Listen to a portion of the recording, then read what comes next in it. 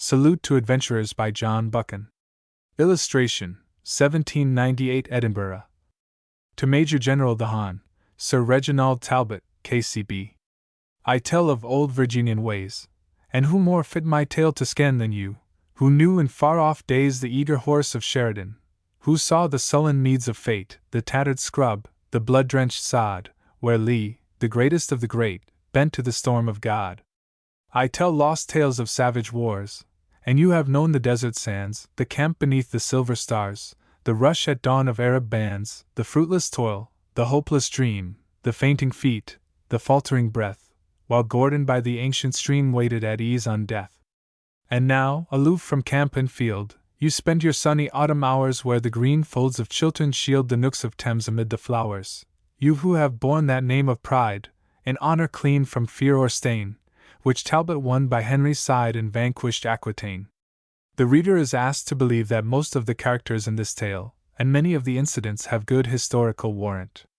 The figure of Muckle John Gibb will be familiar to the readers of Patrick Walker. The sweet singers 2. Of a high-handed lady 3. The Canongate Tolbooth 4. Of a stairhead and a sea captain v. My first coming to Virginia 6. Tells of my education 7. I become an unpopular character 8. Red Ringan 9. Various doings in the Savannah X. I hear an old song 11. Gravity out of bed 12. A word at the harbor side 13. I stumble into a great folly 14. A wild wager 15. I gather the clans 16. The ford of the Rapidan 17. I retrace my steps 18. Our adventure receives a recruit 19. Clearwater Glen XX. The stockade among the pines 21. A hawk screams in the evening 22. How a fool must go his own road 23. The horn of Diarmaid sounds 24. I suffer the heathen's rage 25. Events on the hillside 26. Shala 27. How I strove all night with the devil 28. How 3 souls found their heritage. Salute to adventurers. Chapter 1. The Sweet Singers. When I was a child in short coats, a spae wife came to the town end, and for a silver groat paid by my mother she riddled my fate. It came to little, being no more than that I should miss love and fortune in the sunlight and find them in the rain. The woman was a haggard, black-faced gypsy, and when my mother asked for more she turned on her heel and spoke gibberish, for which she was presently driven out of the place by Tarn Roberton, the bailey, and the village dogs. But the thing stuck in my memory, and together with the fact that I was a Thursday's bairn, and so, according to the old rhyme, had far to go, convinced me long ere I had come to man's estate that wanderings and surprises would be my portion. It is in the rain that this tale begins. I was just turned of 18, and in the back end of a dripping September set out from our moorland house of Auchencairn to complete my course at Edinburgh College. The year was 1685, an ill year for our countryside, for the folk were at odds with the king's government about religion, and the land was full of covenants and repressions. Small wonder that I was backward with my colleging, and at an age when most lads are buckled to a calling was still attending the prelections of the Edinburgh masters. My father had blown hot and cold in politics, for he was fiery and unstable by nature, and swift to judge a cause by its latest professor. He had cast out with the Hamilton gentry, and having broken the head of a dragoon in the change house of Lesmahago, had his little estate mulcted in fines. All of which, together with some natural curiosity and a family love of fighting, sent him to the ill-fated field of Bothwell Brig, from which he was lucky to escape with a bullet in the shoulder. Thereupon he had been put to the horn, and was now lying hid in a den in the mosses of Douglas Water. It was a sore business for my mother, who had the task of warding off prying eyes from our ragged household and keeping the fugitive in life. She was a Tweedside woman, as strong and staunch as an oak, and with a heart in her like Robert Bruce. And she was cheerful, too, in the worst days, and would go about the place with a bright eye and an old song on her lips. But the thing was beyond a woman's bearing, so I had perforce to forsake my colleging and take a hand with our family vexations. The life made me hard and watchful, trusting no man, and brusque and stiff towards the world.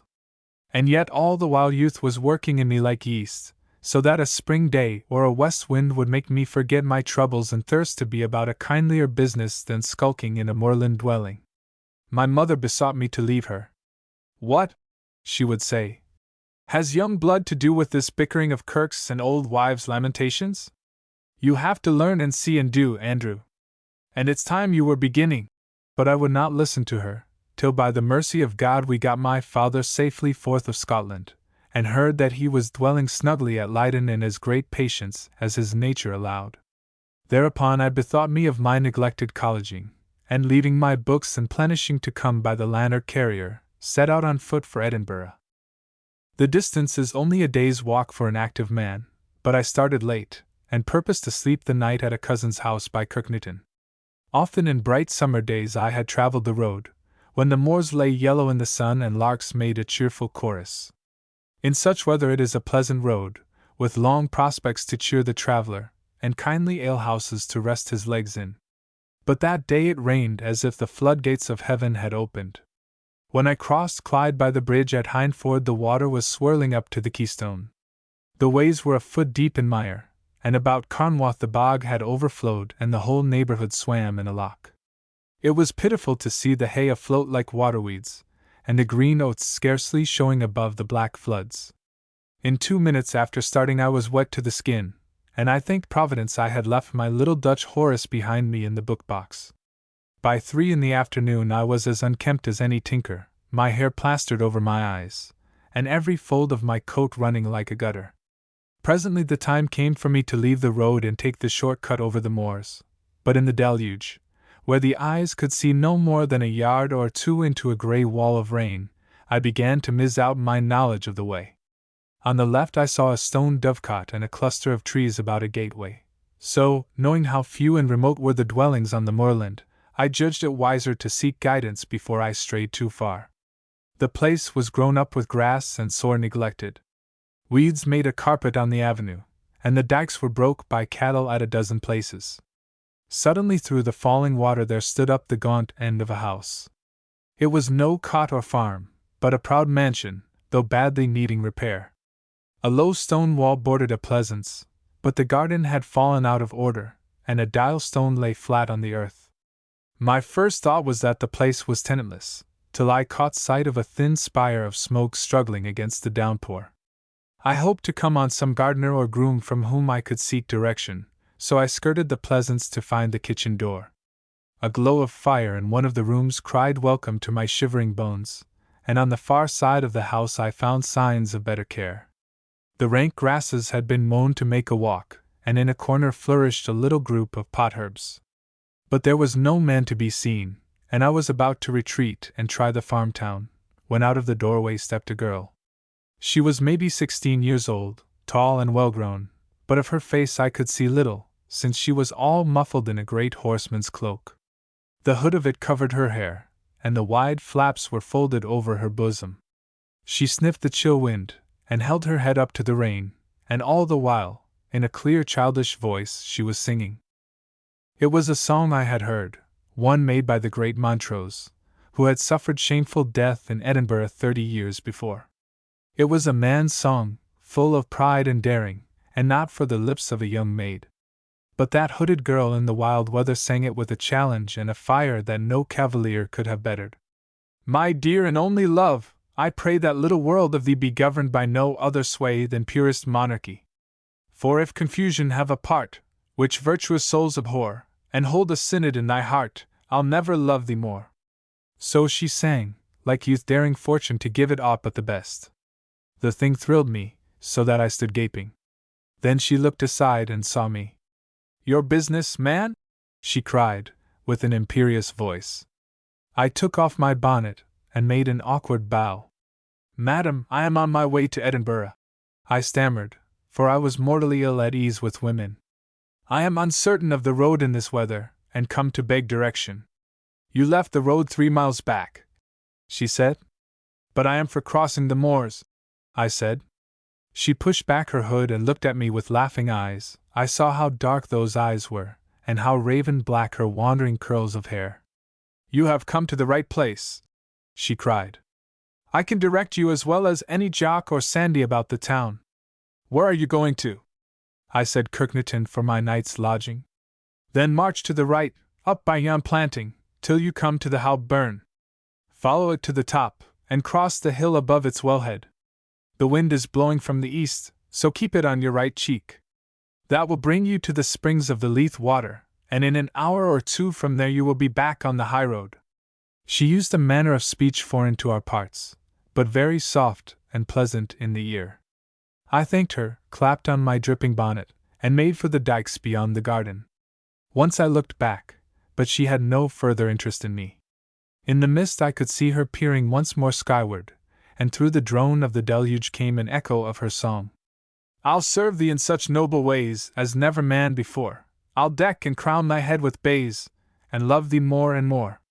The encounter cheered me greatly, and lifted the depression which the eternal drizzle had settled on my spirits.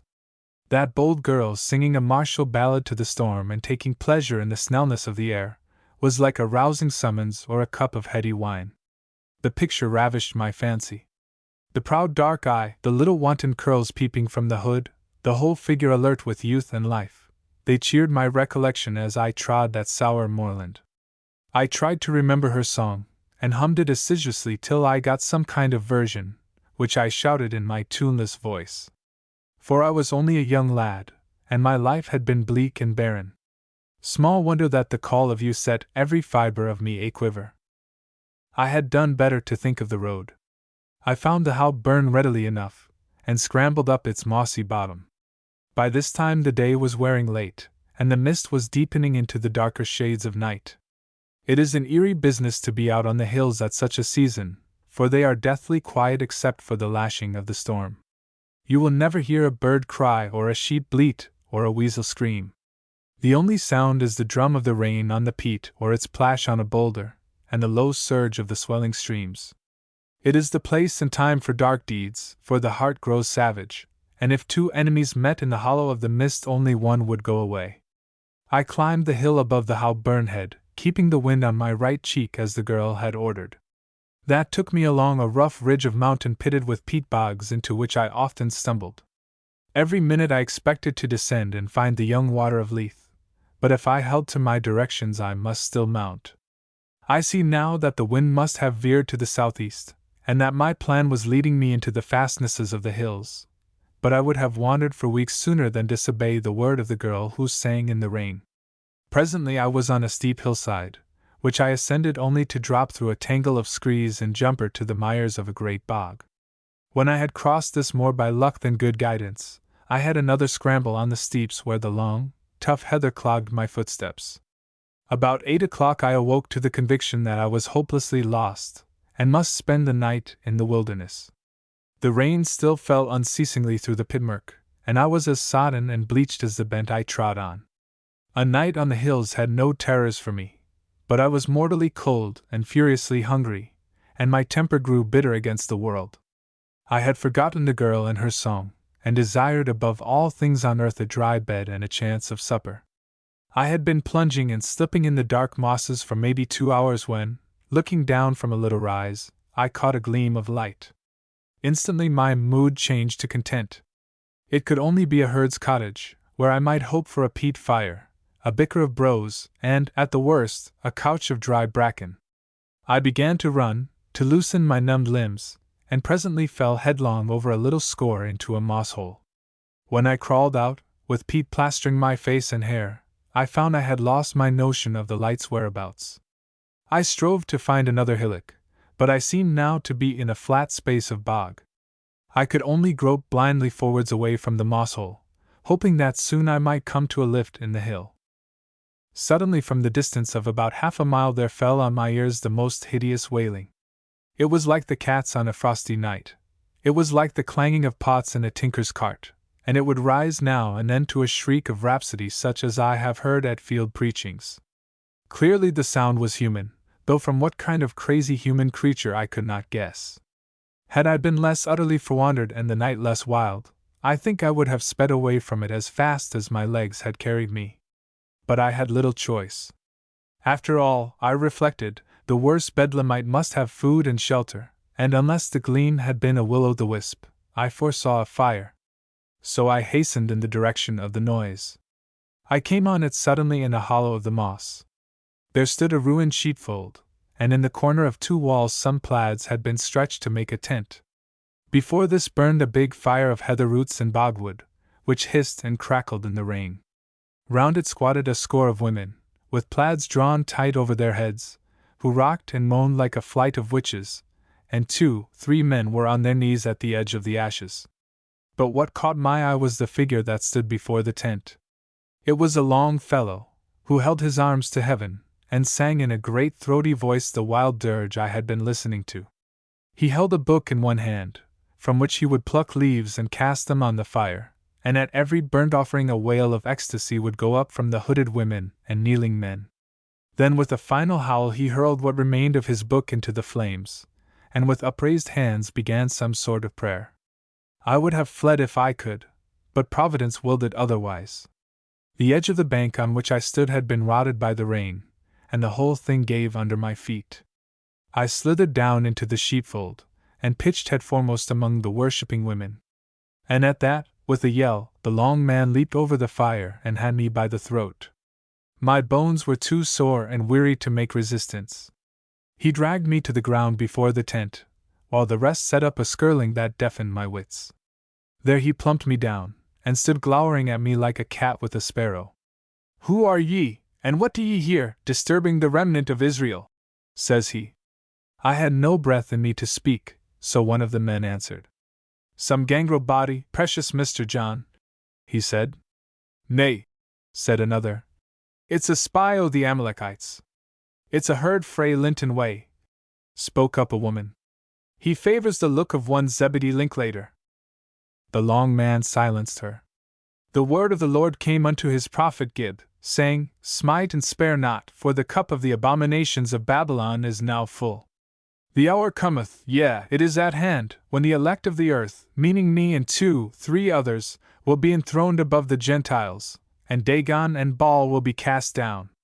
Are ye still in the courts of bondage, young man, or seek ye the true light which the Holy One of Israel has vouchsafed to me, John Gib, his unworthy prophet?" Now I knew into what rabble I had strayed. It was the company who called themselves the Sweet Singers, led by one Muckle John Gib, once a mariner of Borrowstone-on-Forth. He had long been a thorn in the side of the preachers, holding certain strange heresies that discomfort even the wildest of the hill folk. They had clapped him into prison, but the man, being 3 parts mad, had been let go, and ever since had been making strife in the westland parts of Clydesdale. I had heard much of him, and never any good. It was his way to draw after him a throng of demented women, so that the poor, draggle-tailed creatures forgot husband and bairns and followed him among the mosses. There were deeds of violence and blood to his name, and the look of him was enough to spoil a man's sleep. He was about 6.5 feet high, with a long, lean head and staring cheekbones. His brows grew like bushes, and beneath glowed his evil and sunken eyes.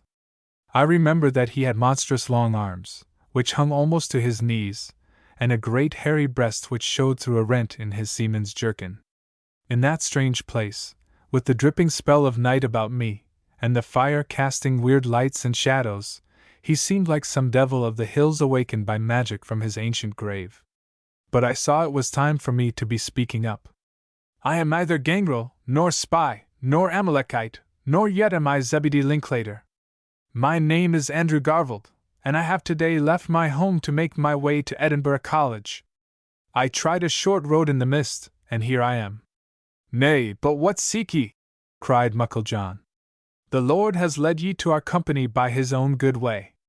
What seek ye? I say again, and yea, a third time.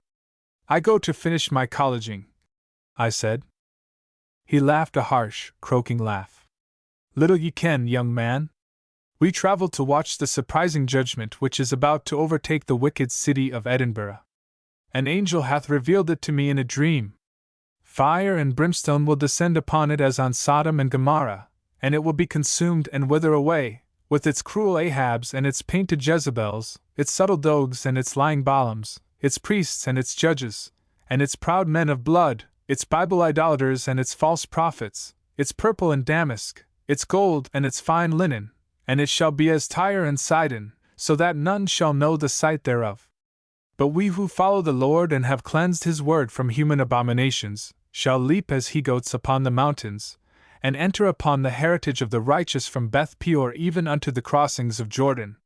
In reply to this rigmarole I asked for food, since my head was beginning to swim from my long fast. This, to my terror, put him into a great rage. Ye are carnally minded, like the rest of them.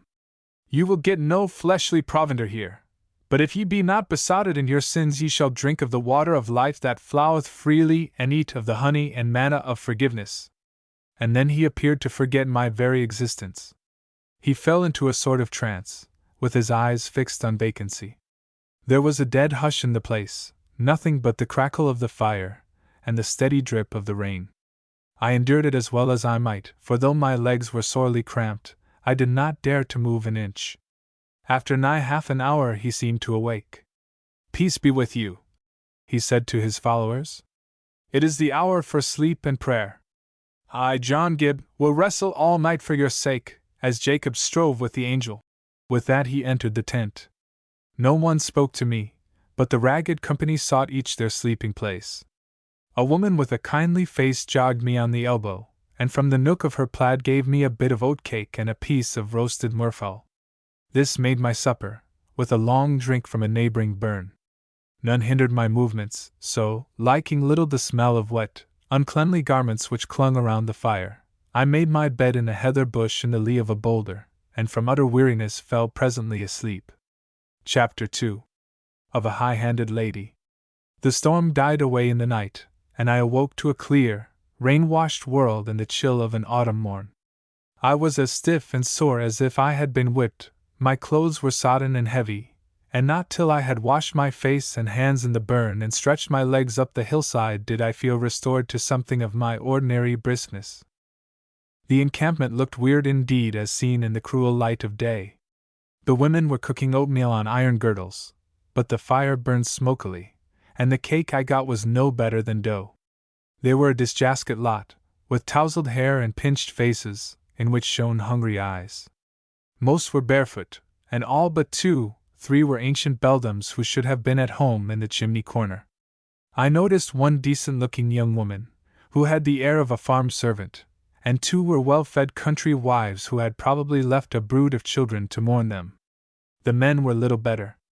One had the sallow look of a weaver, another was a hind with a big, foolish face, and there was a slip of a lad who might once have been a student of divinity. But each had a daftness in the eye and something weak and unwholesome in the visage, so that they were an offence to the fresh, gusty moorland. All but Muckle John himself. He came out of his tent, and prayed till the hillsides echoed. It was a tangle of bedlamite ravings, with long screeds from the scriptures intermixed like currants in a bag pudding. But there was power in the creature, in the strange lift of his voice, in his grim jowl, and in the fire of his somber eyes. The others I pitied, but him I hated and feared. On him and his kind were to be blamed all the madness of the land, which had sent my father overseas and desolated our dwelling. So long as crazy prophets preached brimstone and fire, so long would rough-shod soldiers and cunning lawyers profit by their folly, and often I prayed in those days that the 2 evils might devour each other.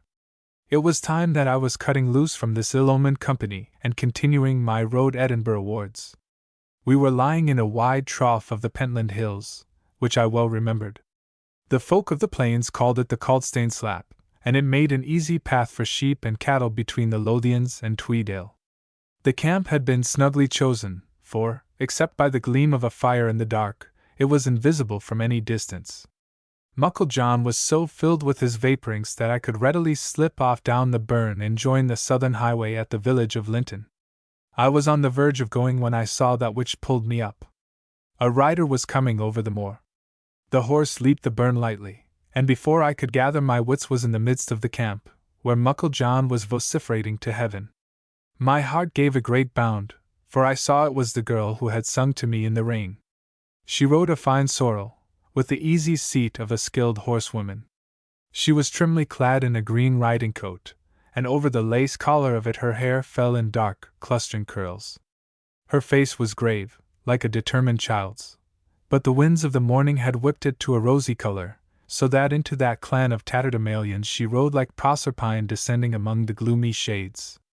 In her hand she carried a light riding whip. A scream from the women brought Muckle John out of his rhapsodies. He stared blankly at the slim girl who confronted him with hand on hip. "What seekest thou here, thou shameless woman?" he roared. "I am come," said she, "for my tirewoman, Janet Somerville, who left me 3 days back without a reason. Word was brought me that she had joined a mad company called the Sweet Singers, that lay at the Caldstane Slap. Janet's a silly body, but she means no ill, and her mother is demented at the loss of her.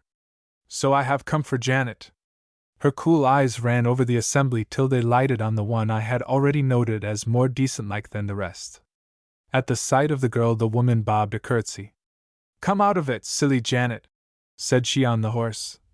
"You'll never make a sweet singer, for there's not a notion of a tune in your head." "It's not singing that I seek, my leddy," said the woman, blushing. "I follow the call o' the Lord by the mouth o' his servant, John Gibb.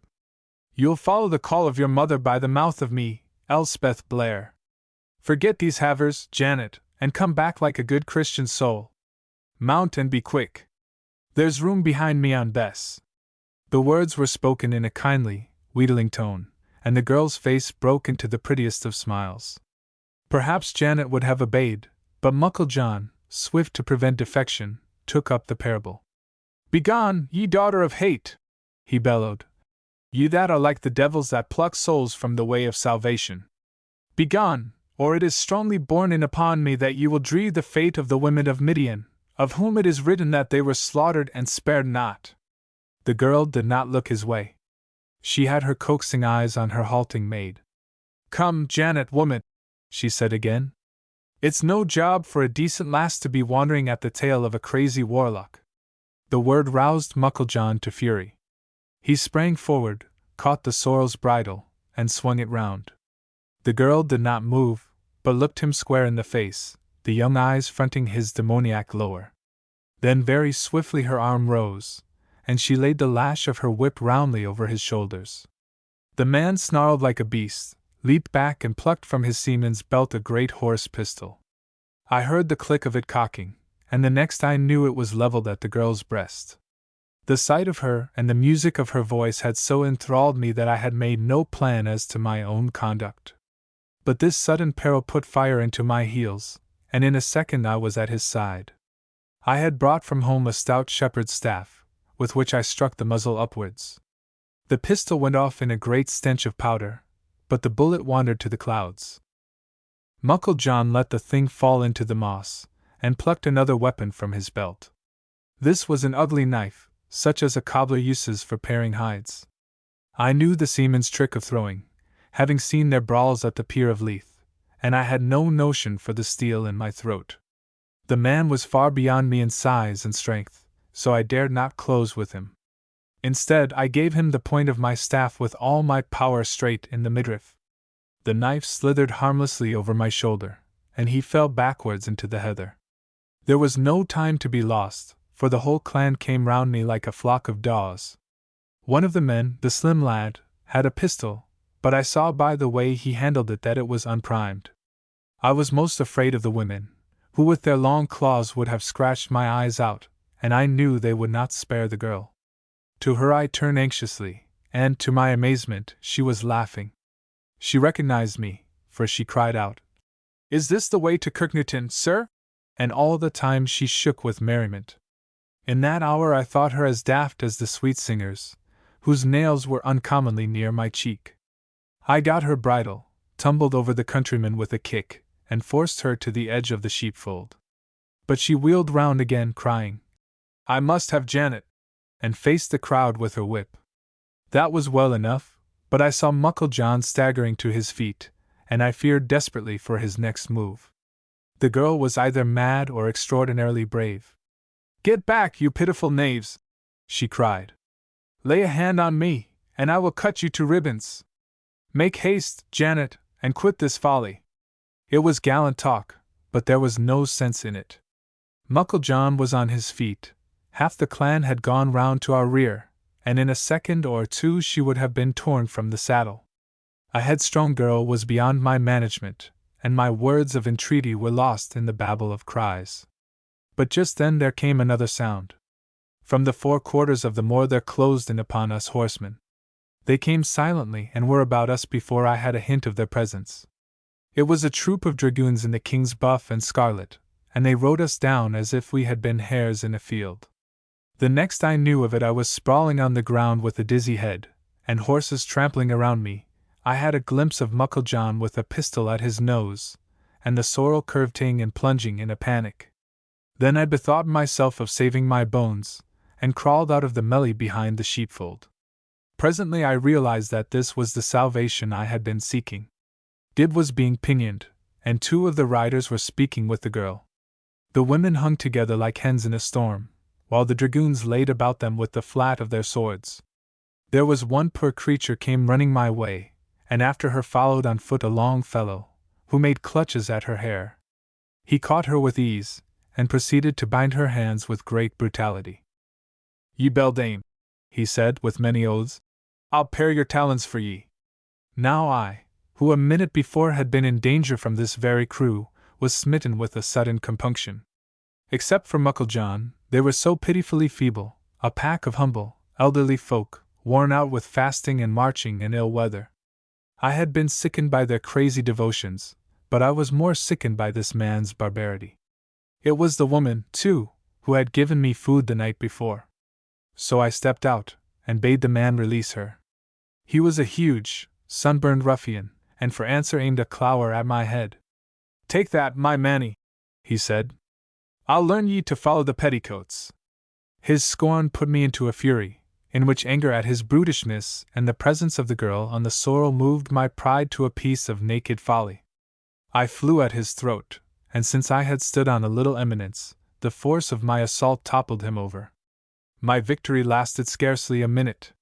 He flung me from him like a feather, then picked me up and laid on to me with the flat of his sword. "Ye thrawn jackanapes!" he cried, as he beat me. "You'll pay dear for playing your pranks, why, John Donald." I was a child in his mighty grasp, besides having no breath left in me to resist. He tied my hands and legs, haled me to his horse, and flung me sack-like over the crup. There was no more shamefaced lad in the world than me at that moment, for coming out of the din I heard a girl's light laughter. Chapter 3. The Canongate Tolbooth. "Never daunt in youth," was, I remember, a saying of my grandmother's, but it was the most daunted youth in Scotland that now jogged over the moor to the Edinburgh highroad. I had a swimming head, and a hard crupper to grate my ribs at every movement, and my captor would shift me about with as little gentleness as if I had been a bag of oats for his horse's feed. But it was the ignominy of the business that kept me on the brink of tears. First, I was believed to be one of the maniac company of the sweet singers, whom my soul abhorred. Item, I had been worsted by a trooper with shameful ease, so that my manhood cried out against me. Lastly, I had cut the sorriest figure in the eyes of that proud girl. For a moment I had been bold, and fancied myself her savior, but all I had got by it was her mocking laughter. They took us down from the hill to the highroad a little north of Linton village, where I was dumped on the ground, my legs untied, and my hands strapped to a stirrup leather. The women were given a country cart to ride in, and the men, including Muckle John, had to run each by a trooper's leg. The girl on the sorrel had gone, and so had the maid Janet, for I could not see her among the dishevelled wretches in the cart. The thought of that girl filled me with bitter animosity. She must have known that I was none of Gibbs' company, for had I not risked my life at the muzzle of his pistol? I had taken her part as bravely as I knew how, but she had left me to be dragged to Edinburgh without a word. Women had never come much my way, but I had a boy's distrust of the sex, and as I plodded along the highroad, with every now and then a cuff from a trooper's fist to cheer me, I had hard thoughts of their heartlessness. We were a pitiful company as, in the bright autumn sun, we came in by the village of Liberton, to where the reek of Edinburgh rose straight into the windless weather.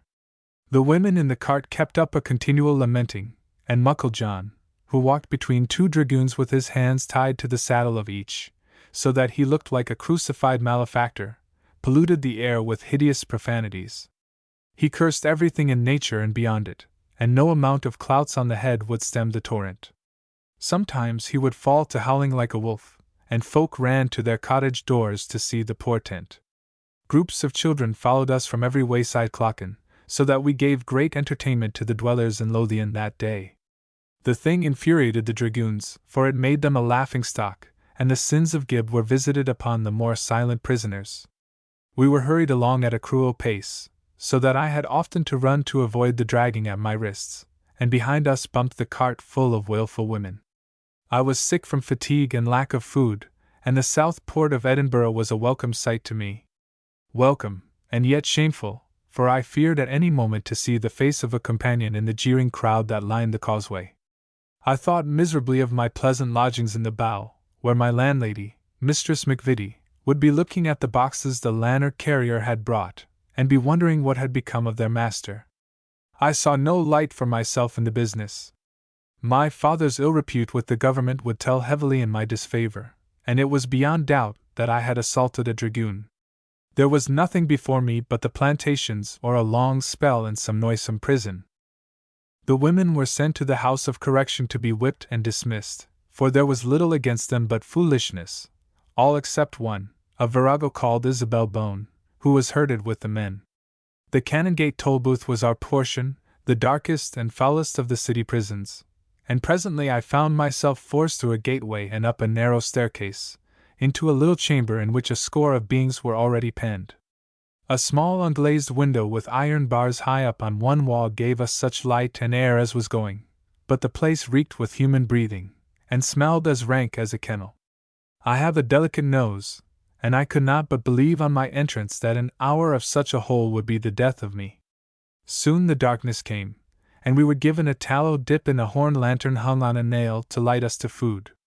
Such food I had never dreamed of. There was a big iron basin of some kind of broth, made, as I judged, from offal, from which we drank in pannikins, and with it were hunks of mildewed rye bread.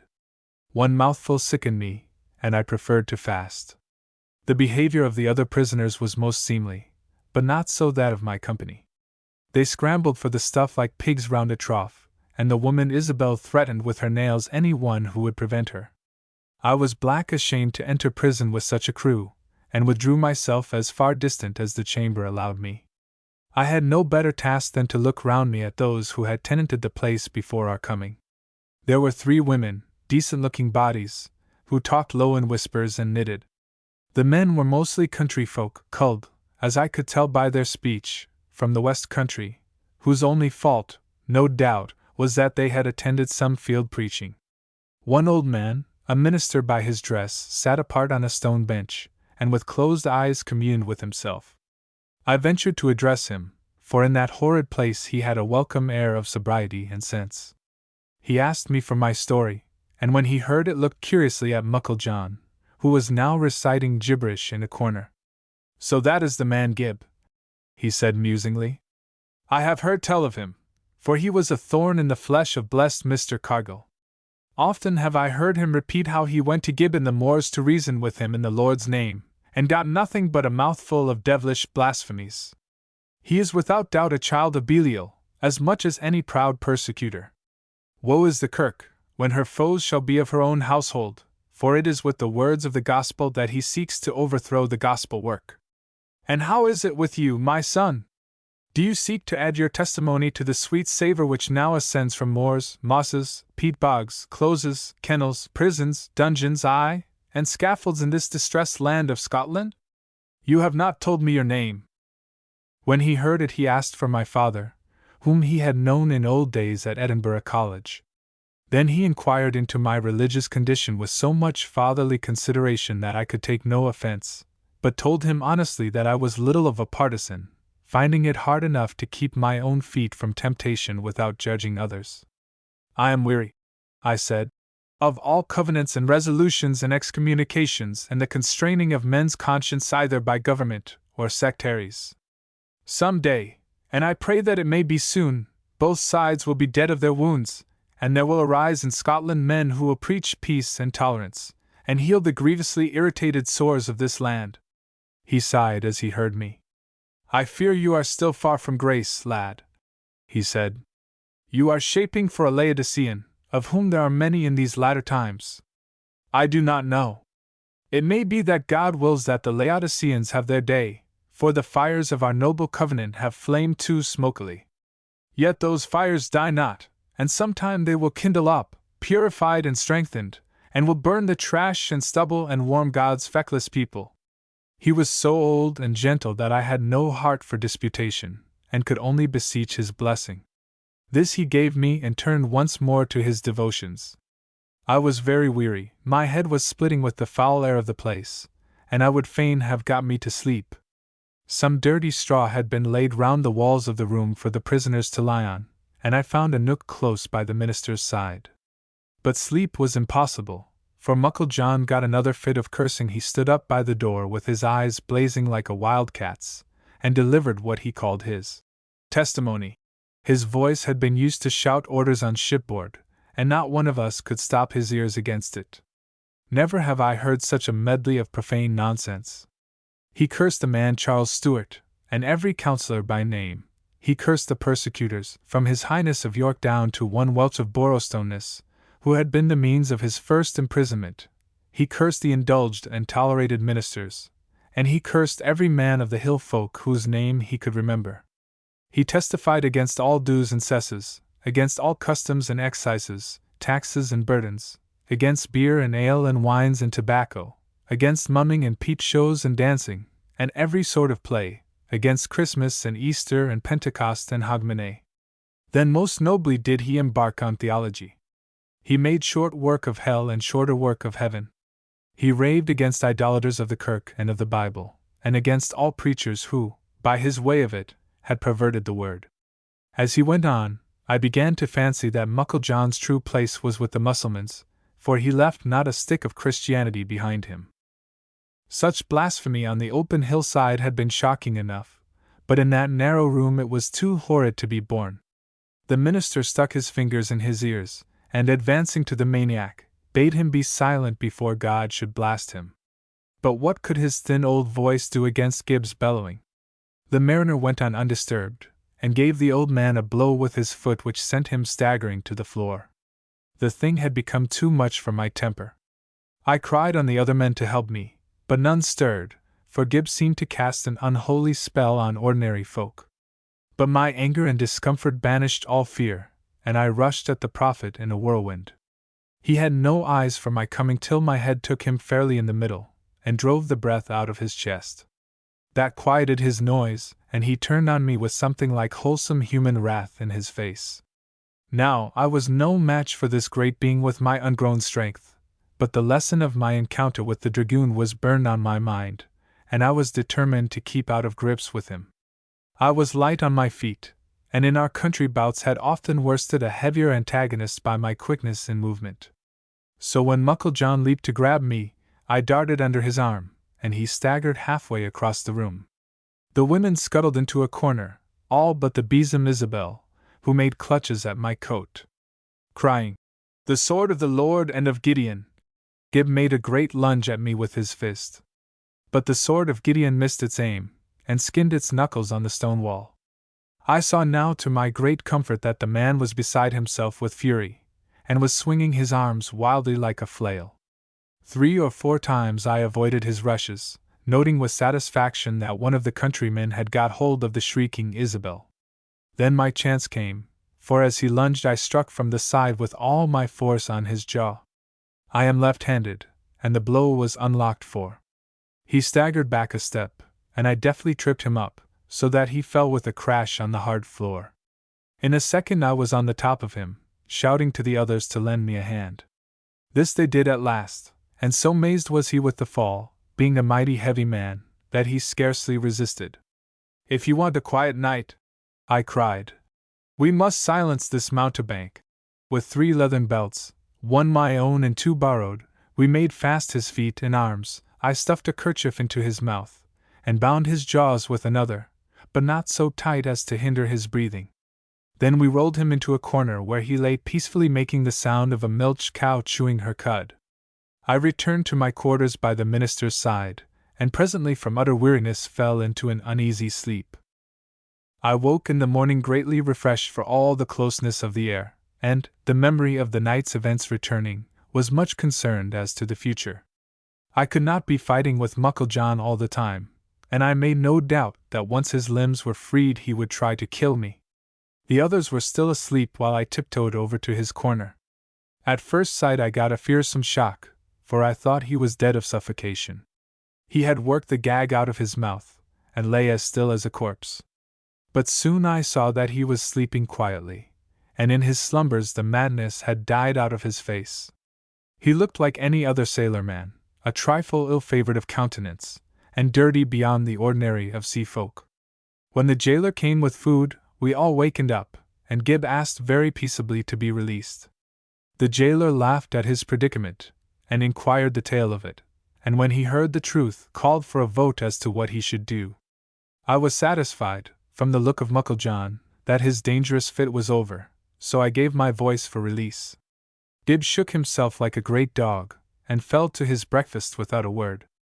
I found the thin brose provided more palatable than the soup of the evening before, and managed to consume a pannikin of it. As I finished, I perceived that Gib had squatted by my side. There was clearly some change in the man, for he gave the woman Isabel some very ill words when she started ranting. Up in the little square of window one could see a patch of clear sky, with white clouds crossing it, and a gust of the clean air of morning was blown into our cell. Gib sat looking at it with his eyes abstracted, so that I feared a renewal of his daftness. "Can you whistle Jenny Nettles, sir?" he asked me civilly. It was surely a queer request in that place, and from such a fellow. But I complied, and to the best of my skill rendered the air. He listened greedily. "Aye, you've got it," he said, humming it after me. "Aye, I love the way of it. Yon's the tune I used to whistle missile on shipboard when the weather was clear." He had the seaman's trick of thinking of the weather first thing in the morning, and this little thing wrought a change in my view of him. His madness was seemingly like that of an epileptic, and when it passed he was a simple creature with a longing for familiar things. "The wind's to the east," he said. "I could wish I were beating down the Forth in the Lupin Jean. She was a trim bit boat for him that could handle her." "Man," I said, "what made you leave a clean job for the ravings of yesterday?" "I'm in the Lord's hands," he said humbly. "I'm but a penny whistle for his breath to blow on." This he said with such solemnity that the meaning of a fanatic was suddenly revealed to me. One or two distorted notions, a wild imagination, and fierce passions, and there you have the ingredients ready. But moments of sense must come, when the better nature of the man revives.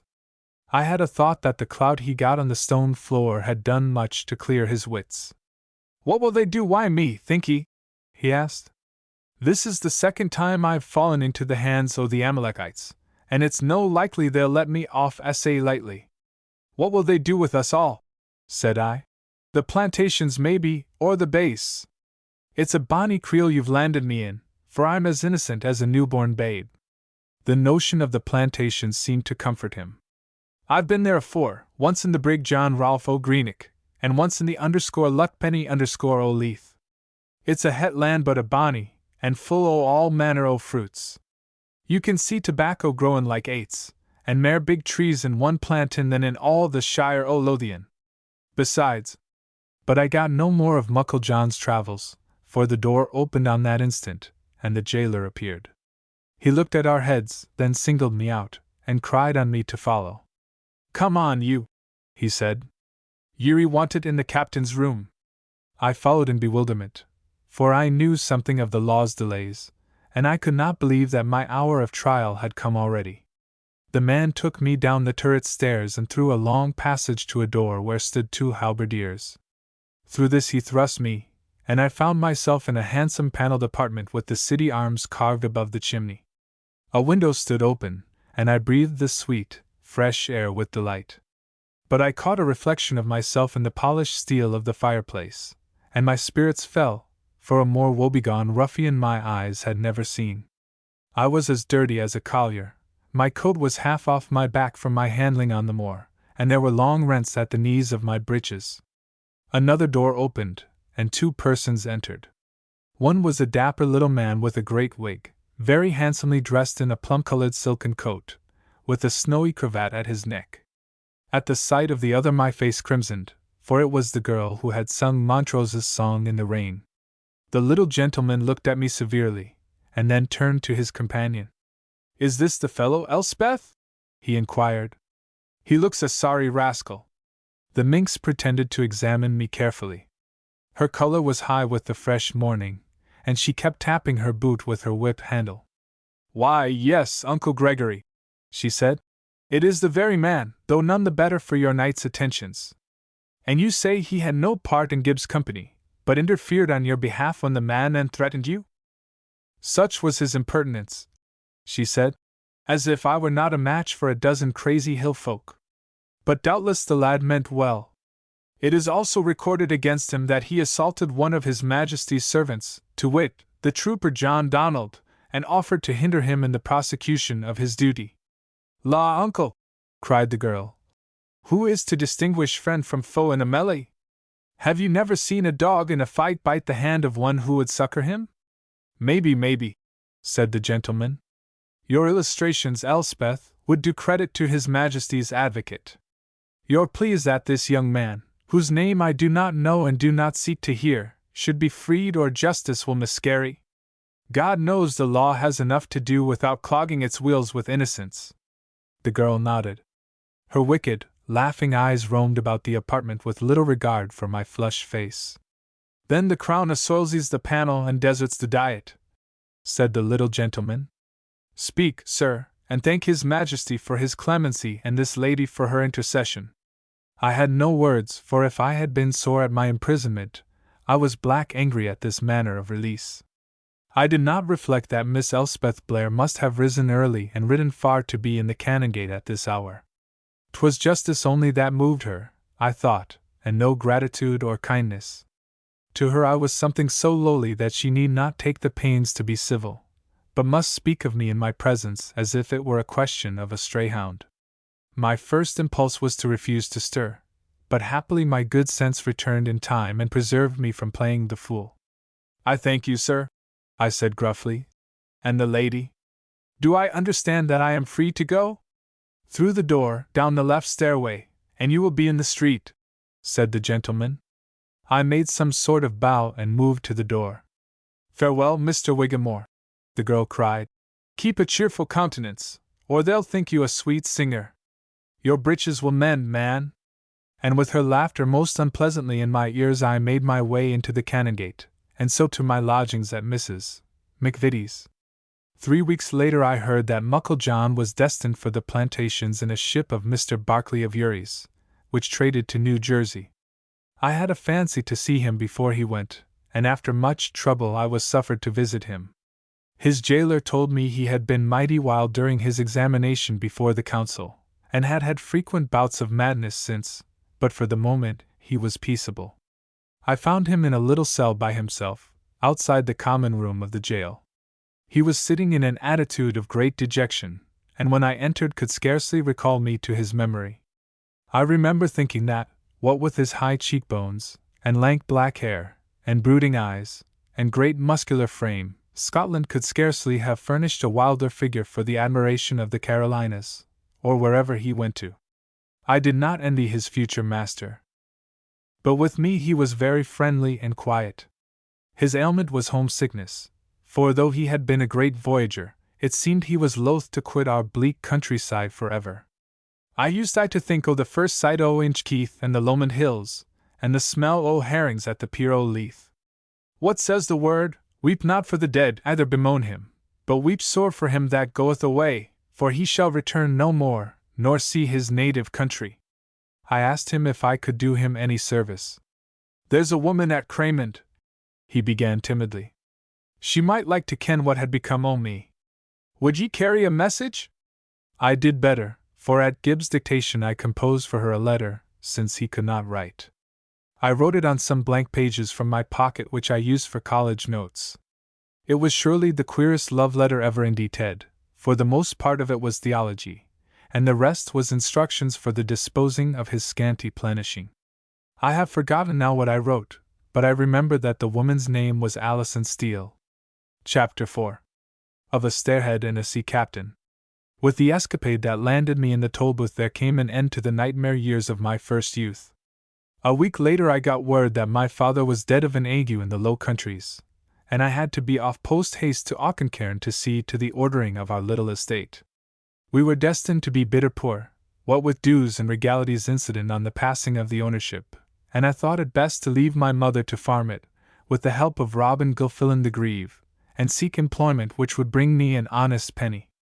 Her one brother, Andrew Semple, from whom I was named, was a merchant in Glasgow, the owner of 3 ships that traded to the western seas, and by repute a man of a shrewd and venturesome temper.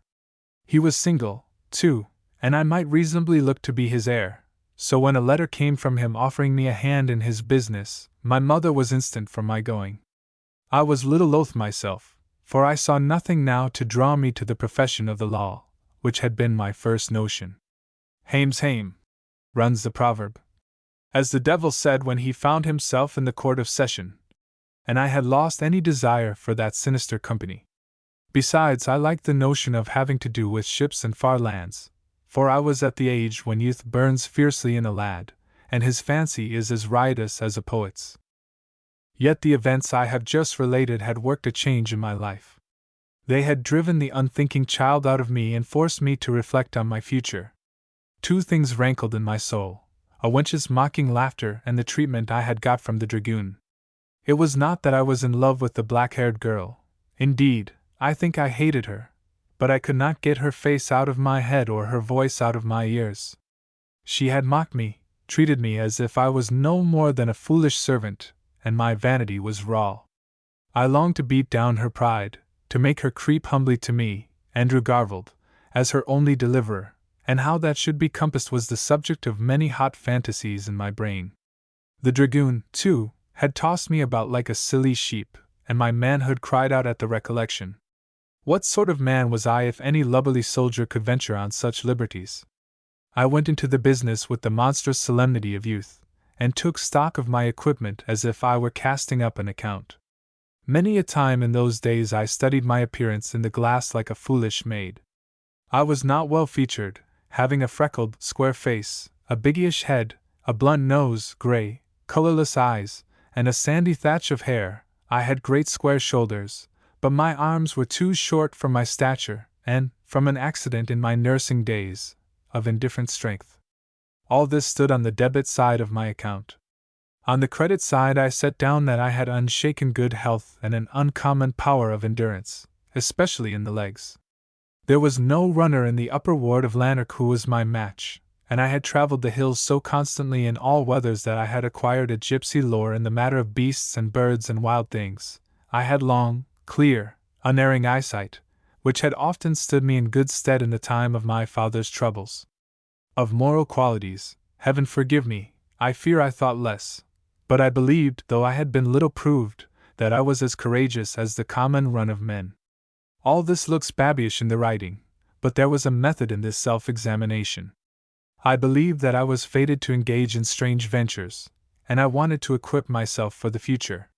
The pressing business was that of self-defense, and I turned first to a gentleman's proper weapon, the sword. Here, alas! I was doomed to a bitter disappointment. My father had given me a lesson now and then, but never enough to test me, and when I came into the hands of a Glasgow master my unfitness was soon manifest. Neither with broadsword nor small sword could I acquire any skill. My short arm lacked reach and vigor, and there seemed to be some stiffness in wrist and elbow and shoulder which compelled me to yield to smaller men. Here was a pretty business, for though gentleman born I was as loutish with a gentleman's weapon as any country hind. This discovery gave me some melancholy weeks, but I plucked up heart and set to reasoning. If my hand were to guard my head it must find some other way of it. My thoughts turned to powder and shot, to the musket and the pistol. Here was a weapon which needed only a stout nerve, a good eye, and a steady hand. One of these I possessed to the full, and the others were not beyond my attainment. There lived an armourer in the Gallowgate, one Weir, with whom I began to spend my leisure. There was an alley by the Molendener burn, close to the archery butts, where he would let me practice at a mark with guns from his store. Soon to my delight I found that here was a weapon with which I need fear few rivals. I had a natural genius for the thing, as some men have for sword play, and Weir was a zealous teacher, for he loved his flintlocks. "See, Andrew," he would cry, "this is the true leveler of mankind. It will make the man his master's equal, for though your gentleman may cock on a horse and wave his Andrew Ferrara, this will bring him off it. Brains, my lad, will tell in coming days, for it takes a head to shoot well, though any flesher may swing a sword." The better marksman I grew, the less I liked the common make of guns, and I cast about to work an improvement. I was especially fond of the short gun or pistol, not the bell-mouthed thing which shot a handful of slugs, and was as little precise in its aim as a hailstorm, but the light foreign pistol which shot as true as a musket. Weir had learned his trade in Italy, and was a neat craftsman, so I employed him to make me a pistol after my own pattern. The butt was of light, tough wood, and brass-bound, for I did not care to waste money on ornament. The barrel was shorter than the usual, and of the best Spanish metal, and the pan and the lock were set after my own device. Nor was that all, for I became an epicure in the matter of bullets, and made my own with the care of a goldsmith. I would weigh out the powder charges as nicely as an apothecary weighs his drugs, for I had discovered that with the pistol the weight of bullet and charge meant much for good marksmanship. From where I got the notion of putting up ball and powder in cartouches, and I devised a method of priming much quicker and surer than the ordinary. In one way and another I believe I acquired more skill in the business than anybody then living in Scotland. I cherished my toy like a lover. I christened it Elspeth. It lay by my bed at night, and lived by day in a box of sweet-scented foreign wood given me by one of my uncle's skippers. I doubt I thought more of it than of my duty to my maker. All the time I was very busy at Uncle Andrew's counting-house in the Candleriggs, and down by the riverside among the sailors. It was the day when Glasgow was rising from a cluster of streets round the High Kirk and College to be the chief merchant's resort in Scotland. Standing near the western seas, she turned her eyes naturally to the Americas, and a great trade was beginning in tobacco and raw silk from Virginia, rich woods and dye stuffs from the Main, and rice and fruits from the summer islands. The river was too shallow for ships of heavy burthen, so it was the custom to unload in the neighborhood of Greenock and bring the goods upstream in barges to the quay at the Broomielaw.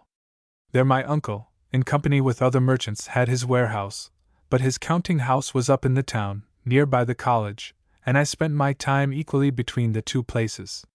I became furiously interested in the work, for it has ever been my happy fortune to be intent on whatever I might be doing at the moment. I think I served my uncle well, for I had much of the merchant's aptitude, and the eye to discern far-away profits. He liked my boldness, for I was impatient of the rule-of-thumb ways of some of our fellow traders. "We are dealing with new lands," I would say, "and there is need of new plans. It pays to think in trading as much as in statecraft." There were plenty that looked askance at us, and cursed us as troublers of the peace, and there were some who prophesied speedy ruin. But we discomforted our neighbors by prospering mightily, so that there was talk of Uncle Andrew for the provost's chair at the next vacancy. They were happy years, the 4 I spent in Glasgow, for I was young and ardent, and had not yet suffered the grave miscarriage of hope which is our human lot. My uncle was a busy merchant, but he was also something of a scholar, and was never happier than when disputing some learned point with a college professor over a bowl of punch. He was a great fisherman, too, and many a salmon I have seen him kill between the town and Rutherglen in the autumn afternoons. He treated me like a son, and by his aid I completed my education by much reading of books and a frequent attendance at college lectures. Such leisure as I had I spent by the riverside talking with the ship captains and getting news of far lands. In this way I learned something of the handling of a ship, and especially how to sail a sloop alone in rough weather. I have ventured, myself the only crew, far down the river to the beginning of the sea locks, and more than once escaped drowning by a miracle. Of a Saturday I would sometimes ride out to Auchencairn to see my mother and assist with my advice the work of Robin Gilfillan. Once I remember I rode to Carnwath, and looked again on the bleak house where the girl Elspeth had sung to me in the rain. I found it locked and deserted, and heard from a countrywoman that the folk had gone. "And a guid riddance," said the woman. "The Blairs was I called an oppressive race, and they were black prelatists forby. But I was Miss Jan Helicat lassie. She had a cheery word for a body, and she keepit the place frae languor. But I cannot linger over the tale of those peaceful years when I have so much that is strange and stirring to set down.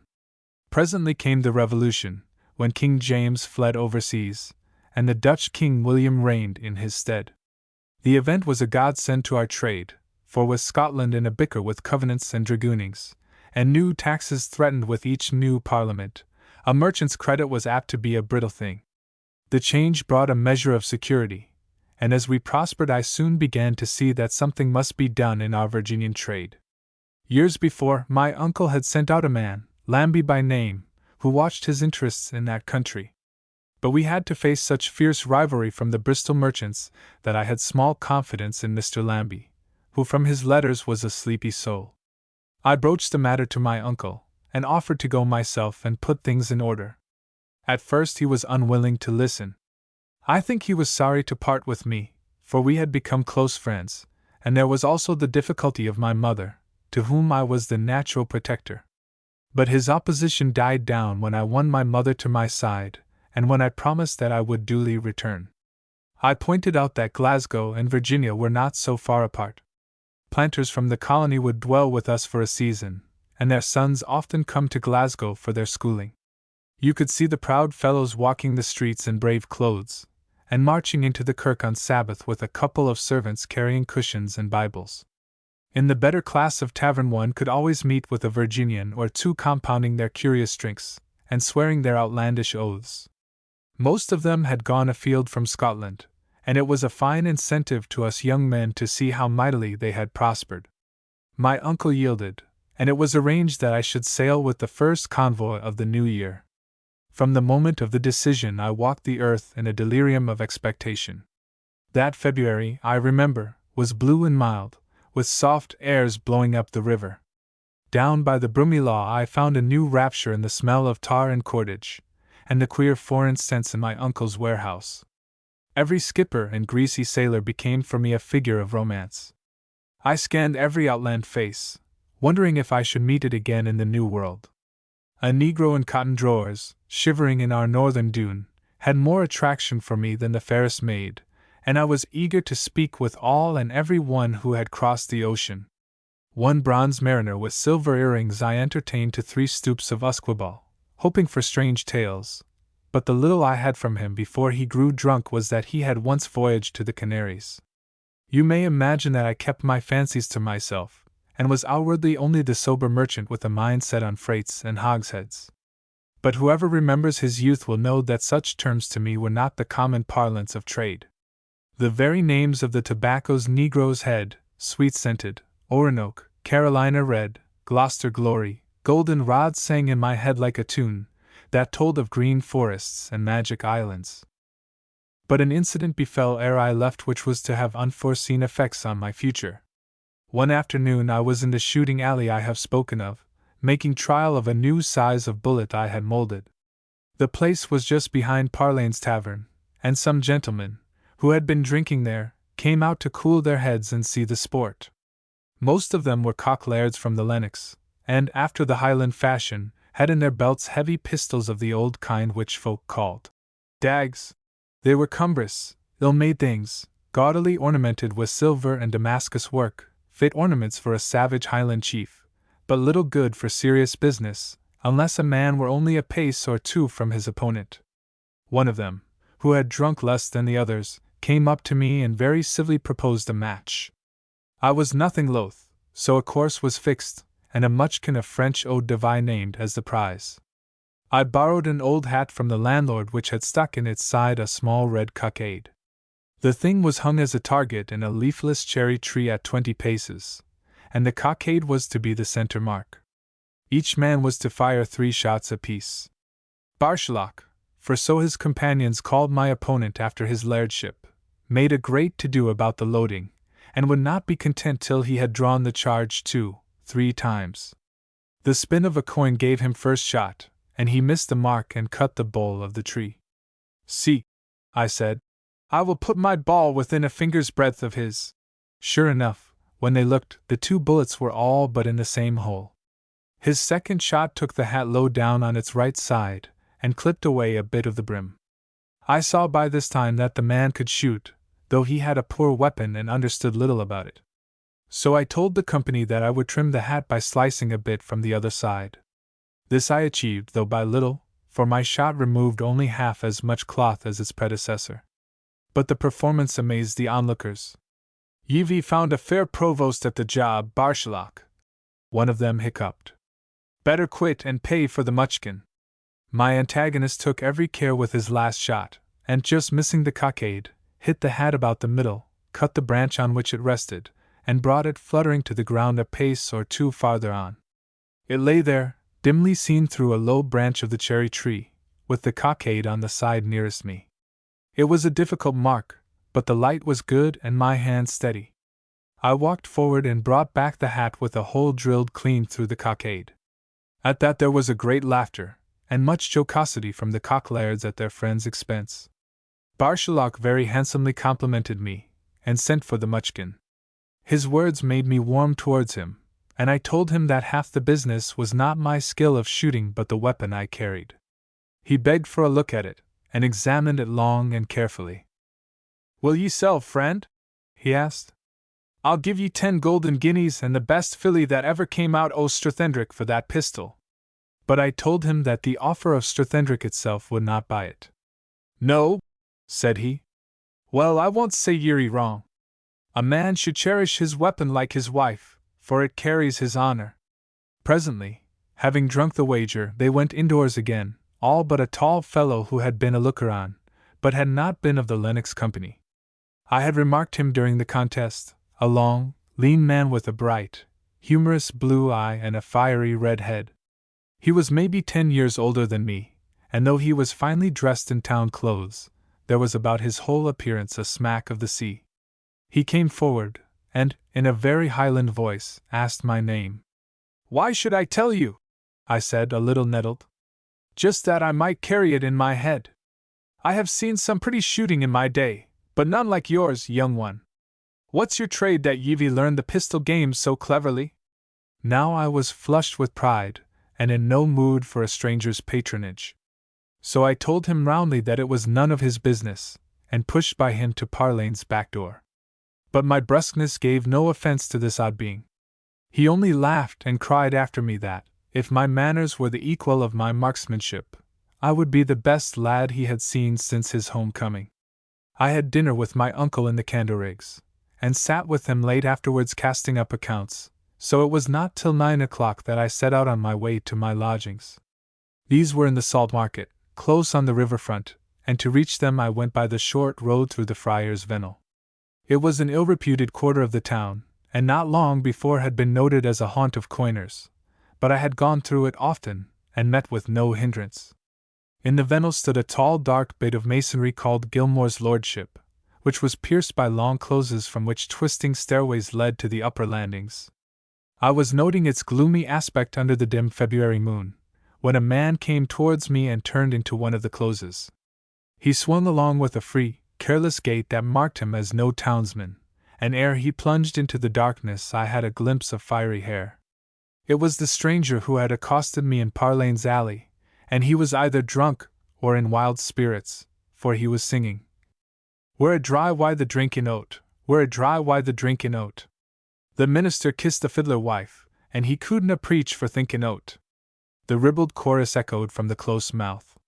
Then I saw that he was followed by 3 others, bent, slinking fellows, who slipped across the patches of moonlight, and eagerly scanned the empty Vennel. They could not see me, for I was in shadow, and presently they too entered the close. The thing looked ugly, and while I had no love for the red-haired man, I did not wish to see murder or robbery committed and stand idly by. The match of the afternoon had given me a fine notion of my prowess, though, had I reflected, my pistol was in its case at home, and I had no weapon but a hazel staff. Happily in youth the blood is quicker than the brain, and without a thought I ran into the close and up the long stairway. The chorus was still being sung ahead of me, and then it suddenly ceased. In dead silence and in pitchy darkness I struggled up the stone steps, wondering what I should find at the next turning. The place was black as night, The steps were uneven, and the stairs corkscrewed most wonderfully. I wished with all my heart that I had not come, as I groped upwards hugging the wall. Then a cry came and a noise of hard breathing. At the same moment a door opened somewhere above my head, and a faint glow came down the stairs. Presently with a great rumble a heavy man came rolling past me, butting with his head at the stair side. He came to anchor on a landing below me, and finding his feet plunged downwards as if the devil were at his heels. He left behind him a short Highland knife, which I picked up and put in my pocket. On his heels came another with his hand clapped to his side, and he moaned as he slithered past me. Something dripped from him on the stone steps. The light grew stronger, and as I rounded the last turning a third came bounding down, stumbling from wall to wall like a drunk man. I saw his face clearly, and if ever mortal eyes held baffled murder it was that fellow's. There was a dark mark on his shoulder. Above me as I blinked stood my red-haired friend on the top landing. He had his sword drawn, and was whistling softly through his teeth, while on the right hand was an open door and an old man holding a lamp. "Ho!" he cried. "Here comes a fourth. God's help, it's my friend the marksman." I did not like that naked bit of steel, but there was nothing for it but to see the thing through. When he saw that I was unarmed he returned his weapon to its sheath, and smiled broadly down on me. "What brings my proud gentleman up these long stairs?" he asked. "I saw you entering the close and 3 men following you. It looked bad, so I came up to see fair play." "Did ye so? And a very pretty intention, Mr. What's your name? But ye needna have fashed yourself. Did ye see any of our friends on the stairs?" "I met a big man rolling down like a football," I said. "Aye, that would be Angus. He's a clumsy stot, and never had much sense." "And I met another with his hand on his side," I said. "That would be little James. He's a fine lad with a skeen dhu on a dark night, but there was maybe too much light here for his trade." "And I met a third who reeled like a drunk man," I said. "Aye," said he meditatively. "That was Long Colin. He's the flower o' the flock, and I had to pink him. At another time and in a better place I would have liked a bout with him, for he has some notion of sword play." "Who were the men?" I asked, in much confusion, for this laughing warrior perplexed me. "Who but just my cousins from Glengyle. There has long been a sort of bicker between us, and they thought they had got a fine chance of ending it." "And who, in heaven's name, are you?" I said. "That treats murder so lightly?" "Me?" he repeated. "Well, I might give you the answer you gave me this very day when I speered the same question. But I am frank by nature, and I see you wish me well.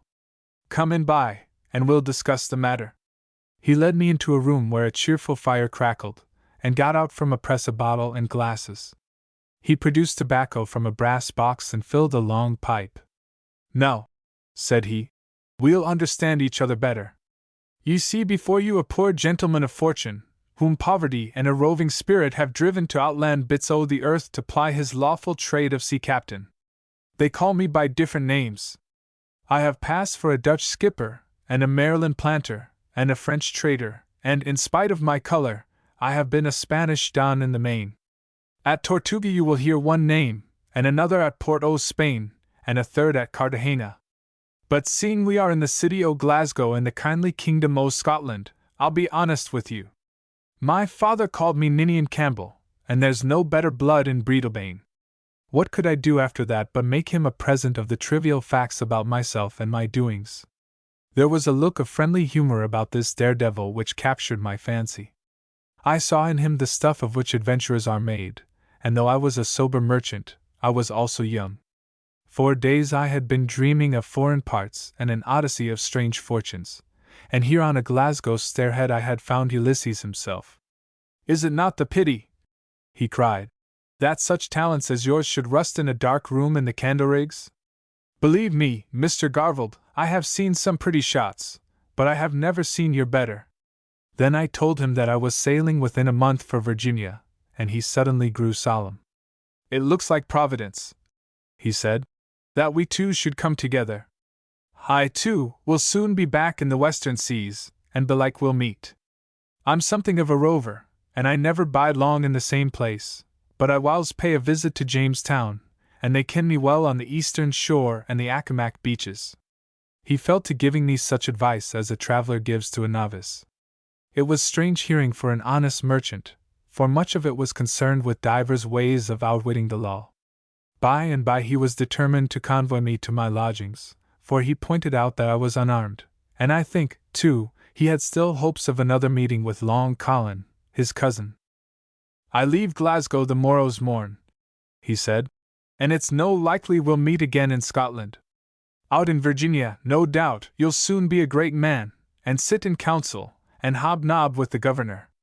But a midge can help an elephant, and I would gladly help you, for you had the goodwill to help me. If ye need aid, you will go to Mercer's Tavern at Jamestown down on the waterfront, and you will ask news of Ninian Campbell. The man will say that he never heard tell of the name, and then you will speak these words to him. You will say the lymphads are on the lock, and the horn of Diarmaid has sounded. Keep them well in mind, for some way or other they will bring you and me together." Without another word he was off, and as I committed the gibberish to memory I could hear his song going up the Salt Market. The minister kissed the fiddler wife, and he couldna preach for thinking o't. Chapter 5. My first coming to Virginia. There are few moments in life to compare with the traveler's first sight of a new land which is destined to be for short or long his home. When, after a fair and speedy voyage, we passed Point Comfort, and had rid ourselves of the revenue men, and the tides bore us up the estuary of a noble river, I stood on deck and drank in the heady foreign scents with a boyish ecstasy. Presently we had opened the capital city, which seemed to me no more than a village set amid gardens, and Mr. Lambie had come aboard and greeted me. He conveyed me to the best ordinary in the town, which stood over against the courthouse. Late in the afternoon, just before the dark fell, I walked out to drink my fill of the place. You are to remember that I was a country lad who had never set foot forth of Scotland.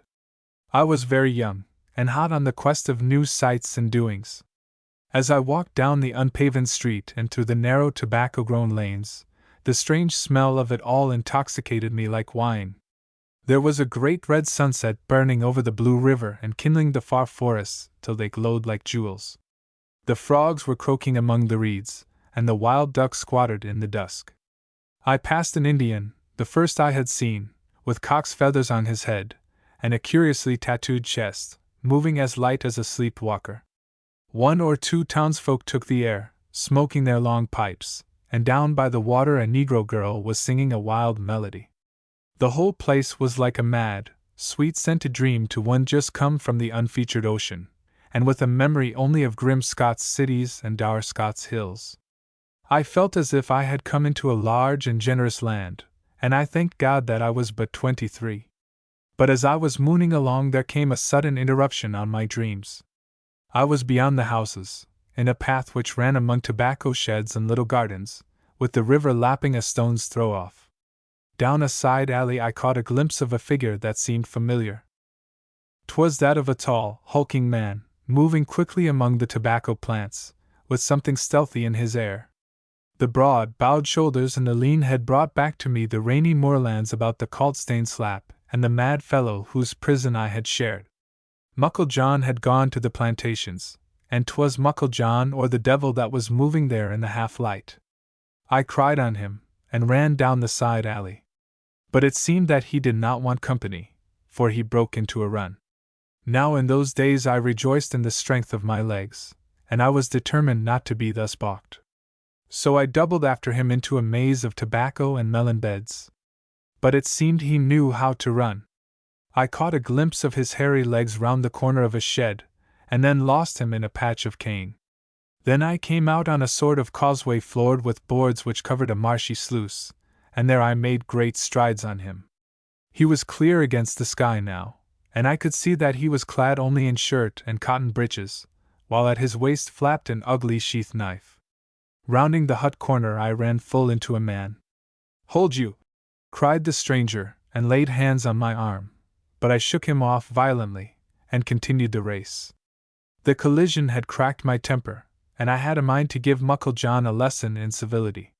For Muckle John, it was beyond doubt, not two men in the broad earth had that ungainly bend of neck.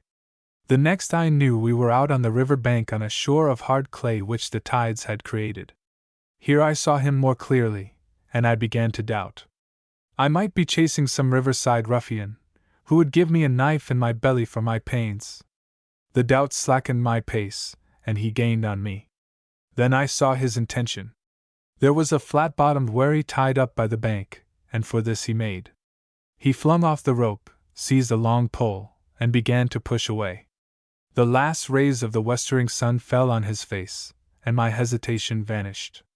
For those penthouse brows and deep-set, wildcat eyes were fixed forever in my memory.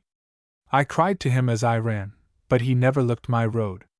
Somehow it was borne in on me that at all costs I must have speech with him. The wherry was a yard or two from the shore when I jumped for its stern. I lighted firm on the wood, and for a moment looked Muckle John in the face. I saw a countenance lean like a starved wolf, with great wheals as of old wounds on cheek and brow. But only for a second, for as I balanced myself to step forward he rammed the butt of the pole in my chest, so that I staggered and fell plump in the river. The water was only up to my middle, but before I could clamber back he had shipped his oars, and was well into the center of the stream. I stood staring like a zany, while black anger filled my heart. I plucked my pistol forth, and for a second was on the verge of murder, for I could have shot him like a rabbit. But God mercifully restrained my foolish passion, and presently the boat and the rower vanished in the evening haze. This is a bonny beginning, thought I, as I waded through the mud to the shore. I was wearing my best clothes in honor of my arrival, and they were all fouled and plashing. Then on the bank above me I saw the fellow who had run into me and hindered my catching Muckle John on dry land. He was shaking with laughter. I was silly and hot-headed in those days, and my wedding had not disposed me to be laughed at. In this fellow I saw a confederate of Gibbs, and if I had lost one I had the other. So I marched up to him, and very roundly damned his insolence. He was a stern, lantern-jawed man of 40 or so, dressed very roughly in leather breeches and a frieze coat. Long grey woolen stockings were rolled above his knees, and slung on his back was an ancient musket. "Easy, my lad," he said. "It's a free country, and there's no statute against mirth." "I'll have you before the sheriff," I cried. "You tripped me up when I was on the track of the biggest rogue in America." "So," said he, mocking me, "you'll be a good judge of rogues. Was it a runaway redemptioner, maybe? You'd be looking for the 20 hogsheads reward." This was more than I could stand. I was carrying a pistol in my hand, and I stuck it to his ear. "March, my friend," I said. "You'll walk before me to a justice of the peace, and explain your doings this night." I had never threatened a man with a deadly weapon before, and I was to learn a most unforgettable lesson. A hand shot out, caught my wrist, and forced it upwards in a grip of steel. And when I would have used my right fist in his face, another hand seized that, and my arms were padlocked. Cool, ironical eyes looked into mine. "You're very free with your little gun, my lad. Let me give you a word in season. Never hold a pistol to a man unless you mean to shoot.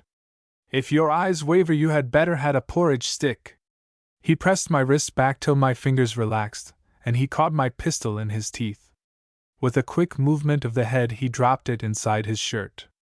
"There's some would have killed you for that trick, young sir," he said. "It's trying to the temper to have gunpowder so near a man's brain. But you're young and, by your speech, a newcomer. So instead I'll offer you a drink."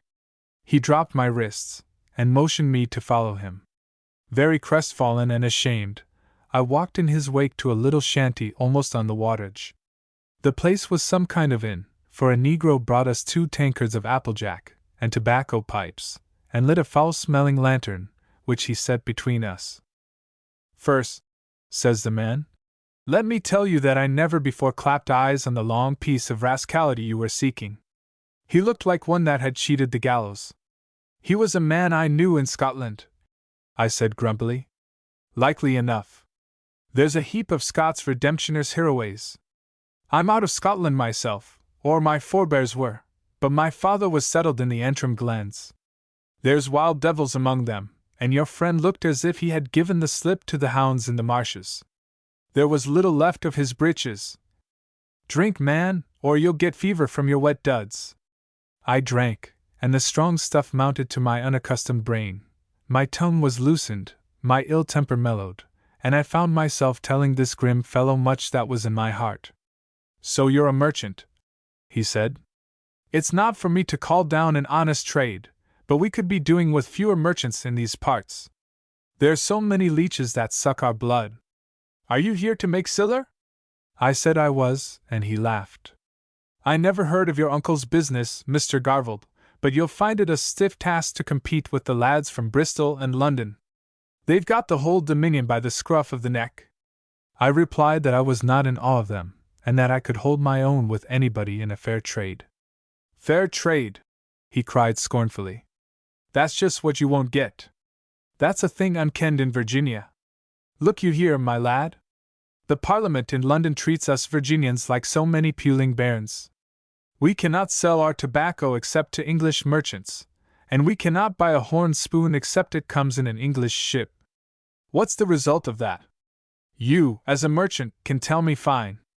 The English fix what price they like for our goods, and it's the lowest conceivable, and they make their own price for what they sell us, and that's as high as a Jew's. There's a fine profit there for the gentlemen venturers of Bristol, but it's starvation and damnation for us poor Virginians. What's the result? He cried again. Why, that there's nothing to be had in the land except what the merchants bring. There's scarcely a smith or a wright or a cobbler between the James and the Potomac. If I want a bed to lie in, I have to wait till the coming of the tobacco convoy, and go down to the wharves and pay £100 of sweet-scented for a thing you would buy in the candle-rigs for 20 shillings. How, in God's name, is a farmer to live if he has to pay usury for every plough and spade and yard of dimity? Remember you're speaking to a merchant, I said. You've told me the very thing to encourage me. If prices are high, it's all the better for me. It would be, he said grimly, if your name were what it is, and you came from elsewhere than the Clyde. D'you think the proud English corporations are going to let you inside? Not them. The most you'll get will be the scraps that fall from their table, my poor Lazarus, and for these you'll have to go hat in hand to Dives. His face grew suddenly earnest, and he leaned on the table and looked me straight in the eyes. You're a young lad and a newcomer, and the accursed scales of Virginia are not yet on your eyes. Forby, I think you've spirit, though it's maybe mixed with a deal of folly. You've your choice before you, Mr. Garvald. You can become a lickspit like the rest of them, and no doubt you'll gather a wheen bobies, but it will be a poor shivering soul will meet its maker in the hinder end. Or you can play the man and be a good Virginian. I'll not say it's an easy part. You'll find plenty to cry you down, and there will be hard knocks going, but by your face I judge you're not afraid of that. Let me tell you this land is on the edge of hell, and there's sore need for stout men. They'll declare in this town that there's no Indians on this side the mountains that would dare to lift a tomahawk. Little they can. In his eagerness he had gripped my arm, and his dark, lean face was thrust close to mine. I was with Bacon in '76, in the fray with the Susquehannocks. I speak the Indian tongues, and there's few alive that ken the tribes like me. The folk here live snug in the tidewater, which is maybe 100 miles wide from the sea, but of the west they ken nothing. There might be an army thousands strong concealed a day's journey from the manors, and never a word would be heard of it. But they tell me the Indians are changed nowadays, I put in. They say they've settled down to peaceful ways like any Christian. Put your head into a catamount's mouth, if you please, he said grimly, but never trust an Indian. The only good kind is the dead kind. I tell you we're living on the edge of hell. It may come this year or next year or 5 years hence, but come it will. I hear we are fighting the French, and that means that the tribes of the Canadas will be on the move. Little you know the speed of a war party. They would cut my throat one morning, and be hammering at the doors of Jamestown before sundown. There should be a line of forts in the west from the Roanoke to the Potomac, and every man within 50 miles should keep a gun loaded and a horse saddled. But think you the council will move? It costs money, say the wiseacres, as if money were not cheaper than a slit wizened. I was deeply solemnized, though I scarce understood the full drift of his words, and the queer thing was that I was not ill-pleased. I had come out to seek for trade, and it looked as if I were to find war. And all this when I was not 4 hours landed.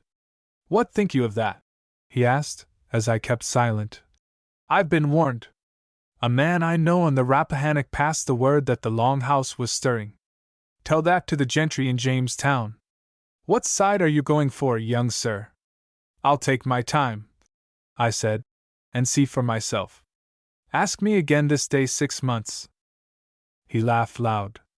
"A very proper answer for a Scot," he cried.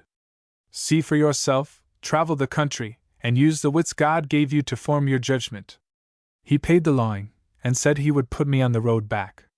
These alleys are not very healthy at this hour for a young gentleman in braw clothes. Once outside the tavern, he led me by many curious bypaths till I found myself on the riverside just below the courthouse. It struck me that my new friend was not a popular personage in the town, for he would stop and reconnoiter at every turning, and he chose the darkest side of the road. "Good night to you," he said at length. "And when you have finished your travels, come west to the South Fork River and ask for Simon Frew, and I'll complete your education." I went to bed in a glow of excitement. On the morrow I should begin a new life in a world of wonders, and I rejoiced to think that there was more than merchandise in the prospect. Chapter 6 tells of my education. I had not been a week in the place before I saw one thing very clear, that I should never get on with Mr. Lambie. His notion of business was to walk down the street in a fine coat, and to sleep with a kerchief over his face in some shady veranda. There was no vice in the creature, but there was mighty little sense. He lived in awe of the great and rich, and a nod from a big planter would make him happy for a week. He used to deafen me with tales of Colonel Randolph, and worshipful Mr. Carew, and Colonel Bird's new house at Westover, and the rare fashion in cravats that young Mr. Mason showed at the last Surrey horse racing.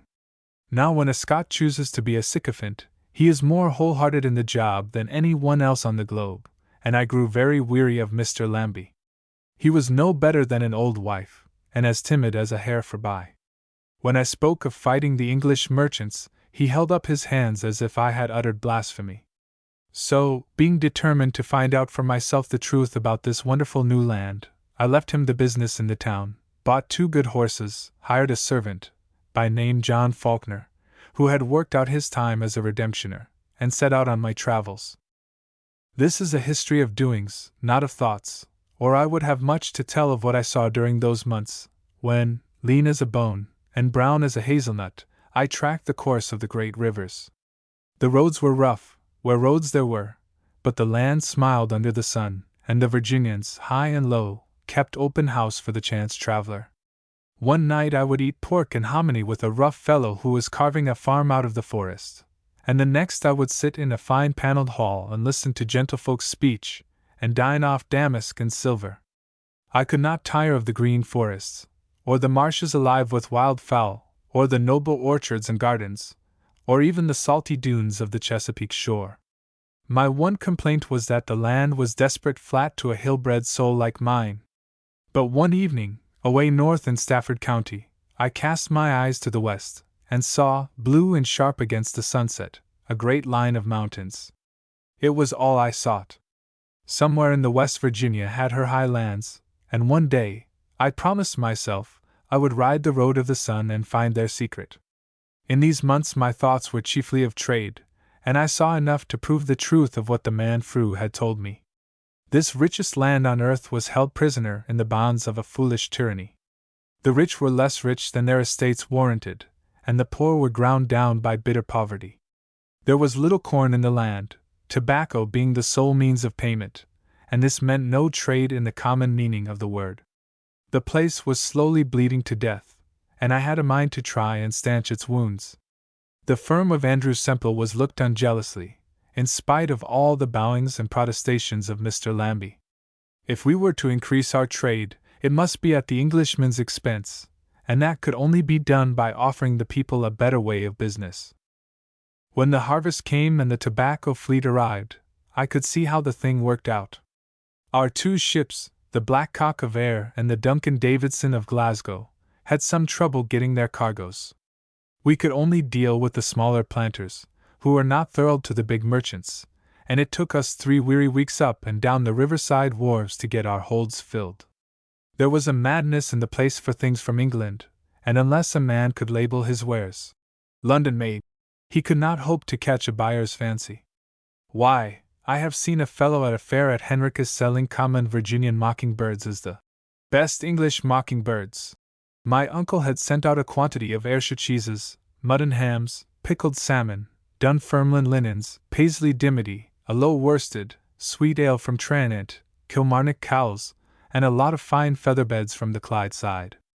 There was nothing common or trashy in the whole consignment, but the planters preferred some gewgaws from Cheapside or some worthless London furs which they could have bettered any day by taking a gun and hunting their own woods. When my own business was over, I would look on at some of the other ladings. There on the wharf would be the planter with his wife and family, and every servant about the place. And there was the merchant skipper, showing off his goods, and quoting for each a weight of tobacco. The planter wanted to get rid of his crop, and knew that this was his only chance, while the merchant could very well sell his leavings elsewhere. So the dice were cogged from the start, and I have seen a plain kitchen chair sold for £50 of sweet-scented, or something like the price at which a joiner in Glasgow would make a score and leave himself a handsome profit. The upshot was that I paid a visit to the governor, Mr. Francis Nicholson, whom my Lord Howard had left as his deputy. Governor Nicholson had come from New York not many months before with a great repute for ill temper and harsh dealing, but I liked the look of his hard-set face and soldierly bearing, and I never mind choler in a man if he have also honesty and good sense. So I waited upon him at his house close by Middle Plantation, on the road between Jamestown and York River. I had a very dusty reception. His Excellency sat in his long parlor among a mass of books and papers and saddlebags, and glared at me from beneath lowering brows. The man was sore harassed by the King's government on one side and the Virginian Council on the other, and he treated every stranger as a foe. "What do you seek from me?" he shouted. "If it is some merchant squabble, you can save your breath, for I am sick of the Shylocks." I said, very politely, that I was a stranger not half a year arrived in the country, but that I had been using my eyes, and wished to submit my views to his consideration. "Go to the council," he rasped. "Go to that silken fool, His Majesty's attorney.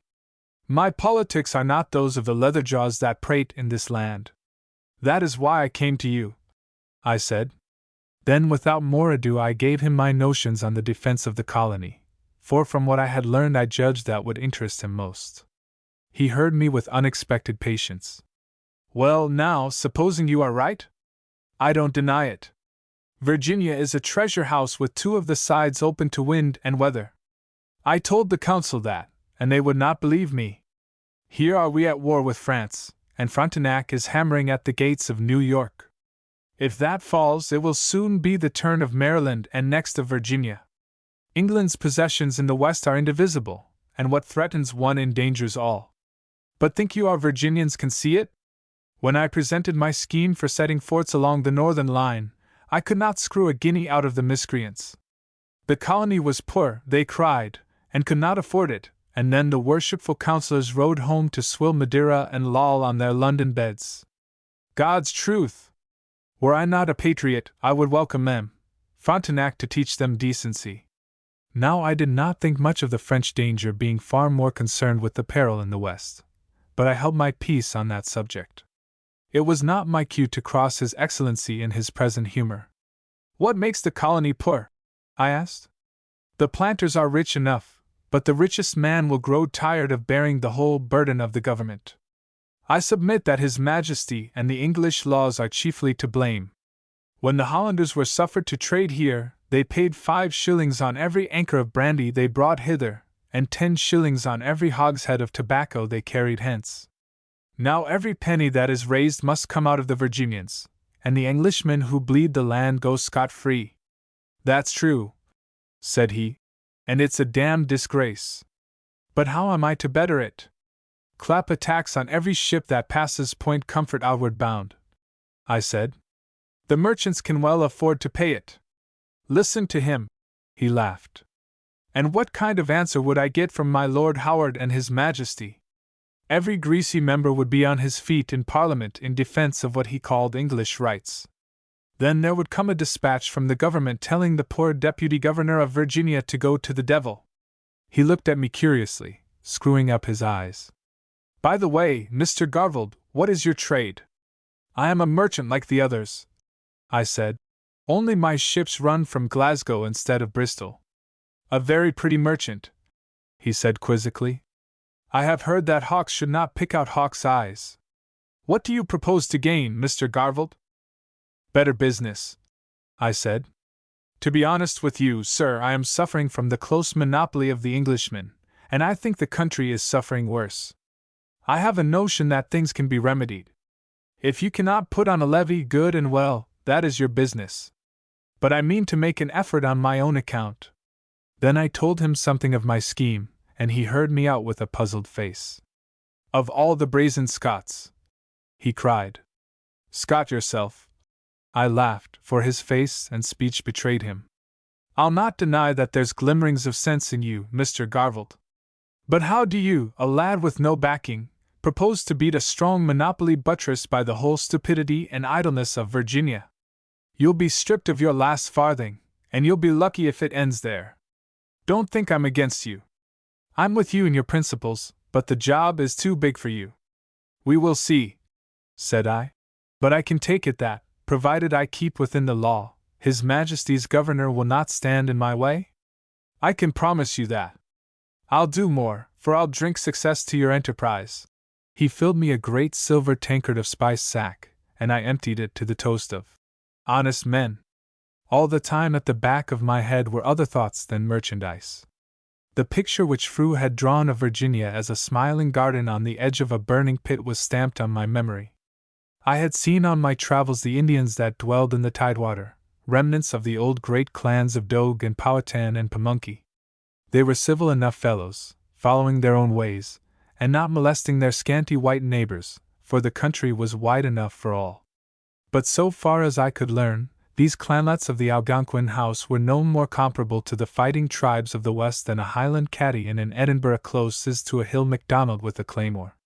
But the common Virginian would admit no peril, though now and then some rough landward fellow would lay down his spade, spit moodily, and tell me a grim tale.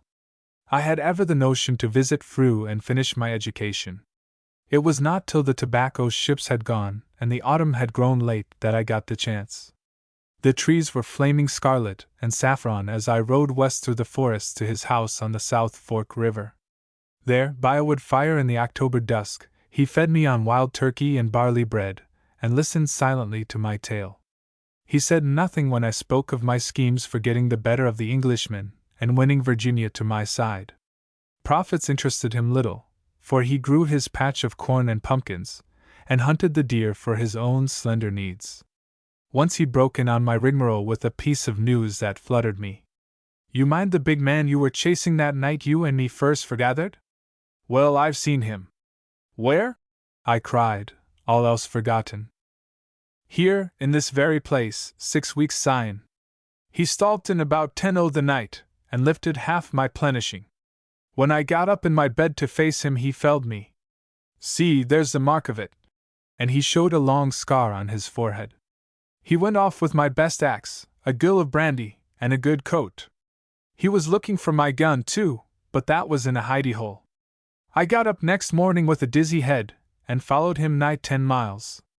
I had a shot at him, but I missed, and his legs were too long for me. Yon's the dangerous lad. Where did he go, think you? I asked. To the hills. To the refuge of every ne'er-do-weel.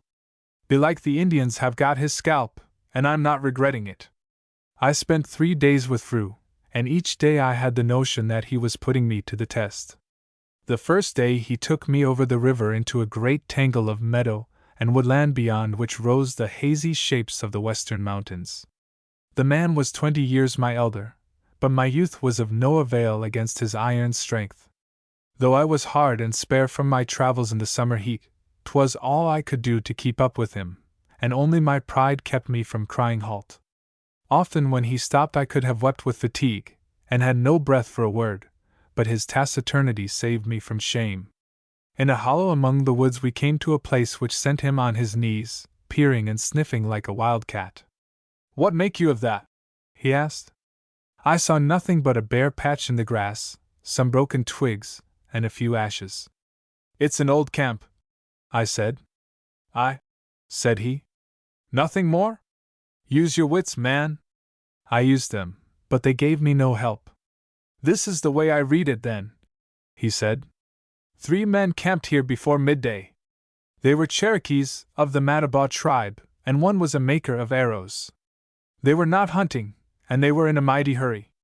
Just now they're maybe 10 miles off, or maybe they're watching us. This is no healthy country for you and me." He took me homeward at a speed which well nigh foundered me, and when I questioned him, he told me where he got his knowledge. They were 3 men, for there were 3 different footmarks in the ash's edge, and they were Cherokees because they made their fire in the Cherokee way, so that the smoke ran in a tunnel into the scrub. They were Mattabaws from the pattern of their moccasins. They were in a hurry, for they did not wait to scatter the ashes and clear up the place, and they were not hunting, for they cooked no flesh. One was an arrow maker, for he had been hardening arrow points in the fire, and left behind him the arrow maker's thong. "But how could you know how long back this had happened?" I asked. "The sap was still wet in the twigs, so it could not have been much above an hour since they left. Besides, the smoke had blown south, for the grass smelt of it that side. Now the wind was more to the east when we left, and if you remember, it changed to the north about midday." I said it was a marvel, and he grunted. "The marvel is what they've been doing in the tidewater, for from the tidewater I'll swear they came." Next day he led me eastward, away back in the direction of the Manors. This was an easier day, for he went slow, as if seeking for something. He picked up some kind of a trail, which we followed through the long afternoon. Then he found something, which he pocketed with a cry of satisfaction. We were then on the edge of a ridge, whence we looked south to the orchards of Henricus. "That is my arrow maker," he cried, showing me a round stone whirl. "He's a careless lad, and he'll lose half his belongings ere he wins to the hills." I was prepared for the wild Cherokees on our journey of yesterday, but it amazed me that the savages should come scouting into the tidewater itself. He smiled grimly when I said this, and took from his pocket a crumpled feather. "That's a Cherokee badge," he said. "I found that a fortnight back on the riverside an hour's ride out of Jamestown. And it wasna there when I had passed the same place the day before. The tidewater thinks it has put the fear of God on the hill tribes, and here's a red Cherokee snoking about its back doors." The last day he took me north up a stream called the North Fork, which joined with his own river. I had left my musket behind, for this heavy travel made me crave to go light, and I had no use for it. But that day it seemed we were to go hunting. He carried an old gun, and slew with it a deer in a marshy hollow, a pretty shot, for the animal was ill-placed. We broiled a steak for our midday meal, and presently clambered up a high woody ridge which looked down on a stream and a piece of green meadow. Suddenly he stopped. "A buck," he whispered. "See what you can do, you that were so ready with your pistol," and he thrust his gun into my hand. The beast was some 30 paces off in the dusk of the thicket. It nettled me to have to shoot with a strange weapon, and I thought too lightly of the mark. I fired, and the bullet whistled over its back. He laughed scornfully. I handed it back to him. "It throws high, and you did not warn me. Load quick, and I'll try again." I heard the deer crashing through the hillside thicket, and guessed that presently it would come out in the meadow. I was right, and before the gun was in my hands again the beast was over the stream. It was a long range and a difficult mark, but I had to take the risk, for I was on my trial. I allowed for the throw of the musket and the steepness of the hill, and pulled the trigger. The shot might have been better, for I had aimed for the shoulder and hit the neck. The buck leaped into the air, ran 3 yards, and toppled over. By the grace of God, I had found the single chance in 100. Frew looked at me with sincere respect. "That's braw shooting," he said. "I can't say I ever saw its equal." That night in the smoky cabin he talked freely for once. "I never had a wife or bairn, and I lean on no man. I can fend for myself, and cook my dinner, and mend my coat when it's wanting it. When Bacon died, I saw what was coming to this land, and I came here to await it. I've had some sudden calls from the red gentry, but they haven't got me yet, and they'll no get me before my time. I'm in the Lord's hands, and he has a job for Simon Frew. Go back to your money bags, Mr. Garvald. Beat the English merchants, my lad, and take my blessing with you. But keep that gun of yours by your bedside, for the time is coming when a man's hands will have to keep his head. Chapter 7. I'd become an unpopular character. I did not waste time in getting to work. I had already written to my uncle, telling him my plans, and presently I received his consent. I arranged that cargoes of such goods as I thought most suitable for Virginian sales should arrive at regular seasons independent of the tobacco harvest. Then I set about equipping a store. On the high land north of Jamestown, by the road to Middle Plantation, I bought some acres of cleared soil, and had built for me a modest dwelling.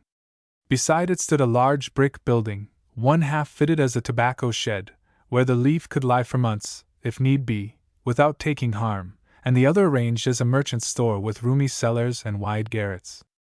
I relinquished the warehouse by the Jamestown quay, and to my joy I was able to relinquish Mr. Lambie. That timid soul had been on thorns ever since I mooted my new projects. He implored me to put them from me. He drew such pictures of the power of the English traders, you would have thought them the prince merchants of Venice. He saw all his hard-won gentility gone at a blow, and himself an outcast precluded forever from great men's recognition. He could not bear it, and though he was loyal to my uncle's firm in his own way, he sought a change. One day he announced that he had been offered a post as steward to a big planter at Henricus, and when I warmly bade him accept it, he smiled wanly, and said he had done so a week agone. We parted very civilly, and I chose as manager my servant, John Faulkner. This is not a history of my trading ventures, or I would tell at length the steps I took to found a new way of business. I went among the planters, offering to buy tobacco from the coming harvest, and to pay for it in bonds which could be exchanged for goods at my store.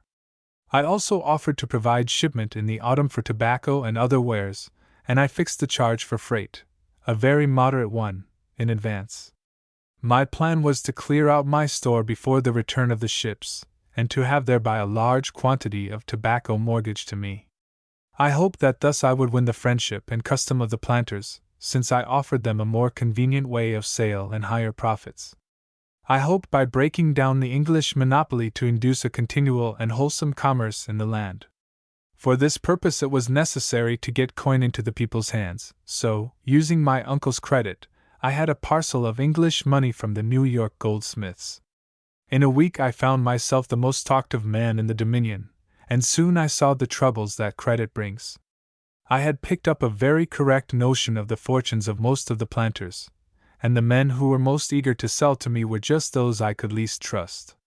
Some fellow who was near bankrupt from dice and cockfighting would offer me 500 hogsheads, when I knew that his ill-guided estate could scarce produce half.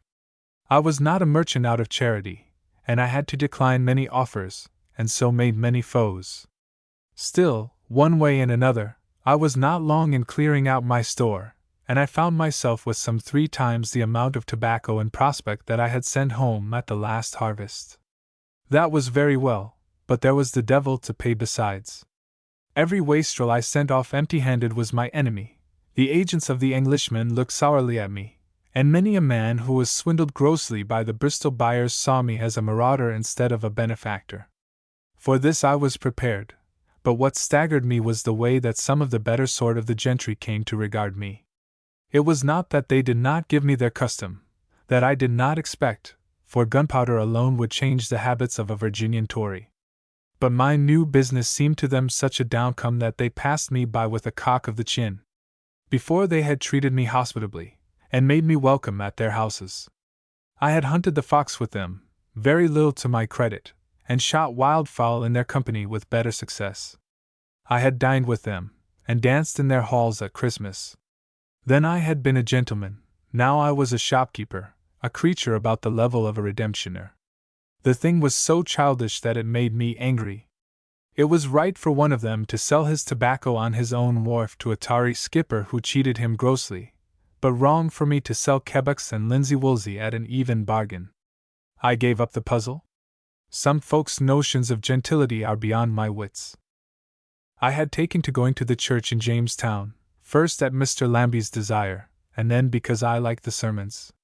There on a Sunday you would see the fashion of the neighborhood, for the planters' ladies rode in on pillions, and the planters themselves, in gold-embroidered waistcoats and plush breeches and new powdered wigs, leaned on the tombstones, and exchanged snuff-mulls and gossip. In the old ramshackle graveyard you would see such a parade of satin bodices and tabby petticoats, and lace headgear as made it blossom like the rose. I went to church one Sunday in my second summer, and being late, went up the aisle looking for a place. The men at the seat ends would not stir to accommodate me, and I had to find rest in the cockloft. I thought nothing of it, but the close of the service was to enlighten me. As I went down the churchyard not a man or woman gave me greeting, and when I spoke to any I was not answered. These were men with whom I had been on the friendliest terms, women, too, who only a week before had chaffered with me at the store. It was clear that the little society had marooned me to an aisle by myself. I was a leper, unfit for gentlefolks' company, because, forsooth, I had sold goods, which every one of them did also, and had tried to sell them fair. The thing made me very bitter. I sat in my house during the hot noons when no one stirred, and black anger filled my heart. I grew as peevish as a slighted girl, and would no doubt have fretted myself into some signal folly, had not an event occurred which braced my soul again. This was the arrival of the English convoy. When I heard that the ships were sighted, I made certain of trouble. I had meantime added to my staff 2 other young men, who, like Faulkner, lived with me at the store. Also I had got 4 stalwart Negro slaves who slept in a hut in my garden. 'Twas a strong enough force to repel a drunken posse from the plantations, and I had a fancy that it would be needed in the coming weeks. 2 days later, going down the street of Jamestown, I met one of the English skippers, a red-faced, bottle-nosed old ruffian called Bullivant. He was full of applejack, and strutted across the way to accost me. "What's this I hear, Sawney?" he cried. "You're setting up as a peddler, and trying to cut in on our trade. Odie twist me, but we'll put an end to that, my bully boy. D'you think the king, God bless him, made the laws for a red-haired, flea-bitten Sawney to diddle true-born Englishmen? What'll the king's bench say to that, think ye?" He was very abusive, but very uncertain on his legs. I said good-humoredly that I welcomed process of law, and would defend my action. He shook his head, and said something about law not being everything, and England being a long road off. He had clearly some great threat to be delivered of, but just then he sat down so heavily that he had no breath for anything but curses. But the drunkard had given me a notion. I hurried home and gave instructions to my men to keep a special guard on the store. Then I set off in a pinnace to find my 3 ships, which were now lading up and down among the creeks. That was the beginning of a fortnight's struggle, when every man's hand was against me, and I enjoyed myself surprisingly. I was never at rest by land or water. The ships were the least of the business, for the dour Scots seamen were a match for all comers. I made them anchor at twilight in midstream for safety's sake, for in that drouthy clime a firebrand might play havoc with them. The worst that happened was that one moonless night a band of rascals, rigged out as Indian braves, came yelling down to the quay where some tobacco was waiting to be shipped, and before my men were warned had tipped a couple of hogsheads into the water. They got no further, for we fell upon them with marling spikes and hatchets, stripped them of their feathers, and sent them to cool their heads in the muddy river.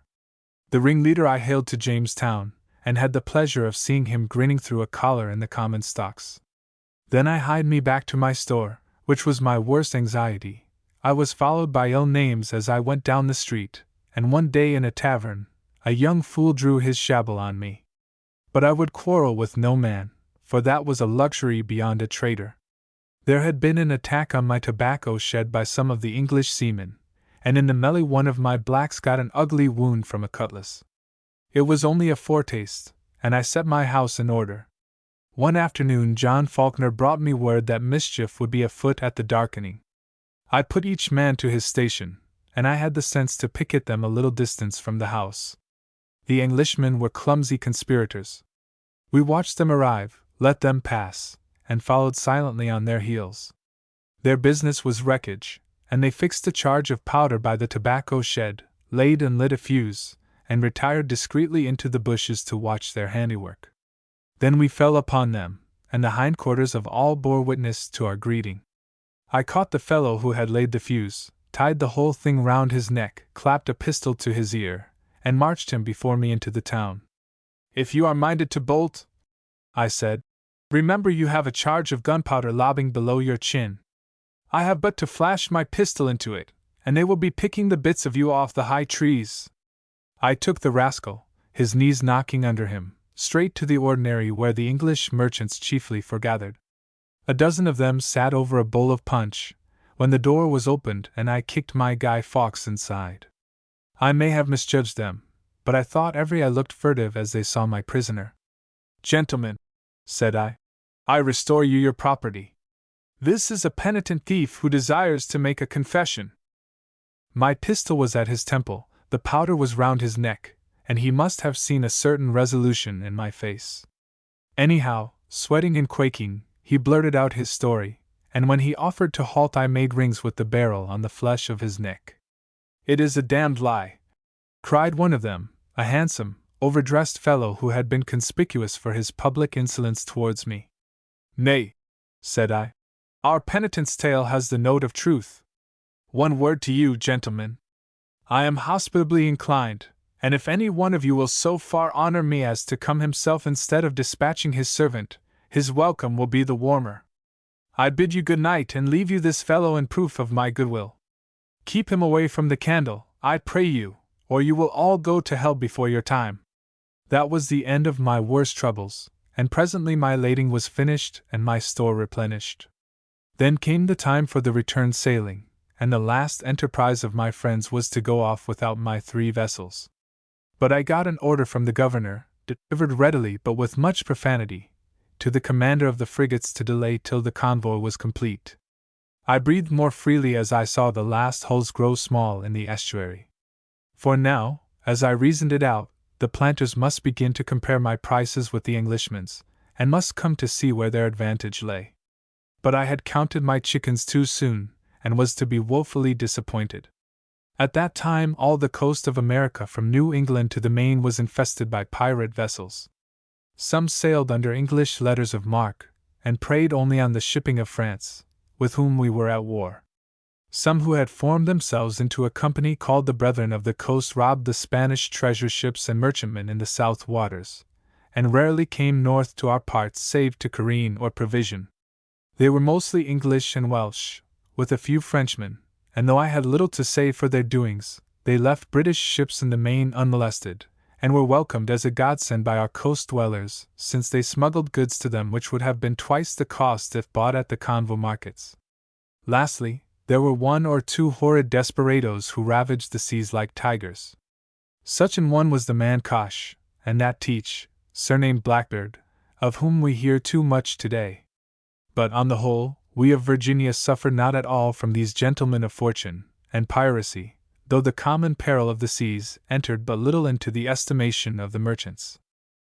Judge, then, of my disgust when I got news a week later that one of my ships, the air brig, had straggled from the convoy, and been seized, rifled, and burned to the water by pirates almost in sight of Cape Charles.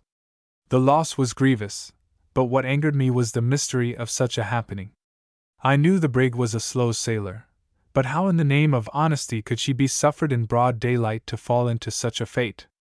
I remembered the hostility of the Englishmen, and feared she had had foul play. Just after Christmas-tide I expected 2 ships to replenish the stock in my store. They arrived safe, but only by the skin of their teeth, for both had been chased from their first entrance into American waters, and only their big topsails and a favoring wind brought them off. I examined the captains closely on the matter, and they were positive that their assailant was not Kosh or any one of his kidney, but a ship of the Brethren, who ordinarily were on the best of terms with our merchantmen. My suspicions now grew into a fever. I had long believed that there was some connivance between the pirates of the coast and the English traders, and small blame to them for it. 'Twas a sensible way to avoid trouble, and I for one would rather pay a modest blackmail every month or two than run the risk of losing a good ship and a 12-months' cargo. But when it came to using this connivance for private spite, the thing was not to be endured. In March my doubts became certainties. I had a parcel of gold coin coming to me from New York in one of the coasting vessels, no great sum, but more than I cared to lose. Presently I had news that the ship was aground on a sand spit on Accomac, and had been plundered by a pirate brigantine. I got a sloop and went down the river, and sure enough, I found the vessel newly refloated, and the captain, an old New Hampshire fellow, in a great taking. Piracy there had been, but of a queer kind, for not a farthing's worth had been touched except my packet of gold. The skipper was honesty itself, and it was plain that the pirate who had chased the ship aground and then come aboard to plunder, had done it to do me hurt, and me alone. All this made me feel pretty solemn. My uncle was a rich man, but no firm could afford these repeated losses. I was the most unpopular figure in Virginia, hated by many, despised by the genteel, whose only friends were my own servants and a few poverty-stricken landward folk. I had found out a good way of trade, but I had set a hornet's nest buzzing about my ears, and was on the fair way to be extinguished. This alliance between my rivals and the Free Companions was the last straw to my burden. If the sea was to be shut to him, then a merchant might as well put up his shutters. It made me solemn, but also most mightily angry. If the stars in their courses were going to fight against Andrew Garvold, they should find him ready. I went to the governor, but he gave me no comfort. Indeed, he laughed at me, and bade me try the same weapon as my adversaries. I left him, very wrathful, and after a night's sleep I began to see reason in his words. Clearly the law of Virginia or of England would give me no redress. I was an alien from the genteel world. Why should I not get the benefit of my ungentility? If my rivals went for their weapons into dark places, I could surely do likewise. A line of Virgil came into my head, which seemed to me to contain very good counsel. Flectere si nequios superos, aceranta movebo, which means that if you cannot get heaven on your side, you had better try for the devil. But how was I to get into touch with the devil? And then I remembered in a flash my meeting with the sea captain on the Glasgow stairhead and his promise to help me. I had no notion who he was or how he could aid, but I had a vague memory of his power and briskness. He had looked like the kind of lad who might conduct me into the wild world of the Free Companions. I sought Mercer's Tavern by the waterside, a melancholy place grown up with weeds, with a yard of dark trees at the back of it. Old Mercer was an elder in the little wooden Presbyterian kirk, which I had taken to attending since my quarrels with the gentry. He knew me and greeted me with his doleful smile, shaking his foolish old beard. "What's your errand this e'en, Mr. Garvold?" he said in broad Scots. "Will you drink a rummer o' toddy, or try some fine old usquebaugh I hae got frae my cousin in Buchan?" I sat down on the settle outside the tavern door.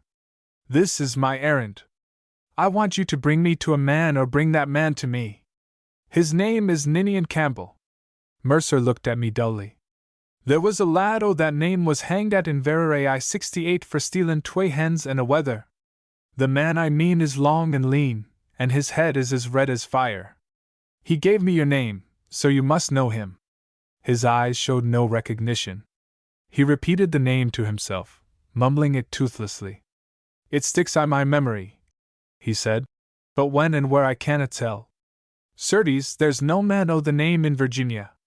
I was beginning to think that my memory had played me false, when suddenly the whole scene in the salt market leaped vividly to my brain. Then I remembered the something else I had been enjoined to say. "Ninian Campbell," I went on, "bade me ask for him here, and I was to tell you that the lymphads are on the lock and the horn of Diarmaid has sounded." In a twinkling his face changed from vacancy to shrewdness and from senility to purpose. He glanced uneasily round. "For God's sake, speak soft," he whispered. "Come inside, man. We'll steek the door, and then I'll hear your business."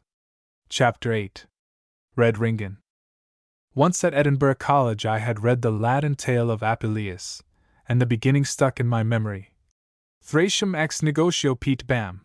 I was starting off for Thrace on business. That was my case now. I was about to plunge into a wild world for no more startling causes than that I was a trader who wanted to save my pocket. It is to those who seek only peace and a quiet life that adventures fall. The homely merchant, jogging with his pack train, finds the enchanted forest and the sleeping princess, and Saul, busily searching for his father's asses, stumbles upon a kingdom. "What seek ye with Ringan?" Mercer asked, when we had sat down inside with locked doors. "The man's name is Ninian Campbell," I said, somewhat puzzled. "Well, it's the same thing. What did they teach you at Lesmahago if you don't know that Ringan is the Scots for Ninian? Lord bless me, laddie, don't tell me ye've never heard of Red Ringan?" To be sure I had. I had heard of little else for a 12-month. In every tavern in Virginia, when men talked of the Free Companions, it was the name of Red Ringan that came first to their tongues. I had been too occupied by my own affairs to listen just then to fireside tales, but I could not help hearing of this man's exploits. He was a kind of leader of the buccaneers, and by all accounts no miscreant like Kosh, but a mirthful fellow, striking hard when need be, but at other times merciful and jovial. Now I set little store by your pirate heroes. They are for lads and silly girls and sots in an alehouse, and a merchant can have no kindness for those who are the foes of his trade. So when I heard that the man I sought was this notorious buccaneer, I showed my alarm by dropping my jaw. Mercer laughed. "I'll not conceal from you that you take a certain risk in going to Ringan. Ye need not tell me your business, but it should be a grave one to take you down to the Carolina Keys. There's time to draw back if ye want, but you've brought me the master word, and I'm bound to set you on the road. Just one word to ye, Mr. Garvald. Keep a stout face whatever you see, for Ringan has a weakness for a bold man. Be here the morn at sunrise, and if ye're wise bring no weapon. I'll see to the boat and the provisioning." I was at the waterside next day at cockcrow, while the mist was still low on the river. Mercer was busy putting food and a keg of water into a light sloop, and a tall Indian was aboard reading out the sails. My travels had given me some knowledge of the red tribes, and I spoke a little of their language, but this man was of a type not often seen in the Virginian lowlands. He was very tall, with a skin clear and polished like bronze, and unlike the ordinary savage, his breast was unmarked, and his hair unadorned. He was naked to the waist, and below wore long leather breeches, dyed red, and fringed with squirrels' tails. In his wampum belt were stuck a brace of knives and a tomahawk. It seemed he knew me, for as I approached he stood up to his full height and put his hands on his forehead. "Brother," he said, and his grave eyes looked steadily into mine. Then I remembered. Some months before I had been riding back the road from Green Springs, and in a dark, woody place had come across an Indian sore beset by 3 of the white scum which infested the riverside. What the quarrel was I know not, but I liked little the villainous look of the 3, and I liked much the clean, lithe figure of their opponent. So I rode my horse among them, and laid on to them with the butt of my whip. They had their knives out, but I managed to disarm the one who attacked me, and my horse upset a second, while the Indian, who had no weapon but a stave, cracked the head of the last. I got nothing worse than a black eye, but the man I had rescued bled from some ugly cuts which I had much ado stanching. He shook hands with me gravely when I had done, and vanished into the thicket. He was a Seneca Indian, and I wondered what one of that house was doing in the tidewater. Mercer told me his name. "Shalla will take you to the man you ken. Do whatever he tells you, Mr. Garvald, for this is a job in which you're nothing but a bairn." We pushed off, the Indian taking the oars, and in 5 minutes Jamestown was lost in the haze. On the Surrey shore we picked up a breeze, and with the ebbing tide made good speed down the estuary. Shalla the Indian had the tiller, and I sat luxuriously in the bows, smoking my cob pipe, and wondering what the next week held in store for me. The night before I had had qualms about the whole business, but the air of morning has a trick of firing my blood, and I believe I had forgotten the errand which was taking me to the Carolina shores. It was enough that I was going into a new land and new company. Last night I had thought with disfavor of Red Ringan the buccaneer. That morning I thought only of Ninian Campbell, with whom I had forgathered on a Glasgow landing. My own thoughts kept me silent, and the Indian never opened his mouth.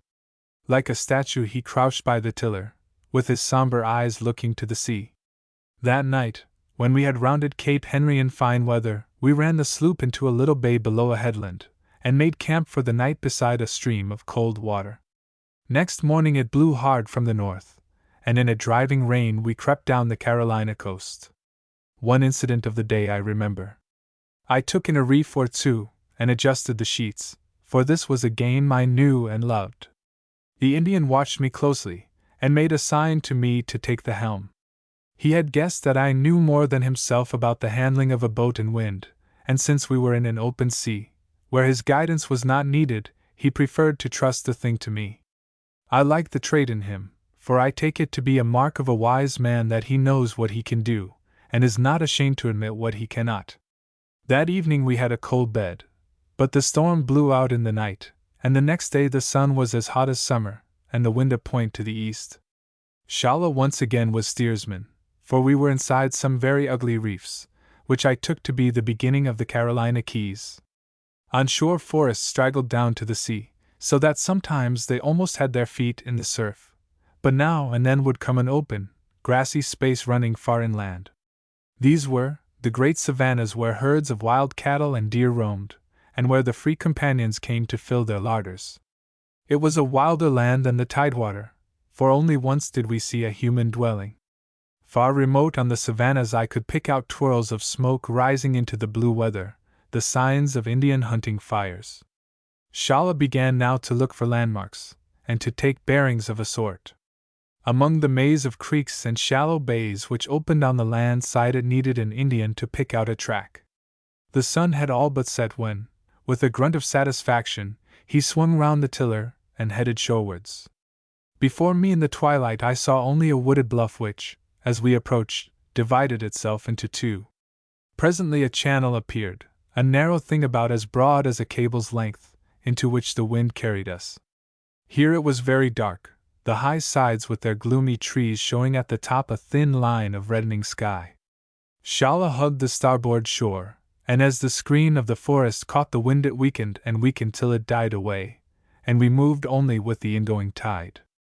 I had never been in so eerie a place. It was full of the sharp smell of pine trees, and as I sniffed the air I caught the savor of wood smoke. Men were somewhere ahead of us in the gloom. Shalla ran the sloop into a little creek so overgrown with vines that we had to lie flat on the thwarts to enter. Then, putting his mouth to my ear, he spoke for the first time since we had left Jamestown. "It is hard to approach the master, and my brother must follow me close as the panther follows the deer. Where Shalla puts his foot let my brother put his also. Come!" He stepped from the boat to the hillside, and with incredible speed and stillness began to ascend. His long, soft strides were made without noise or effort, whether the ground were moss, or a tangle of vines, or loose stones, or the trunks of fallen trees. I had prided myself on my hillcraft, but beside the Indian I was a blundering child. I might have made shift to travel as fast, but it was the silence of his progress that staggered me. I plunged, and slipped, and sprawled, and my heart was bursting before the ascent ceased. And we stole to the left along the hill shoulder. Presently came a gap in the trees, and I looked down in the last grayness of dusk on a strange and beautiful sight. The channel led to a landlocked pool, maybe a mile around, and this was as full of shipping as a town's harbor. The water was but a pit of darkness, but I could make out the masts rising into the half-light, and I counted more than 20 vessels in that port. No light was shown, and the whole place was quiet as a grave. We entered a wood of small hemlocks, and I felt rather than saw the ground slope in front of us. About 200 feet above the water the glen of a little stream shaped itself into a flat cup, which was invisible from below, and girdled on 3 sides by dark forest. Here we walked more freely, till we came to the lip of the cup, and there, not 20 paces below me, I saw a wonderful sight. The hollow was lit with the glow of a dozen fires, round which men clustered. Some were busy boucanning meat for ship's food, some were cooking supper, some sprawled in idleness, and smoked or diced.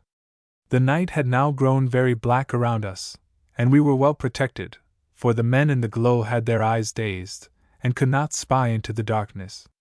We came very close above them, so that I could hear their talk. The smell of roasting meat pricked my hunger, and I realized that the salt air had given me a noble thirst. They were common seamen from the pirate vessels, and, as far as I could judge, they had no officer among them. I remarked their fierce, dark faces, and the long knives with which they slashed and trimmed the flesh for their boucanning. Shala touched my hand, and I followed him into the wood. We climbed again, and from the tinkle of the stream on my left I judged that we were ascending to a higher shelf in the glen. The Indian moved very carefully, as noiseless as the flight of an owl, and I marveled at the gift. In after days I was to become something of a woodsman, and track as swiftly and silently as any man of my upbringing. But I never mastered the Indian art by which the foot descending in the darkness on something that will crackle checks before the noise is made. I could do it by day, when I could see what was on the ground, but in the dark the thing was beyond me.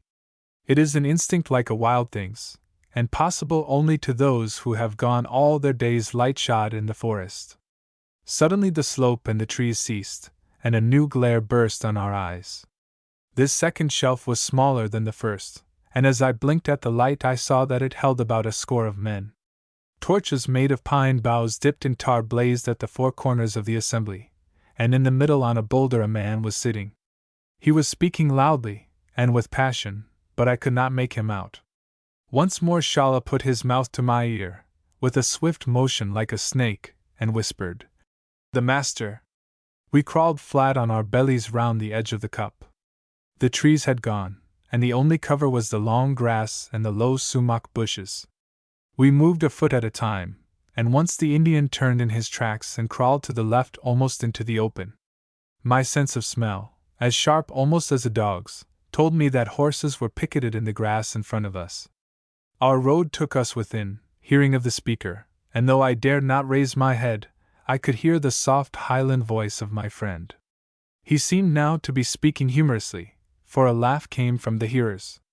Once at the crossing of a little brook, I pulled a stone into the water, and we instantly lay as still as death.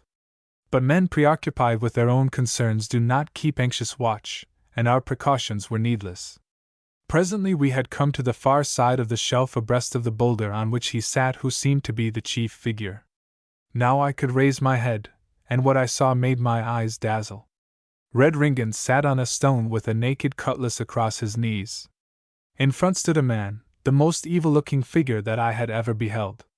He was short but very sturdily built, and wore a fine laced coat not made for him, which hung to his knees, and was stretched tight at the armpits.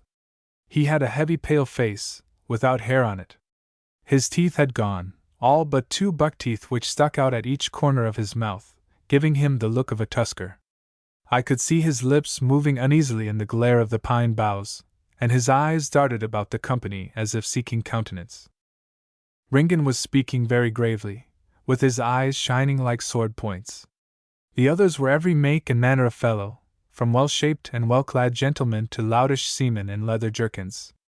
Some of the faces were stained dark with passion and crime, some had the air of wild boys, and some the hard sobriety of traders.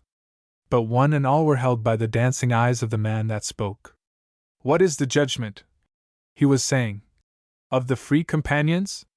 By the old custom of the western seas I call upon you, gentlemen all, for your decision." Then I gathered that the evil-faced fellow had offended against some one of their lawless laws, and was on his trial. No one spoke for a moment, and then one grizzled seaman raised his hand. "The dice must judge," he said. "He must throw for his life against the 6." Another exclaimed against this.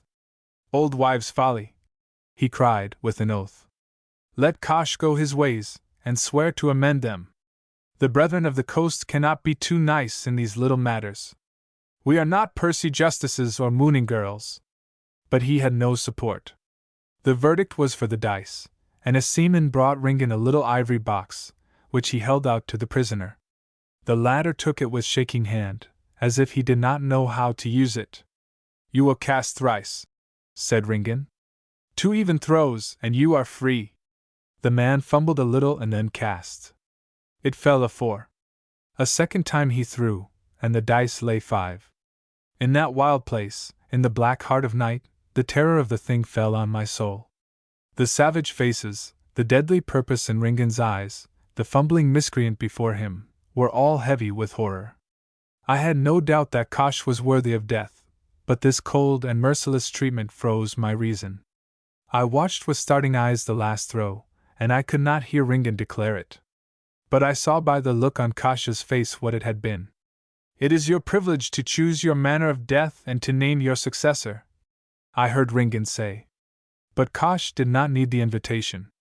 Now that his case was desperate, the courage in him revived. He was fully armed, and in a second he had drawn a knife and leaped for Ringan's throat. Perhaps he expected it, perhaps he had learned the art of the wild beast so that his body was answerable to his swiftest wish. I do not know, but I saw Kosh's knife crash on the stone and splinter, while Ringan stood by his side. "You have answered my question," he said quietly. "Draw your cutlass, man. You have maybe one chance in 10,000 for your life." I shut my eyes as I heard the steel clash. Then very soon came silence. I looked again, and saw Ringan wiping his blade on a bunch of grass, and a body lying before him. He was speaking, I suppose, about the successor to the dead man, whom 2 Negroes had promptly removed. Suddenly at my shoulder Shala gave the hoot of an owl, followed at a second's interval by a second and a third. I suppose it was some signal agreed with Ringan, but at the time I thought the man had gone mad. I was not very sane myself. What I had seen had sent a cold grue through me, for I had never before seen a man die violently, and the circumstances of the place and hour made the thing 1,000-fold more awful. I had a black fright on me at that whole company of merciless men, and especially at Ringan, whose word was law to them. Now the worst effect of fear is that it obscures good judgment, and makes a man in desperation do deeds of a foolhardiness from which at other times he would shrink. All I remembered in that moment was that I had to reach Ringan, and that Mercer had told me that the safest plan was to show a bold front. I never remembered that I had also been bidden to follow Shala, nor did I reflect that a secret conclave of pirates was no occasion to choose for my meeting. With a sudden impulse I forced myself to my feet, and stalked, or rather shambled, into the light. "Ninian!" I cried. "Ninian Campbell! I'm here to claim your promise." The whole company turned on me, and I was gripped by a dozen hands and flung on the ground. Ringan came forward to look, but there was no recognition in his eyes.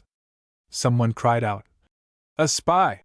and there was a fierce murmur of voices, which were meaningless to me, for fear had got me again, and I had neither ears nor voice.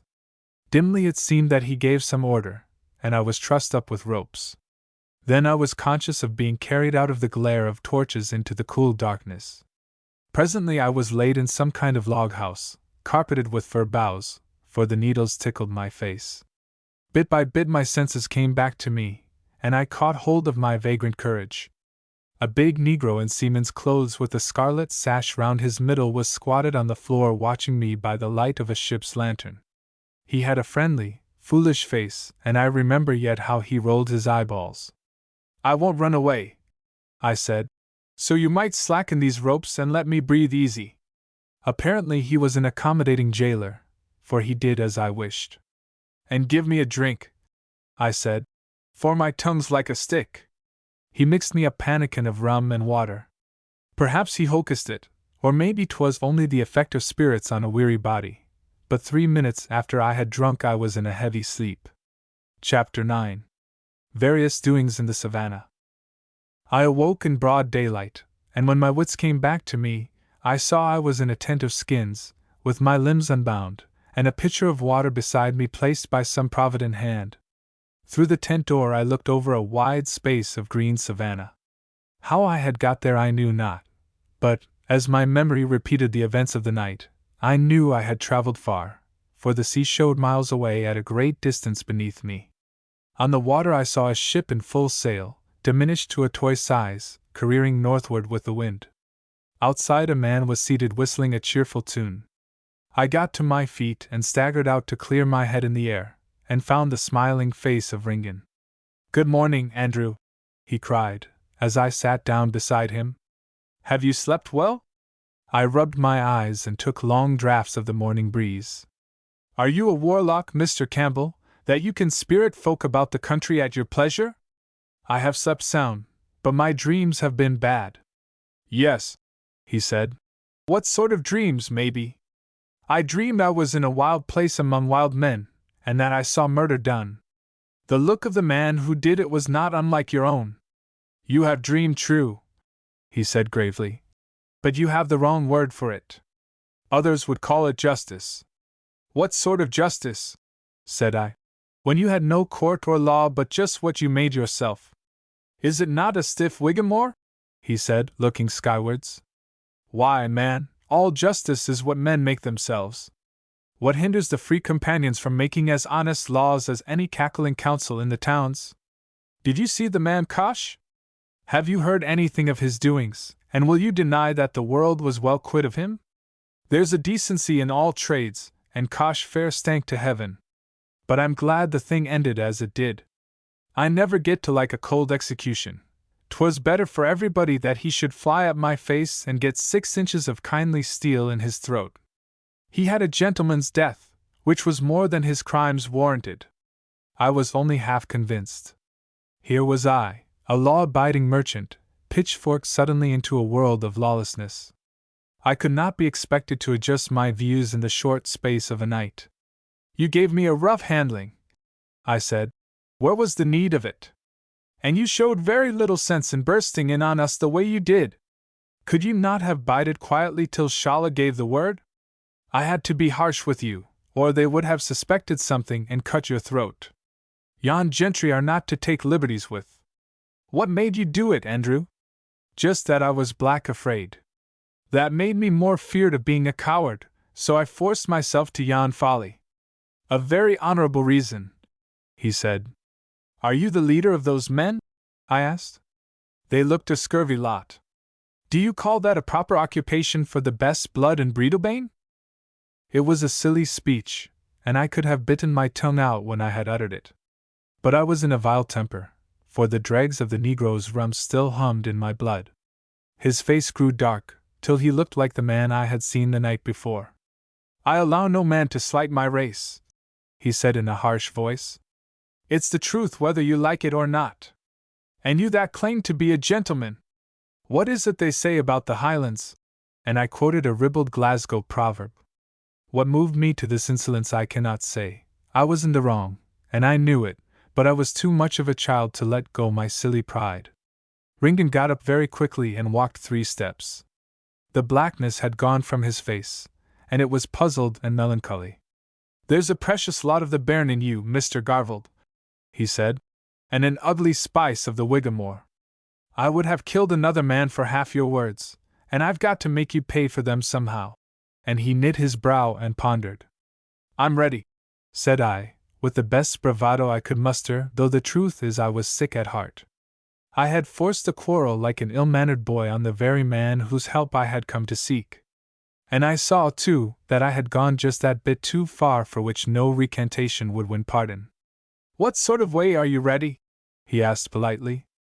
You would fight me with your pistols, but you haven't got them, and this is no a matter that will wait. I could spig you in a jiffy with my sword, but it wouldna be fair. It strikes me that you and me are ill-matched. We're like a shark and a wolf that cannot meet to fight in the same element. Then he ran his finger down the buttons of his coat, and his eyes were smiling. We'll try the old way that laddies use on the village green. Man, Andrew, I'm going to skelp you, as your mother skelped you when you were a breechless bairn. And he tossed his coat on the grass. I could only follow suit, though I was black ashamed at the whole business. I felt the disgrace of my conduct, and most bitterly the disgrace of the penalty. My arm was too short to make a fighter of me, and I could only strive to close, that I might get the use of my weight and my great strength of neck and shoulder.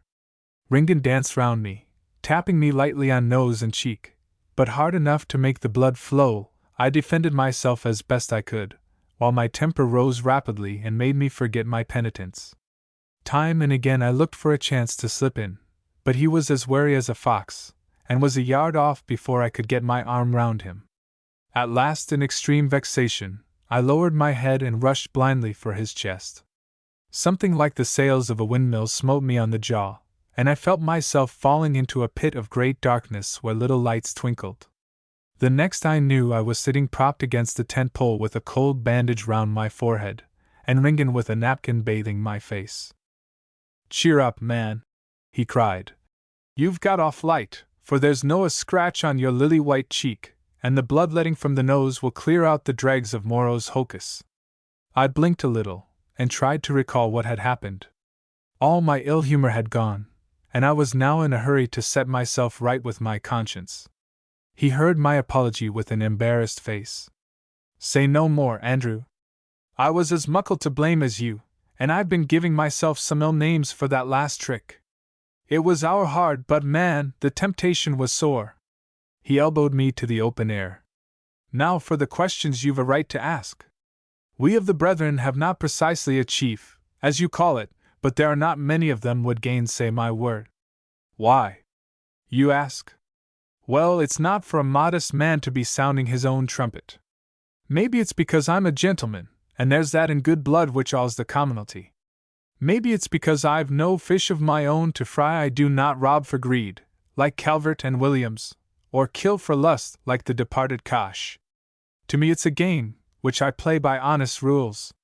I never laid finger on a bodle's worth of English stuff, and if now and then I ease the dons of a pickle silver or send a Frenchman or two to purgatory, what worse am I doing than His Majesty's troops in Flanders, or your black frigates that lie off Port Royal? If I've a clear conscience I can more easily take order with those that are less single-minded. But maybe the chief reason is that I've some little skill of arms, so that the lad that questions me is apt to fare like Kosh. There was a kind of boastful sincerity about the man which convinced me. But his words put me in mind of my own business. "I came seeking you to ask help. Your friends have been making too free with my belongings. I would never complain if it were the common risk of my trade, but I have a notion that there's some sort of design behind it." Then I told him of my strife with the English merchants. "What are your losses?" he asked. "The air brig was taken off Cape Charles, and burned to the water. God help the poor souls in her, for I fear they perished." He nodded. "I know. That was one of Kosh's exploits. He has paid by now for that and other things. 2 of my ships were chased through the capes and far up the tidewater of the James not 2 months back," I went on. He laughed. "I did that myself," he said. Astonishment and wrath filled me, but I finished my tale. "A week ago there was a ship ashore on Accomac. Pirates boarded her, but they took nothing away save a sum of gold that was mine." "Was that your doing also, Mr. Campbell?" "Yes," he said, "but the money's safe. I'll give you a line to Mercer, and he'll pay it you." "I'm much obliged to you, Mr. Campbell," I said, choking with anger. "But who, in heaven's name, asked you to manage my business? I thought you were my friend, and I came to you as such, and here I find you the chief among my enemies." "Patience, Andrew," he said, "and I'll explain everything, for I grant you it needs some explaining. First, you are right about the English merchants. They and the Free Companions have long had an understanding, and word was sent by them to play tricks on your ships. I was absent at the time, and though the thing was dirty work, as any one could see, some of the fools thought it a fair ploy, and Kosh was suffered to do his will. When I got back I heard the story, and was black angry, so I took the matter into my own keeping. I have ways and means of getting the news of Virginia, and I know pretty well what you have been doing, young one. There's spirit in you and some wise notions, but you want help in the game. Besides, there's a bigger thing before you. So I took steps to bring you here." "You took a roundabout road," said I, by no means appeased. "It had to be. D'you think I could come marching into Jamestown and collogue with you in your counting house? Now that you're here, you have my sworn word that the Free Companions will never lay hand again on your ventures. Will that content you?" "It will," I said. "But you spoke of a bigger thing before me." "Yes, and that's the price you are going to pay me for my goodwill. It's what the lawyers call consideration for our bargain, and it's the reason I brought you here. Tell me, Andrew, d'you ken a man Frew who lives on the South Fork River? A North Ireland fellow, with a hatchet face and a big scar? I saw him a year ago. It stuck in my mind that you had. And you mind the advice he gave you? I remembered it very well, for it was Fru who had clinched my views on the defenselessness of our West. He spoke God's truth, I said, but I cannot get a Virginian to believe it. They'll believe in time, he said, though may be too late to save some of their scalps. Come to this hillock, and I will show you something. From the low swell of ground we looked west to some little hills, and in the hollow of them a spire of smoke rose into the blue. I'm going to take you there, that you may hear and see something to your profit. Quick, Moreau, he cried to a servant. Bring food, and have the horses saddled. We breakfasted on some very good beefsteaks, and started at a canter for the hills. My headache had gone, and I was now in a contented frame of mind, for I saw the purpose of my errand accomplished, and I had a young man's eagerness to know what lay before me. As we rode, Ringan talked. You'll have heard tell of Bacon's rising in '76? Governor Berkeley had ridden the Dominion with too harsh a hand, and in the matter of its defense against the Indians he was slack when he should have been tight. The upshot was that Nathaniel Bacon took up the job himself, and after giving the Indians their lesson, turned his mind to the government of Virginia. He drove Berkeley into Accomac, and would have turned the whole place topsy-turvy if he had not suddenly died of a bowel complaint. After that, Berkeley and his tame planters got the upper hand, and there were some pretty homings and hangings. There were 2 men that were lieutenants to Bacon, and maybe put the notion into his head. One was James Drummond, a cousin of my own mother's, and he got the gallows for his trouble. The other was a man, Richard Lawrence, a fine scholar, and a grand hand at planning, though a little slow in a fight. He kept the ordinary at Jamestown, and was the one that collected the powder and kindled the fuse. Governor Berkeley had a long score to settle with him, but he never got him, for when the thing was past hope Mr. Richard rode west one snowy night to the hills, and Virginia saw him no more. They think he starved in the wilderness, or got into the hands of the wild Indians, and is long ago dead. I knew all about Dick Lawrence, for I had heard the tale 20 times. But surely they're right, I said. It's 15 years since any man had word of him. Well, you'll see him within an hour, said Ringan. It's a queer story, but it seems he fell in with a Monacan war party, and since he and Bacon had been fighting their deadly foes, the Susquehannocks, they treated him well, and brought him south into Carolina. You must know, Andrew, that all this land hereaways, except for the little Algonquin villages on the shore, is Sioux country, with as many tribes as there are houses in Clan Campbell. But Cheek by Jowl is a long strip held by the Tuscaroras, a murdering lot of devils, of whom you and I'll get news sooner than we want. The Tuscaroras are bad enough in themselves, but the worst part is that all the back country in the hills belongs to their cousins the Cherokees, and God knows how far north their sway holds. The Long House of the Iroquois controls everything west of the coastland from Carolina away up through Virginia to New York and the Canadas. That means that Virginia has on 2 sides the most powerful tribes of savages in the world, and if ever the Iroquois found a general and made a common attack, things would go ill with the Tidewater. I tell you that so that you can understand Lawrence's doings. He hates the Iroquois like hell, and so he likes their enemies. He has lived for 15 years among the Sioux, whiles with the Catawbas, whiles with the Manahawks, but mostly with the Monacans. We of the Free Companions see him pretty often, and bring him the news and little comforts, like good tobacco and eau de vie, that he cannot get among savages. And we carry messages between him and the Tidewater, for he has many friends still alive there. There's no man ever had his knowledge of Indians, and I'm taking you to him, for he has something to tell you. By this time we had come to a place where a fair-sized burn issued from a shallow glen in the savannah. There was a peeled wand stuck in a burnt tree above the water, and this Ringan took and broke very carefully into 2 equal pieces, and put them back in the hole.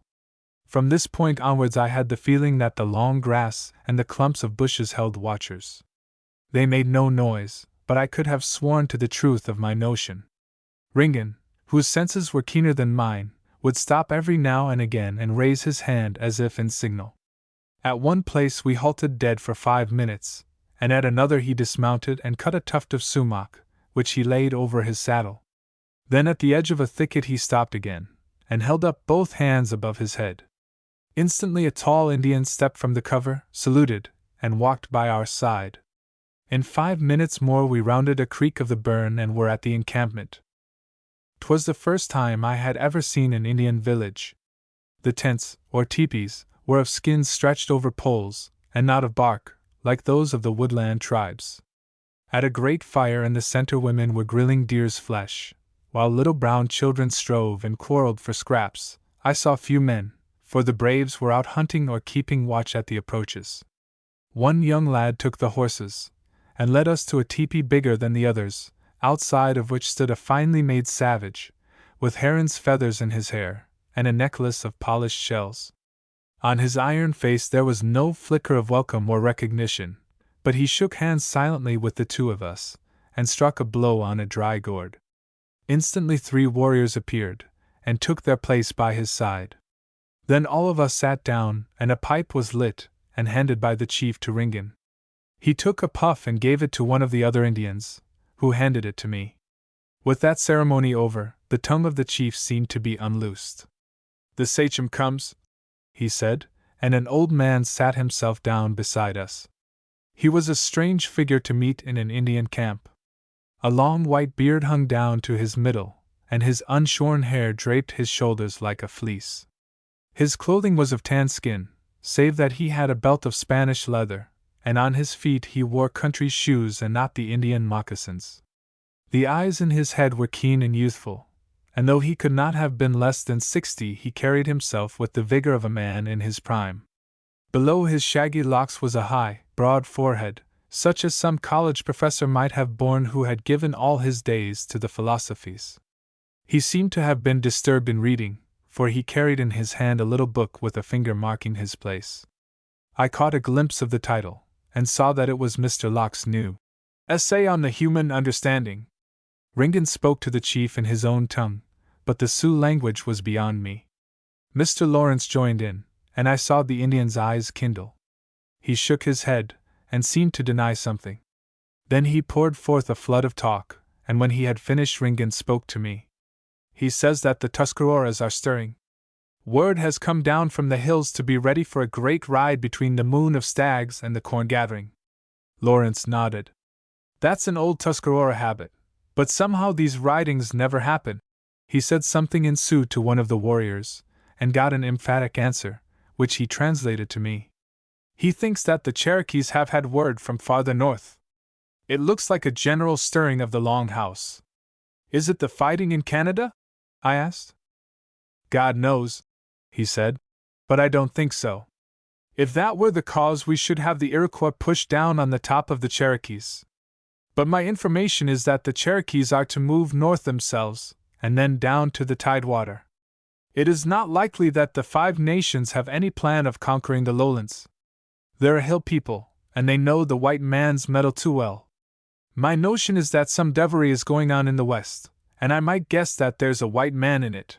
He spoke to the chief, who spoke again to his companion, and Lawrence listened with contracting brows, while Ringan whistled between his teeth. "They've got a queer story," said Lawrence at last. "They say that when last they hunted on the Roanoke, their young men brought a tale that a tribe of Cherokees, who lived 6 days' journey into the hills, had found a great sachem who had the white man's magic, and that God was moving him to drive out the palefaces and hold his hunting lodge in their dwellings. That is not like an ordinary Indian lie. What do you make of it, Mr. Campbell?" Ringan looked grave. "It's possible enough. There's a heap of renegades among the tribes, men that have made the Tidewater and even the free companies too warm for them. There's no knowing the mischief a strong-minded rascal might work. I mind a man at Norfolk, a Scots redemptioner, who had the tongue of a devil and the strength of a wolf.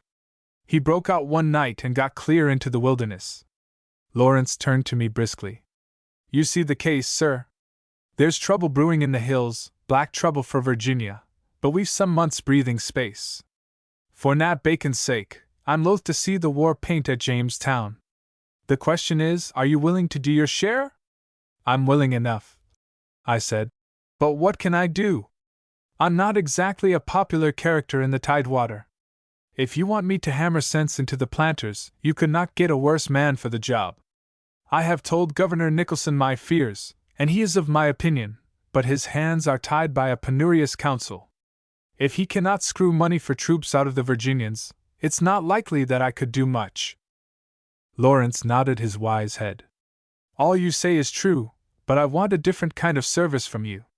You may have noticed in your travels, Mr. Garvald, for they tell me you are not often out of the saddle, that up and down the land there's a good few folk that are not very easy in their minds. Many of these are former troopers of Bacon, some are new men who have eyes in their heads, some are old settlers who have been soured by the folly of the government. With such poor means as I possess, I keep in touch with these gentlemen, and in them we have the rudiments of a frontier army. I don't say they are many, but 500 resolute fellows, well horsed and well armed, and led by some man who knows the Indian ways, might be a stumbling block in the way of an Iroquois raid. But to perfect this force needs time, and above all, it needs a man on the spot, for Virginia is not a healthy place for me, and these savannas are a trifle distant. I want a man in Jamestown who will receive word when I send it, and pass it on to those who should hear it. I want a discreet man, whose trade takes him about the country. Mr. Campbell tells me you are such an one. Will you accept the charge?" I was greatly flattered, but a little perplexed. "I'm a law-abiding citizen," I said, "and I can have no hand in rebellions. I've no ambition to play Bacon's part." Lawrence smiled. "A proof of your discretion, sir. But believe me, there is no thought of rebellion. We have no quarrel with the council and less with His Majesty's governor. We but seek to set the house in order against perils which we alone know fully. I approve of your scruples, and I give you my word they shall not be violated." "So be it," I said. "I will do what I can." "God be praised," said Mr. Lawrence. "I have here certain secret papers which will give you the names of the men we can trust. Messages will come to you, which I trust you to find the means of sending on. Mercer has our confidence, and will arrange with you certain matters of arms. He will also supply you with what money is needed. There are many in the Tidewater who would look askance at this business, so it must be done in desperate secrecy. But if there should be trouble, I counsel you to play a bold hand with the governor. They tell me that you and he are friendly, and unless I mistake the man, he can see reason if he is wisely handled. If the worst comes to the worst, you can take Nicholson into your confidence." "How long have we to prepare?" I asked. "The summer months, according to my forecast. It may be shorter or longer, but I will know better when I get nearer the hills." "And what about the Carolina tribes?" I asked. "If we are to hold the western marches of Virginia, we cannot risk being caught on the flank." "That can be arranged," he said. "Our friends the Sioux are not overfond of the Long House. If the Tuscaroras ride, I do not think they will ever reach the James." The afternoon was now ending, and we were given a meal of corn cakes and roast deer's flesh. Then we took our leave, and Mr. Lawrence's last word to me was to send him any English books of a serious cast which came under my eye. This request he made with so much hesitation, but with so hungry a desire in his face, that I was moved to pity this ill-fated scholar, wandering in Indian lodges, and famished for lack of the society of his kind. Ringgan took me by a new way which bore north of that we had ridden, and though the dusk began soon to fall, he never faltered in his guiding. Presently we left the savannah for the woods of the coast, and dropping downhill by a very meager path, we came in 3 hours to a creek of the sea. There by a little fire we found Shala, and the sloop riding at anchor below a thick covert of trees. "Good-bye to you, Andrew," cried Ringgan. "You'll be getting news of me soon, and maybe see me in the flesh on the Tidewater. Remember the word I told you in the Salt Market, for I never mention names when I take the road."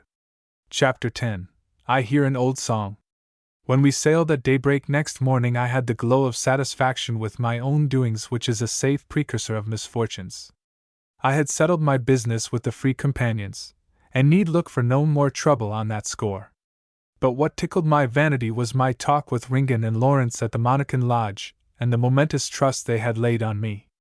With a young man's vanity, I saw myself the savior of Virginia, and hailed as such by the proud folk who now scorned me. My only merits, as I was to learn in time, are a certain grasp of simple truths that elude cleverer men, and a desperate obstinacy which is reluctant to admit defeat.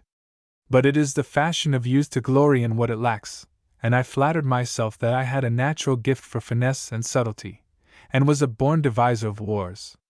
Again and again I told myself how I and Lawrence's Virginians, grown under my hand to a potent army, should roll back the invaders to the hills and beyond, while the Sioux of the Carolinas guarded one flank and the streams of the Potomac the other. In those days the star of the great Marlborough had not risen, but John Churchill, the victor of Blenheim, did not esteem himself a wiser strategist than the raw lad Andrew Garfield, now sailing north in the long wash of the Atlantic seas. The weather grew spiteful, and we were much buffeted about by the contrary spring winds, so that it was late in the afternoon of the third day that we turned Cape Henry and came into the Bay of Chesapeake. Here a perfect hurricane fell upon us, and we sought refuge in a creek on the shore of Norfolk County. The place was marshy, and it was hard to find dry land for our night's lodging. Our provisions had run low, and there seemed little enough for 2 hungry men who had all day been striving with salt winds. So, knowing that this was a neighborhood studded with great manners, and remembering the hospitality I had so often found, I left Shala by the fire with such food as remained, and set out with our lantern through the woods to look for a human habitation. I found one quicker than I had hoped. Almost at once I came on a track which led me into a carriage road and out of the thickets to a big clearing. The daylight had not yet wholly gone, and it guided me to 2 gateposts, from which an avenue of chestnut trees led up to a great house. There were lights glimmering in the windows, and when I reached the yard and saw the size of the barns and outbuildings, I wished I had happened on a place of less pretensions.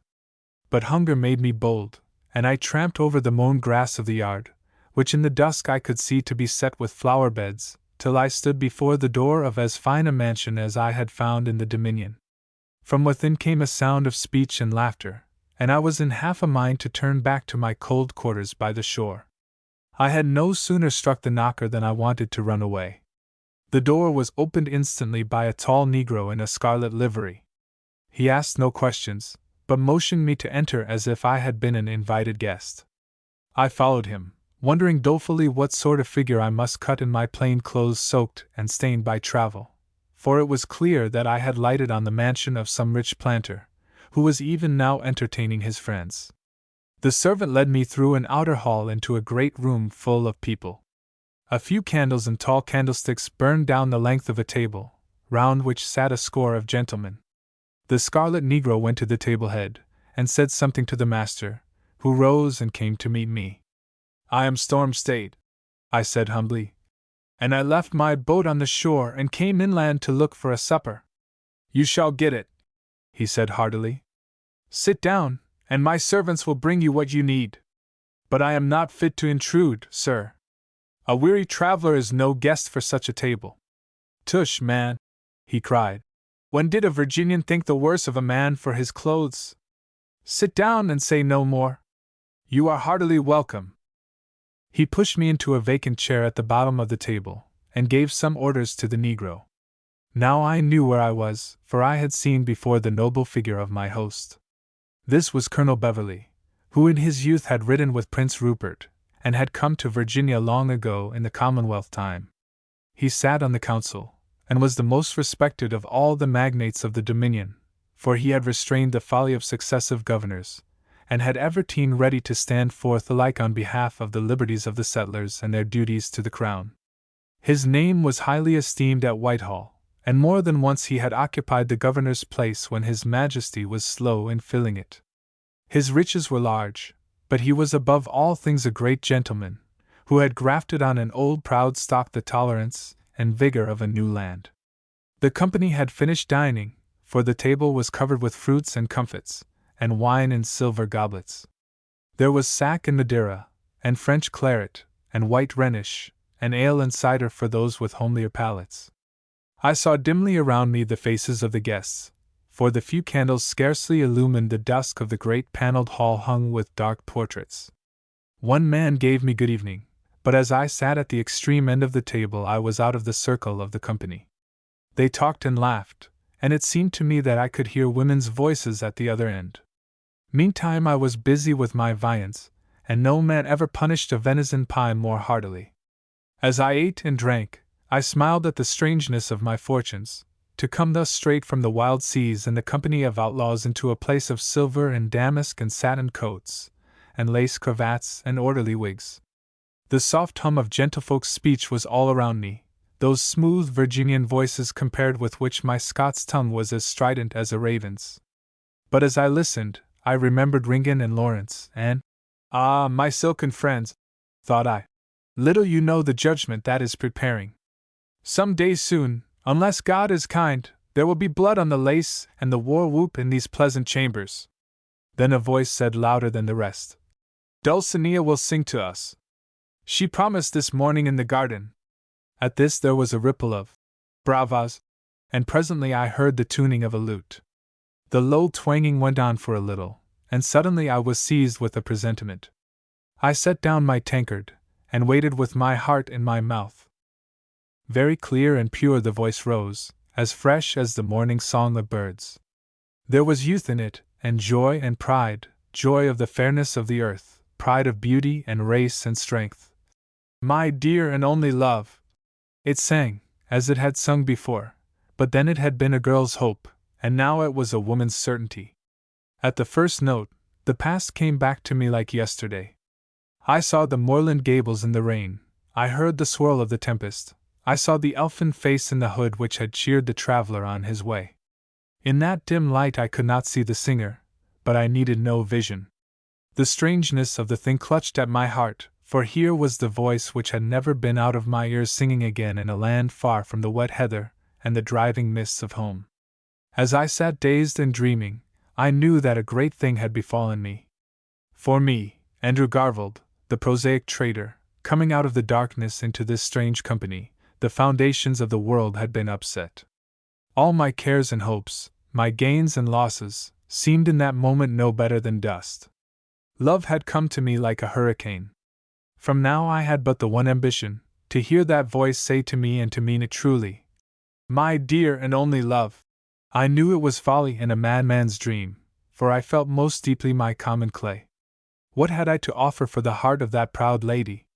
A dingy and battered merchant might as well enter a court of steel-clad heroes and contend for the love of a queen. But I was not downcast. I do not think I even wanted to hope.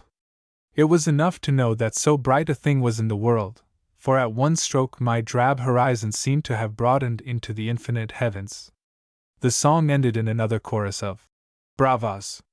"Bring 20 candles, Pompey," my host called out, "and the great punch bowl.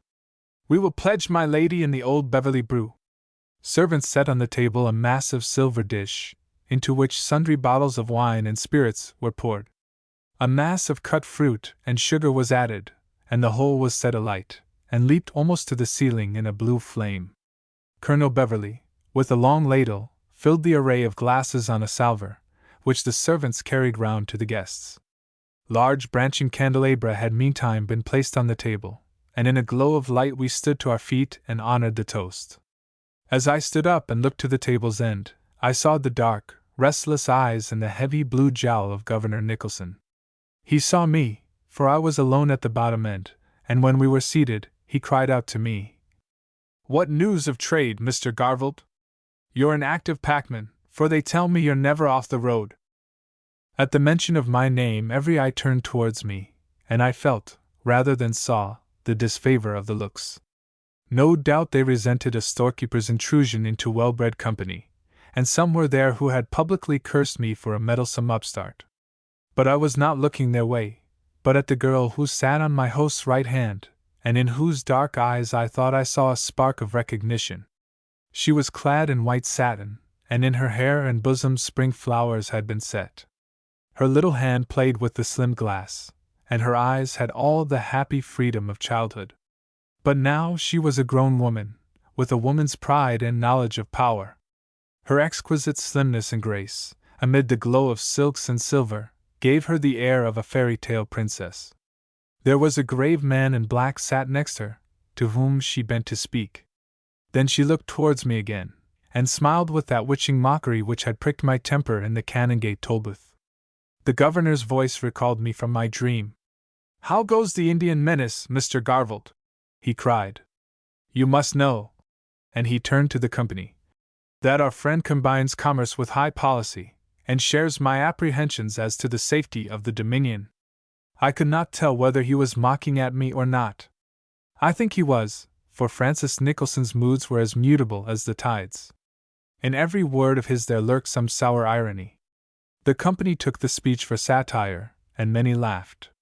One young gentleman, who wore a purple coat and a splendid brocaded vest, laughed very loud.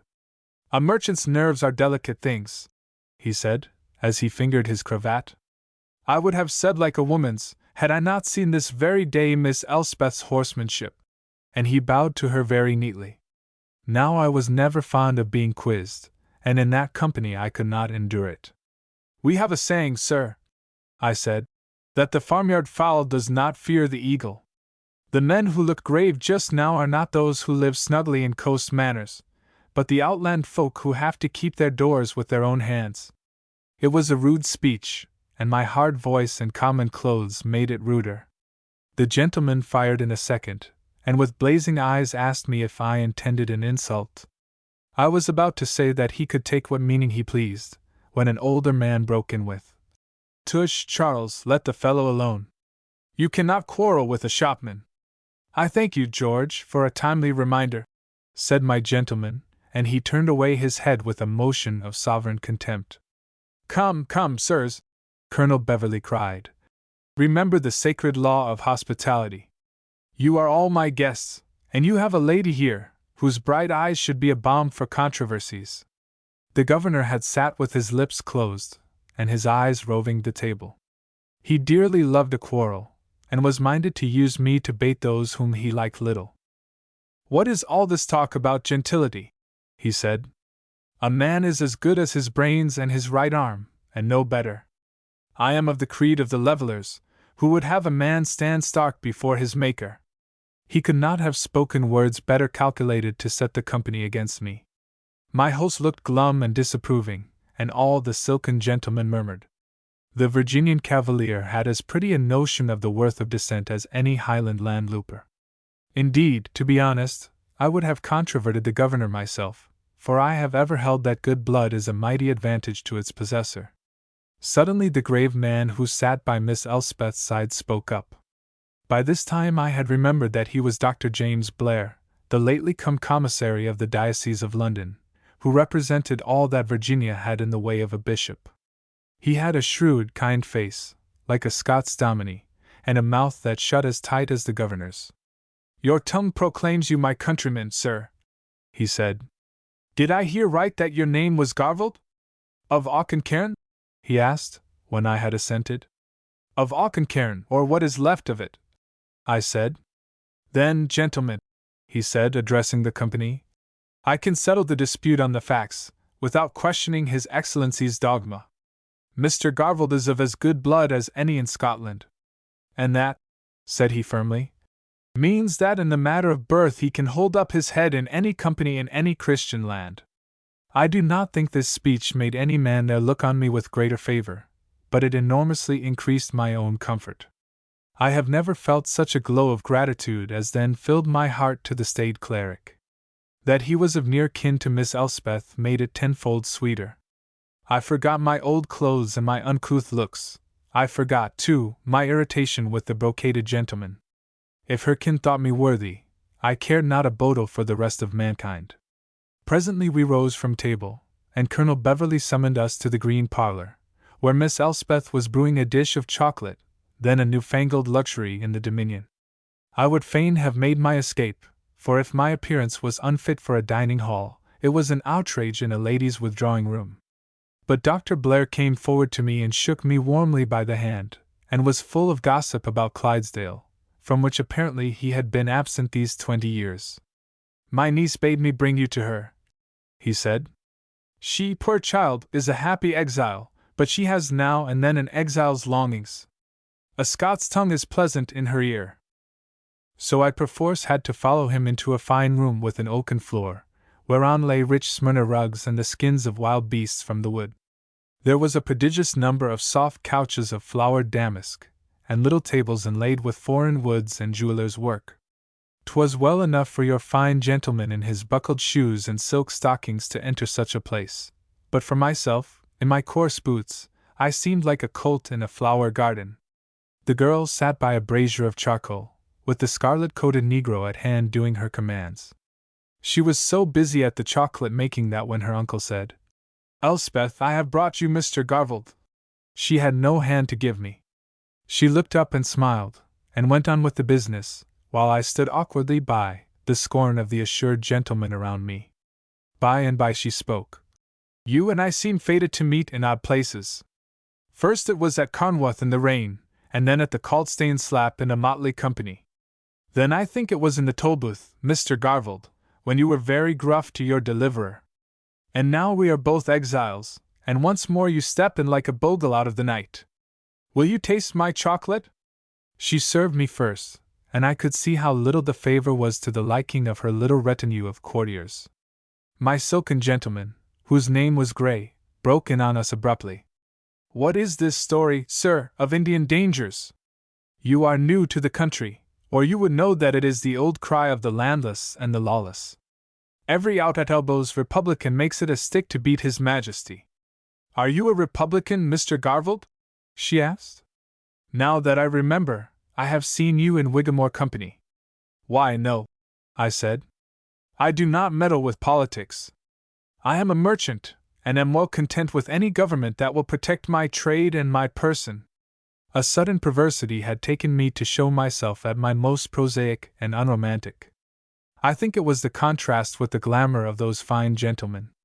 I had neither claim nor desire to be of their company, and to her I could make no pretense. He laughed scornfully. "Yours is a noble cause," he said. "But you may sleep peacefully in your bed, sir. Be assured that there are 1,000 gentlemen of Virginia whose swords will leap from their scabbards at a breath of peril, on behalf of their women and their homes. And these," he added, taking snuff from a gold box, "are perhaps as potent spurs to action as the whims of a busybody or the gains of a housekeeping trader."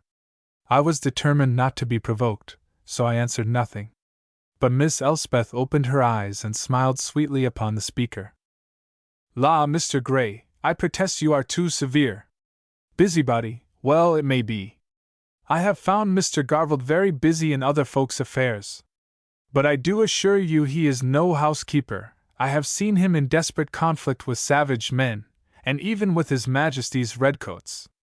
If trouble ever comes to Virginia, you will find him, I doubt not, a very bold moss trooper." It was the light, laughing tone I remembered well, but now it did not vex me.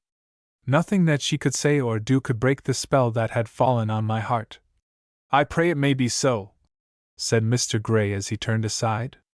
By this time the governor had come forward, and I saw that my presence was no longer desired. I wanted to get back to Shala and solitude. The cold bed on the shore would be warmed for me by happy dreams. So I found my host, and thanked him for my entertainment. He gave me good evening hastily, as if he were glad to be rid of me. At the hall door someone tapped me on the shoulder, and I turned to find my silken cavalier. "It seems you are a gentleman, sir," he said. "So I desire a word with you. Your manners at table deserved a whipping, but I will condescend to forget them. But a second offense shall be duly punished." He spoke in a high, lisping voice, which was the latest London importation. I looked him square in the eyes. He was maybe an inch taller than me, a handsome fellow, with a flushed, petulant face and an overweening pride in his arched brows. "By all means let us understand each other," I said. "I have no wish to quarrel with you. Go your way and I will go mine, and there need be no trouble." "That is precisely the point," said he. "I do not choose that your way should take you again to the side of Miss Elspeth Blair. If it does, we shall quarrel." It was the height of flattery. At last I had found a fine gentleman who did me the honor to regard me with jealous eyes. I laughed loudly with delight. He turned and strolled back to the company. Still laughing, I passed from the house, lit my lantern, and plunged into the somber woods. Chapter 11. Gravity out of bed. A week later I had a visit from old Mercer. He came to my house in the evening just after the closing of the store. First of all, he paid out to me the gold I had lost from my ship at Accomac, with all the gravity in the world, as if it had been an ordinary merchant's bargain. Then he produced some papers, and putting on big horn spectacles, proceeded to instruct me in them.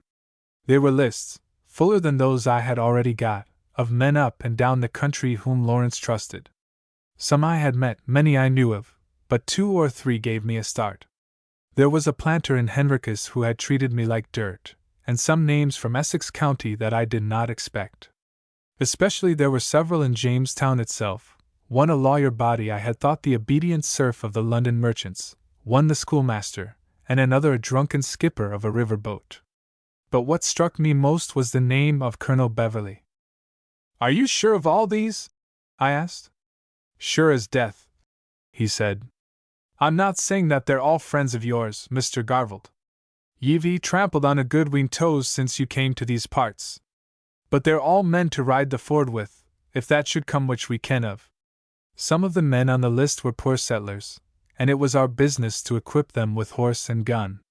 That was to be my special duty, that, and the establishing of means by which they could be summoned quickly. With the first Mercer could help me, for he had his hand on all the lines of the smuggling business, and there were a dozen ports on the coast where he could land arms. Horses were an easy matter, requiring only the doling out of money. But the summoning business was to be my particular care. I could go about the country in my ordinary way of trade without exciting suspicion, and my house was to be the rendezvous of every man on the list who wanted news or guidance. "Can ye trust your men?" Mercer asked, and I replied that Faulkner was as staunch as cold steel, and that he had picked the others. "Well, let's see your accommodation." And the old fellow hopped to his feet, and was out of doors before I could get the lantern. Mercer on a matter of this sort was a different being from the decayed landlord of the waterside tavern. His spectacled eyes peered everywhere, and his shrewd sense judged instantly of a thing's value. He approved of the tobacco shed as a store for arms, for he could reach it from the river by a little-used road through the woods. It was easy so to arrange, the contents that a passing visitor could guess nothing, and no one ever penetrated to its recesses but Faulkner and myself. I summoned Faulkner to the conference, and told him his duties, which he undertook with sober interest. He was a dry stick from Fife, who spoke seldom and wrought mightily. Faulkner attended to Mercer's consignments, and I took once more to the road. I had to arrange that arms from the coast or the riversides could be sent inland, and for this purpose I had a regiment of pack horses that delivered my own stores as well. I had to visit all the men on the list whom I did not know, and a weary job it was. I repeated again my toil of the first year, and in the hot Virginian summer rode the length and breadth of the land. My own business prospered hugely, and I bought on credit such a stock of tobacco as made me write my uncle for a 4th ship at the harvest sailing. It seemed a strange thing, I remember, to be bargaining for stuff which might never be delivered, for by the autumn the Dominion might be at death grips. In those weeks I discovered what kind of force Lawrence leaned on. He who only knew Jamestown and the rich planters knew little of the true Virginia. There were old men who had long memories of Indian fights, and men in their prime who had risen with Bacon, and young men who had their eyes turned to the unknown West. There were newcomers from Scotland and North Ireland, and a stout band of French Protestants, most of them gently born, who had sought freedom for their faith beyond the sway of King Louis. You cannot picture a hardier or more spirited race than the fellows I thus recruited. The forest settler who swung an axe all day for his livelihood could have felled the ordinary fine gentleman with one blow of his fist. And they could shoot too, with their rusty matchlocks or clumsy snafences. In some few the motive was fear, for they had seen or heard of the tender mercies of the savages. But in most, I think, it was a love of bold adventure, and especially the craving to push the white man's province beyond the narrow borders of the tidewater. If you say that this was something more than defense, I claim that the only way to protect a country is to make sure of its environs. What hope is there of peace if your frontier is the rim of an unknown forest? My hardest task was to establish some method of sending news to the outland dwellers. For this purpose I had to consort with queer folk. Shalla, who had become my second shadow, found here and there little Indian camps, from which he chose young men as messengers. In one place I would get a settler with a canoe, in another a woodman with a fast horse, and in a third some lad who prided himself on his legs. The rare country taverns were a help, for most of their owners were in the secret. The Tidewater is a flat forest region, so we could not light beacons as in a hilly land. But by the aid of Shallow's woodcraft I concocted a set of marks on trees and dwellings which would speak a language to any initiate traveler. The Indians, too, had their own silent tongue, by which they could send messages over many leagues in a short space. I never learned the trick of it, though I tried hard with Shala as interpreter, for that you must have been suckled in a wigwam. When I got back to Jamestown, Faulkner would report on his visitors, and he seems to have had many. Rough fellows would ride up at the darkening, bringing a line from Mercer, or more often an agreed password, and he had to satisfy their wants and remember their news. So far I had had no word from Lawrence, though Mercer reported that Ringan was still sending arms. That tobacco shed of mine would have made a brave explosion if someone had kindled it, and indeed, the thing more than once was near happening through a Negro's foolishness. I spent all my evenings, when at home, in making a map of the country. I had got a rough chart from the Surveyor General, and filled up such parts as I knew, and over all I spread a network of lines which meant my ways of sending news. For instance, to get to a man in Essex County, the word would be passed by Middle Plantation to York Ferry. Thence in an Indian's canoe it would be carried to Aird's store on the Mattapony, from which a woodman would take it across the swamps to a clump of hemlocks. There he would make certain marks, and a long-legged lad from the Rappahannock, riding by daily to school, would carry the tidings to the man I wanted. And so forth over the habitable dominion. I calculated that there were not more than a dozen of Lawrence's men who within 3 days could not get the summons, and within 5 be at the proper rendezvous. One evening I was surprised by a visit from Colonel Beverley. He came openly on a fine bay horse with 2 mounted Negroes as attendants. I had parted from him dryly, and had been surprised to find that he was one of us, but when I had talked with him a little, it appeared that he had had a big share in planning the whole business. We mentioned no names, but I gathered that he knew Lawrence, and was at least aware of Ringan. He warned me, I remember, to be on my guard against some of the young bloods, who might visit me to make mischief. "It's not that they know anything of our affairs," he said, "but that they have got a prejudice against yourself, Mr. Garvald.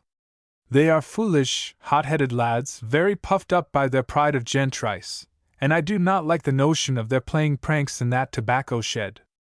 I asked him a question which had long puzzled me, why the natural defense of a country should be kept so secret. "The governor, at any rate," I said, "would approve, and we are not asking the burgesses for a single guinea." "Yes, but the governor would play a wild hand," was the answer. "He would never permit the thing to go on quietly, but would want to ride at the head of the men, and the whole fat would be in the fire. You must know, Mr. Garvald, that politics run high in our Virginia. There are scores of men who would see in our enterprise a second attempt like Bacon's, and though they might approve of our aims, would never hear of one of Bacon's folks serving with us. I was never a Bacon's man, for I was with Berkeley in Accomac and at the taking of Jamestown, but I know the quality of the rough fellows that Bacon led, and I want them all for this adventure. Besides, who can deny that there is more in our plans than a defense against Indians? There are many who feel with me that Virginia can never grow to the fullness of a nation so long as she is cooped up in the Tidewater. Newcomers arrive by every ship from England, and press on into the wilderness. But there can be no conquest of the wilderness till we have broken the Indian menace, and pushed our frontier up to the hills, aye, and beyond them. But tell that to the ordinary planter, and he will assign you to the devil. He fears these newcomers, who are simple fellows that do not respect his grandeur. He fears that some day they may control the assembly by their votes. He wants the Tidewater to be his castle, with porters and guards to hound away strangers. Man alive, if you had tried to put reason into some of their heads, you would despair of human nature. Let them get a hint of our preparations, and there will be petitions to council and a howling about treason, and in a week you will be in jail, Mr. Garvald. So we must move cannily, as you Scots say. That conversation made me wary, and I got Faulkner to keep a special guard on the place when I was absent. At the worst, he could summon Mercer, who would bring a rough crew from the waterside to his aid. Then once more I disappeared into the woods. In these days a new Shala revealed himself. I think he had been watching me closely for the past months, and slowly I had won his approval. He showed it by beginning to talk as he loped by my side in our forest wanderings. The man was like no Indian I have ever seen. He was a Senecan, and so should have been on the side of the Long House, but it was plain that he was an outcast from his tribe, and indeed, from the whole Indian brotherhood. I could not fathom him, for he seemed among savages to be held in deep respect, and yet here he was, the ally of the white man against his race. His lean, supple figure, his passionless face, and his high, masterful air had a singular nobility in them. To me he was never the servant, scarcely even the companion, for he seemed like a being from another world, who had a knowledge of things hid from human ken. In woodcraft he was a master beyond all thought of rivalry. Often, when time did not press, he would lead me, clumsy as I was, so that I could almost touch the muzzle of a crouching deer, or lay a hand on a yellow panther, before it slipped like a live streak of light into the gloom. He was an eerie fellow, too. Once I found him on a high river bank at sunset watching the red glow behind the blue shadowy forest. "There is blood in the west," he said, pointing like a prophet with his long arm. "There is blood in the hills which is flowing to the waters. At the moon of stags it will flow, and by the moon of wildfowl it will have stained the sea." He had always the hills at the back of his head. Once, when we caught a glimpse of them from a place far up the James River, he stood like a statue gazing at the thin line which hung like a cloud in the west. I am upland bred, and to me, too, the sight was a comfort as I stood beside him. "The Manitou in the hills is calling," he said abruptly. "I wait a little, but not long. You too will follow, brother, to where the hawks wheel and the streams fall in vapor. There we shall find death or love, I know not which, but it will be a great finding. The gods have written it on my heart." Then he turned and strode away, and I did not dare to question him. There was that about him which stirred my prosaic soul into a wild poetry, till for the moment I saw with his eyes, and heard strange voices in the trees. Apart from these uncanny moods, he was the most faithful helper in my task. Without him I must have been a mere child. I could not read the lore of the forest. I could not have found my way as he found it through pathless places. From him, too, I learned that we were not to make our preparations unwatched. Once, as we were coming from the Rappahannock to the York, he darted suddenly into the undergrowth below the chestnuts. My eye could see no clue on the path, and suspecting nothing, I waited on him to return. Presently he came, and beckoned me to follow. 30 yards into the coppice we found a man lying dead, with a sharp stake holding him to the ground, and a raw, red mass where had been once his head. "That was your messenger, brother," he whispered. "The one who was to carry word from the Mattapony to the north. See, he has been dead for 2 suns. He was one of the tame Algonquins who dwelt by Aird's store." "Who did it?" I asked, with a very sick stomach. "A Cherokee. Some cunning one, and he left a sign to guide us." He showed me a fir cone he had picked up from the path, with the sharp end cut short and a thorn stuck in the middle. The thing disquieted me horribly, for we had heard no word yet of any movement from the west. And yet it seemed that our enemy's scouts had come far down into the tidewater, and knew enough to single out for death a man we had enrolled for service. Shala slipped off without a word, and I was left to continue my journey alone. I will not pretend that I liked the business. I saw an Indian in every patch of shadow, and looked pretty often to my pistols before I reached the security of Aird's house. 4 days later Shala appeared at Jamestown. "They were 3, he said simply. "They came from the hills a moon ago, and have been making bad trouble on the Rappahannock.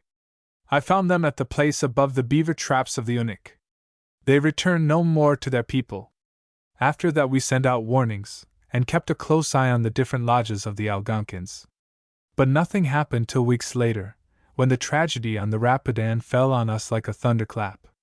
All this time I had been too busy to go near the town or the horse racings and holiday meetings where I might have seen Elspeth. But I do not think she was ever many minutes out of my mind. Indeed, I was almost afraid of a meeting, lest it should shatter the bright picture which comforted my solitude. But one evening in June, as I jogged home from Middle Plantation through the groves of walnuts, I came suddenly at the turn of the road on a party. Dr. James Blair, mounted on a stout Flanders cob, held the middle of the path, and at his side rode the girl, while 2 servants followed with traveling valises. I was upon them before I could rein up, and the doctor cried a hearty good day. So I took my place by Elspeth, and with my heart beating wildly, accompanied them through the leafy avenues and by the green melon beds in the clearings till we came out on the prospect of the river. The doctor had a kindness for me, and was eager to talk of his doings. He was almost as great a moss trooper as myself, and with Elspeth for company, had visited near every settlement in the Dominion. Education and Christian privileges were his care, and he deplored the backward state of the land. I remember that even then he was full of his scheme for a Virginian college to be established at Middle Plantation, and he wrote weekly letters to his English friends soliciting countenance and funds. Of the happy issue of these hopes, and the great college which now stands at Williamsburg, there is no need to remind this generation. But in that hour I thought little of education. The doctor boomed away in his deep voice, and I gave him heedless answers. My eyes were ever wandering to the slim figure at my side. She wore a broad hat of straw, I remember, and her skirt and kirtle were of green, the fairy's color. I think she was wearied with the sun, for she spoke little, but her eyes when they met mine were kind. That day I was not ashamed of my plain clothes or my homely face, for they suited well with the road. My great boots of untanned buckskin were red with dust, I was bronzed like an Indian, and the sun had taken the color out of my old blue coat. But I smacked of travel and enterprise, which to an honest heart are dearer than brocade. Also I had a notion that my very homeliness revived in her the memories of our common motherland. I had nothing to say, having acquired the woodland habit of silence, and perhaps it was well. My clumsy tongue would have only broken the spell which the sunlit forests had woven around us. As we reached my house a cavalier rode up with a bow and a splendid sweep of his hat. 'Twas my acquaintance, Mr. Gray, come to greet the travelers. Elspeth gave me her hand at parting, and I had from the cavalier the finest glance of hate and jealousy which ever comforted the heart of a backward lover. Chapter 12. A Word at the Harbor Side. The next Sunday I was fool enough to go to church, for Dr. Blair was announced to preach the sermon. Now I knew very well what treatment I should get, and that it takes a stout fellow to front a conspiracy of scorn. But I had got new courage from my travels, so I put on my best suit of murrey-colored cloth, my stockings of cherry silk, the gold buckles which had been my father's, my silk-embroidered waistcoat, freshly ironed ruffles, and a new hat which had cost 40 shillings in London town. I wore my own hair, for I never saw the sense of a wig save for a bald man, but I had it deftly tied. I would have cut a great figure had there not been my bronzed and rugged face to give the lie to my finery. It was a day of blistering heat. The river lay still as a lagoon, and the dusty red roads of the town blazed like a furnace. Before I had got to the church door I was in a great sweat, and stopped in the porch to fan myself. Inside 'twas cool enough, with a pleasant smell from the cedar pews, but there was such a press of a congregation that many were left standing. I had a good place just below the choir, where I saw the governor's carved chair, with the governor's self before it on his kneeling cushion making pretence to pray. Round the choir rail and below the pulpit clustered many young exquisites, for this was a sovereign place from which to show off their finery. I could not get a sight of Elspeth. Dr. Blair preached us a fine sermon from the text, "My people shall dwell in a pleasant habitation, and in sure dwellings, and in quiet resting places." But his hearers were much disturbed by the continual chatter of the fools about the choir rail. Before he had got to the prayer of Chrysostom the exquisites were whispering like pigeons in a dovecot, exchanging snuff-boxes, and ogling the women. So intolerable it grew that the doctor paused in his discourse and sternly rebuked them, speaking of the laughter of fools which is as the crackling of thorns under a pot. This silenced them for a little, but the noise broke out during the last prayer, and with the final word of the benediction my gentlemen thrust their way through the congregation, that they might be the first at the church door. I have never seen so unseemly a sight, and for a moment I thought that Governor Nicholson would call the halberdiers and set them in the pillory. He refrained, though his face was dark with wrath, and I judged that there would be some hard words said before the matter was finished. I must tell you that during the last week I had been coming more into favor with the prosperous families of the colony. Someone may have spoken well of me, perhaps the doctor, or they may have seen the justice of my way of trading. Anyhow, I had a civil greeting from several of the planters, and a bow from their dames. But no sooner was I in the porch than I saw that trouble was afoot with the young bloods. They were drawn up on both sides the path, bent on quizzing me. I sternly resolved to keep my temper, but I foresaw that it would not be easy. "Behold the shopman in his Sunday best," said one. "I thought that Sawney wore bare knees on his dirty hills," said another. One pointed to my buckles. "Pinchbeck out of the store," he says. "Ho, ho, such finery!" cried another. "See how he struts like a gamecock." "There's much ado when beggars ride," said a third, quoting the proverb. It was all so pitifully childish that it failed to provoke me. I marched down the path with a smile on my face, which succeeded in angering them. One young fool, a Norton from Marroward, would have hustled me, but I saw Mr. Gray hold him back. "No brawling here, Austin," said my rival. They were not all so discreet. One of the Kents of Grassador tried to trip me by thrusting his cane between my legs. But was ready for him, and pulling up quick and bracing my knees, I snapped the thing short, so that he was left to dangle the ivory top. Then he did a wild thing. He flung the remnant at my face, so that the ragged end scratched my cheek. When I turned wrathfully I found a circle of grinning faces. It is queer how a wound, however slight, breaks a man's temper and upsets his calm resolves. I think that then and there I would have been involved in a melee, had not a voice spoke behind me. "Mr. Garvald," it said, "will you give me the favor of your arm? We dined today with His Excellency." I turned to find Elspeth, and close behind her Dr. Blair and Governor Nicholson. All my heat left me, and I had not another thought for my tormentors. In that torrid noon she looked as cool and fragrant as a flower. Her clothes were simple compared with the planters' dames, but of a far more dainty fashion. She wore, I remember, a gown of pale sprigged muslin, with a blue kerchief about her shoulders and blue ribbons in her wide hat. As her hand lay lightly on my arm I did not think of my triumph, being wholly taken up with the admiration of her grace. The walk was all too short, for the governor's lodging was but a stone's throw distant. When we parted at the door I hoped to find some of my mockers still lingering, for in that hour I think I could have flung any three of them into the river. None were left, however, and as I walked homewards I reflected very seriously that the baiting of Andrew Garvald could not endure for long. Pretty soon I must read these young gentry a lesson, little though I wanted to embroil myself in quarrels. I called them young, in scorn, but few of them, I fancy, were younger than myself. Next day, as it happened, I had business with Mercer at the waterside, and as I returned along the harbor front I fell in with the receiver of customs, who was generally called the captain of the castle, from his station at Point Comfort. He was an elderly fellow who had once been a Puritan, and still cherished a trace of the Puritan modes of speech. I had often had dealings with him, and had found him honest, though a thought truculent in manner. He had a passion against all smugglers and buccaneers, and in days to come, was to do good service in ridding Accomac of these scourges. He feared God, and did not greatly fear much else. He was sitting on the low wall smoking a pipe, and had by him a very singular gentleman. Never have I set eyes on a more decorous merchant. He was habited neatly and soberly in black, with a fine white cravat and starched shirt-bands.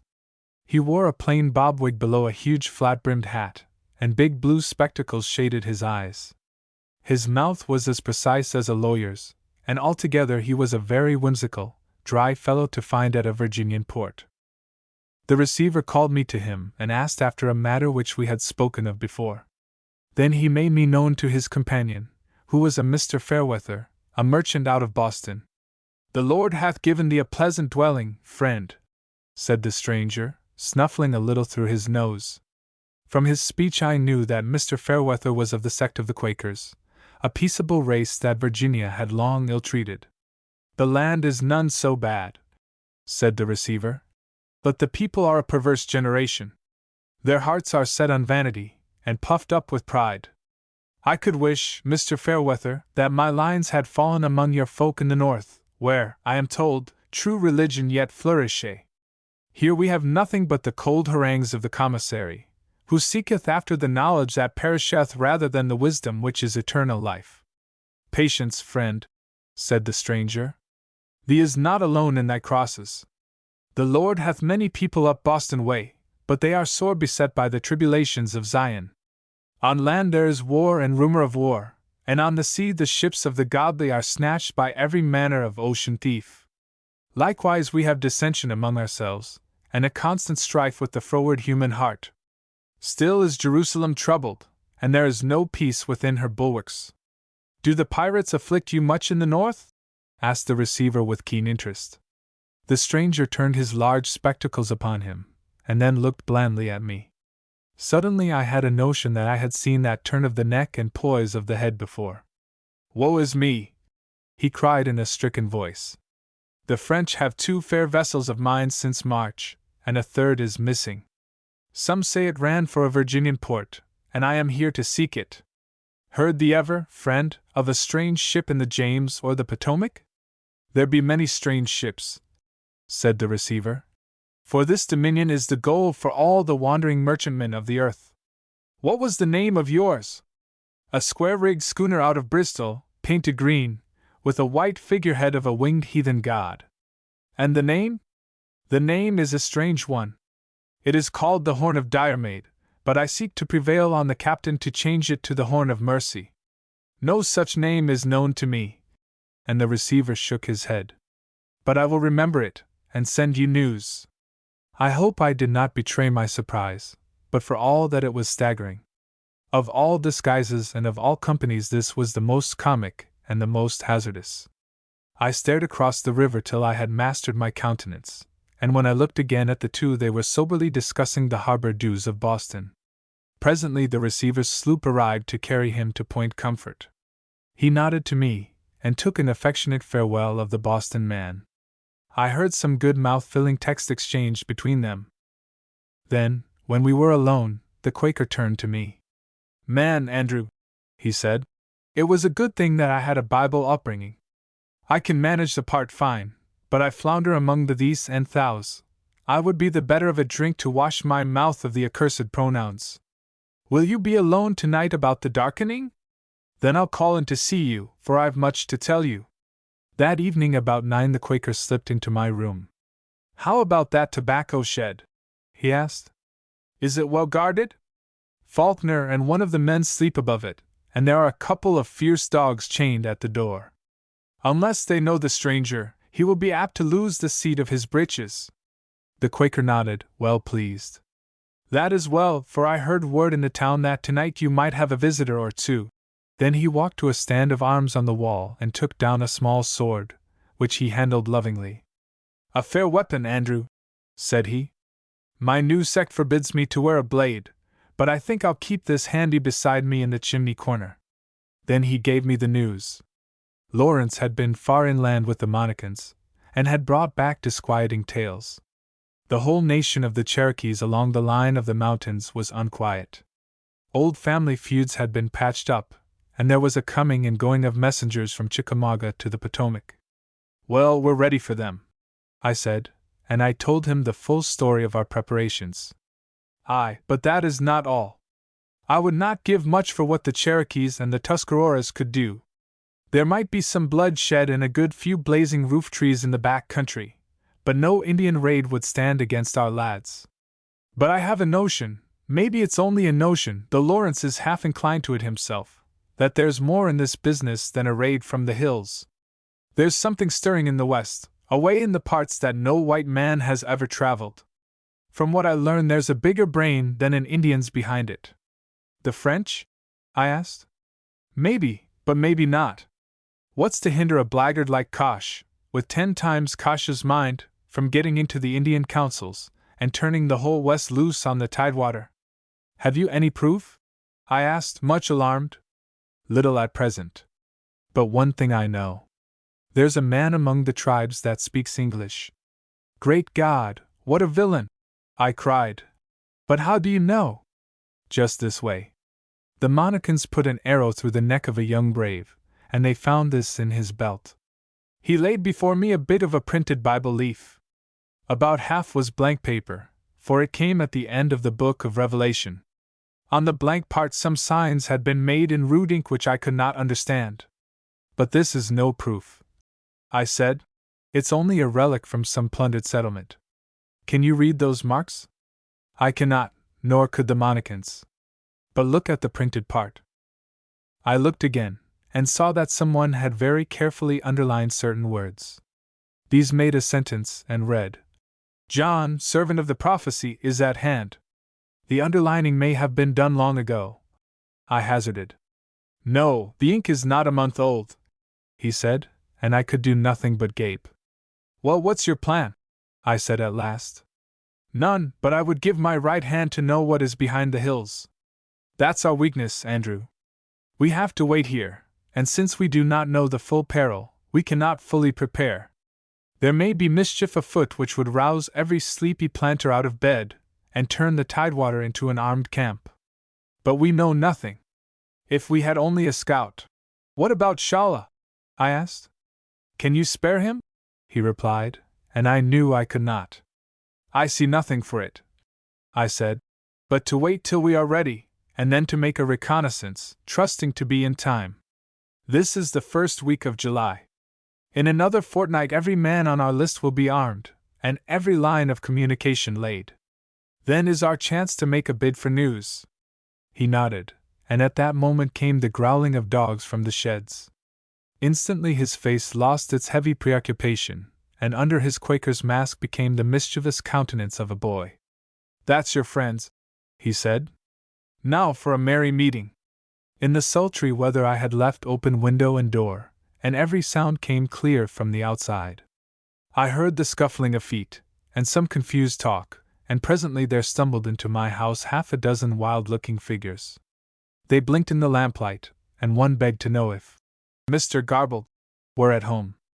All had decked themselves for this play in what they fancied was the dress of pirates, scarlet sashes, and napkins or turbans round their heads, big boots, and masks over their eyes. I did not recognize a face, but I was pretty clear that Mr. Gray was not of the number, and I was glad, for the matter between him and me was too serious for this tomfoolery.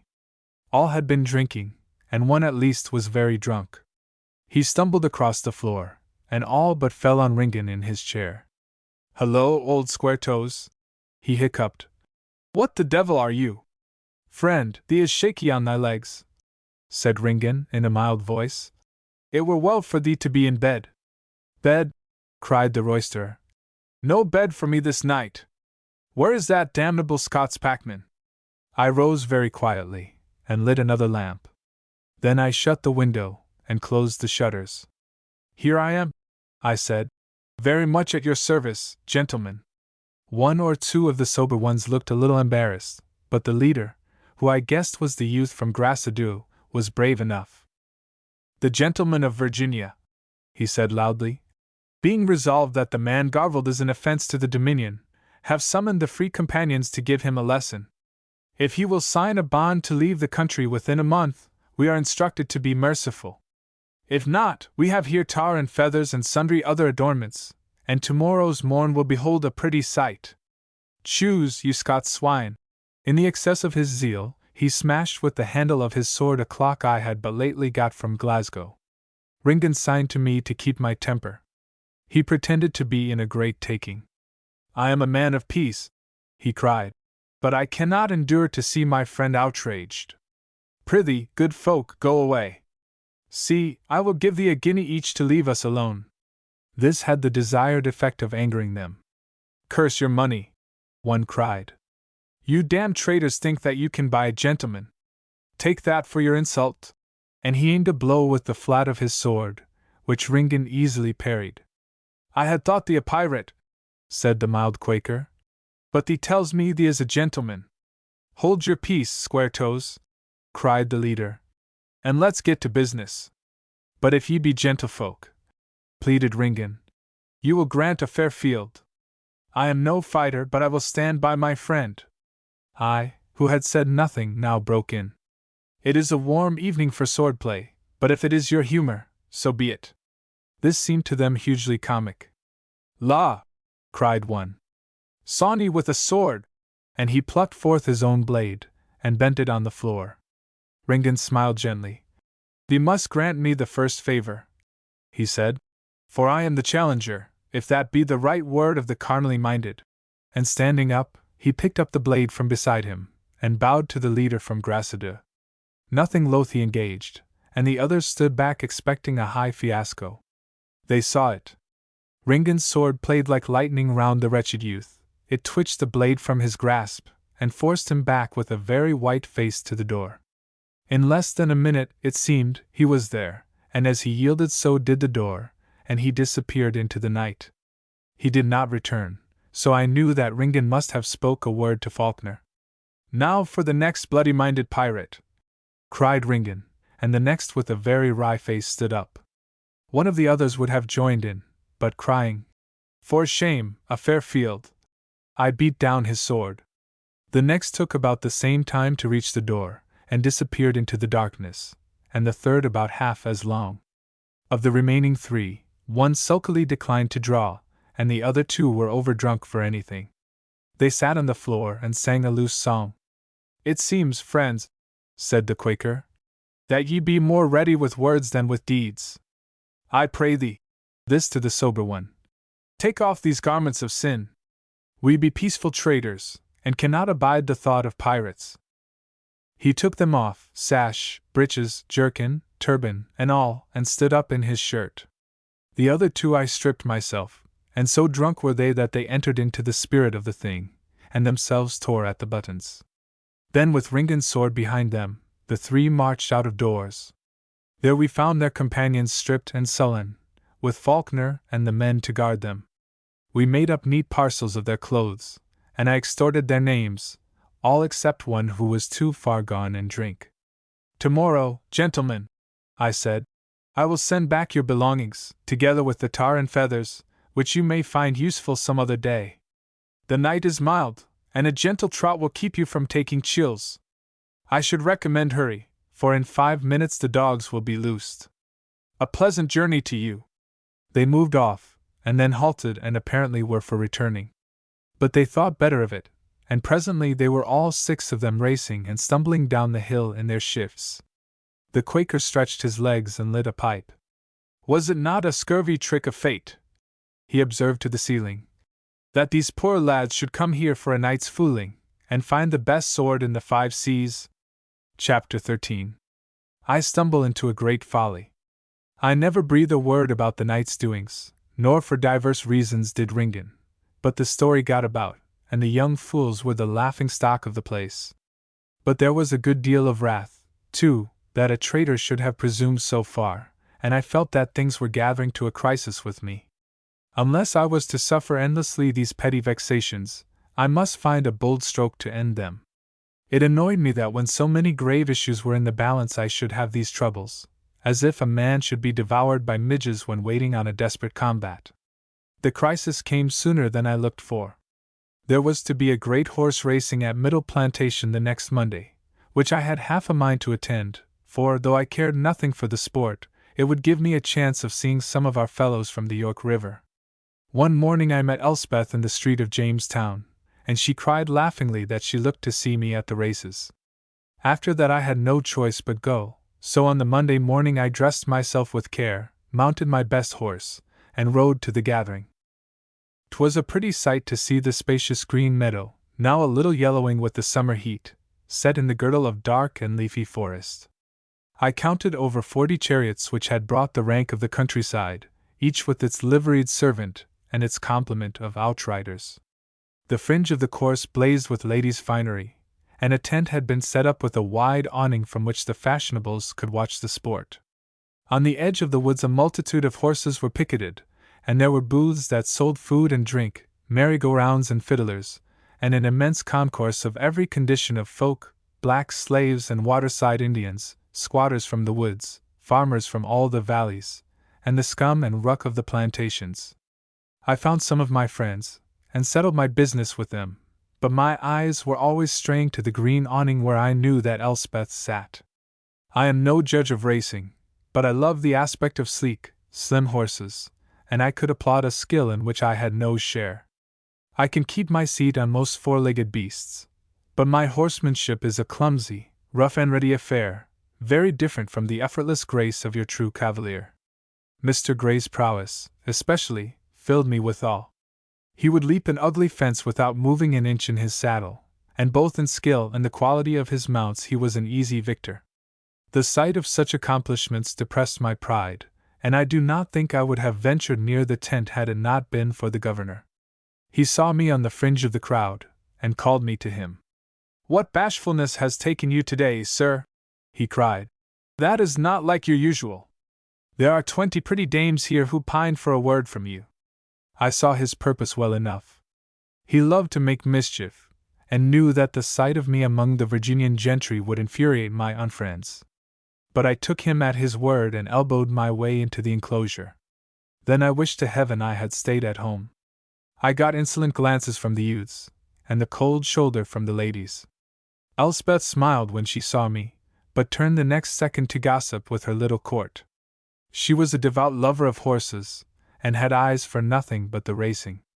Her cheeks were flushed, and it was pretty to watch her excitement, how she hung breathless on the movements of the field, and clapped her hands at a brave finish. Pretty, indeed, but exasperating to one who had no part in that pleasant company.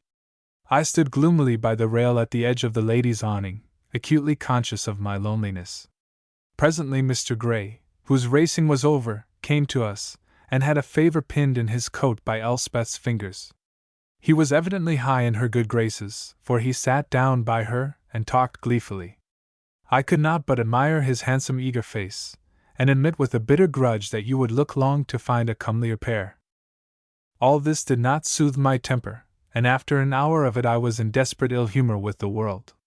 I had just reached the conclusion that I had had as much as I wanted, when I heard Elspeth's voice calling me. "Come hither, Mr. Garvald," she said. "We have a dispute which a third must settle. I favor the cherry, and Mr. Gray fancies the blue, but I maintain that blue crowds cherry unfairly at the corners. Use your eyes, sir, at the next turning." I used my eyes, which are very sharp, and had no doubt of it. "That is a matter for the master of the course," said Mr. Gray. "Will you uphold your view before him, sir?" I said that I knew too little of the sport to be of much weight as a witness. To this he said nothing, but offered to wager with me on the result of the race, which was now all but ending. "Or no," said he, "I should not ask you that. A trader is careful of his guineas." Elspeth did not hear, being intent on other things, and I merely shrugged my shoulders, though my fingers itched for the gentleman's ears. In a little the racing ceased, and the ladies made ready to leave. Dr. Blair appeared, protesting that the place was not for his cloth, and gave Elspeth his arm to escort her to his coach. She cried a merry good day to us, and reminded Mr. Gray that he had promised to sup with them on the morrow. When she had gone I spied a lace scarf which she had forgotten, and picked it up to restore it. This did not please the other. He snatched it from me, and when I proposed to follow, tripped me deftly, and sent me sprawling among the stools. As I picked myself up, I saw him running to overtake the Blairs. This time there was no discreet girl to turn the edge of my fury. All the jibes and annoyances of the past months rushed into my mind, and set my head throbbing. I was angry, but very cool with it all, for I saw that the matter had now gone too far for tolerance. Unless I were to be the butt of Virginia, I must assert my manhood. I nicked the dust from my coat, and walked quietly to where Mr. Gray was standing amid a knot of his friends, who talked of the races and their losses and gains. He saw me coming, and said something which made them form a staring alley, down which I strolled. He kept regarding me with bright, watchful eyes. "I have been very patient, sir," I said, "but there is a limit to what a man may endure from a mannerless fool, and I gave him a hearty slap on the face. Instantly there was a dead silence, in which the sounds seemed to linger intolerably. He had grown very white, and his eyes were wicked. "I am obliged to you, sir," he said. "You are some kind of ragged gentleman, so no doubt you will give me satisfaction." "When and where you please," I said sedately. "Will you name your friend now?" he asked. "These matters demand quick settlement." To whom was I to turn? I knew nobody of the better class who would act for me. For a moment I thought of Colonel Beverley, but his age and dignity were too great to bring him into this squabble of youth. Then a notion struck me. "If you will send your friend to my man, John Faulkner, he will make all arrangements. He is to be found any day in my shop." With this defiance, I walked nonchalantly out of the dumbfounded group, found my horse, and rode homewards. My coolness did not last many minutes, and long ere I had reached Jamestown I was a prey to dark forebodings. Here was I, a peaceful trader, who desired nothing more than to live in amity with all men, involved in a bloody strife. I had sought it, and yet it had been none of my seeking. I had graver thoughts to occupy my mind than the punctilios of idle youth, and yet I did not see how the thing could have been shunned. It was my hard fate to come athwart an obstacle which could not be circumvented, but must be broken. No friend could help me in the business, not Ringan, nor the governor, nor Colonel Beverley. It was my own affair, which I must go through with alone. I felt as solitary as a pelican. Remember, I was not fighting for any whimsy about honor, nor even for the love of Elspeth. I had openly provoked Grey because the hostility of the young gentry had become an intolerable nuisance in my daily life. So, with such pedestrian reasons in my mind, I could have none of the heady enthusiasm of passion. I wanted him and his kind cleared out of my way, like a noisome insect, but I had no flaming hatred of him to give me heart. The consequence was that I became a prey to dismal fear. That bravery which knows no ebb was never mine. Indeed, I am by nature timorous, for my fancy is quick, and I see with horrid clearness the incidents of a peril. Only a shamefaced conscience holds me true, so that though I have often done temerarious deeds, it has always been because I feared shame more than the risk, and my knees have ever been knocking together, and my lips dry with fright. I tried to think soberly over the future, but could get no conclusions save that I would not do murder. My conscience was pretty bad about the whole business. I was engaged in the kind of silly conflict which I had been bred to abhor. I had none of the common gentleman's notions about honor, and I knew that if by any miracle I slew Grey I should be guilty in my own eyes of murder. I would not risk the guilt. If God had determined that I should perish before my time, then perish I must. This despair brought me a miserable kind of comfort. When I reached home I went straight to Faulkner. "I have quarreled today with a gentleman, John, and have promised him satisfaction. You must act for me in the affair. Someone will come to see you this evening, and the meeting had better be at dawn tomorrow." He opened his eyes very wide. "Who is it, then?" he asked. "Mr. Charles Grey of Grey's 100, I replied. This made him whistle low. "He's a fine swordsman," he said. "I never heard there was any better in the Dominion. You'll be to fight with swords?" I thought hard for a minute. I was the challenged, and so had the choice of weapons. "No," said I. "You are to appoint pistols, for it is my right." At this Faulkner slowly grinned. "It's a new weapon for these affairs. What if they'll not accept? But it's no business of mine, and I'll remember your wishes." And the strange fellow turned again to his accounts. I spent the evening looking over my papers and making various appointments in case I did not survive the morrow. Happily the work I had undertaken for Lawrence was all but finished, and of my ordinary business Faulkner knew as much as myself. I wrote a letter to Uncle Andrew, telling him frankly the situation, that he might know how little choice I had. It was a cold-blooded job making these dispositions, and I hope never to have the like to do again. Presently I heard voices outside, and Faulkner came to the door with Mr. George Mason, the younger, of Thornby, who passed for the Chief Buck in Virginia. He gave me a cold bow. "I have settled everything with this gentleman, but I would beg of you, sir, to reconsider your choice of arms." My friend will doubtless be ready enough to humor you, but you have picked a barbarous weapon for Christian use. It's my only means of defense, I said.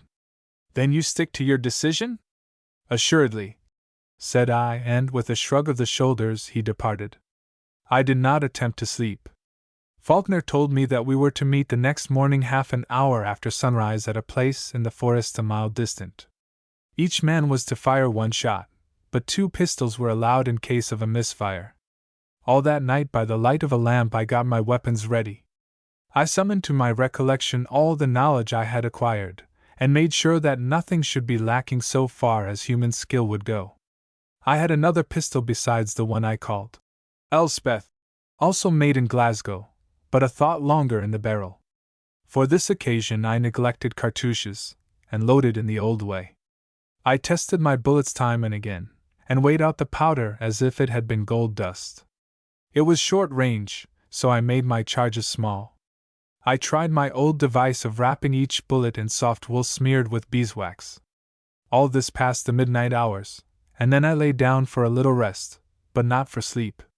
I was glad when Faulkner summoned me half an hour before sunrise.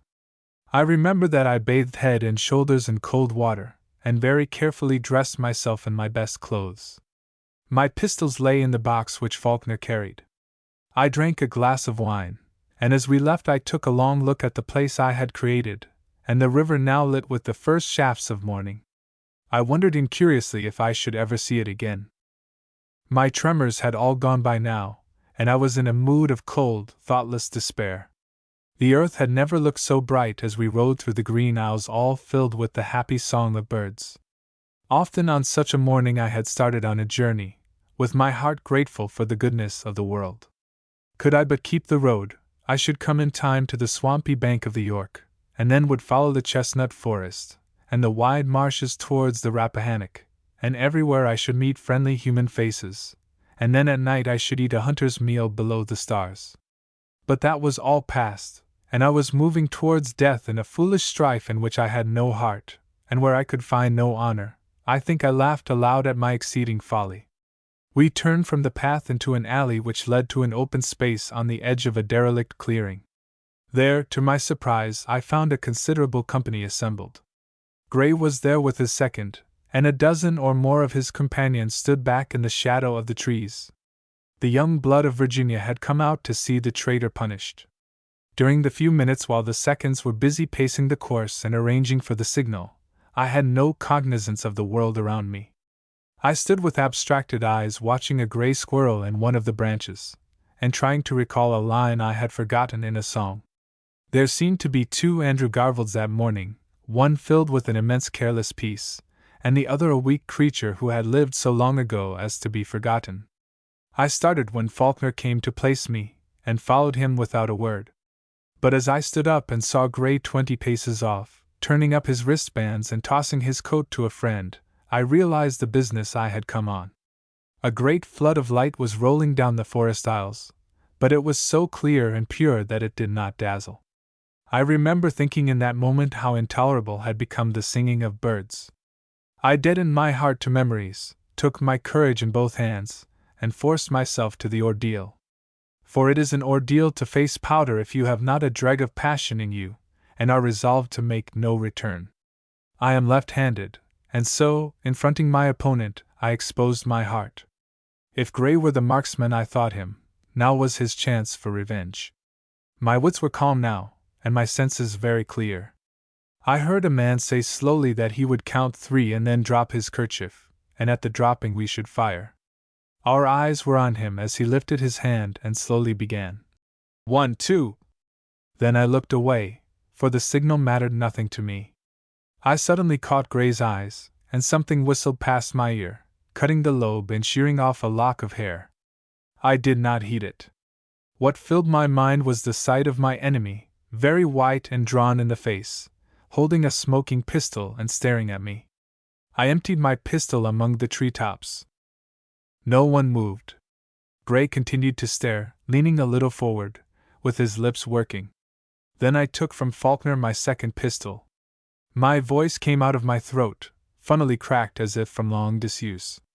"Mr. Gray," I cried, I would not have you think that I cannot shoot. 40 yards from me on the edge of the covert a turkey stood, with its foolish, inquisitive head. The sound of the shots had brought the bird out to see what was going on. It stood motionless, blinking its eyes, the very mark I desired. I pointed to it with my right hand, flung forward my pistol, and fired. It rolled over as dead as stone, and Faulkner walked to pick it up. He put back my pistols in the box, and returned to seek the horses. Then Gray came up to me. His mouth was hard set, but the lines were not of pride. I saw that he too had been desperately afraid, and I rejoiced that others beside me had been at breaking point. "Our quarrel is at an end, sir?" he said, and his voice was hesitating. "Why, yes," I said. "It was never my seeking, though I gave the offense. I have behaved like a cub, sir." And he spoke loud, so that all could hear. "You have taught me a lesson in gentility. Will you give me your hand?" I could find no words, and dumbly held out my right hand. "Nay, sir," he said. "The other, the one that held the trigger. I count it a privilege to hold the hand of a brave man." I had been tried too hard, and was all but proving my bravery by weeping like a bairn. Chapter 14. A Wild Wager. That July morning in the forest gave me, if not popularity, at any rate peace. I had made good my position. Henceforth the word went out that I was to be let alone. Some of the young men, indeed, showed signs of affecting my society, including that Mr. Kent of Grassadule who had been stripped by Ringen. The others treated me with courtesy, and I replied with my best manners. Most of them were of a different world to mine, and we could not mix, so 'twas right that our deportment should be that of two dissimilar but amiable nations bowing to each other across a frontier. All this was a great ease, but it brought one rueful consequence. Elspeth grew cold to me. Women, I suppose, have to condescend, and protect, and pity. When I was an outcast she was ready to shelter me, but now that I was in some degree of favor with others the need for this was gone, and she saw me without illusion in all my angularity and roughness. She must have heard of the duel, and jumped to the conclusion that the quarrel had been about herself, which was not the truth. The notion irked her pride, that her name should ever be brought into the brawls of men. When I passed her in the streets she greeted me coldly, and all friendliness had gone out of her eyes. My days were so busy that I had little leisure for brooding, but at odd moments I would fall into a deep melancholy. She had lived so constantly in my thoughts that without her no project charmed me. What mattered wealth or fame, I thought, if she did not approve? What availed my striving, if she were not to share in the reward? I was in this mood when I was bidden by Dr. Blair to sup at his house. I went thither in much trepidation, for I feared a great company, in which I might have no chance of a word from her. But I found only the governor, who was in a black humor, and disputed every word that fell from the doctor's mouth. This turned the meal into one long wrangle, in which the high fundamentals of government in church and state were debated by two choleric gentlemen. The girl and I had no share in the conversation. Indeed, we were clearly out of place, so she could not refuse when I proposed a walk in the garden. The place was all cool and dewy after the scorching day, and the bells of the flowers made the air heavy with fragrance. Somewhere near a man was playing on the flageolet a light, pretty tune which set her feet tripping. I asked her bluntly wherein I had offended. "Offended?" she cried. "Why should I take offense? I see you once in a blue moon. You flatter yourself strangely, Mr. Garvald, if you think you are ever in my thoughts. You are never out of mine," I said dismally. At this she laughed, something of the old elfin laughter which I had heard on the wet moors. "A compliment," she cried, "to be mixed up eternally with the weights of tobacco and the prices of Flemish lace. You are growing a very pretty courtier, sir." "I am no courtier," I said. "I think brave things of you, though I have not the words to fit them. But one thing I will say to you. Since ever you sang to the boy that once was me, your spell has been on my soul. And when I saw you again 3 months back, that spell was changed from the whim of youth to what men call love. Oh, I know well there's no hope for me. I am not fit to tie your shoe latch. But you have made a fire in my cold life, and you will pardon me if I dare warm my hands.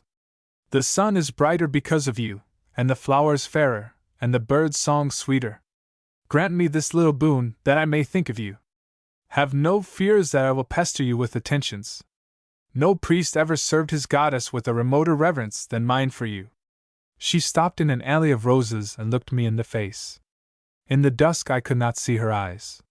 Fine words, she said. Yet I hear that you have been wrangling over me with Mr. Charles Grey, and exchanging pistol shots. Is that your reverence? In a sentence I told her the truth. They forced my back to the wall, I said, and there was no other way.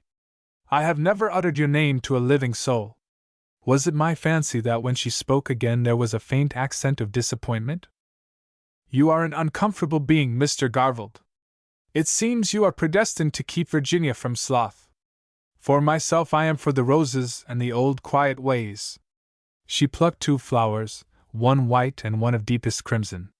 I pardon you, she said, and for token I will give you a rose. It is red, for that is your turbulent color. The white flower of peace shall be mine.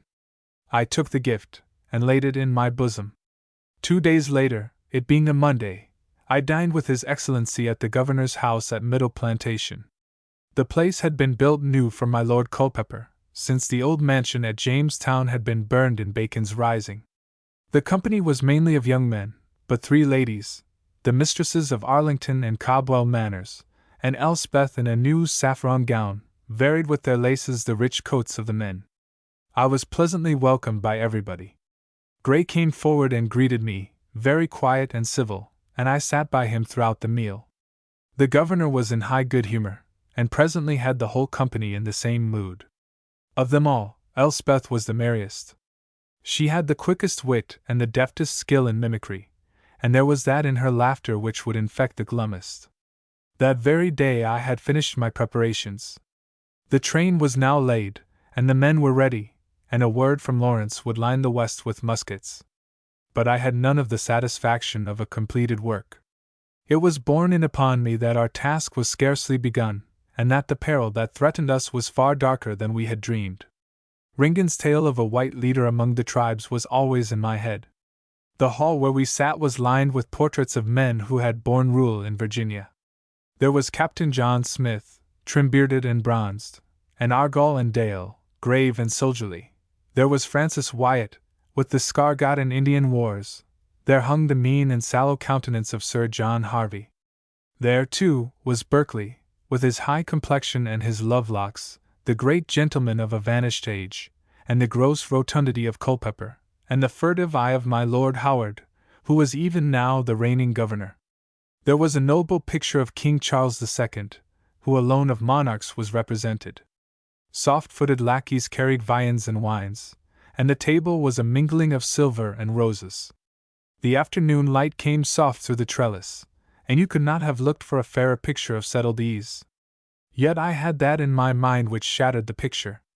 We were feasting like the old citizens of buried Pompeii, with the lava even now, perhaps, flowing hot from the mountains. I looked at the painted faces on the walls, and wondered which I would summon to our aid if I could call men from the dead. Smith, I thought, would be best, but I reflected uneasily that Smith would never have let things come to such a pass. At the first hint of danger he would have been off to the west to scotch it in the egg. I was so filled with sober reflections that I talked little, but there was no need of me. Youth and beauty reigned, and the governor was as gay as the youngest. Many asked me to take wine with them, and the compliment pleased me. There was singing, likewise, Sir William Davenant's song to his mistress, and a cavalier rant or two, and a throat ditty of the seas, and Elspeth sang very sweetly the old air of Greensleeves. We drank all the toasts of fashion, His Majesty of England, confusion to the French, the health of Virginia, rich harvests, full cellars, and pretty dames. Presently, when we had waxed very cheerful, and wine had risen to several young heads, the governor called on us to brim our glasses. Be it known, gentlemen, and you, fair ladies, he cried, that today is a more auspicious occasion than any royal festival or Christian holy day. Today is Dulcinea's birthday. I summon you to drink to the flower of the West, the brightest gem in Virginia's coronal. At that we were all on our feet. The gentlemen snapped the stems of their glasses to honor the sacredness of the toast, and there was such a shouting and pledging as might well have turned a girl's head. Elspeth sat still and smiling. The mockery had gone out of her eyes, and I thought they were wet. No queen had ever a nobler salutation, and my heart warmed to the generous company. Whatever its faults, it did do homage to beauty and youth. Governor Francis was again on his feet. "I have a birthday gift for the fair one. You must know that once at Whitehall I played at cartes with my Lord Culpeper, and the stake on his part was 1/6 portion of that Virginian territory which is his freehold. I won, and my lord conveyed the grant to me in a deed properly attested by the attorneys. We call the place the Northern Neck, and 'tis all the land between the Rappahannock and the Potomac as far west as the sunset. It is undivided, but my lord stipulated that my portion should lie from the mountains westward. What good is such an estate to an aging bachelor like me, who can never visit it? But 'tis a fine inheritance for youth, and I propose to convey it to Dulcinea as a birthday gift. Some day, I doubt not, 'twill be the Eden of America." At this there was a great crying out and some laughter, which died away when it appeared that the governor spoke in all seriousness. "I make one condition," he went on. 20 years back there was an old hunter, called Stud, who penetrated the mountains. He traveled to the headwaters of the Rapidan, and pierced the hills by a pass which he christened Clearwater Gap. He climbed the highest mountain in those parts, and built a cairn on the summit, in which he hid a powder horn with a writing within. He was the first to make the journey, and none have followed him. The man is dead now, but he told me the tale, and I will pledge my honor that it is true. It is for Dulcinea to choose a champion to follow Stud's path and bring back his powder horn. On the day I receive it she takes the scene of her heritage. Which of you gallants offers for the venture? To this day I do not know what were Francis Nicholson's motives. He wished the mountains crossed, but he cannot have expected to meet a pathfinder among the youth of the Tidewater. I think it was the whim of the moment. He would endow Elspeth, and at the same time test her cavaliers. To the ordinary man it seemed the craziest folly. Stud had been a wild fellow, half Indian in blood and wholly Indian in habits, and for another to travel 50 miles into the heart of the desert was to embrace destruction. The company sat very silent. Elspeth, with a blushing cheek, turned troubled eyes on the speaker. As for me, I had found the chance I wanted. I was on my feet in a second. "I will go," I said, and I had hardly spoken when Gray was beside me, crying, "And I." Still the company sat silent. 'Twas as if the shadow of a sterner life had come over their young gaiety. Elspeth did not look at me, but sat with cast-down eyes, plucking feverishly at a rose. The governor laughed out loud. "Brave hearts!" he cried. "Will you travel together?" I looked at Gray. "That can hardly be," he said. "Well, we must spin for it," said Nicholson, taking a guinea from his pocket. "Royals from Mr. Garvald, quarters from Mr. Gray," he cried as he spun it. It fell royals. We had both been standing, and Gray now bowed to me and sat down. His face was very pale and his lips tightly shut. The governor gave a last toast. "Let us drink," he called, "to Dulcinea's champion and the fortunes of his journey." At that there was such applause you might have thought me the best liked man in the Dominion. I looked at Elspeth, but she averted her eyes. As we left the table I stepped beside Gray. "You must come with me," I whispered. "Nay, do not refuse. When you know all you will come gladly." And I appointed a meeting on the next day at the Halfway Tavern. I got to my house at the darkening, and found Ringan waiting for me. This time he had not sought a disguise, but he kept his fiery head covered with a broad hat, and the collar of his seaman's coat enveloped his lower face. To a passer-by in the dusk he must have seemed an ordinary ship's captain stretching his legs on land. He asked for food and drink, and I observed that his manner was very grave. "Are things in train, Andrew?" he asked. I told him. "To the last stirrup buckle." "It's as well," said he, "for the trouble has begun." Then he told me a horrid tale. The Rapidan is a stream in the north of the Dominion, flowing into the Rappahannock on its south bank. 2 years past, a family of French folk, D'Aubigny was their name, had made a home in a meadow by that stream and built a house and a strong stockade, for they were in dangerous nearness to the hills, and had no neighbors within 40 miles. They were gentlefolk of some substance, and had carved out of the wilderness a very pretty manor with orchards and flower gardens. I had never been to the place, but I had heard the praise of it from dwellers on the Rappahannock. No Indians came near them, and there they abode, happy in their solitude, a husband and wife, 3 little children, 2 French servants, and a dozen Negroes. A week ago tragedy had come like a thunderbolt. At night the stockade was broke, and the family woke from sleep to hear the war whoop and see by the light of their blazing byres a band of painted savages. It seems that no resistance was possible, and they were butchered like sheep.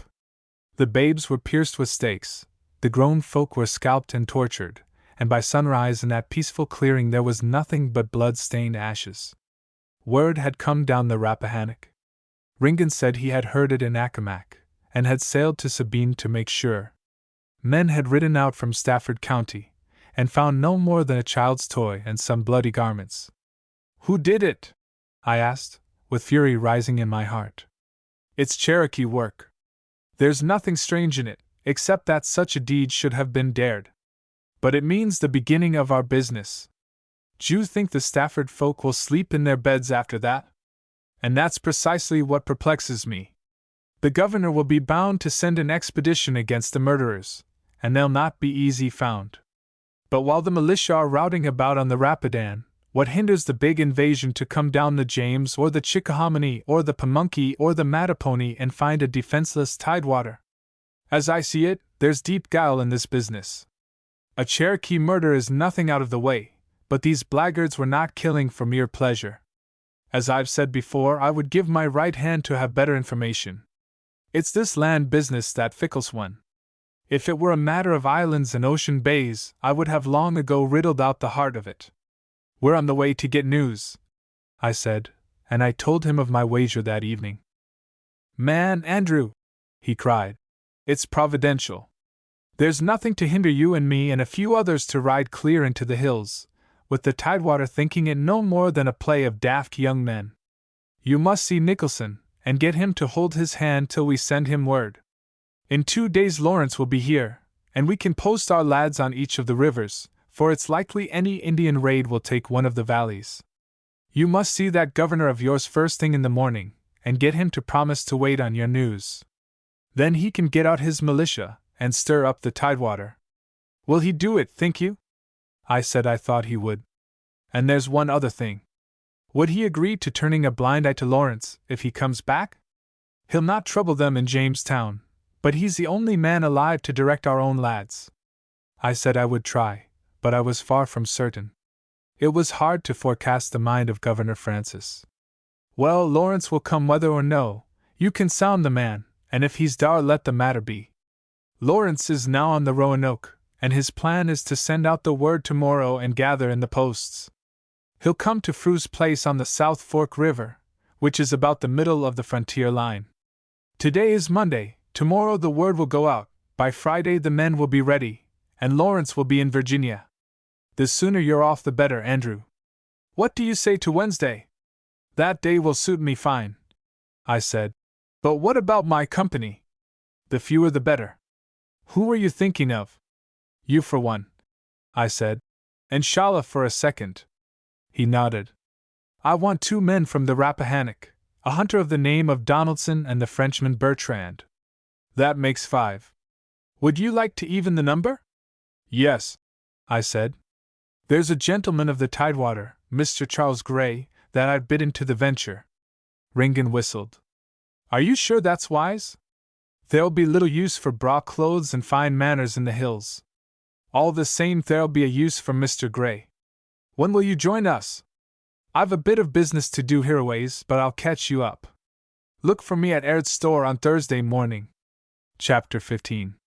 I gather the clans. I was at the governor's house next day before he had breakfasted. He greeted me laughingly. Has the champion come to cry forfeit? He asked.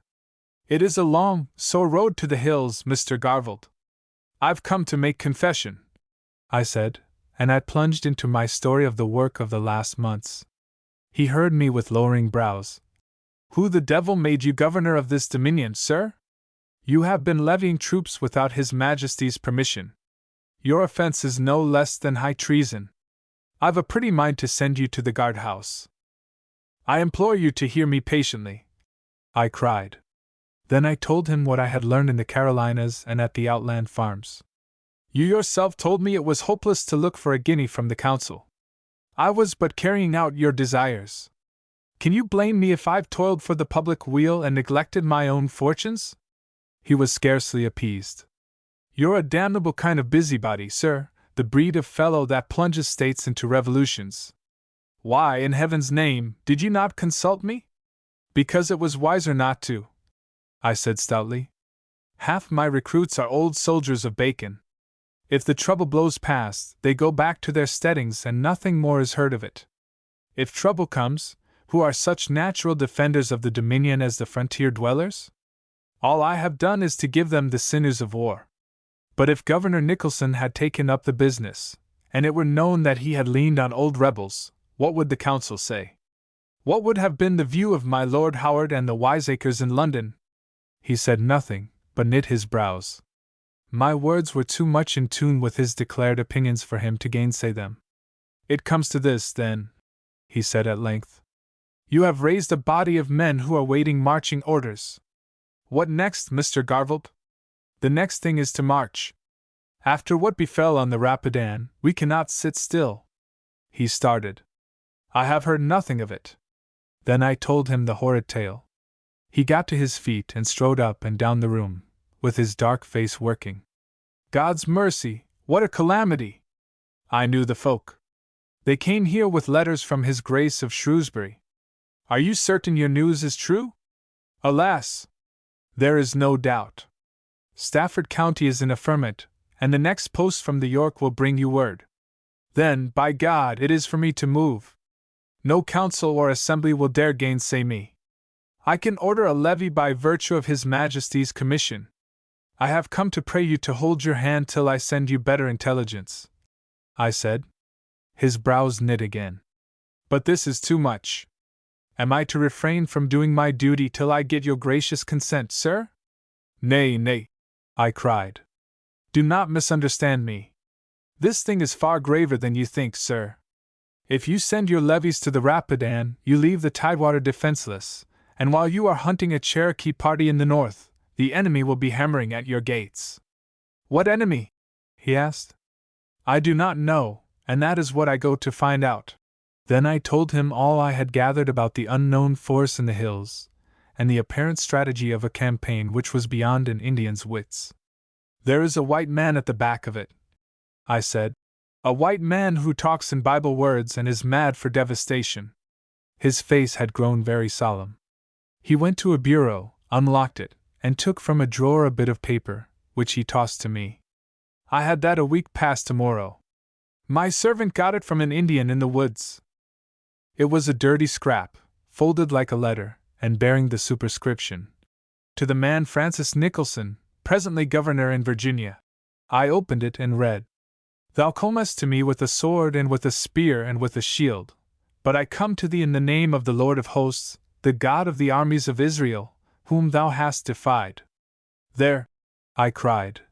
There is proof of my fears. What kind of Indian sends a message like that? Trust me, sir, there is a far more hellish mischief brewing than any man wots of. It looks not unlike it, he said grimly. Now let's hear what you propose. I can have my men at their posts by the week-end. We will string them out along the frontier, and hold especially the river valleys. If invasion comes, then at any rate the Tidewater will get early news of it. Meantime I and my friends, looking for Stud's powder-horn, with a mind to confirm your birthday gift to Miss Elspeth Blair, will push on to the hills and learn what is to be learned there. You will never come back, he said tartly. An Indian stake and a bloody head will be the end of all of you. Maybe, I said, though I have men with me that can play the Indian game. But if in 10 days' time from now you get no word, then you can fear the worst, and set your militia going.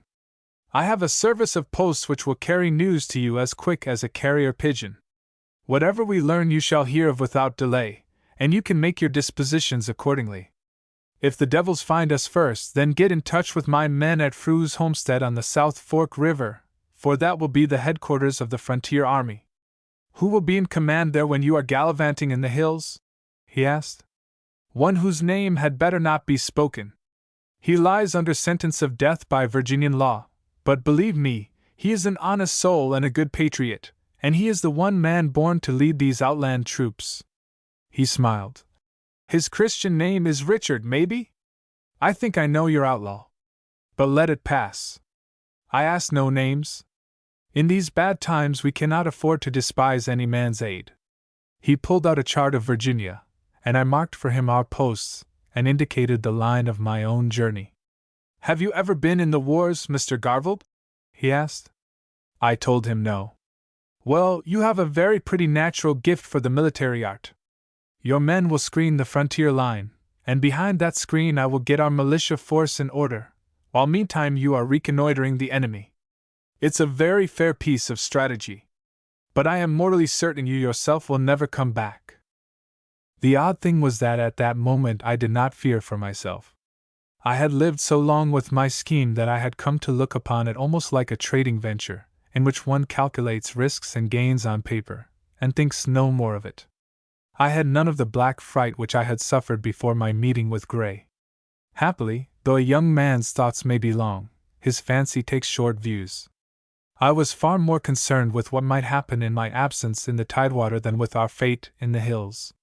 It is a gamble, I said, but the stakes are noble, and I have a private pride in its success. Also the goad of certain bright eyes, he said, smiling. Little I thought, when I made that offer last night, I was setting so desperate a business in train. There was a good providence in that. For now we can give out that you are gone on a madcap ploy, and there will be no sleepless nights in the Tidewater. I must keep their souls easy, for once they are scared there will be such a spate of letters to New York as will weaken the courage of our northern brethren. For the militia I will give the excuse of the French menace. The good folk will laugh at me for it, but they will not take fright. God's truth, but it is a devilish tangle. I could wish I had your part, sir, and be free to ride out on a gallant venture. Here I have none of the zest of war, but only 1,000 cares and the carking task of soothing fools. We spoke of many things, and I gave him a full account of the composition and strength of our levies. When I left he paid me a compliment, which, coming from so sardonic a soul, gave me peculiar comfort. I have seen something of men and cities, sir, he said, and I know well the foibles and the strength of my countrymen, but I have never met your equal for cold persistence. You are a trader, and have turned war into a trading venture. I do believe that when you are at your last gasp you will be found calmly casting up your accounts with life. And I think you will find a balance on the right side. God speed you, Mr. Garvald. I love your sober folly. I had scarcely left him when I met a servant of the Blairs, who handed me a letter. 'Twas from Elspeth, the first she had ever written me. I tore it open, and found a very disquieting epistle. Clearly she had written it in a white heat of feeling. You spoke finely of reverence, she wrote, and how you had never named my name to a mortal soul. But tonight you have put me to open shame. You have offered yourself for a service which I did not seek. What care I for His Excellency's gifts? Shall it be said that I was the means of sending a man into deadly danger to secure me a foolish estate? You have offended me grossly, and I pray you spare me further offense. I command you to give up this journey. I will not have my name bandied about in this land as a wanton who sets silly youth by the ears to gratify her pride. If you desire to retain a shred of my friendship, go to His Excellency and tell him that by my orders you withdraw from the wager. This letter did not cloud my spirits as it should. For one thing, she signed it Elspeth, and for another, I had the conceited notion that what moved her most was the thought that I was running into danger. I longed to have speech with her, but I found from the servant that Dr. Blair had left that morning on a journey of pastoral visitation, and had taken her with him. The man did not know their destination, but believed it to be somewhere in the north. The thought vaguely disquieted me. In these perilous times I wished to think of her as safe in the coastlands, where a ship would give a sure refuge. I met Gray that afternoon at the halfway tavern. In the last week he seemed to have aged and grown graver. There was now no hint of the light arrogance of old. He regarded me curiously, but without hostility. "We have been enemies," I said. "And now, though there may be no friendship, at any rate there is a truce to strife. Last night I begged of you to come with me on this matter of the governor's wager, but 'twas not the wager I thought of." Then I told him the whole tale. "The stake is the safety of this land, of which you are a notable citizen. I ask you, because I know you are a brave man. Will you leave your comfort and your games for a season, and play for higher stakes at a more desperate hazard?" I told him everything, even down to my talk with the governor. I did not lessen the risks and hardships, and I gave him to know that his companions would be rough folk, whom he may well have despised. He heard me out with his eyes fixed on the ground. Then suddenly he raised a shining face. "You are a generous enemy, Mr. Garvald. I behaved to you like a peevish child, and you retaliate by offering me the bravest venture that man ever conceived. I am with you with all my heart. By God, sir, I am sick of my cushioned life. This is what I have been longing for in my soul since I was born." That night I spent making ready. I took no servant, and in my saddlebags was stored the little I needed. Of powder and shot I had plenty, and my 2 pistols and my hunting musket. I gave Faulkner instructions, and wrote a letter to my uncle to be sent if I did not return. Next morning at daybreak we took the road. Chapter 16. The Ford of the Rapidan. 'Twas the same high summer weather through which I had ridden a fortnight ago with a dull heart on my way to the duel. Now Gray rode by my side, and my spirits were as light as a bird's. I had forgotten the grim part of the enterprise, the fate that might await me, the horrors we should certainly witness.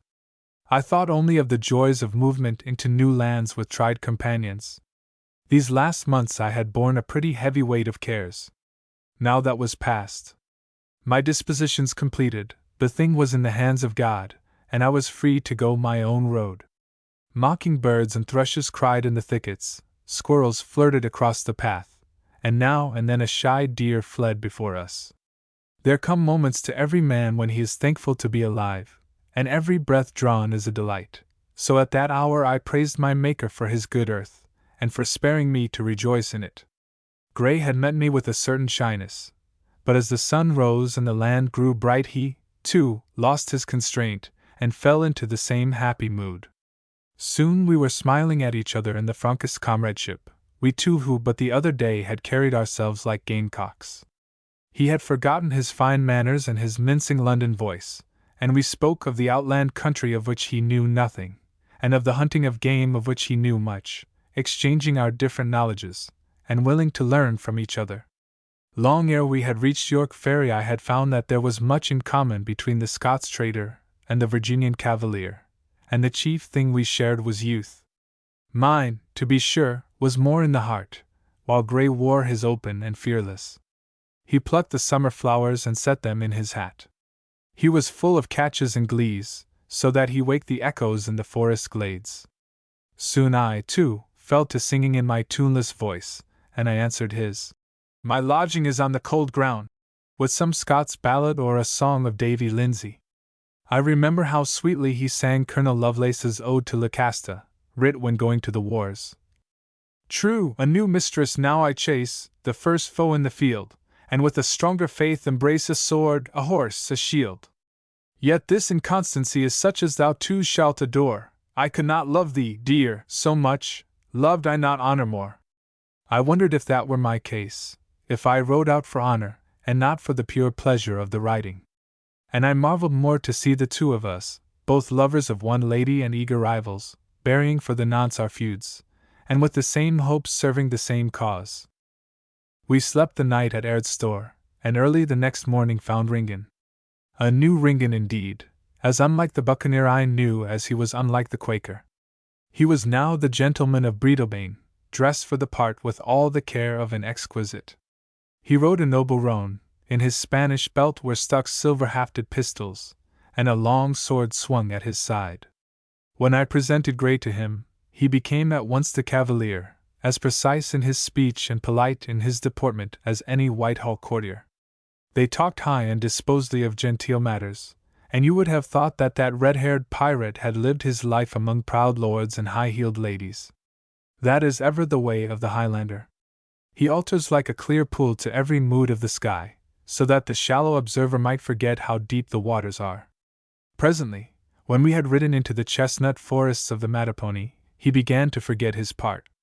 Grey, it appeared, was a student of campaigns, and he and Ringan were deep in a discussion of Conde's battles, in which both showed surprising knowledge. But the glory of the weather and of the woodlands, new as they were to a seafarer, set his thoughts wandering, and he fell to tales of his past which consorted ill with his former decorum. There was a madcap zest in his speech, something so merry and wild, that Grey, who had fallen back into his tidewater manners, became once more the careless boy. We stopped to eat in a glade by a slow stream, and from his saddle-bags Ringan brought out strange delicacies. There were sugared fruits from the Main, and orange syrup from Jamaica, and a kind of sweet punch made by the Hispaniola Indians. As we ate and drank he would gossip about the ways of the world, and though he never mentioned his own doings, there was such an air of mastery about him as made him seem the center figure of his tales. I could see that Grey was mightily captivated, and all afternoon he plied him with questions, and laughed joyously at his answers. As we camped that night, while Grey was minding his horse, Ringan spoke of him to me. "I like the lad, Andrew. He has the makings of a very proper gentleman, and he has the sense to be young. What I complain of in you is that you're desperate old. I wonder whiles if you ever were a laddie. For me, though I'm 10 years the elder of the pair of you, I've no more years than your friend, and I'm a century younger than you. That's the Highland way. There's that in our blood that keeps our eyes young though we may be bent double. With us the heart is aye leaping till death grips us. To my mind it's a lovable character that I fain would cherish. If I couldn't sing on a spring morning or say a hearty grace over a good dinner, I'd be content to be put away in a graveyard. And that, I think, is the truth. But at the time I was feeling pretty youthful, too, though my dour face and hard voice were a bad clue to my sentiments. Next day on the Rappahannock we found Shalla, who had gone on to warn the 2 men I proposed to enlist. One of them, Donaldson, was a big, slow-spoken, middle-aged farmer, the same who had been with Bacon in the fight at Occoneechee Island. He just cried to his wife to expect him back when she saw him, slung on his back an old musket, cast a long leg over his little horse, and was ready to follow. The other, the Frenchman Bertrand, was a quiet, slim gentleman, who was some kin to the murdered Daubigny's. I had long had my eye on him, for he was very wise in woodcraft, and had learned campaigning under old Chiron. He kissed his 2 children again and again, and his wife clung to his arms. There were tears in the honest fellow's eyes as he left, and I thought all the more of him, for he is the bravest man who has most to risk. I mind that Ringan consoled the lady in the French tongue, which I did not comprehend, and would not be hindered from getting out his saddlebags and comforting the children with candied plums. He had near as grave a face as Bertrand when we rode off, and was always looking back to the homestead. He spoke long to the Frenchman in his own speech, and the sad face of the latter began to lighten. I asked him what he said. Just that he was the happy man to have kind hearts to weep for him. A fine thing for a landless, childless fellow like me to say. But it's gospel truth, Andrew. I told him that his bairns would be great folks some day, and that their proudest boast would be that their father had ridden on this errand. Oh, and all the rest of the easy consolations. If it had been me, I would not have been muckle cheered. It's well I never married, for I would not have had the courage to leave my fireside. We were now getting into a new and far lovelier country. The heavy forests and swamps which lined the James and the York had gone, and instead we had rolling spaces of green meadowland, and little hills which stood out like sentinels of the great blue chain of mountains that hung in the west. Instead of the rich summer scents of the tidewater, we had the clean, sharp smell of uplands, and cool winds relieved the noontide heat. By and by we struck the Rapidan, a water more like our Scots rivers, flowing in pools and currents, very different from the stagnant reaches of the Pamunkey. We were joined for a little bit by 2 men from Stafford County, who showed us the paths that horses could travel. It was late in the afternoon that we reached a broad meadow hemmed in by noble cedars. I knew without telling that we were come to the scene of the tragedy, and with one accord we fell silent. The place had been well looked after, for a road had been made through the woods, and had been carried over marshy places on a platform of cedar piles. Presently we came to a log fence with a gate, which hung idly open. Within was a paddock, and beyond another fence, and beyond that a great pile of blackened timber. The place was so smiling and homelike under the westering sun that one looked to see a trim steading with the smoke of hearth fires ascending, and to hear the cheerful sounds of labor and of children's voices. Instead there was this grim, charred heap, with the light winds swirling the ashes. Every man of us uncovered his head as he rode towards the melancholy place. I noticed a little rosary, which had been carefully tended, but horses had ridden through it, and the blossoms were trailing crushed on the ground. There was a flower garden too, much trampled, and in one corner a little stream of water had been led into a pool fringed with forget-me-nots. A tiny water wheel was turning in the fall, a children's toy, and the wheel still turned, though its owners had gone. The sight of that simple thing fairly brought my heart to my mouth. That inspection was a gruesome business. One of the doorposts of the house still stood, and it was splashed with blood. On the edge of the ashes were some charred human bones. No one could tell whose they were, perhaps a negro's, perhaps the little mistress of the water wheel. I looked at Ringen, and he was smiling, but his eyes were terrible. The Frenchman Bertrand was sobbing like a child. We took the bones, and made a shallow grave for them in the rosary. We had no spades, but a stake did well enough to dig a resting place for those few poor remains. I said over them the 23rd Psalm. Yea, though I walk through the valley of the shadow of death, I will fear no evil, for thou art with me, thy rod and thy staff shall comfort me. Then suddenly our mood changed. Nothing that we could do could help the poor souls whose bones lay among the ashes. But we could bring their murderers to book, and save others from a like fate. We moved away from the shattered place to the ford in the river where the road ran north. There we looked back. A kind of fury seized me as I saw that cruel defacement. In a few hours we ourselves should be beyond the pale, among those human wolves who were so much more relentless than any beasts of the field. As I looked round our little company, I noted how deep the thing had bitten into our souls. Ringen's eyes still danced with that unholy blue light. Gray was very pale, and his jaw was set grimly. Bertrand had ceased from sobbing, and his face had the faraway wildness of the fanatic, such a look as his forebears may have worn at the news of St. Bartholomew. The big man Donaldson looked puzzled and somber. Only Shalla stood impassive and aloof, with no trace of feeling on the bronze of his countenance. This is the place for an oath, I said. We are 6 men against an army, but we fight for a holy cause. Let us swear to wipe out this deed of blood and the blood of its perpetrators. God has made us the executors of his judgments against horrid cruelty. We swore, holding our hands high, that, when our duty to the Dominion was done, we should hunt down the Cherokees who had done this deed till no one of them was left breathing. At that moment of tense nerves, no other purpose would have contented us. How will we find them? Quoth Ringen. To sift a score of murderers out of a murderous nation will be like searching the ocean for a wave. Then Shalla spoke. The trail is 10 suns old, but I can follow it. The men were of the Meebaw tribe by this token, and he held up a goshawk's feather. The bird that dropped that lives beyond the peaks of Shubash.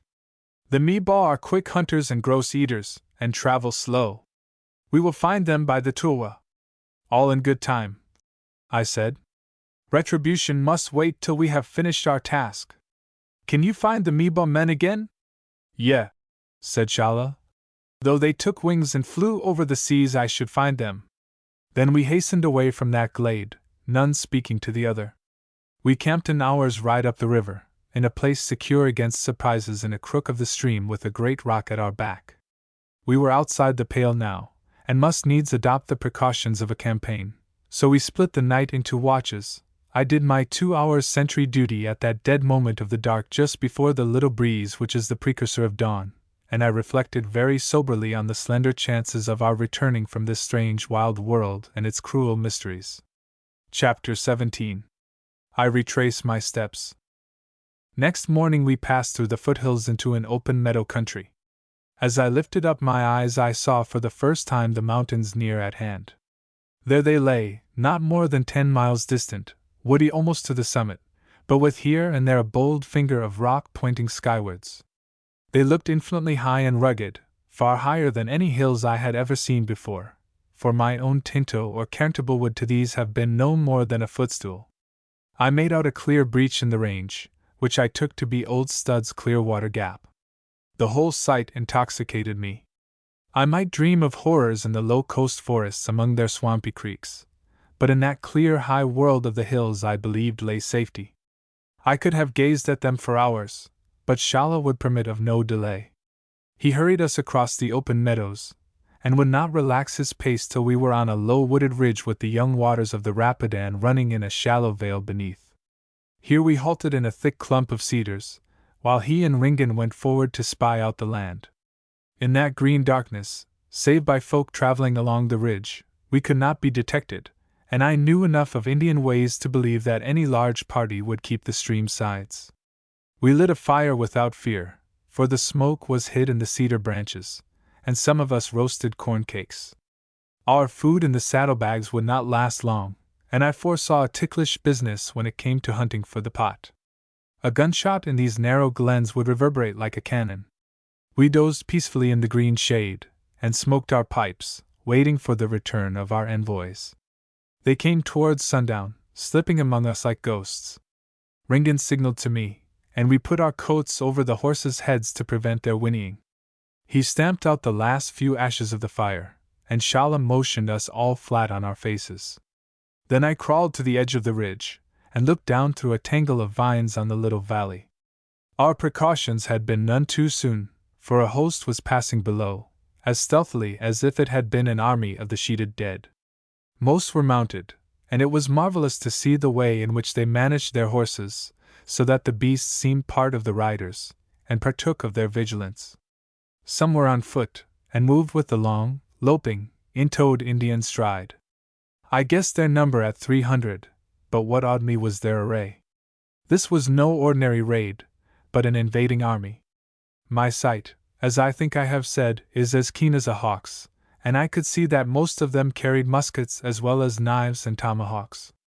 The war paint glistened on each breast and forehead, and in the oiled hair stood the crested feathers, dyed scarlet for battle.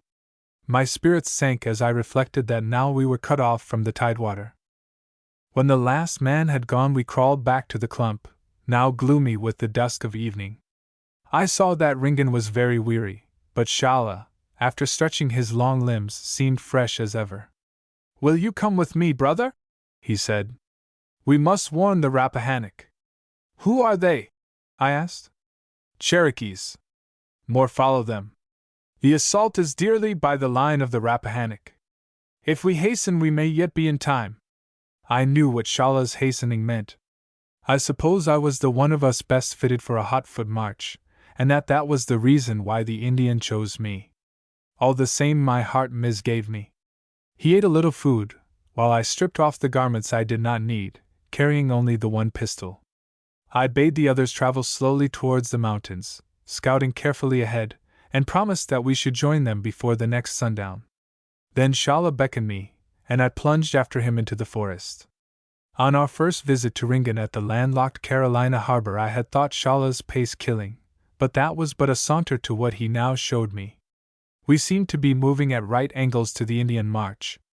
Once out of the woods of the ridge, we crossed the meadows, mostly on our bellies, taking advantage of every how and crinkle. I followed him as obediently as a child. When he ran so did I, when he crawled my forehead was next his heel. After the grasslands came broken hillocks with little streams in the bottoms. Through these we twisted, moving with less care, and presently we had left the hills and were looking over a wide, shadowy plain. The moon was 3/4 full, and was just beginning to climb the sky. Shalla sniffed the wind, which blew from the southwest, and set off at a sharp angle towards the north. We were now among the woods again, and the tangled undergrowth tried me sore. We had been going for about 3 hours, and though I was hard and spare from much travel in the sun, my legs were not used to this furious foot marching. My feet grew leaden, and to make matters worse, we dipped presently into a big swamp, where we mired to the knees and often to the middle. It would have been no light labor at any time to cross such a place, pulling oneself by the tangled shrubs on to the rare patches of solid ground. But now, when I was pretty weary, the toil was about the limit of my strength. When we emerged on hard land, I was sobbing like a stricken deer. But Shala had no mercy.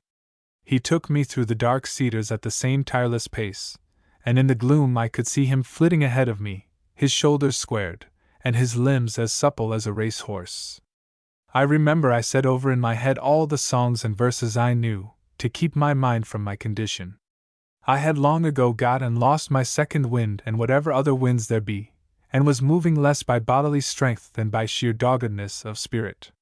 Weak tears were running down my cheeks, my breath rasped in my throat, but I was in the frame of mind that if death had found me next moment my legs would still have twitched in an effort to run. At an open bit of the forest Shala stopped and looked at the sky.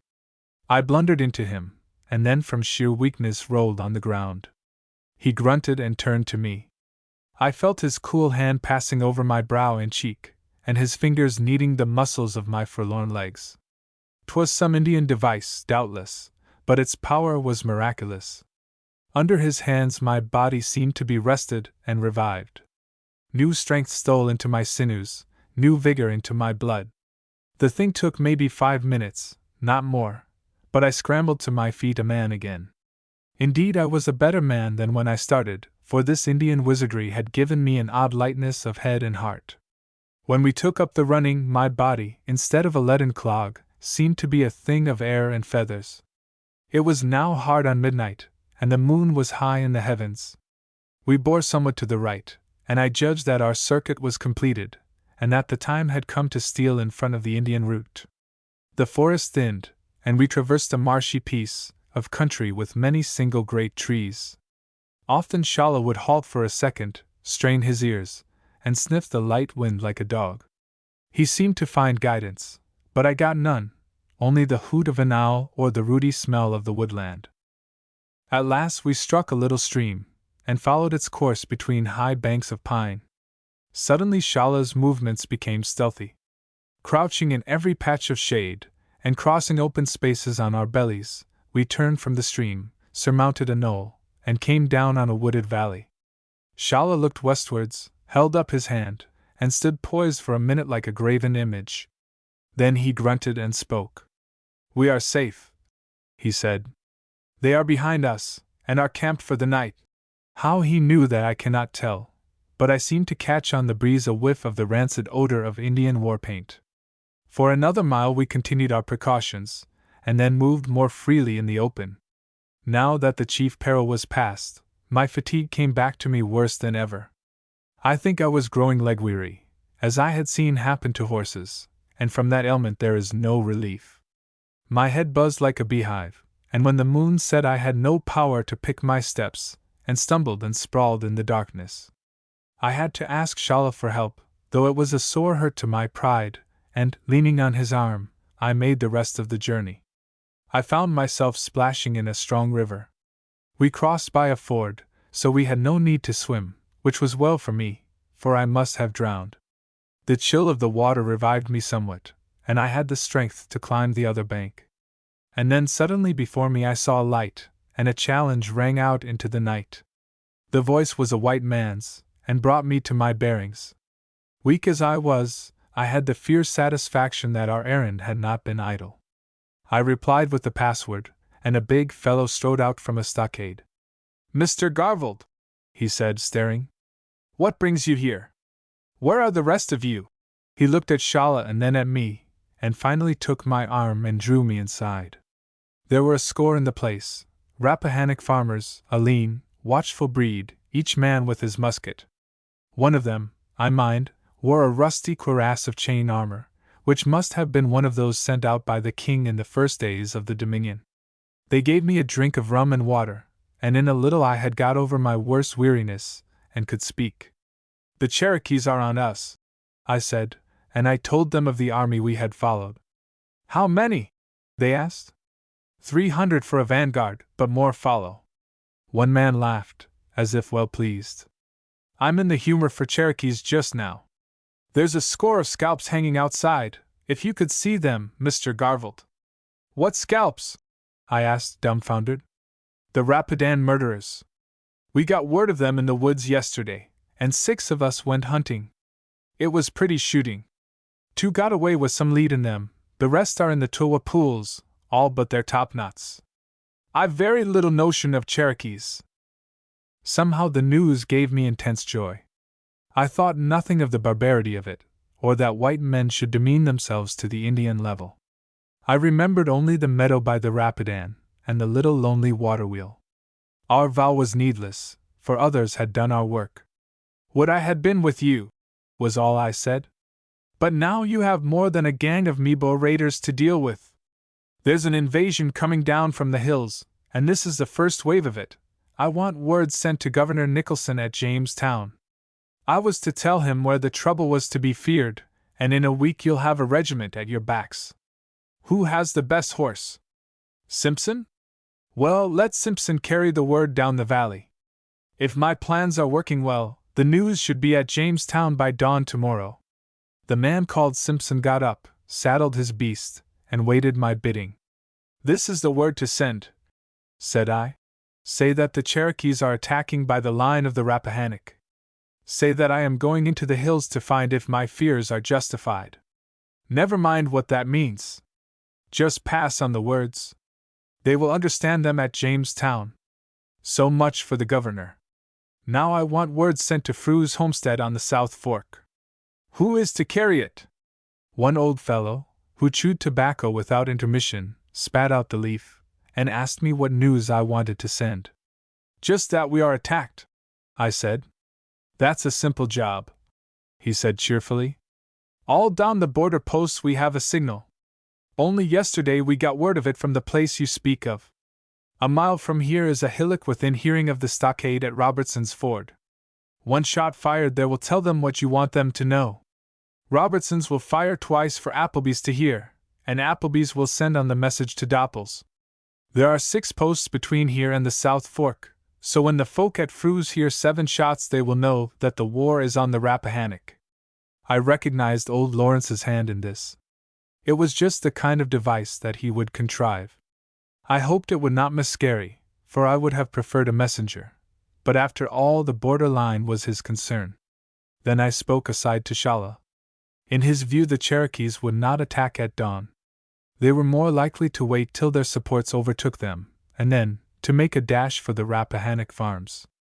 Plunder was more in the line of these gentry than honest fighting. I spoke to the leader of the post, and he was for falling upon them in the narrows of the Rapidan. Their victory over the Mebaws had fired the blood of the borderers, and made them contemptuous of the enemy. Still, in such a predicament, when we had to hold the frontier with a handful, the boldest course was likely to be the safest. I could only pray that Nicholson's levies would turn up in time to protect the valley. "Time passes, brother," said Shala. "We came by swiftness, but we return by guile. In 3 hours it will be dawn. Sleep till then, for there is much toil before thee." I saw the wisdom of his words, and went promptly to bed in a corner of the stockade. As I was lying down, a man spoke to me, one Rycroft, at whose cabin I had once sojourned for a day. "What brings the parson hereaways in these times?" he asked. "What parson?" I asked. "The man they call Dr. Blair." "Great God!" I cried. "What about him?" "He was in Stafford County when I left, hunting for schoolmasters." "Aye, and he had a girl with him." I sat upright with a start. "Where is he now?" I asked. "I saw him last at Middleton's Ford. I think he was going down the river. I warned him this was no place for parsons and women, but he just laughed at me. It's time he was back in the tidewater." So long as they were homeward bound I did not care, but it gave me a queer fluttering of the heart to think that Elspeth but yesterday should have been near this perilous border. I soon fell asleep, for I was mighty tired, but I dreamed evilly. I seemed to see Dr. Blair hunted by Cherokees, with his coattails flying and his wig blown away, and what vexed me was that I could not find Elspeth anywhere in the landscape. Chapter 18. Our adventure receives a recruit. At earliest light, with the dew heavy on the willows and the river line a coil of mist, Shala woke me for the road. We breakfasted off fried bacon, some of which I saved for the journey, for the Indian was content with one meal a day. As we left the stockade I noted the row of Meebaw scalps hanging, grim and bloody, from the poles. The borderers were up and stirring, for they looked to take the Indians in the river narrows before the morning was old. No two Indian war parties ever take the same path, so it was Shala's plan to work back to the route we had just traveled, by which the Cherokees had come yesterday. This sounds simple enough, but the danger lay in the second party. By striking to right or left we might walk into it, and then goodbye to our hopes of the hills. But the whole thing was easier to me than the cruel toil of yesterday. There was need of stealth and woodcraft, but not of yon killing speed. For the first hour we went up a northern fork of the Rappahannock, then crossed the water at a ford, and struck into a thick pine forest. I was feeling wonderfully rested, and found no discomfort in Shala's long strides. My mind was very busy on the defense of the borders, and I kept wondering how long the governor's militia would take to reach the Rappahannock, and whether Lawrence could reinforce the northern posts in time to prevent mischief in Stafford County. I cast back to my memory of the tales of Indian war, and could not believe but that the white man, if warned and armed, would roll back the Cherokees. 'Twas not them I feared, but that other force now screened behind the mountains, who had for their leader some white man with a fire in his head and Bible words on his lips. Were we of Virginia destined to fight with such fanatics as had distracted Scotland, fanatics naming the name of God, but leading in our case the armies of hell? It was about 11 in the forenoon, I think, that Shala dropped his easy swing and grew circumspect. The sun was very hot, and the noon silence lay dead on the woodlands. Scarcely a leaf stirred, and the only sounds were the twittering grasshoppers and the drone of flies. But Shala found food for thought. Again and again he became rigid, and then laid an ear to the ground. His nostrils dilated like a horse's, and his eyes were restless. We were now in a shallow vale, through which a little stream flowed among broad reed beds. At one point he kneeled on the ground and searched diligently.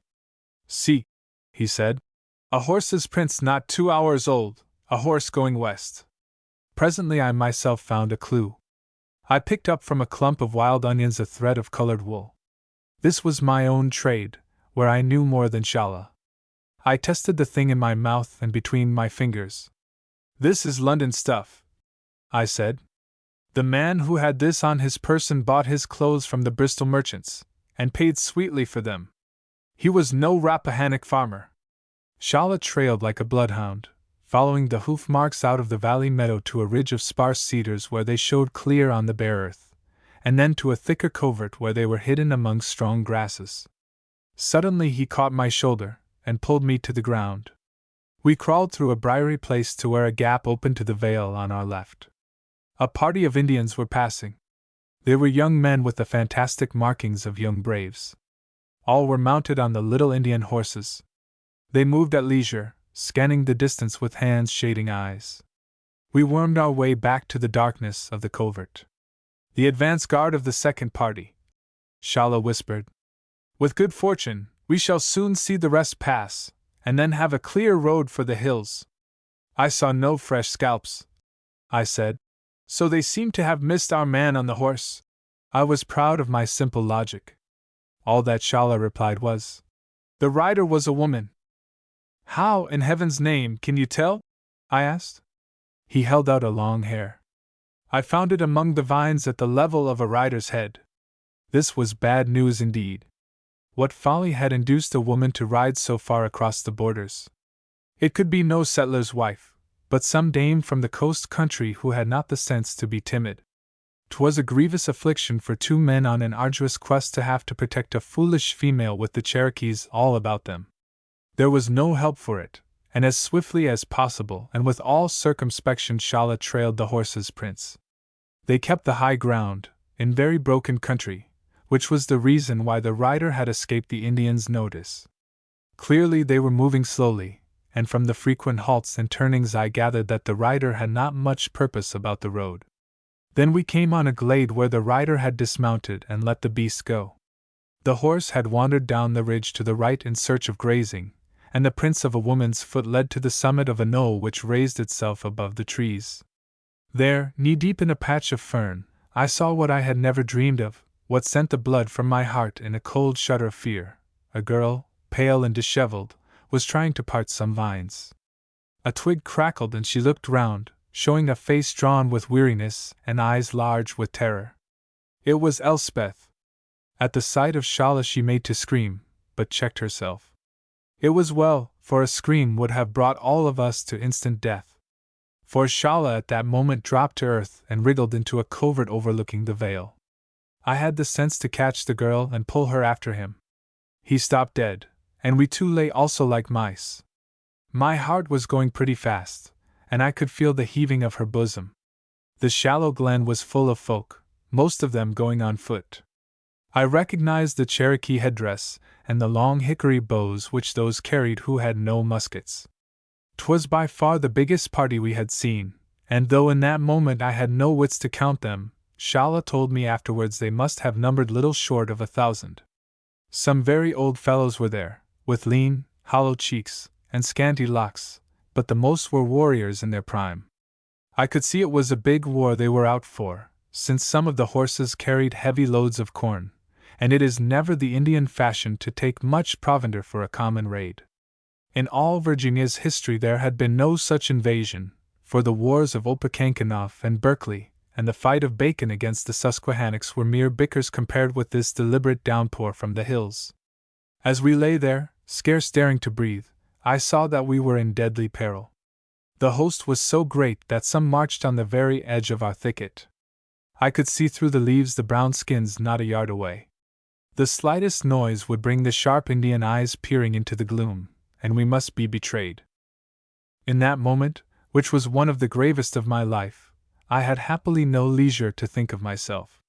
My whole soul sickened with anxiety for the girl. I knew enough of Indian ways to guess her fate. For Shalla and myself there might be torture, and at the best an arrow in our hearts, but for her there would be things unspeakable. I remembered the little meadow on the Rapidan, and the tale told by the gray ashes. There was only one shot in my pistol, but I determined that it should be saved for her. In such a crisis the memory works wildly, and I remember feeling glad that I had stood up before Gray's fire. The thought gave me a comforting assurance of manhood. Those were nightmare minutes. The girl was very quiet, in a stupor of fatigue and fear. Shalla was a graven image, and I was too tensely strung to have any of the itches and fervors which used to vex me in hunting the deer when stillness was needful. Through the fretted greenery, I saw the dim shadows of men passing swiftly. The thought of the horse worried me. If the confounded beast grazed peaceably down the other side of the hill, all might be well. So long as he was out of sight, any movement he made would be set down by the Indians to some forest beast, for animals' noises are all alike in a wood. But if he returned to us, there would be the devil to pay, for at a glimpse of him our thicket would be alive with the enemy. In the end I found it best to shut my eyes and commend our case to our Maker. Then I counted very slowly to myself up to 400, and looked again. The vale was empty. We lay still, hardly believing in our deliverance, for the matter of a quarter of an hour, and then Shalla, making a sign to me to remain, turned and glided up Lull. I put my hand behind me, found Elspeth's cheek, and patted it. She stretched out a hand and clutched mine feverishly, and thus we remained till, after what seemed an age, Shalla returned. He was on his feet and walking freely. He had found the horse, too, and had it by the bridle. "The danger is past," he said gravely. "Let us go back to the glade and rest." I helped Elspeth to her feet, and on my arm she clambered to the grassy place in the woods. I searched my pockets, and gave her the remnants of the bread and bacon I had brought from the Rappahannock post. Better still, I remembered that I had in my breast a little flask of eau de vie, and a mouthful of it revived her greatly. She put her hands to her head, and began to tidy her disheveled hair, which is a sure sign in a woman that she is recovering her composure. "What brought you here?" I asked gently. She had forgotten that I was in her black books, and that in her letter she forbade my journey. Indeed, she looked at me as a child in a pickle may look at an upbraiding parent.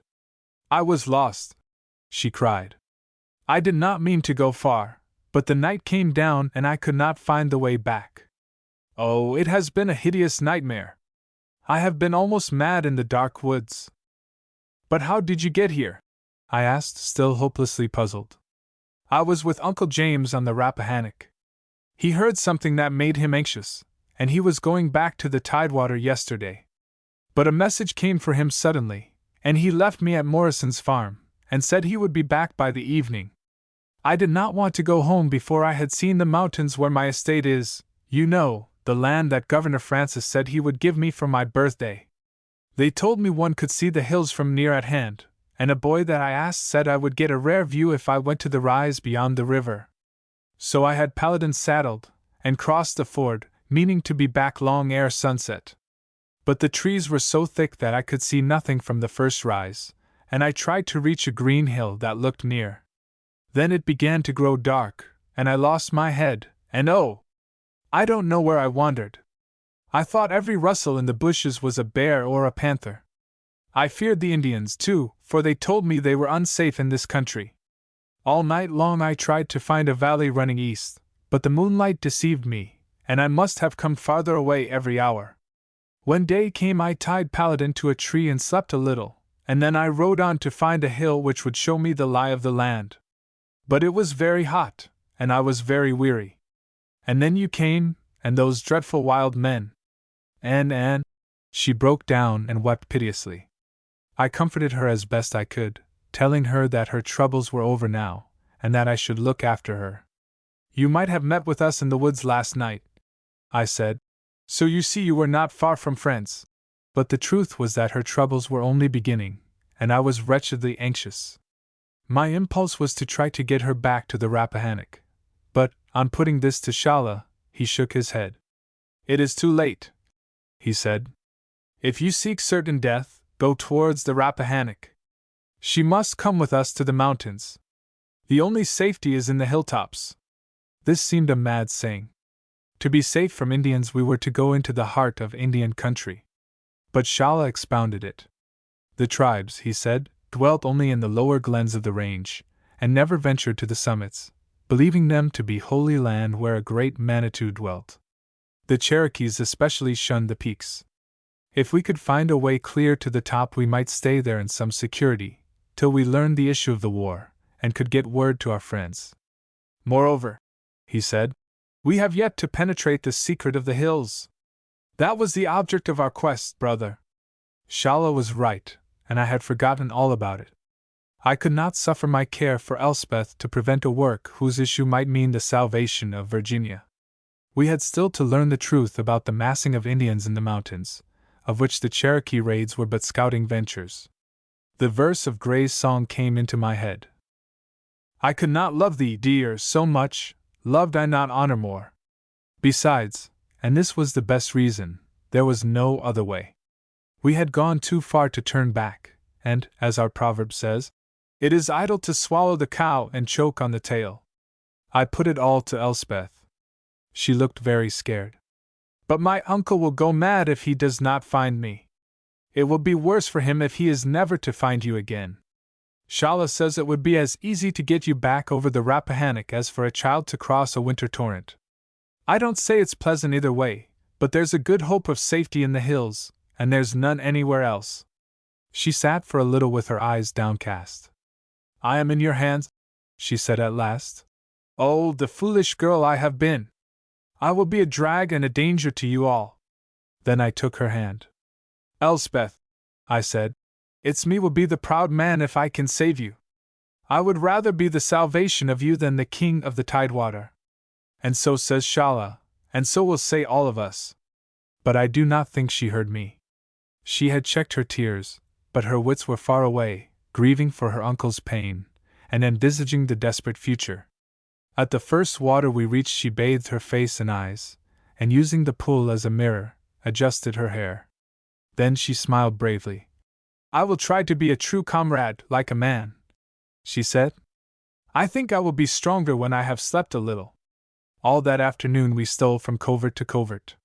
It was hot and oppressive in the dense woods, where the breeze could not penetrate. Shala's eagle eyes searched every open space before we crossed, but we saw nothing to alarm us.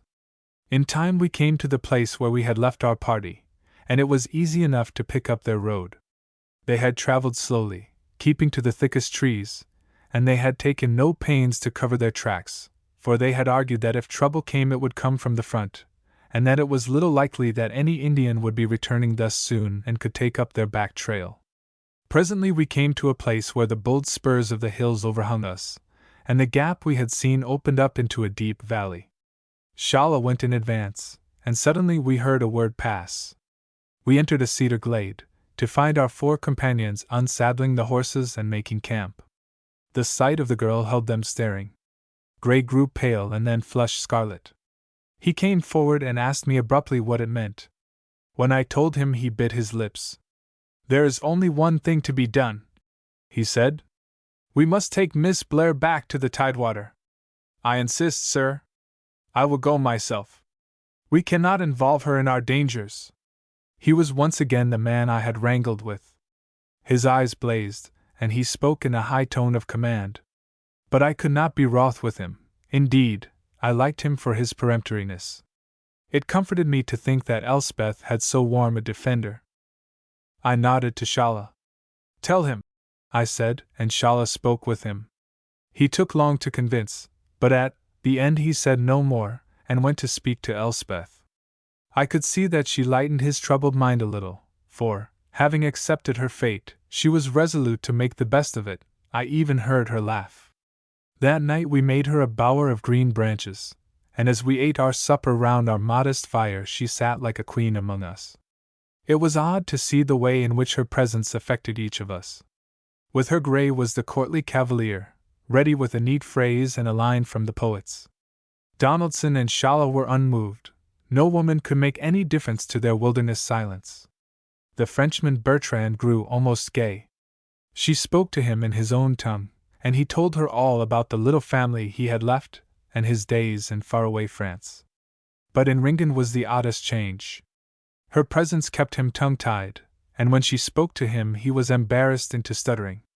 He was eager to serve her in everything, but he could not look her in the face or answer readily when she spoke.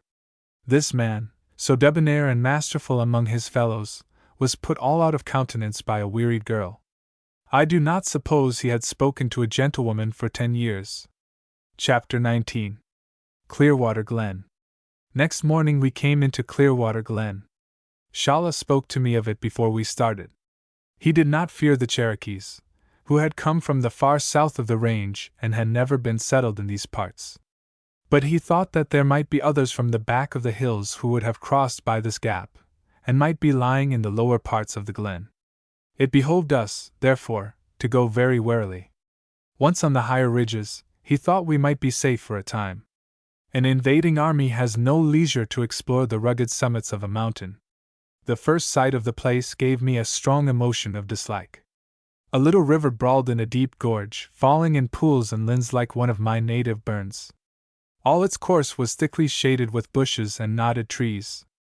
On either bank lay stretches of rough hill pasture, lined with dark and tangled forests, which ran up the hillside till the steepness of the slope broke them into copses of stunted pines among great bluffs of rock and raw red scores. The glen was very narrow, and the mountains seemed to beetle above it so as to shut out half the sunlight. The air was growing cooler, with the queer, acrid smell in it that high hills bring. I am a great lover of uplands, and the sourest peat moss has a charm for me, but to that strange glen I conceived at once a determined hate. It is the way of some places with some men. The senses perceive a hostility for which the mind has no proof, and in my experience the senses are right. Part of my discomfort was due to my bodily health. I had proudly thought myself seasoned by those hot Virginian summers, in which I had escaped all common ailments. But I had forgotten what old hunters had told me, that the hills will bring out a fever which is dormant in the plains. Anyhow, I now found that my head was dizzy and aching, and my limbs had a strange trembling. The fatigue of the past day had dragged me to the limits of my strength, and made me an easy victim. My heart, too, was full of cares. The sight of Elspeth reminded me how heavy was my charge. 'Twas difficult enough to scout well in this tangled place, but for by my duty to the Dominion, I had the business of taking one who was the light of my life into this dark land of bloody secrets. The youth and gaiety were going out of my quest. I could only plod along dismally, attentive to every movement of Shalla, praying incessantly that we might get well out of it all. To make matters worse, the traveling became desperate hard. In the tidewater there were bridle paths, and in the valleys of the foothills the going had been good, with hard, dry soil in the woods, and no hindrances save a thicket of vines or a rare windfall. But in this glen, where the hill rains beat, there was no end to obstacles. The open spaces were marshy, where our horses sank to the hocks. The woods were one medley of fallen trees, rotting into touchwood, hidden boulders, and matted briars. Often we could not move till Donaldson and Bertrand with their hatchets had hewn some sort of road. All this meant slow progress, and by midday we had not gone halfway up the glen to the neck which meant the ridge of the pass. This was an occasion when Ringan showed at his best. He had lost his awe of Elspeth, and devoted himself to making the road easy for her. Gray, who would fain have done the same, was no match for the seafarer, and had much ado to keep going himself. Ringan's cheery face was better than medicine. His eyes never lost their dancing light, and he was ready ever with some quip or whimsy to tide over the worst troubles. We kept very still, but now and again Elspeth's laugh rang out at his fooling, and it did my heart good to hear it. After midday the glen seemed to grow darker, and I saw that the blue sky, which I had thought changeless, was becoming overcast. As I looked upwards I saw the high ridge blotted out, and a white mist creeping down. I had noticed for some time that Shalla was growing uneasy. He would halt us often, while he went a little way on, and now he turned with so grim a look that we stopped without bidding. He slipped into the undergrowth, while we waited in that dark, lonesome place. Even Ringan was sober now. Elspeth asked in a low voice what was wrong, and I told her that the Indian was uncertain of the best road. Best road? She laughed. Then pray show me what you call the worst. Ringan grinned at me ruefully. Where do you wish yourself at this moment, Andrew? On the top of this damned mountain, I grunted. Not for me, he said. Give me the dry Tortugas, on a moonlight night when the breaming fires burn along the shore, and the lads are singing Spanish ladies, or, better still, the little Isle of St. John the Baptist, with the fine yellow sands for careening, and Mother Daria brewing bobadillo and the trades blowing fresh in the tops of the palms. This land is a gloomy sort of business. Give me the bright, changeful sea. And I, said Elspeth, would be threading rowan berries for a necklace in the heather of Medwin Glen. It must be about 4 o'clock of a midsummer afternoon and a cloudless sky, except for white streamers over Tinto. Ah, my own kind countryside! Ringan's face changed. You are right, my lady. No Tortugas or Spanish Isles for Ninian Campbell. Give him the steeps of Glenorchy on an October morn when the deer have begun to bell. My sorrow, but we are far enough from our desires, all but Andrew, who is a prosaic soul. And here comes Shalla with ugly news. The Indian spoke rapidly to me. The woods are full of men. I do not think we are discovered, but we cannot stay here. Our one hope is to gain the cover of the mist. There is an open space beyond this thicket, and we must ride our swiftest. Quick, brother. The men? I gasped. Cherokees? Nay, he said. Not Cherokees. I think they are those you seek from beyond the mountains. The next half hour is a mad recollection, wild and confused, and distraught with anxiety. The thought of Elspeth among savages maddened me, the more so as she had just spoken of Medwin Glen, and had sent my memory back to fragrant hours of youth. We scrambled out of the thicket, and put our weary beasts to a gallop. Happily it was harder ground, albeit much studded with clumps of fern, and though we all slipped and stumbled often, the horses kept their feet.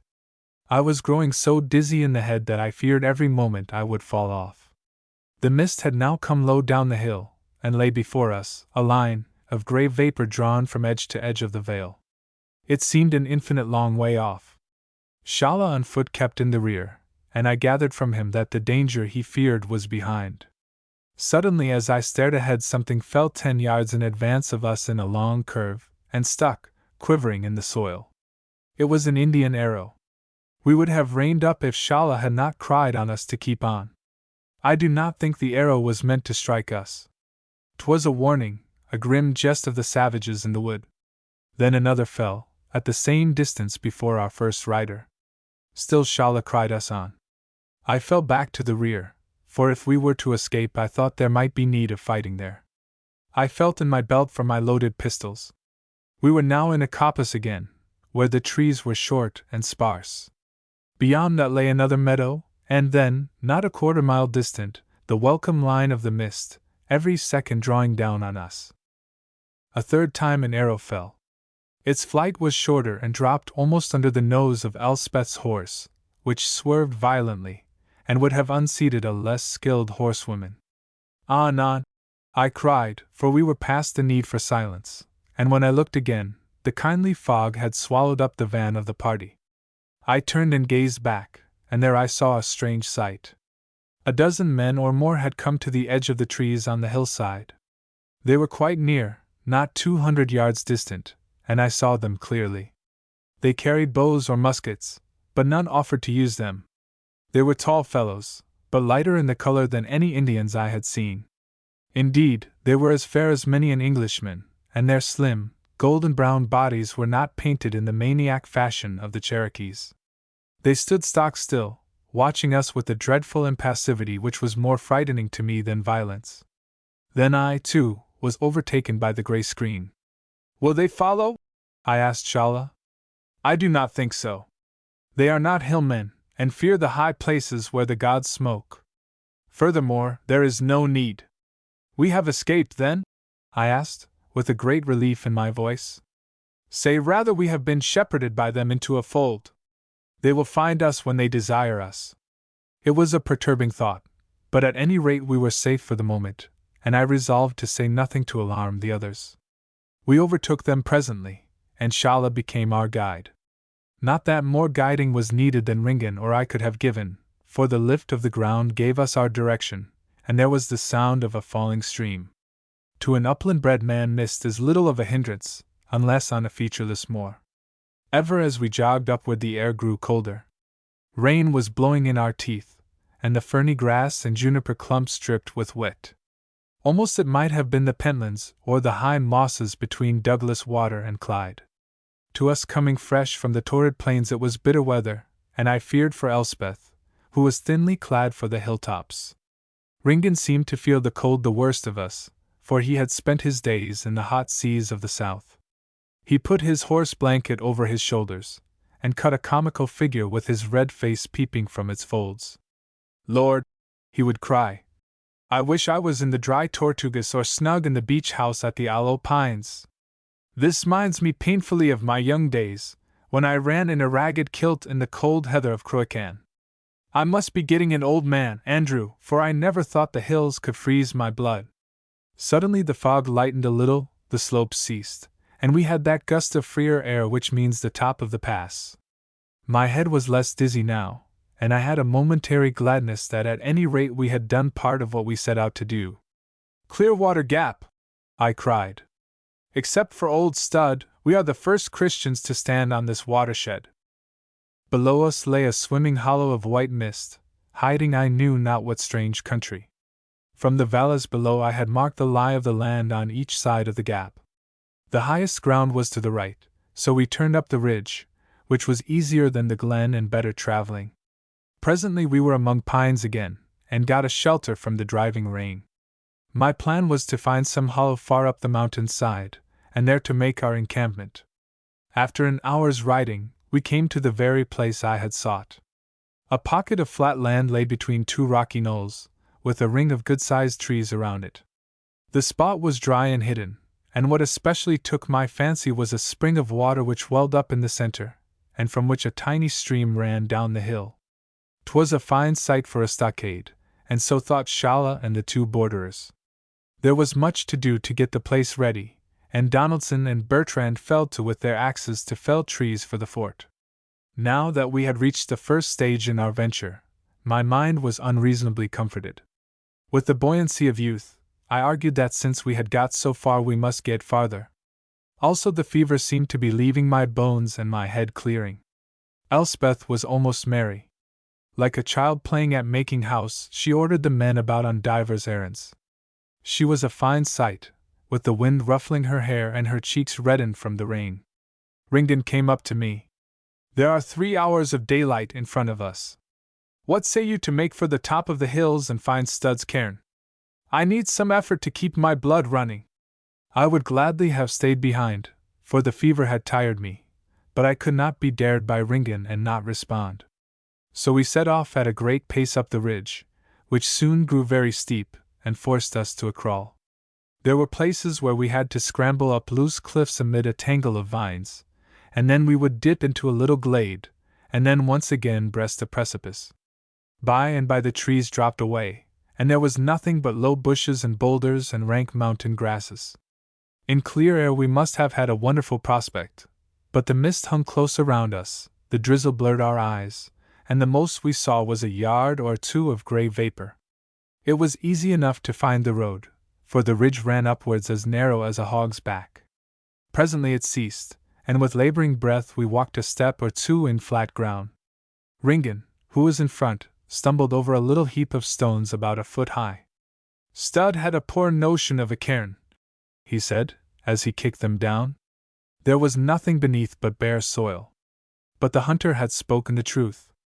A little digging in the earth revealed the green metal of an old powder flask with a wooden stopper. I forced it open, and shook from its inside a twist of very dirty paper. There were some rude scratchings on it with charcoal, which I read with difficulty. "Sallet to Adventures. Robin Stud on ye summit of mountain ye 3rd dy of June, year 1672 haid senne ye promised land." Somehow in that bleak place this scrap of a human message wonderfully uplifted our hearts. Before we had thought only of our danger and cares, but now we had a vision of the reward. Down in the mists lay a new world. Stud had seen it, and we should see it, and some day the Virginian people would drive a road through Clearwater Gap and enter into possession. It is a subtle joy that which fills the heart of the pioneer, and mighty unselfish too. He does not think of payment, for the finding is payment enough. He does not even seek praise, for it is the unborn generations that will call him blessed.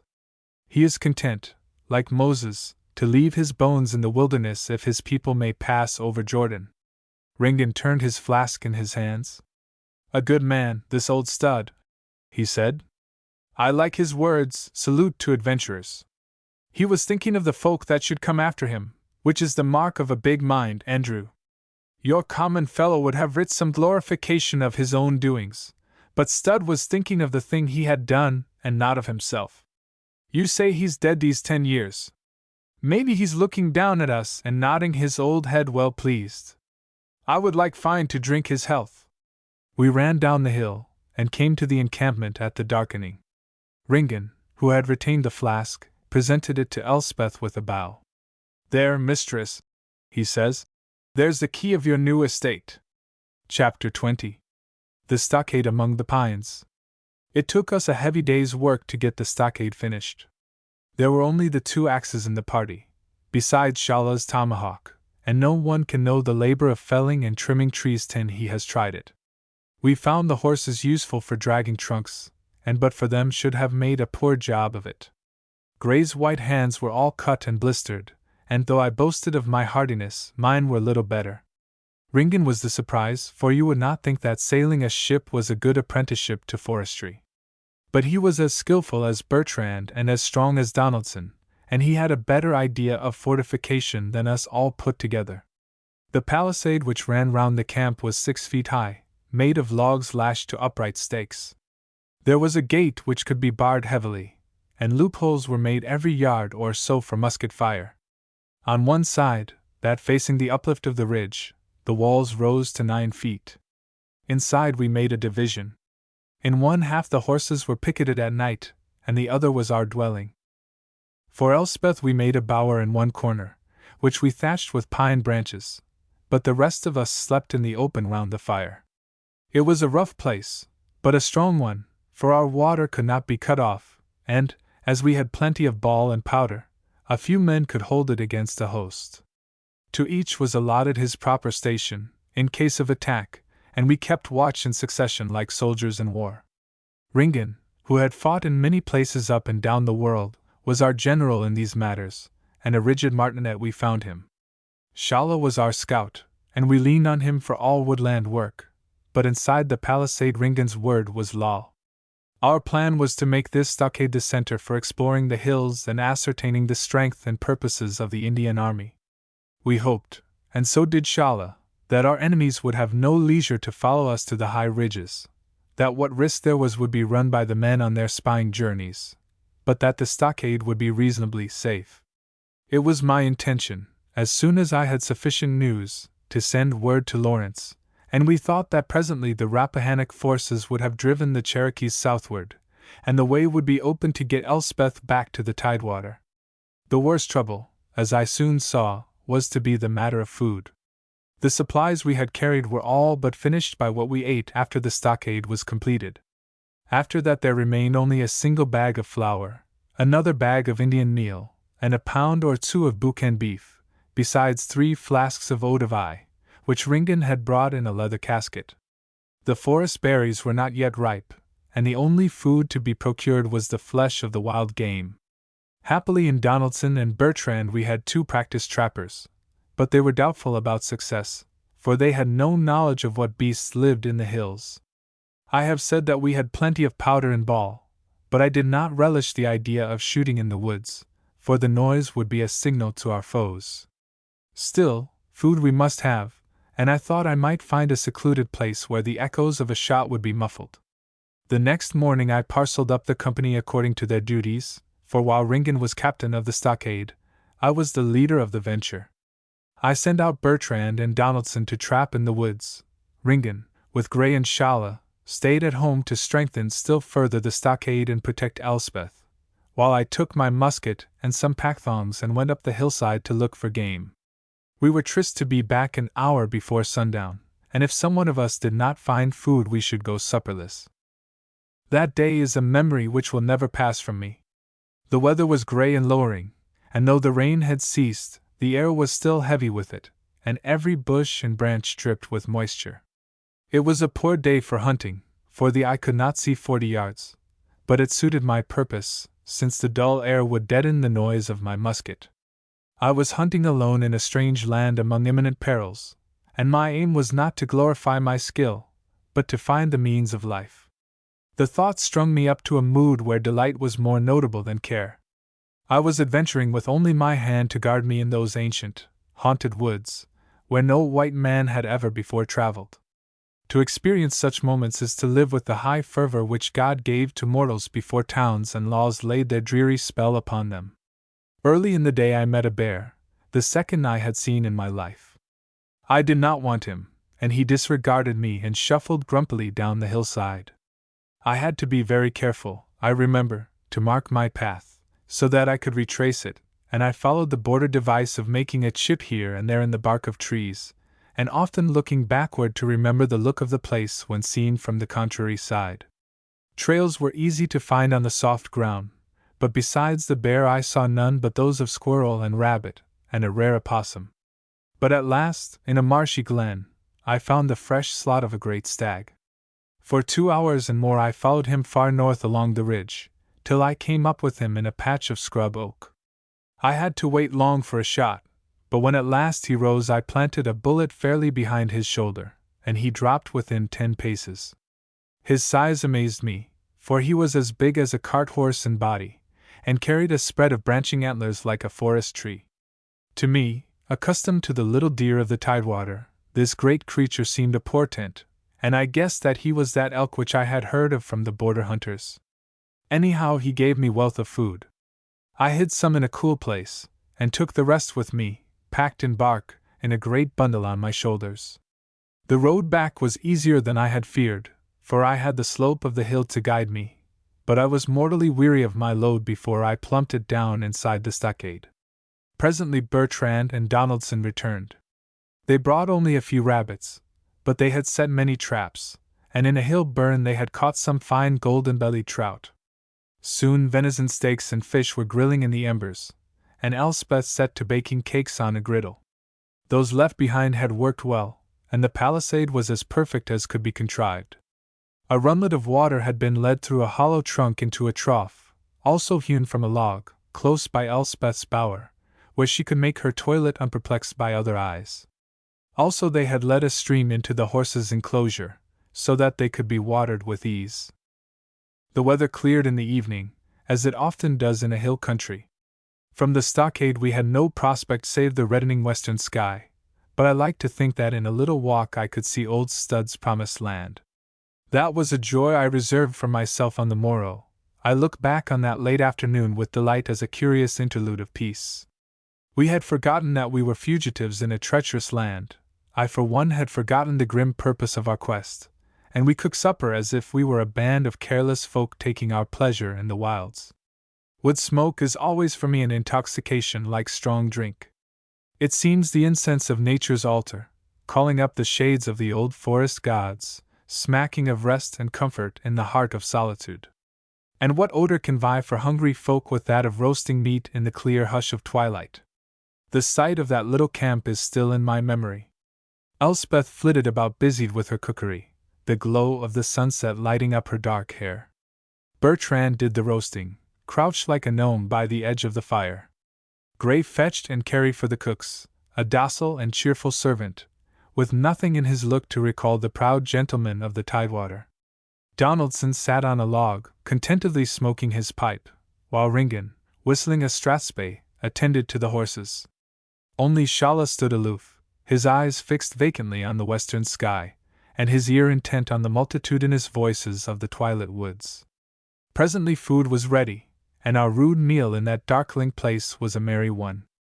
Elspeth sat enthroned on a couch of pine branches.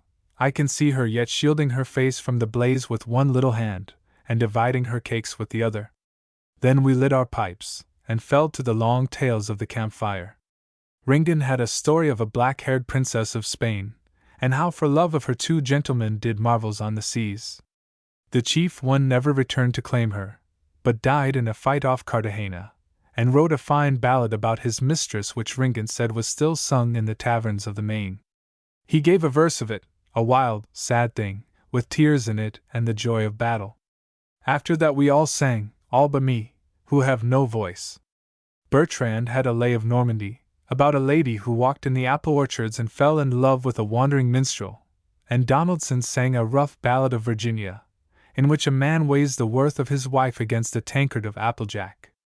Gray sang an English song about the North Country maid who came to London, and a bit of the chant of the Devon men who sacked Santa Fe and stole the Almirante's daughter.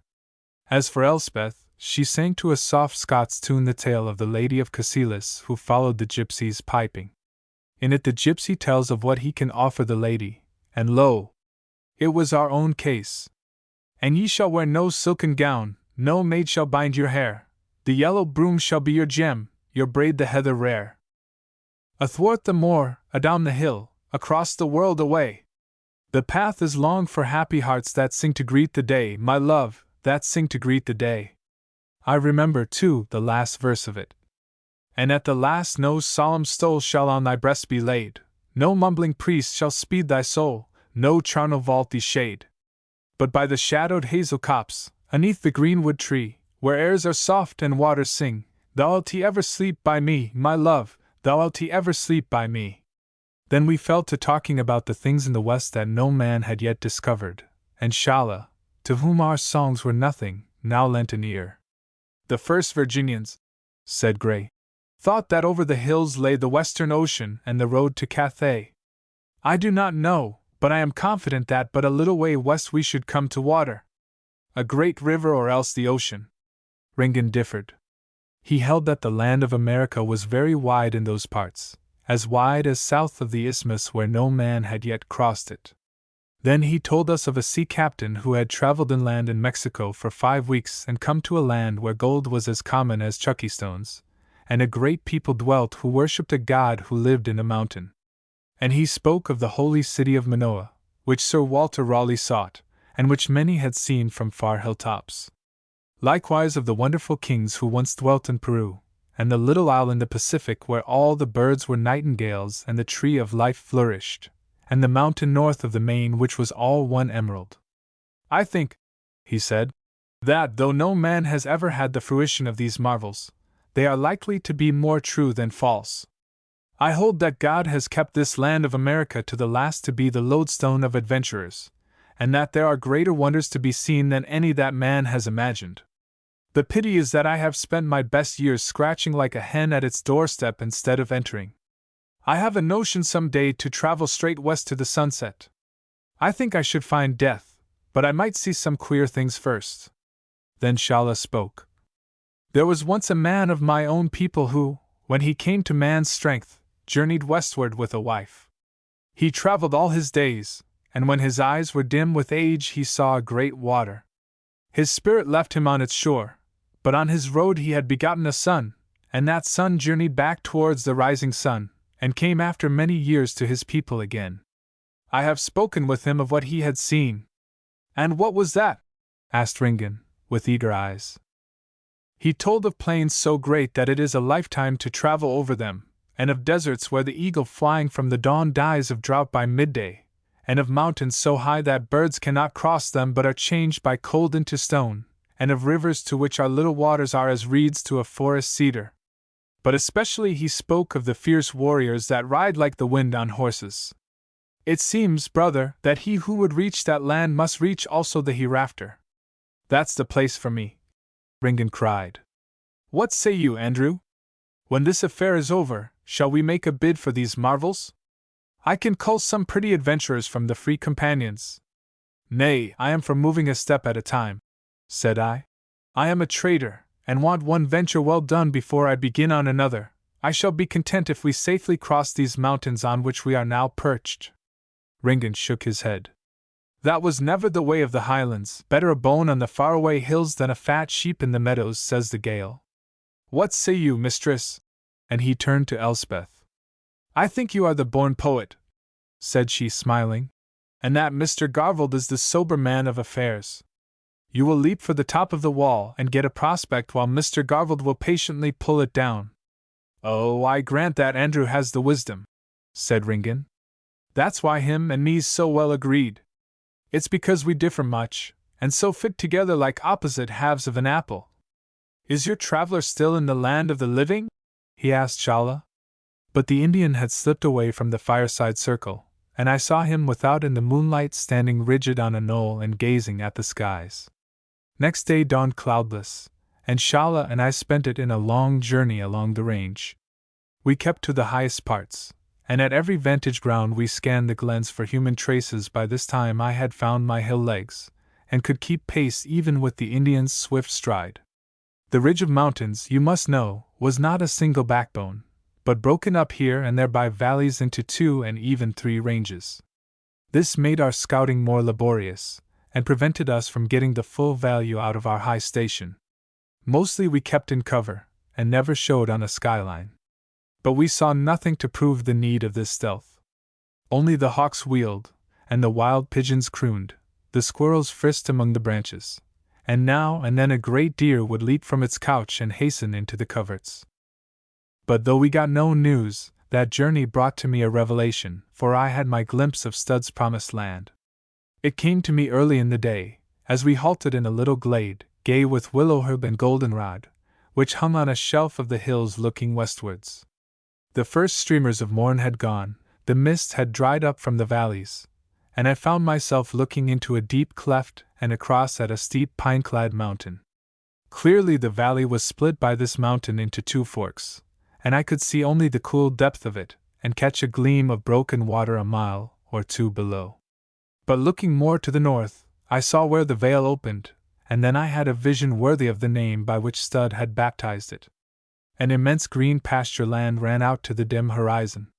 There were forests scattered athwart it, and single great trees, and little ridges, too, but at the height where we stood it seemed to the eye to be one verdant meadow as trim and shapely as the lawn of a garden. A noble river, the child of many hill streams, twined through it in shining links.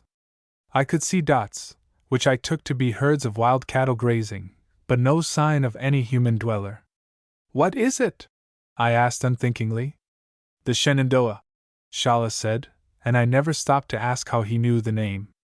He was gazing at the sight with hungry eyes, he whose gaze was, for usual, so passionless. That prospect gave me a happy feeling of comfort. Why, I cannot tell, except that the place looked so bright and habitable. Here was no sour wilderness, but a land made by God for cheerful human dwellings. Some day there would be orchards and gardens among those meadows, and miles of golden corn, and the smoke of hearth fires. Some day I would enter into that land of Canaan which now I saw from Pisgah. Some day, and I scarcely dared the thought, my children would call it home.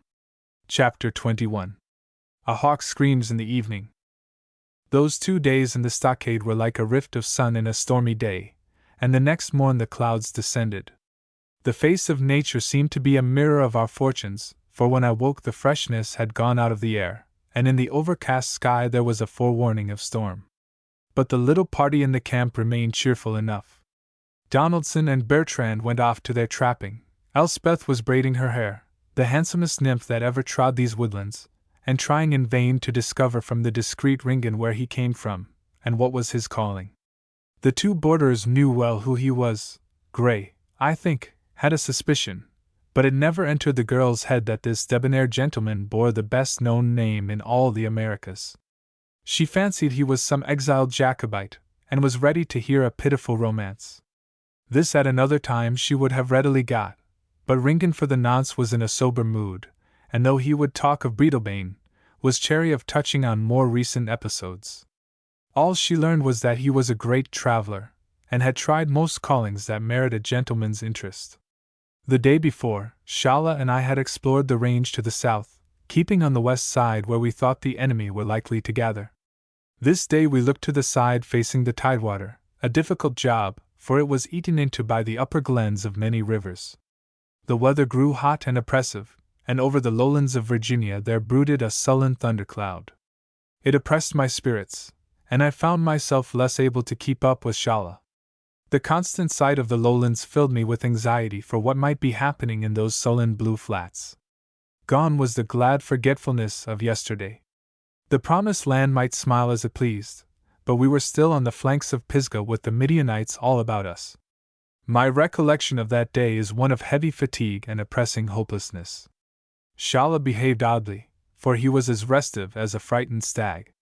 No covert was unsuspected by him, and if I ventured to raise my head on any exposed ground a long brown arm pulled me down.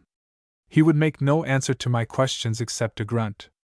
All this gave me the notion that the hills were full of the enemy, and I grew as restive as the Indian. The crackle of a branch startled me, and the movement of a scared beast brought my heart to my throat.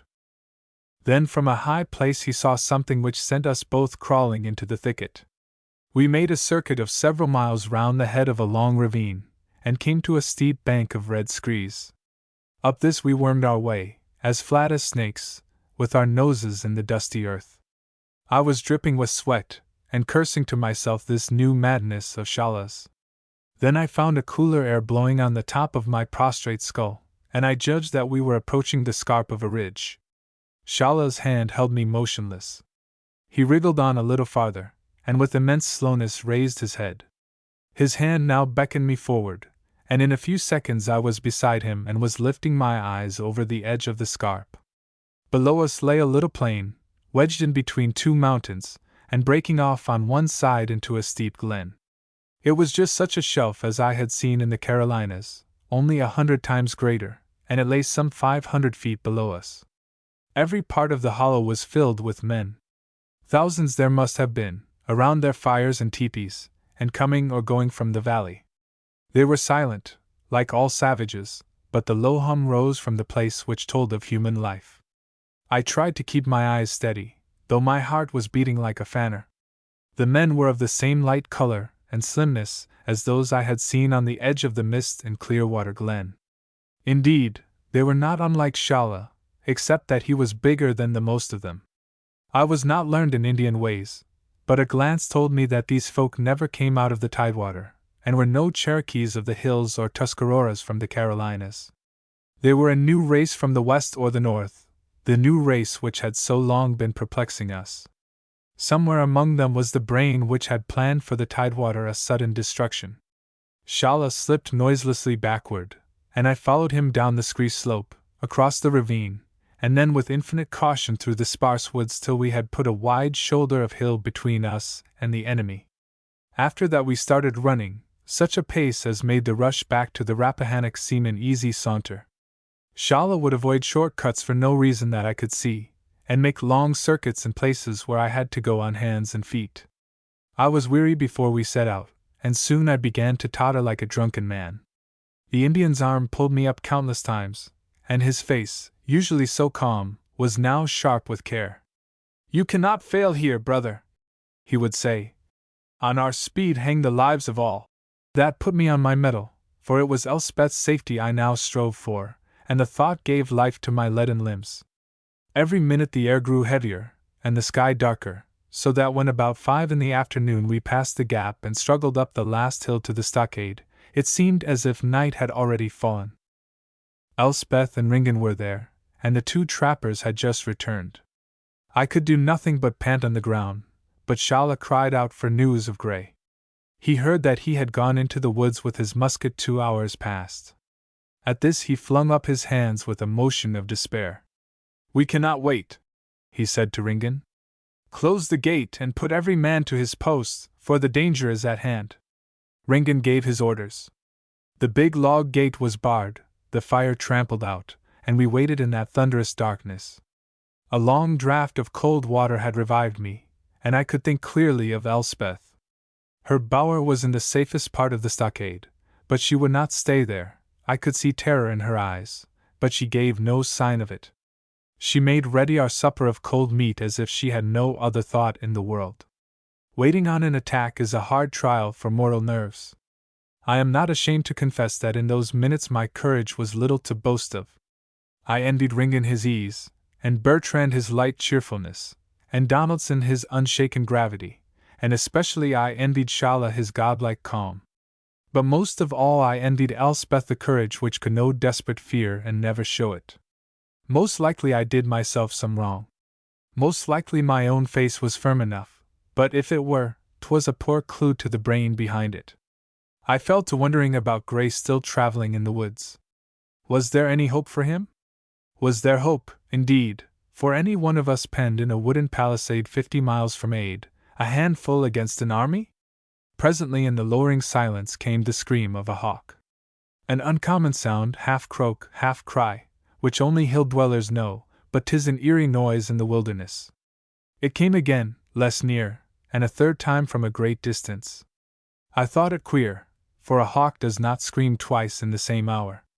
I looked at Shala, who stood by the gate, every sinew in his body taut with expectation. He caught my eye. "That hawk never flew on wings," he said. Then an owl hooted, and from near at hand came the cough of a deer. The thicket was alive with life, which mimicked the wild things of the woods. Then came a sound which drowned all others. From the inky sky descended a jagged line of light, and in the same second the crash of the thunder broke.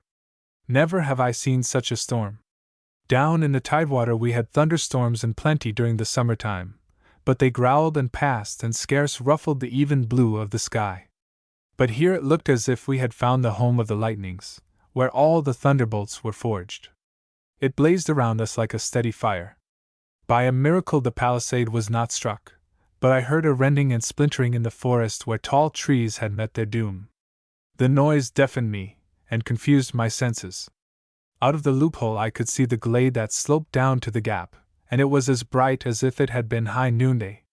The clumps of fern and grass stood out yellow and staring against the inky background of the trees.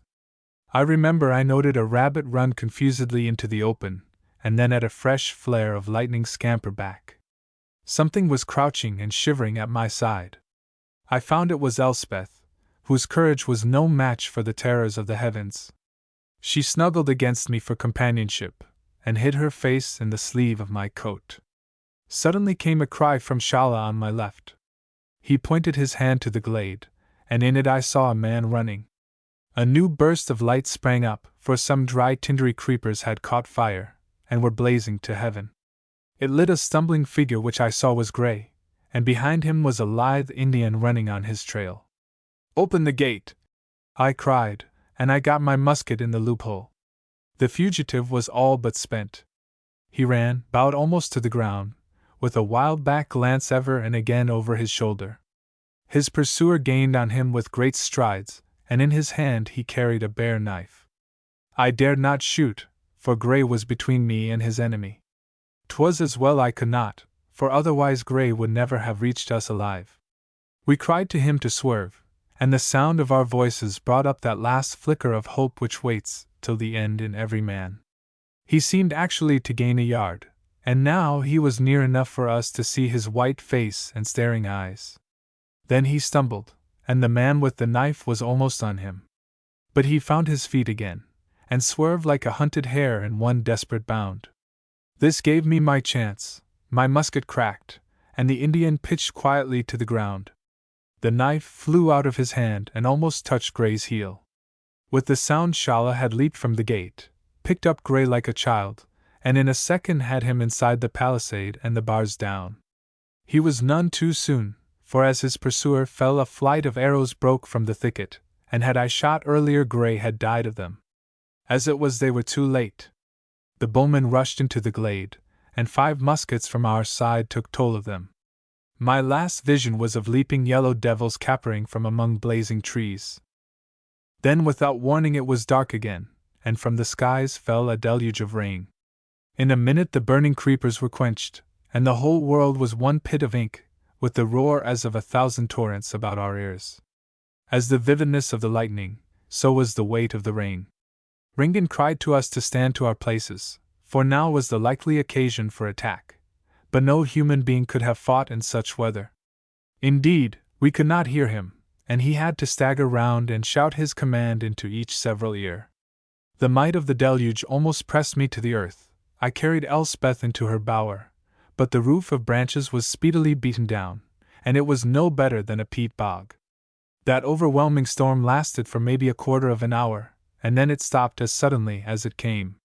Inside the palisade the ground swam like a loch, and from the hillside came the rumor of 1,000 swollen streams. That, with the heavy drip of laden branches, made sound enough, but after the thunder and the downpour it seemed silence itself. Presently when I looked up I saw that the black rack was clearing from the sky, and through a gap there shone a watery star. Ringan took stock of our defenses, and doled out to each a portion of sodden meat.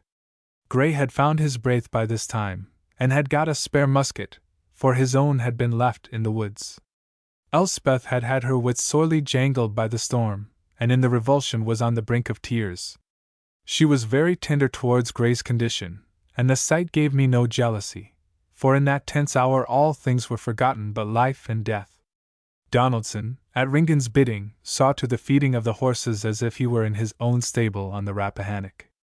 It takes all sorts of men to make a world, but I thought at the time that for this business the steel nerves of the border were worth many quicker brains and more alert spirits. The hours marched somberly towards midnight, while we stayed every man by his post. I asked Shala if the enemy had gone, and he shook his head. He had the sense of a wild animal to detect danger in the forest when the eye and ear gave no proof. He stood like a stag, sniffing the night air, and peering with his deep eyes into the gloom. Fortunately, though the moon was all but full, the sky was so overcast that only the faintest yellow glow broke into the darkness of the hilltops. It must have been an hour after midnight when we got our next warning of the enemy. Suddenly a firebrand leaped from farther up the hill, and flew in a wide curve into the middle of the stockade. It fell on the partition between the horses and ourselves and hung crackling there. A shower of arrows followed it, which missed us, for we were close to the edges of the palisade. But the sputtering torch was a danger, for presently it would show our position, so Bertrand very gallantly pulled it down, stamped it out, and got back to his post unscathed. Yet the firebrand had done its work, for it had showed the savages where the horses stood picketed. Another followed, lighting in their very midst, and setting them plunging at their ropes. I heard Ringan curse deeply, for we had not thought of this stratagem. and the next second I became aware that there was someone among the horses. At first I thought that the palisade had been stormed, and then I heard a soft voice which was no Indian's. Heedless of orders, I flung myself at the rough gate, and in a trice was beside the voice. Elspeth was busy among the startled beasts. She had a passion for horses, and had, as we say, the cool hand with them, for she would soothe a frightened stallion by rubbing his nose and whispering in his ear. By the time I got to her she had stamped out the torch, and was stroking Gray's mare, which was the worst scared. Her own fear had gone, and in that place of plunging hooves and tossing manes she was as calm as in a summer garden. "Let me be, Andrew," she said. "I am better at this business than you." She had the courage of a lion, but 'twas a wild courage, without foresight. Another firebrand came circling through the darkness, and broke on the head of Donaldson's pony. I caught the girl and swung her off her feet into safety. And then on the heels of the torch came a flight of arrows, fired from near at hand. By the mercy of God she was unharmed. I had one through the sleeve of my coat, but none reached her. One took a horse in the neck, and the poor creature screamed pitifully. Presently there was a wild confusion of maddened beasts, with the torch burning on the ground and lighting the whole place for the enemy. I had Elspeth in my arms, and was carrying her to the gate, when over the palisade I saw yellow limbs and fierce faces. They saw it too, Ringan and the rest, and it did not need his cry to keep our posts to tell us the right course. The inner palisade which shut off the horses must now be our line of defense, and the poor beasts must be left to their fate. But Elspeth and I had still to get inside it. Her ankle had caught in a picket rope, which in another second would have wrenched it cruelly, had I not slashed it free with my knife. This sent the horse belonging to it in wild career across the corral, and I think 'twas that interruption which saved our lives. It held back the savages for an instant of time, and prevented them blocking our escape. It all took place in the flutter of an eyelid, though it takes long in the telling. I pushed Elspeth through the door, and with all my strength tore at the bars. But they would not move. Perhaps the rain had swollen the logs, and they had jammed too tightly to let the bar slide in the groove. So I found myself in that gate, the mad horses and the savages before me, and my friends at my back, with only my arm to hold the post. I had my musket and my 2 pistols, 3 shots, for there would be no time to reload. A yellow shadow slipped below a horse's belly, and there came the cry of an animal's agony. Then another, and yet more. But no one came near me in the gateway. I could not see anything to shoot at, only lithe shades and mottled shadows, for the torch lay on the wet ground, and was sputtering to its end.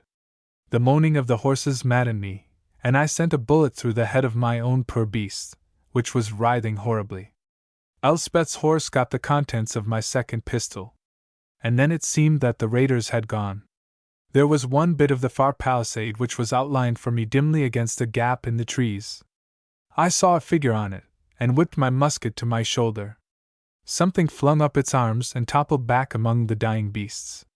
Then a hand, Donaldson's I think, clutched me and pulled me back. With a great effort the bars were brought down, and I found myself beside Elspeth. All her fortitude had gone now, and she was sobbing like a child. Gradually the moaning of the horses ceased, and the whole world seemed cold and silent as a stone. We stood our watch till a wan sunrise struggled up the hillside. Chapter 22. How a fool must go his own road. It was a sorry party that looked at each other in the first light of dawn. Our eyes were hollow with suspense, and all but Shalla had the hunted look of men caught in a trap. Not till the sun had got above the treetops did we venture to leave our posts and think of food. It was now that Elspeth's spirit showed supreme. The courage of that pale girl put us all to the blush. She alone carried her head high and forced an air of cheerfulness. She lit the fire with Donaldson's help, and broiled some deer's flesh for our breakfast, and whistled gently as she wrought, bringing into our wild business a breath of the orderly comfort of home. I had seen her in silk and lace, a queen among the gallants, but she never looked so fair as on that misty morning, her hair straying over her brow, her plain kirtle soiled and sodden, but her eyes bright with her young courage. During the last hours of that dark vigil my mind had been torn with cares. If we escaped the perils of the night, I asked myself, what then? Here were the 7 of us, pinned in a hill fort, with no help within 50 miles, and one of the 7 was a woman. I judged that the Indian force was large, and there was always the mighty army waiting farther south in that shelf of the hills. If they sought to take us, it must be a matter of a day or 2 at the most till they succeeded. If they only played with us, which is the cruel Indian way, we might resist a little, but starvation would beat us down. Where were we to get food, with the forests full of our subtle enemies? To sit still would mean to wait upon death, and the waiting would not be long. There was the chance, to be sure, that the Indians would be drawn off in the advance towards the east. But here came in a worse anxiety. I had come to get news to warn the Tidewater. That news I had got. The mighty gathering which Shallah's eyes and mine had beheld in that upland glen was the peril we had foreseen. What good were easy victories over raiding Cherokees when this deadly host waited on the leash? I had no doubt that the Cherokees were now broken. Stafford County would be full of Nicholson's militia, and Lawrence's strong hand lay on the line of the borders. But what availed it? While Virginia was flattering herself that she had repelled the savages, and the Rappahannock men were notching their muskets with the tail of the dead, a wave was gathering to sweep down the Pamunkey or the James, and break on the walls of Jamestown. I did not think that Nicholson, forewarned and prepared, could stem the torrent, and if it caught him unawares the proud Tidewater would break like a rotten reed. I had been sent to scout. Was I to be false to the word I had given, and let any risk to myself or others deter me from taking back the news? The Indian army tarried. Why, I did not know, perhaps some mad whim of their soothsayers, perhaps the device of a wise general, but at any rate they tarried. If a war party could spend a night invading us and slaying our horses, there could be no very instant orders for the road. If this were so, a bold man might yet reach the border line. At that moment it seemed to me a madman's errand. Even if I slipped past the watchers in the woods and the glens, the land between would be strewn with fragments of the Cherokee host, and I had not the Indian craft. But it was very seriously borne in upon me that 'twas my duty to try. God might prosper a bold stroke, and in any case I should be true to my trust. But what of Elspeth? The thought of leaving her was pure torment. In our hideous peril 'twas scarcely to be endured that one should go. I told myself that if I reached the border I could get help, but my heart warned me that I lied. My news would leave no time there for riding hillward to rescue a rash adventure. We were beyond the pale, and must face the consequences. That we all had known, and reckoned with, but we had not counted that our risk would be shared by a woman. Aye, that luckless ride of Elspeth's. But for that foolish whim she would be safe now in the cool house at Middle Plantation, with a ship to take her to safety if the worst befell. And now of all the king's subjects in that hour we were the most ill-fated, island on a sand heap with the tide of savage war hourly eating into our crazy shelter. Before the daylight came, as I stood with my cheek to my musket, I had come to a resolution. In a tangle of duties a man must seize the solitary clear one, and there could be no doubt of what mine was. I must try for the Tidewater, and I must try alone. Shallah had the best chance to get through, but without Shallah the stockade was no sort of refuge. Ringdon was wiser and stronger than I, but I thought I had more hillcraft, and besides, the duty was mine, not his. Gray had no knowledge of the wilds, and Donaldson and Bertrand could not handle the news as it should be handled, in the unlikely event of their getting through alive. No, there were no 2 ways of it. I must make the effort, though in that leaden hour of weariness and cold it seemed as if my death knell were ringing. Morn showed a grey world, strewn with the havoc of the storm. The eagles were already busy among the dead horses, and our first job was to bury the poor beasts. Just outside the stockade we dug as best we could a shallow trench, while the muskets of the others kept watch over us. There we laid also the body of the man I had shot in the night. He was a young savage, naked to the waist, and curiously tattooed on the forehead with the device of what seemed to be a rising or setting Sunday. I observed that Shallah looked closely at this, and that his face wore an unusual excitement. He said something in his own tongue, and, when the trench was dug, laid the dead man in it so that his head pointed westwards. We wrought in a dogged silence, and Elspeth's cheery whistling was the only sound in that sullen morning. It fairly broke my heart.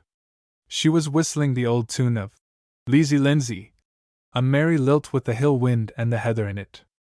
The bravery of the poor child was the hardest thing of all to bear when I knew that in a few hours' time the end might come. The others were only weary and dishevelled and ill at ease, but on me seemed to have fallen the burden of the cares of the whole earth. Shalla had disappeared for a little, and came back with the word that the near forests were empty. So I summoned a council, and talked as we breakfasted. I had looked into the matter of the food, and found that we had sufficient for 3 days. We had boucanned a quantity of deer's flesh 2 days before, and this, with the fruit of yesterday's trapping, made a fair stock in our larder. Then I announced my plan. "I am going to try to reach Lawrence," I said. No one spoke. Shalla lifted his head, and looked at me gravely. "Does any man object?" I asked sharply, for my temper was all of an edge. "Your throat will be cut in the first mile," said Donaldson gruffly. "Maybe it will, but maybe not. At any rate, I can try. You have not heard what Shalla and I found in the hills yesterday. 12 miles south there is a glen with a plateau at its head, and that plateau is as full of Indians as a beehive. Aye, Ringan, you and Lawrence were right. The Cherokees are the least of the trouble. There's a great army come out of the west, men that you and I never saw the like of before, and they are waiting till the Cherokees have drawn the fire of the borderers, and then they will bring hell to the tidewater. You and I know that there's some sort of man in command, a man that quotes the Bible and speaks English, but man or not, he's a great general, and will betide Virginia if he gets among the manors. I was sent to the hills to get news, and I've got it. Would it not be the part of a coward to bide here and make no effort to warn our friends?" "What good would a warning do?" said Ringan. "Even if you got through to Lawrence, which is not very likely, do you think a ween borderers in a fort will stay such an army? It would only mean that you lost your life on the South Fork instead of in the hills, and there's little comfort in that." "It's not like you to give such counsel," I said sadly. "A man cannot think whether his duty will succeed as long as it's there for him to do it. Maybe my news would make all the differ. Maybe there would be time to get Nicholson's militia to the point of danger. God has queer ways of working, if we trust him with honest hearts. Besides, a word on the border would save the Tidewater folk, for there are ships on the James and the York to flee to if they hear in time. Let Virginia go down and be delivered over to painted savages, and some day soon we will win it back, but we cannot bring life to the dead. I want to save the lowland manors from what befell the Daubignies on the Rapidan, and if I can only do that much I will be content. Will you counsel me, Ringan, to neglect my plain duty?" "I gave no counsel," said Ringan hurriedly. "I was only putting the common sense of it. It's for you to choose." Here Gray broke in. "I protest against this craziness. Your first duty is to your comrades and to this lady. If you desert us we lose our best musket, and you have as little chance of reaching the Tidewater as the moon. Ark you so madly enamored of death, Mr. Garvold?" He spoke in the old stiff tones of the man I had quarreled with. I turned to Shalla. "Is there any hope of getting to the South Fork?" He looked me very full in the face. "As much hope as a dove has who falls broken-winged into an array of falcons. As much hope as the deer when the hunter's knife is at its throat. Yet the dove may escape, and the deer may yet tread the forest. While a man draws breath there is hope, brother." "Which I take to mean that the odds are 1,000 against 1, said Gray. "Then it's my business to stake all on the one," I cried. "Man, don't you see my quandary? I hold a solemn trust, which I have the means of fulfilling, and I'm bound to try. It's torture to me to leave you, but you will lose nothing. 3 men could hold this place as well as 6, if the Indians are not in earnest, and if they are, 100 would be too few. Your danger will be starvation, and I will be a mouth less to feed.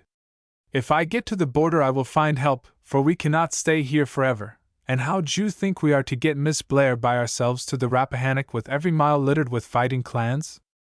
I must go, or I will never have another moment's peace in life." Gray was not convinced. "Send the Indian," he said. And leave the stockade defenseless, I cried. It's because he stays behind that I dare to go. Without him we are all bairns in the dark. That's true anyway, said Ringan, and fell to whittling a stick. For 3 days, I continued, you have food enough, and if by the end of it you are not attacked you may safely go hunting for more. If nothing happens in a week's time you will know that I have failed, and you can send another messenger. Ringan would be the best. That can hardly be, he said, because I'm coming with you now. I could only stare blankly. Two's better than one for this kind of business, and I am no use here, only fruges consumere natus, as I learned from the Imberere Domini. It's my concern as much as yours, for I brought you here, and I'm tryst with Lawrence to take back word. I'm loath to leave my friends, but my place is at your side, Andrew. So say no more about it. I knew it was idle to protest. Ringan was as obstinate as a Spanish mule when he chose, and besides, there was reason in what he said. 2 were better than 1 both for speed in travel and for fighting if the need came, and though I had more woodcraft than he had 10 times my wisdom. There was something about his matter-of-fact tone which took the enterprise out of the land of impossibilities into a more sober realm. I even began to dream of success. But when I looked at Elspeth, her eyes were so full of grief and care that my spirits sank again. Tell me, I cried, that you think I am doing right. God knows it is hard to leave you, and I carried the sorest heart in Virginia. But you would not have me stay idle when my plain duty commands. Say that you bid me go, Elspeth. I bid you go, she said bravely, and I will pray God to keep you safe. But her eyes belied her voice, for they were swimming with tears. At that moment I got the conviction that I was more to her than a mere companion, that by some miracle I had won a place in that proud and loyal heart. It seemed a cruel stroke of fate that I should get this hope at the very moment when I was to leave her and go into the shadow of death. But that was no hour to think of love. I took every man apart and swore him, though there was little need, to stand by the girl at all costs. To Gray I opened my inmost thoughts. You and I serve one mistress, I said, and now I confide her to your care. All that I would have done I am assured you will do. My heart is easier when I know that you are by her side. Once we were foes, and since then we have been friends, and now you are the dearest friend on earth, for I leave you with all I cherish. He flushed deeply and gave me his hand. Go in peace, sir, he said. If God wills that we perish, my last act will be to assure an easy passage to heaven for her we worship. If we meet again, we meet as honorable rivals, and may that day come soon. So with pistols and belt, and a supply of cartouches and some little food in our pockets, Ringan and I were enfolded in the silence of the woods. Chapter 23. The horn of Dyer made sounds. We reached the gap, and made slantwise across the farther hill. I did not dare to go clown Clearwater Glen, and besides I was aiming for a point farther south than the Rappahannock. In my wanderings with Shala I had got a pretty good idea of the lie of the mountains on their eastern side, and I had remarked a long ridge which flung itself like a cape far into the lowlands. If we could leave the hills by this, I thought we might strike the stream called the North Fork, which would bring us in time to the neighborhood of Fru's dwelling. The ridges were our only safe path, for they were thickly overgrown with woods, and the Indian bands were less likely to choose them for a route. The danger was in the glens, where the trees were sparser and the broad stretches of meadow made better going for horses. The movement of my legs made me pluck up heart. I was embarked at any rate in a venture, and had got rid of my desperate indecision. The 2 of us held close together, and chose the duskiest thickets, crawling belly-wise over the little clear patches and avoiding the crown of the ridge like the plague. The weather helped us, for the skies hung grey and low, with wisps of vapor curling among the trees. The glens were pits of mist, and my only guide was my recollection of what I had seen, and the easterly course of the streams. By midday we had mounted to the crest of a long scarp which fell away in a narrow and broken promontory towards the plains. So far we had seen nothing to give us pause, and the only risk lay in some Indian finding and following our trail. We lay close in a scrubby wood, and rested for a little, while we ate some food. Everything around us dripped with moisture, and I could have wrung pints from my coat and breeches. Oh, for the dry Tortugas! Ringan sighed. What I would give for a hot sun and the kindly winds o' the sea! I thought I pined for the hills, Andrew, but I would not give a clean beach and a warm sou'wester for all the mountains on earth. Then again, yon's a fine lass, he would say. I did not reply, for I had no heart to speak of what I had left behind. Cheer up, young one, he cried. There was more lost at Flodden. A gentleman adventurer must live by the hour, and it's surprising how fortune favors them that trust her. There was a man I mind in Breedelbane. And here he would tell some tale of how light came out of black darkness for the trusting heart. Man Ringan, I said, I see your kindly purpose. But tell me, did ever you hear of such a tangle as ours being straightened out? Why, yes, he said. I've been in worse myself, and here I am. I have been in a cell at Cartagena, chained to a man that had died of the plague, with the gallows preparing for me at cockcrow. But in the night some friends o' mine came into the bay, and I had the solemn joy of stepping out of yon cell over the corpse of the Almirante. I've been mad with fever, and jumped into the Palmas River among the alligators, and not one of them touched me, though I was swimming about crying that the water was burning oil. And then a lad in a boat gave me a clout on the head that knocked the daftness out of me, and in a week I was marching on my own deck, with my bonnet cocked like a king's captain. I've been set by my unfriends on a rock in the Florida Keys, with a keg of dirty water and a bunch of figs, and the sun like to melt my brains, and 2 bullet holes in my thigh. But I came out of the pickle, and lived to make the men that put me there sorry they had been born. Aye, and I've seen my grave dug, and my dead clothes ready, and in a week I was making napkins out of them. There's a wonderful kindness and providence to mettled folk. Aye, Ringan, but that was only the risk of your own neck. I think I could endure that. But was there ever another you liked far better than yourself, that you had to see in deadly peril? No, I'll be honest with you, there never was. I grant you that's the hardest thing to thole. But you'll keep a stiff lip even to that, seeing you are the braver of the two of us. At that I cried out in expostulation, but Ringan was firm. I the braver by far, and I'll say it again. I'm a man of the dancing blood, with a rare appetite for frays and forays. You are the sedate soul that would be happier at home in the chimney corner. And yet you are the most determined of the lot of us, though you have no pleasure in it. Why? Just because you are the bravest. You can force yourself to a job when flesh and spirit cry out against it. I let no man alive cry down my courage, but I say freely that it's not to be evened with yours. I was not feeling very courageous. As we sped along the ridge in the afternoon, I seemed to myself like a midge lost in a monstrous net. The dank, dripping trees and the misty hills seemed to muffle and deaden the world. I could not believe that they ever would end, that anywhere there was a clear sky and open country. And I had always the feeling that in those banks of vapor lurked deadly enemies who any moment might steal out and encompass us. But about 4 o'clock the weather lightened, and from the coxcomb on which we moved we looked down into the lower glens. I saw that we had left the main flanks of the range behind us, and were now fairly on a cape which jutted out beyond the other ridges. It behoved us now to go warily, and where the thickets grew thin we moved like hunters, in every hollow and crack that could shelter a man.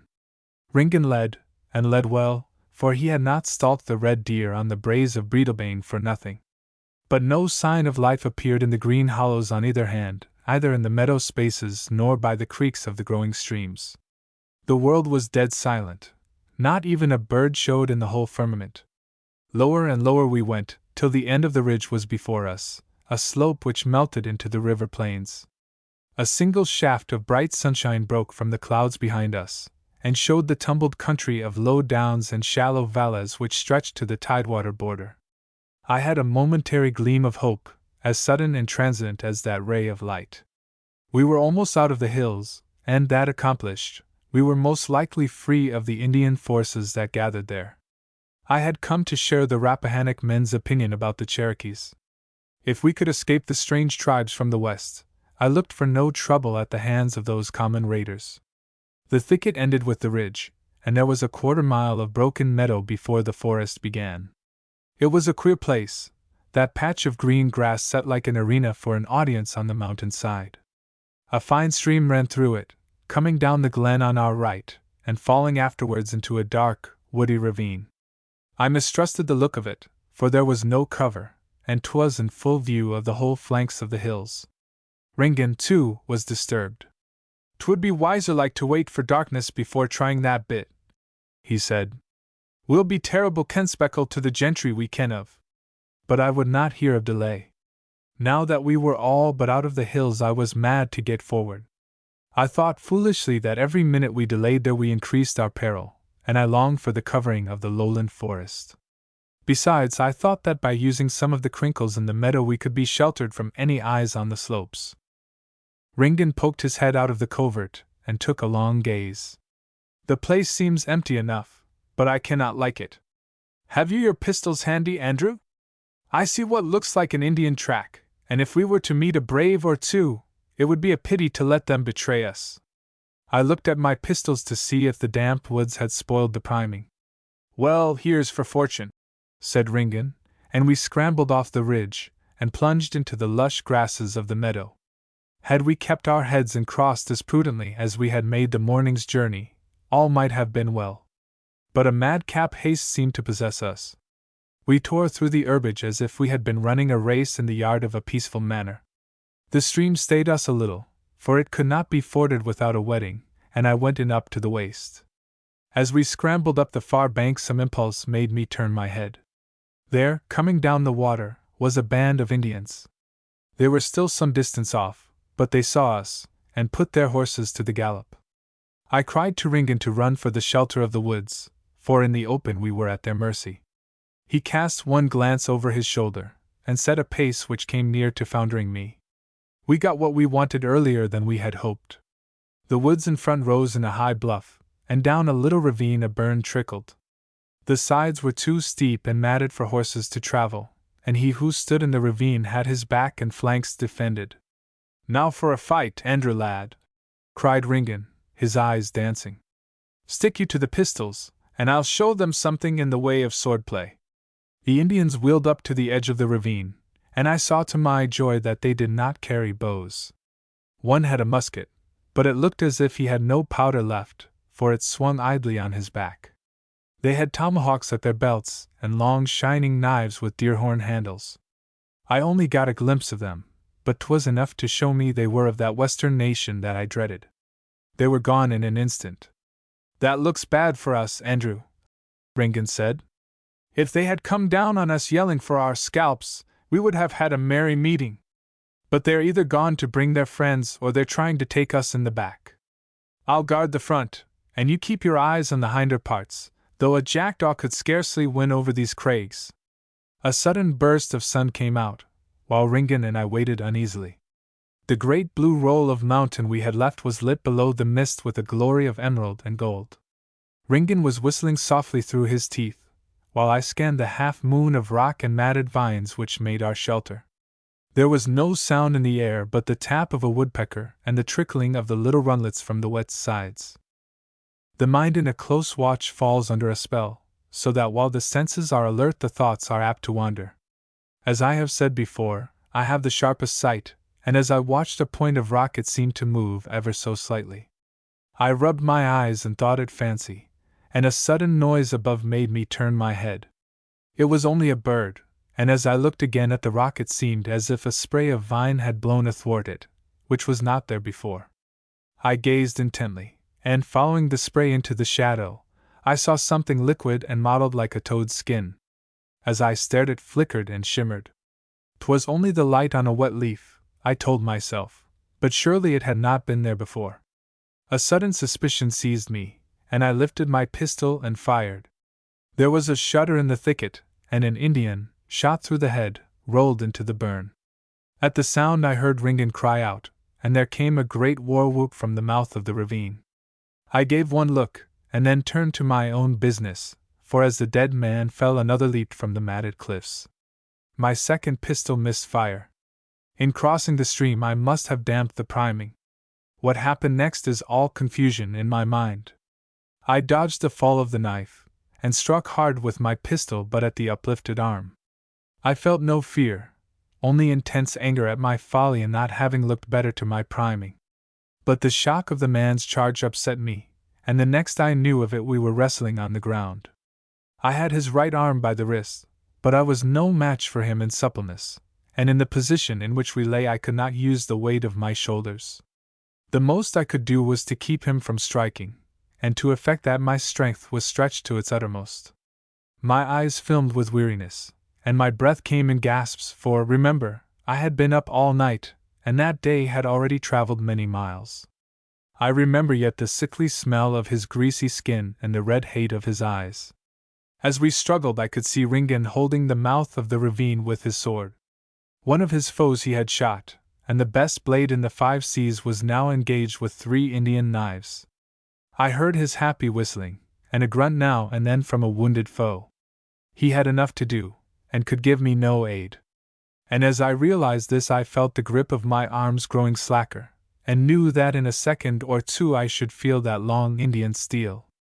I made a desperate effort, and swung round so that I got my left shoulder on his knife arm.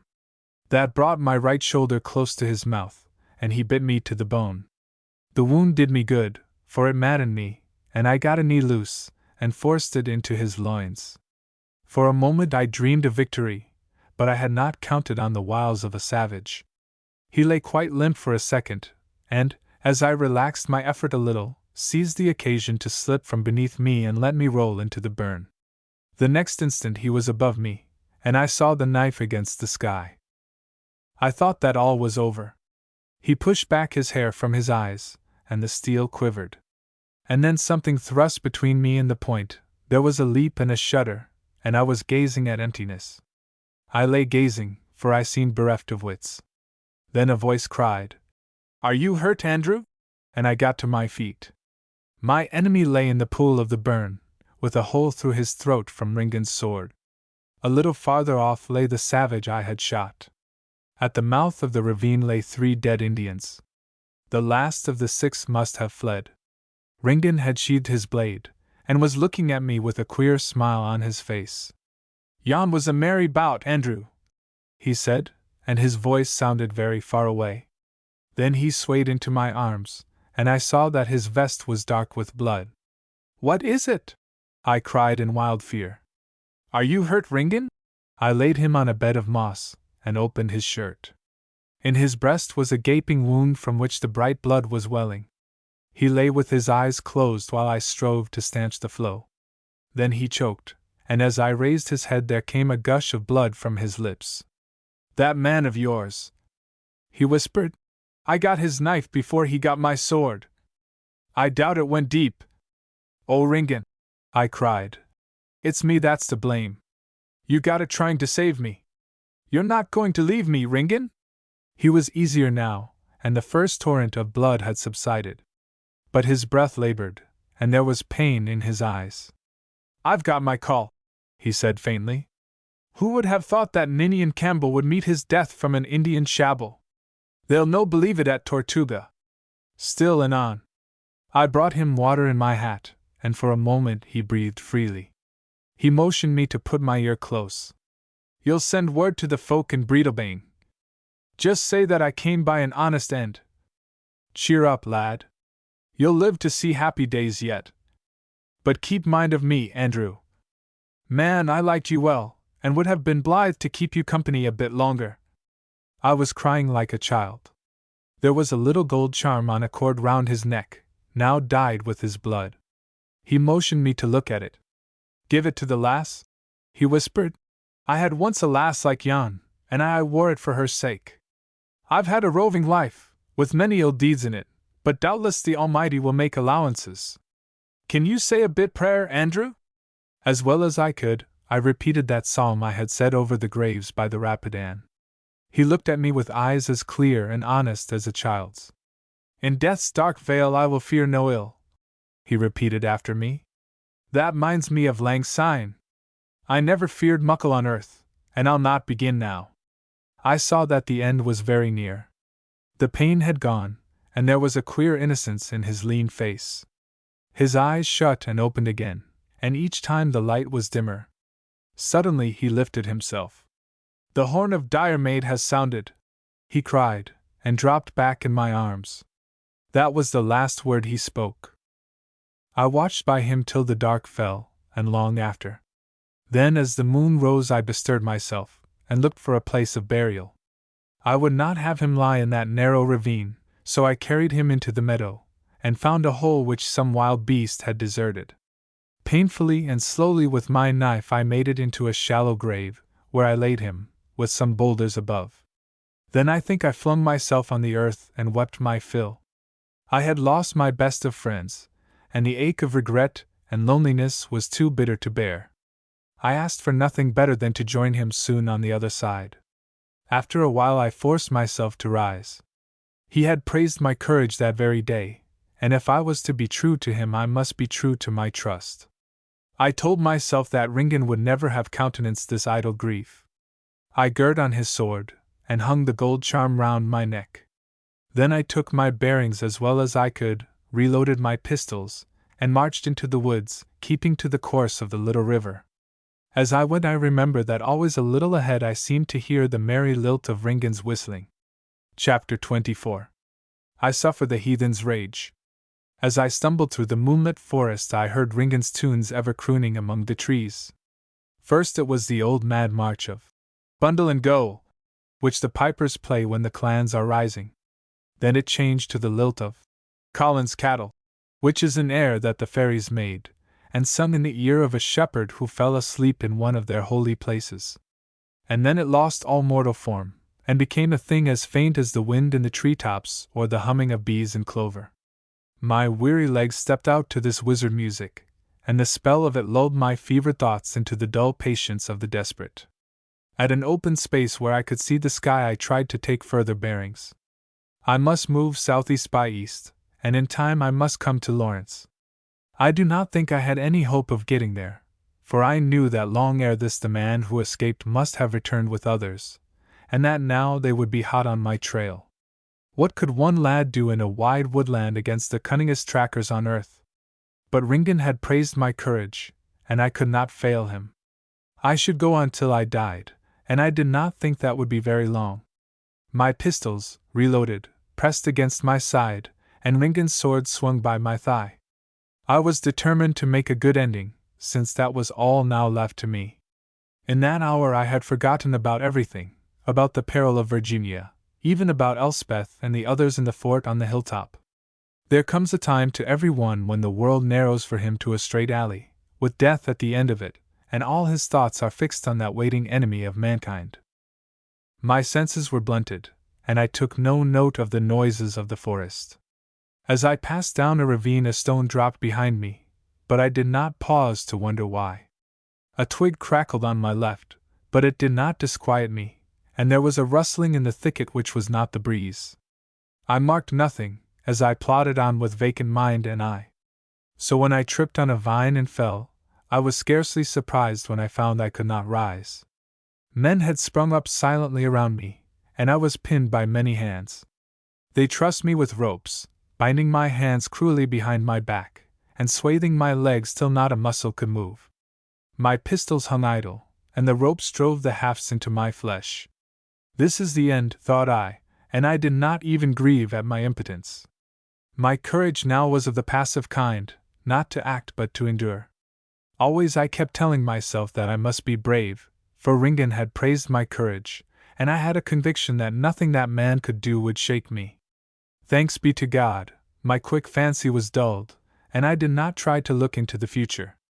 I lived for the moment, and I was resolved that the moment should find me unmoved.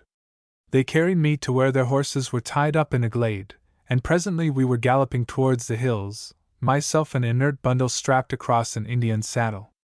The pain of the motion was great, but I had a kind of grim comfort in bearing it. After a time I think my senses left me, and I slipped into a stupor, from which I woke with a fiery ache at every joint and eyes distended with a blinding heat. Someone tossed me on the ground, where I lay with my cheek in a cool, wet patch of earth. Then I felt my bonds being unloosed, and a strong arm pulled me to my feet. When it let go I dropped again, and not till many hands had raised me and set me on a log could I look round at my whereabouts. I was in a crook of a hill glen, lit with a great radiance of moonlight. Fires dotted the flat, and Indian tents, and there seemed to me hundreds of savages crowding in on me. I do not suppose that I showed any fear, for my bodily weakness had made me as impassive as any Indian. Presently a voice spoke to me, but I could not understand the words. I shook my head feebly, and another spoke. This time I knew that the tongue was Cherokee, a speech I could recognize but could not follow. Again I shook my head, and a third took up the parable. This one spoke the Powhatan language, which I knew, and I replied in the same tongue. There was a tall man wearing in his hair a single great feather, whom I took to be the chief. He spoke to me through the interpreter, and asked me whence I came. I told him I was a hunter who had strayed in the hills. He asked where the other was. He is dead, I said, dead of your knives. But 5 of your braves atoned for him. You speak truth, he said gravely. But the children of the west wind do not suffer the death of their sons to go unrewarded. For each one of the 5, 3 palefaces shall eat the dust in the day of our triumph. Be it so, said I stoutly, though I felt a dreadful nausea coming over me. I was determined to keep my head high, if only my frail body would not fail me. The sons of the west wind, he spoke again, have need of warriors. You can atone for the slaughter you have caused, and the blood feud will be forgotten. In the space of 5 suns we shall sweep the palefaces into the sea, and rule all the land to the eastern waters. My brother is a man of his hands, and valor is dear to the heart of Onatoa. If he casts in his lot with the children of the west wind, a wigwam shall be his, and a daughter of our race to wife, and 6 of our young men shall follow his commands. Will my brother march with us against those whom God has delivered to us for our prey? Does the eagle make terms with the kite? I asked, and fly with them to raid his own eyrie? Yes, I will join with you, and march with you till I have delivered you to, perhaps, a score of the warriors of my own people. Then I will aid them in making carrion of you. Heaven knows what wrought on me to speak like this, I, a poor, broken fellow, face to face with 100 men-at-arms. I think my mind had forsaken me altogether, and I spoke like a drunken man with a tongue not my own. I had only the one idea in my foolish head, to be true to Ringan, and to meet the death of which I was assured with an unflinching face. Yet perhaps my very madness was the course of discretion. You cannot move an Indian by pity, and he will show mercy only to one who, like a gamecock, asks nothing less. The chief heard me gravely, and spoke to the others. One cried out something in a savage voice, and for a moment a fierce argument was raised, which the chief settled with uplifted hand. My brother speaks bold words, he said. The spirits of his fathers cry out for the companionship of such a hero. When the wrongs of our race have been avenged, I wish him good hunting in the kingdom of the sunset.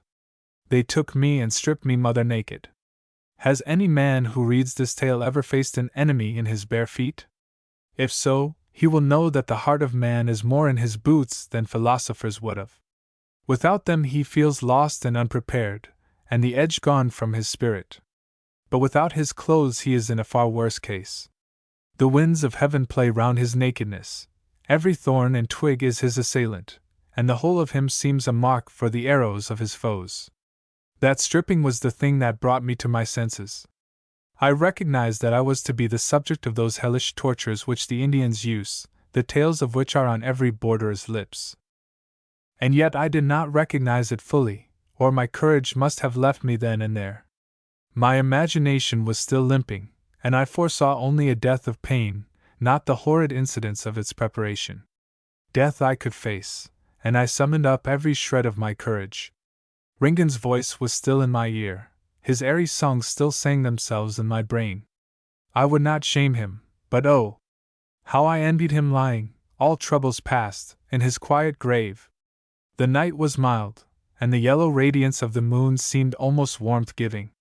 I sat on that log in a sort of stupor, watching my enemies preparing my entertainment. One thing I noted, that there were no women in the camp. I remembered that I had heard that the most devilish tortures were those which the squaws devised, and that the Indian men were apt to be quicker and more merciful in their murderings.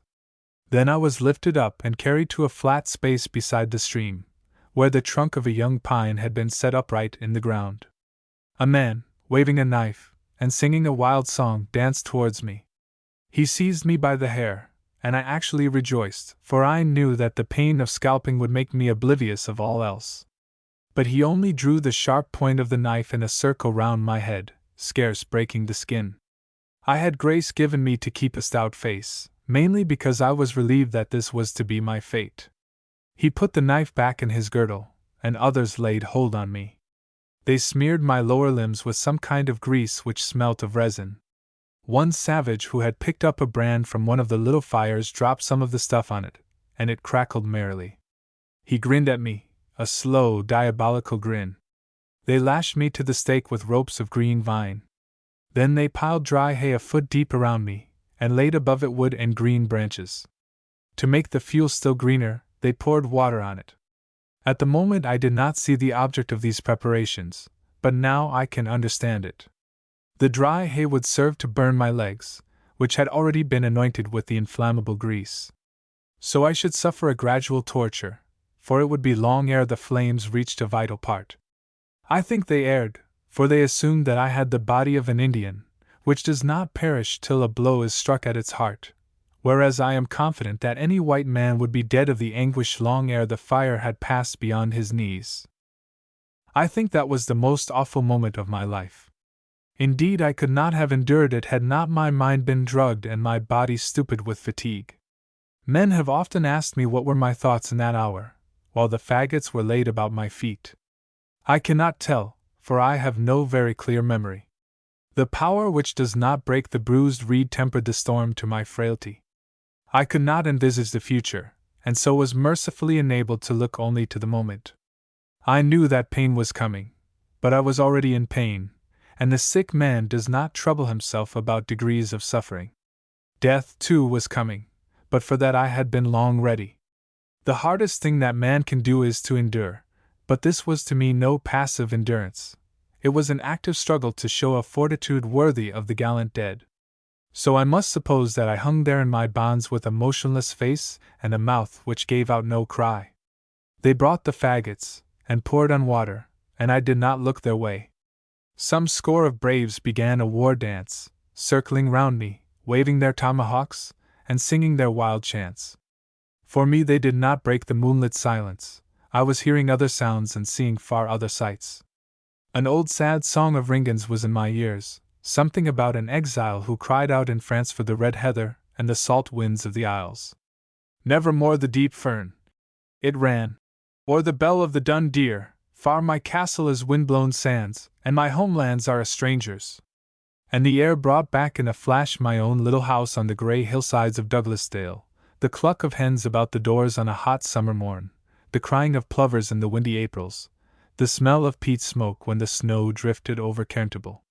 Homesickness has never been my failing, but all at once I had a vision of my own land, the cradle of my race, well beloved and unforgotten over the leagues of sea. Somehow the thought strengthened me.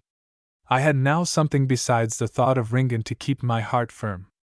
If all hell laid hold on me, I must stand fast for the honor of my own folk. The edge of the pile was lit, and the flames crackled through the hay below the faggots. The smoke rose in clouds, and made me sneeze. Suddenly there came a desperate tickling in my scalp where the knife had pricked. Little things began to tease me, notably the ache of my swollen wrists, and the intolerable cramp in my legs. Then came a sharp burst of pain as a tongue of flame licked on my anointed ankles. Anguish like hellfire ran through my frame. I think I would have cried out if my tongue had had the power. Suddenly I envisaged the dreadful death which was coming. All was wiped from my mind, all thought of Ringan, and home, and honor, everything but this awful fear. Happily the smoke hid my face, which must have been distraught with panic. The seconds seemed endless. I prayed that unconsciousness would come. I prayed for death, I prayed for respite. I was mad with the furious madness of a tortured animal, and the immortal soul had fled from me and left only a husk of pitiful and shrinking flesh. Suddenly there came a lull. A dozen buckets of water were flung on the pile, and the flames fell to smoldering ashes. The smoke thinned, and I saw the circle of my tormentors. The chief spoke, and asked me if my purpose still held.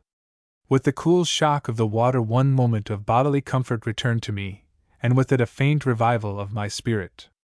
But it was of no set intention that I answered as I did. My bones were molten with fright, and I had not 1 ounce of bravery in me.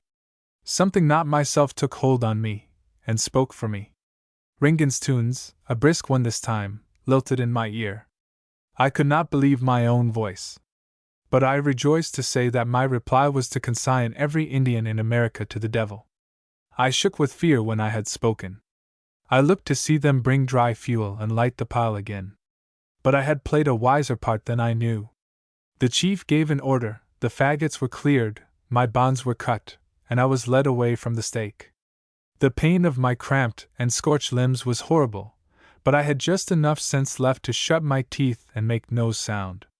The chief looked at me long and calmly as I drooped before him, for there was no power in my legs. He was an eagle-faced savage, with the most grave and searching eyes. "Sleep, brother," he said. "At dawn we will take further counsel." I forced some kind of lightness into my voice. "Sleep will be grateful," I said, "for I have come many miles this day, and the welcome I have got this evening has been too warm for a weary man." The Indian nodded. The jest was after his own taste. I was carried to a tepee and shown a couch of dry fern. A young man rubbed some oil on my scorched legs, which relieved the pain of them. But no pain on earth could have kept me awake. I did not glide but pitched headforemost into sleep. Chapter 25. Events on the hillside. My body was too sore to suffer me to sleep dreamlessly, but my dreams were pleasant. I thought I was in a sunny place with Elspeth, and that she had braided a coronet of wild flowers for her hair. They were simple flowers, such as I had known in childhood and had not found in Virginia, yarrow, and queen of the meadow, and bluebells, and the little eyebright. A great peace filled me, and Ringan came presently to us and spoke in his old happy speech.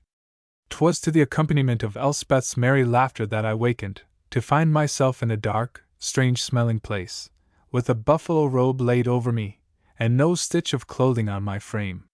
That wakening was bitter indeed.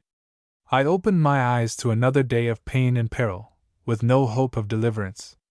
For usual I am one of those who rise with a glad heart, and a great zest for whatever the light may bring. Now, as I moved my limbs, I found aches everywhere, and but little strength in my bones.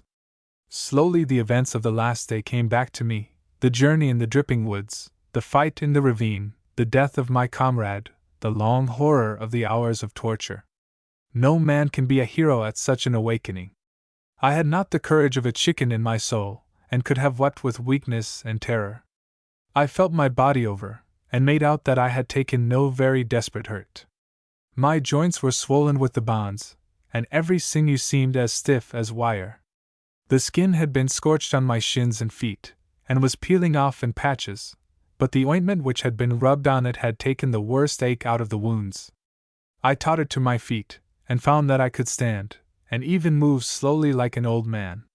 My clothes had been brought back and laid beside me, and with much difficulty I got into them, but I gave up the effort to get my stockings and boots over my scorched legs.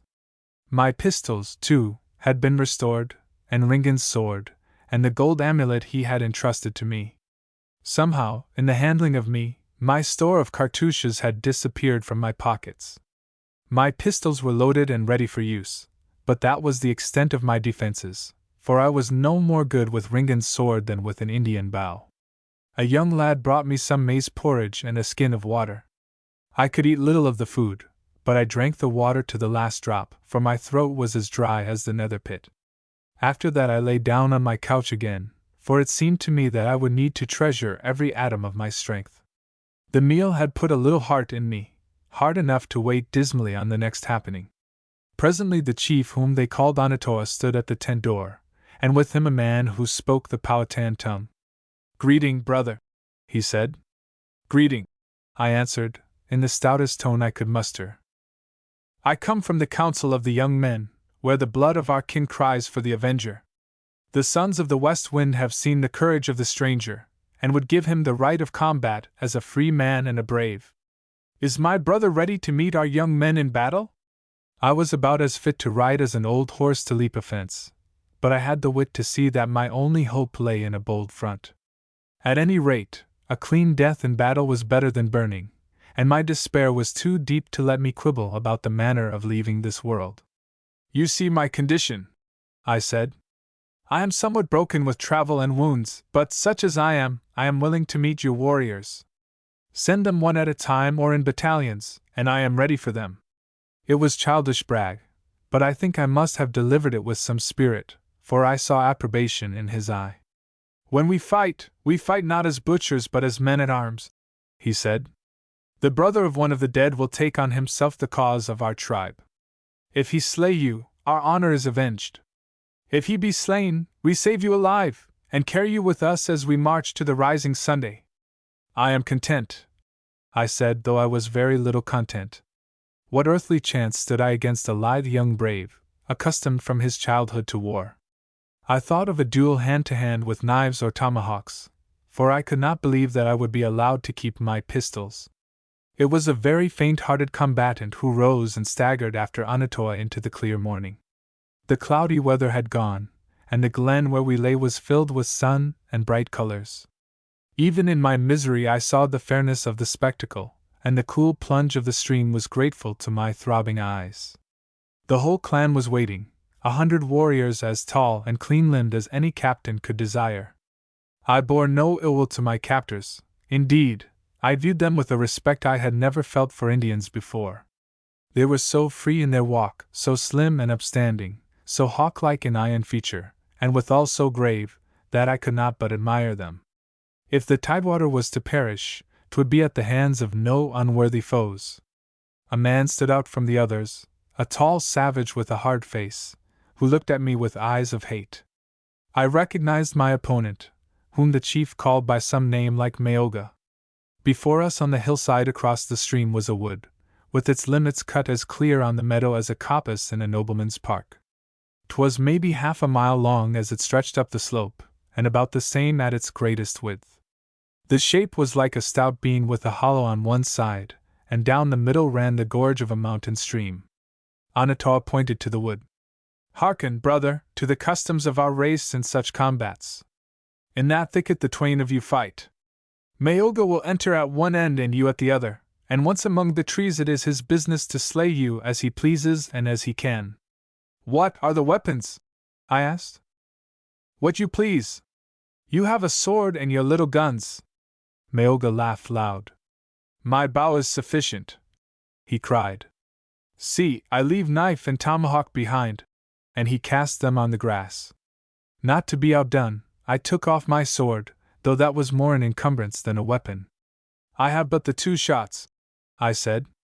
Then I will take but the 2 arrows, cried my opponent, shaking the rest out of his quiver, and at this there was a murmur of applause.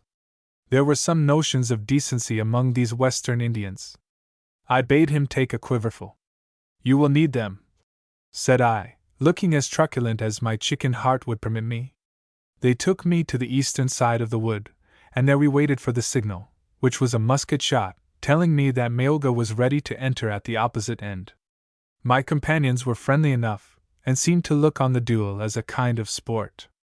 I could not understand their tongue, but I fancied that they wagered among themselves on the issue, if, indeed, that was in doubt, or, at any rate, on the time before I should fall. They had forgotten that they had tortured me the night before, and one clapped me on the shoulder and seemed to encourage me.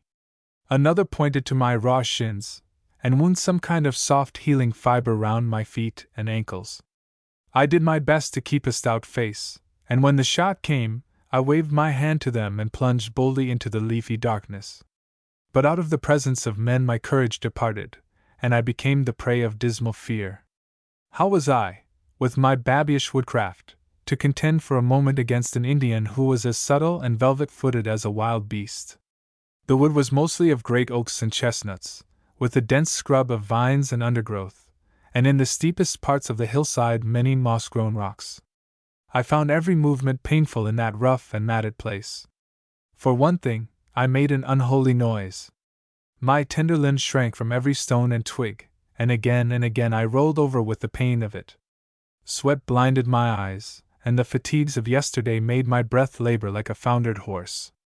My first plan, if the instinct of blind terror can be called a plan, was to lie hid in some thick place, and trust to getting the first shot at my enemy when he found me.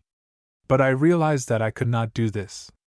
My broken nerves would not suffer me to lie hidden. Better the torture of movement than such terrible patience. So I groped my way on, starting at every movement in the thicket. Once I roused a deer, which broke off in front of me towards my adversary. That would tell him my whereabouts, I thought, and for some time I lay still with a palpitating heart.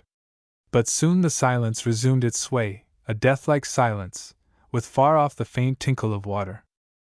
By and by I reached the stream, the course of which made an open space a few yards wide in the trees. The sight of its cool foaming current made me reckless.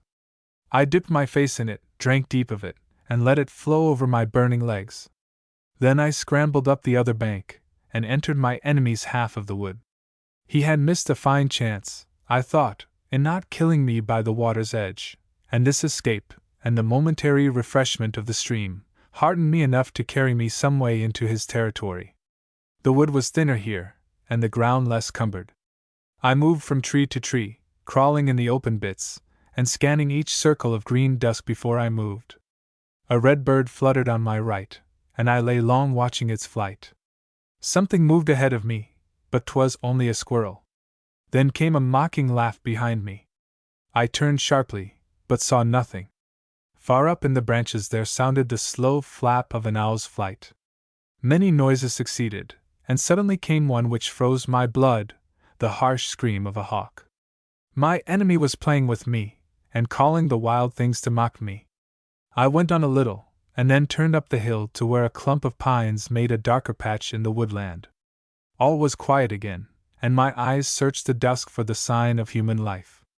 Then suddenly I saw something which stiffened me against a trunk. 40 paces off in the dusk a face was looking from behind a tree. It was to the west of me, and was looking downhill towards a patch of undergrowth. I noted the long feather, the black forelock, the red skin of the forehead. At the sight for the first time the zest of the pursuit filled me, and I forgot my pain. Had I outwitted my wily foe, and by some miracle stolen a march on him? I dared not believe it, but yet as I rubbed my eyes I could not doubt it. I had got my chance, and had taken him unawares. The face still peered intently downhill. I lifted a pistol, took careful aim, and fired at the patch of red skin. 1,000 echoes rang through the wood. The bullet had grazed the tree trunk, and the face was gone. But whither? Did a dead man lie behind the trunk, or had a wounded man crawled into cover? I waited breathlessly for a minute or two, and then went forward, with my second pistol at the cock. There was nothing behind the tree. Only a piece of red bark with a bullet hole through it, some greasy horsehair, and a feather. And then from many quarters seemed to come a wicked laughter. I leaned against the trunk, with a deadly nausea clutching at my heart. Poor fool, I had rejoiced for a second, only to be dashed into utter despair. I do not think I had ever had much hope, but now I was convinced that all was over. The water had made my burns worse, and disappointment had sapped the little remnants of my strength. My one desire was to get out of this ghoulish thicket and die by the stream side. The cool sound of it would be a fitting dirge for a foolish fellow who had wandered far from his home. I could hear the plunge of it, and struggled towards it. I was long past taking any care. I stumbled and slipped along the hillside, my breath laboring, and a moaning at my lips from sheer agony and weakness. If an arrow sped between my ribs I would still reach the water, for I was determined to die with my legs in its flow. Suddenly it was before me. I came out on a mossy rock above a deep, clear pool, into which a cascade tumbled. I knelt feebly on the stone, gazing at the blue depths, and then I lifted my eyes. There on a rock on the other side stood my enemy. He had an arrow fitted to his bow, and as I looked he shot. It struck me on the right arm, pinning it just above the elbow. The pistol, which I had been carrying aimlessly, slipped from my nerveless hand to the moss on which I kneeled. That sudden shock cleared my wits. I was at his mercy, and he knew it. I could see every detail of him 20 yards off across the water. He stood there as calm and light as if he had just arisen from rest, his polished limbs shining in the glow of the sun, the muscles on his right arm rippling as he moved his bow. Man that I was, ever to hope to contend with such dauntless youth, such tireless vigor! There was a cruel, thin-lipped smile on his face. He had me in his clutches like a cat with a mouse, and he was going to get the full zest of it. I kneeled before him, with my strength gone, my right arm crippled. He could choose his target at his leisure, for I could not resist. I saw the gloating joy in his eyes. He knew his power, and meant to miss nothing of its savor. Yet in that fell predicament God gave me back my courage. But I took a queer way of showing it. I began to whimper as if in abject fear. Every limb was relaxed in terror, and I grovelled on my knees before him. I made feeble plucks at the arrow in my right arm, and my shoulder drooped almost to the sod. But all the time my other hand was behind my back, edging its way to the pistol. My fingers clutched at the butt, and slowly I began to withdraw it till I had it safe in the shadow of my pocket. My enemy did not know that I was left-handed. He fitted a second arrow to his bow, while his lips curved maliciously. All the demoniac, panther-like cruelty of his race looked at me out of his deep eyes. He was taking his time about it, unwilling to lose the slightest flavor of his vengeance. I played up to him nobly, squirming as if in an agony of terror. But by this time I had got a comfortable posture on the rock, and my left shoulder was towards him. At last he made his choice, and so did I. I never thought that I could miss, for if I had had any doubt I should have failed. I was as confident in my sureness as any saint in the mercy of God. He raised his bow, but it never reached his shoulder. My left arm shot out, and my last bullet went through his brain. He toppled forward and plunged into the pool. The grease from his body floated up, and made a scum on the surface. Then I broke off the arrow and pulled it out of my arm, putting the pieces in my pocket. The water cleared, and I could see him lying in the cool blue depths, his eyes staring, his mouth open, and a little dark eddy about his forehead. Chapter 26. Shala. I came out of the wood a new being. My wounded arm and my torn and inflamed limbs were forgotten. I held my head high, and walked like a free man. It was not that I had slain my enemy and been delivered from deadly peril, nor had I any clearer light on my next step. But I had suddenly got the conviction that God was on my side, and that I need not fear what man could do unto me. You may call it the madness of a lad whose body and spirit had been tried to breaking point. But madness or no, it gave me infinite courage, and in that hour I would have dared every savage on earth. I found some Indians at the edge of the wood, and told one who spoke Powhatan the issue of the fight. I flung the broken arrow on the ground. "That is my token," I said. "You will find the other in the pool below the cascade." Then I strode towards the tents, looking every man I passed squarely in the eyes. No one spoke, no one hindered me, every face was like a graven image. I reached the tepee in which I had spent the night, and flung myself down on the rude couch. In a minute I was sunk in a heavy sleep. I woke to see two men standing in the tent door. One was the chief Anataw, and the other a tall Indian who wore no war paint. They came towards me, and the light fell on the face of the second. To my amazement I recognized Shala. He put a finger on his lip, and though my heart clamored for news, I held my peace. They squatted on a heap of skins and spoke in their own tongue. Then Shala addressed me in English. "The maiden is safe, brother. There will be no more fighting at the stockade. Those who assaulted us were of my own tribe, and yesterday I reasoned with them." Then he spoke to the chief, and translated for me. "He says that you have endured the ordeal of the stake, and have slain your enemy in fight, and that now you will go before the great sachem for his judgment. That is the custom of our people." He turned to Anataw again, and his tone was high and scornful. He spoke as if he were the chief and the other were the minion, and what was strangest of all, Anataw replied meekly. Shala rose to his feet and strode to the door, pointing down the glen with his hand.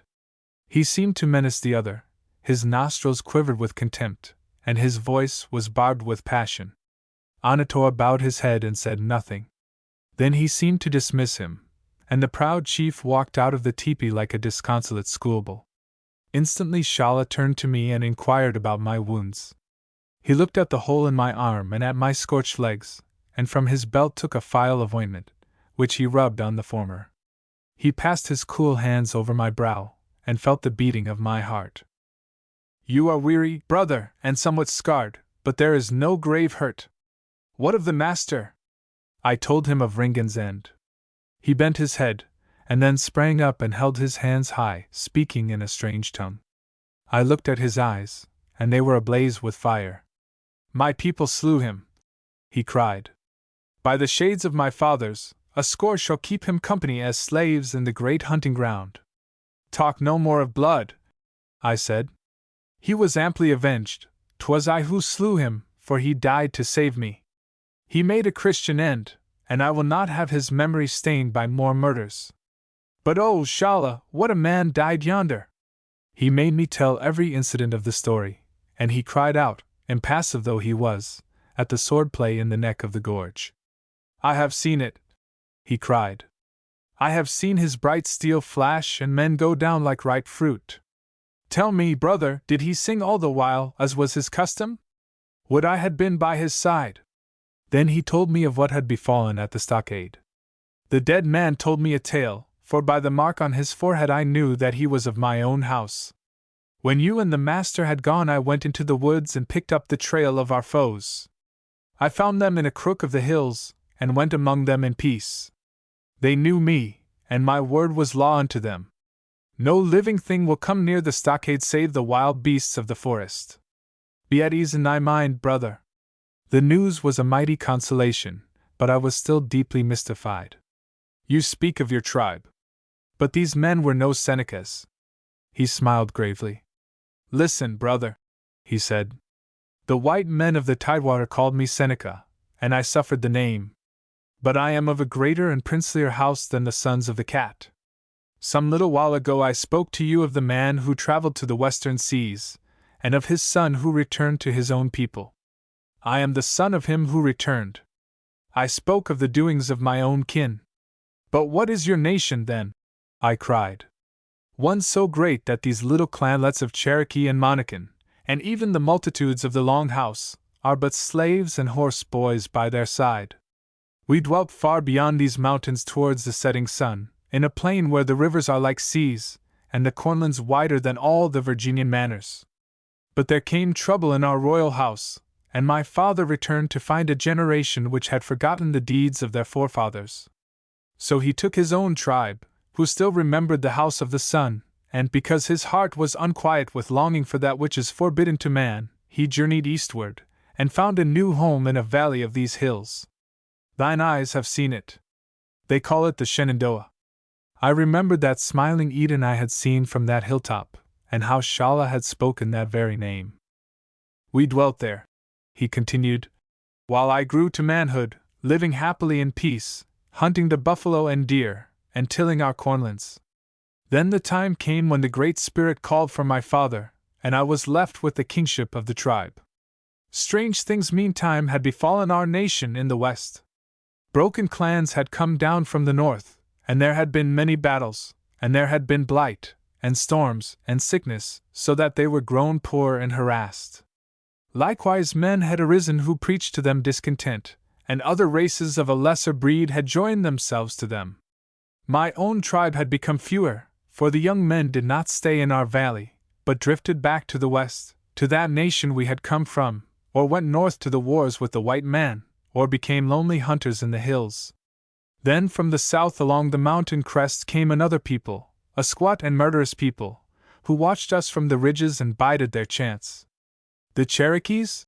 I asked. "Even so. I speak of 100 moons back, when I was yet a stripling, with little experience in war. I saw the peril, but I could not think that such a race could vie with the children of the sun. But one black night, in the moon of wildfowl, the raiders descended in a torrent, and took us unprepared. What had been a happy people dwelling with full barns and populous wigwams became in a night a desolation. Our wives and children were slain or carried captive, and on every Cherokee belt hung the scalps of my warriors. Some fled westwards to our nation, but they were few that lived, and the tribe of Shala went out like a torch in a roaring river. I slew many men that night, for the gods of my fathers guided my arm. Death I sought, but could not find it, and by I was alone in the woods, with 20 scars and a heart as empty as a gourd. Then I turned my steps to the rising sun and the land of the white man, for there was no more any place for me in the councils of my own people. All this was many moons ago, and since then I have been a wanderer among strangers. While I reigned in my valley I heard of the white man's magic and of the power of his gods, and I longed to prove them. Now I have learned many things which were hid from the eyes of our oldest men. I have learned that a man may be a great brave, and yet gentle and merciful, as was the master. I have learned that a man may be a lover of peace and quiet ways and have no lust of battle in his heart, and yet when the need comes be more valiant than the best, even as you, brother. I have learned that the God of the white men was himself a man who endured the ordeal of the stake for the welfare of his enemies. I have seen cruelty and cowardice and folly among his worshippers, but I have also seen that his faith can put spirit into a coward's heart, and make heroes of mean men. I do not grudge my years of wandering. They have taught me such knowledge as the sachems of my nation never dreamed of, and they have given me 2 comrades after my own heart. One was he who died yesterday, and the other is now by my side. These words of Shala did not make me proud, for things were too serious for vanity. But they served to confirm in me my strange exaltation. I felt as one dedicated to a mighty task. Tell me, what is the invasion which threatens the tidewater? The whole truth is not known to me, but from the speech of my tribesmen, it seems that the children of the west wind, 12 moons ago, struck their tents and resolved to seek a new country. There is a restlessness comes upon all Indian peoples once in every 5 generations.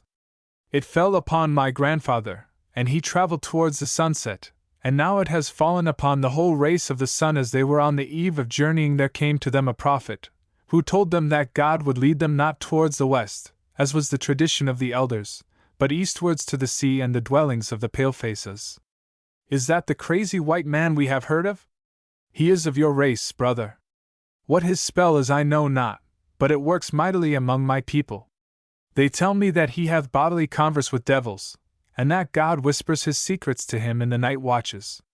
His God hath told him, so runs the tale, that he hath chosen the children of the sun for his peculiar people, and laid on them the charge of sweeping the white men off the earth and reigning in their stead from the hills to the great waters. Do you believe in this madman, Shala? I asked. I know not, he said with a troubled face. I fear one possessed of God. But of this I am sure, that the road of the children of the west wind lies not eastward but westward, and that no good can come of war with the white man. This sachem hath laid his magic on others than our people, for the Cherokee nation and all the broken clans of the hills acknowledge him and do his bidding. He is a soldier as well as a prophet, for he has drilled and disposed his army like a master of war. Will your tribe ally themselves with Cherokee murderers? I asked that question of this man Onatoa, and he liked it little. He says that his people distrust this alliance with a race they scorn, and I do not think they pine for the white man's war. But they are under the magic of this prophet, and presently, when blood begins to flow, they will warm to their work. In time they will be broken, but that time will not be soon, and meanwhile there will be nothing left alive between the hills and the Bay of Chesapeake. Do you know their plans? I asked. The Cherokees have served their purpose, he said. Your forecast was right, brother. They have drawn the fire of the border, and been driven in a rabble far south to the Roanoke and the Carolina mountains. That is as the prophet planned. And now, while the white men hang up their muskets and rejoice heedlessly in their triumph, my nation prepares to strike. Tonight the moon is full, and the prophet makes intercession with his God. Tomorrow at dawn they march, and by twilight they will have swarmed across the border. Have you no power over your own people? But little, he answered. I have been too long absent from them, and my name is half forgotten. Yet, were they free of this prophet, I think I might sway them, for I know their ways, and I am the son of their ancient kings. but for the present his magic holds them in thrall. They listen in fear to one who hath the ear of God. I arose, stretched my arms, and yawned. They carry me to this sachem, I said. Well and good. I will outface this blasphemous liar, whoever he may be. If he makes big magic, I will make bigger. The only course is the bold course. If I can humble this prophet man, will you dissuade your nation from war and send them back to the sunset? Assuredly, he said wonderingly. But what is your plan, brother? None, I answered. God will show me the way. Honesty may trust in him as well as madness. By my father's shade, you are a man, brother. And he gave me the Indian salute. A very weary, feckless cripple of a man, I said, smiling. But the armies of heaven are on my side, Shala. Take my pistols and Ringan's sword. I am going into this business with no human weapons. And as they set me on an Indian horse and the whole tribe turned their eyes to the higher glens, I actually rejoiced. Light-hearted or light-headed, I know not which I was, but I know that I had no fear. Chapter 27. How I Strove All Night with the Devil. It was late in the evening ere we reached the shelf in the high glens which was the headquarters of the Indian host. I rode on a horse, between Anatoa and Shala, as if I were a chief and no prisoner. On the road we met many bands of Indians hastening to the trysting place, for the leader had flung his outposts along the whole base of the range, and the chief warriors returned to the plateau for the last ritual.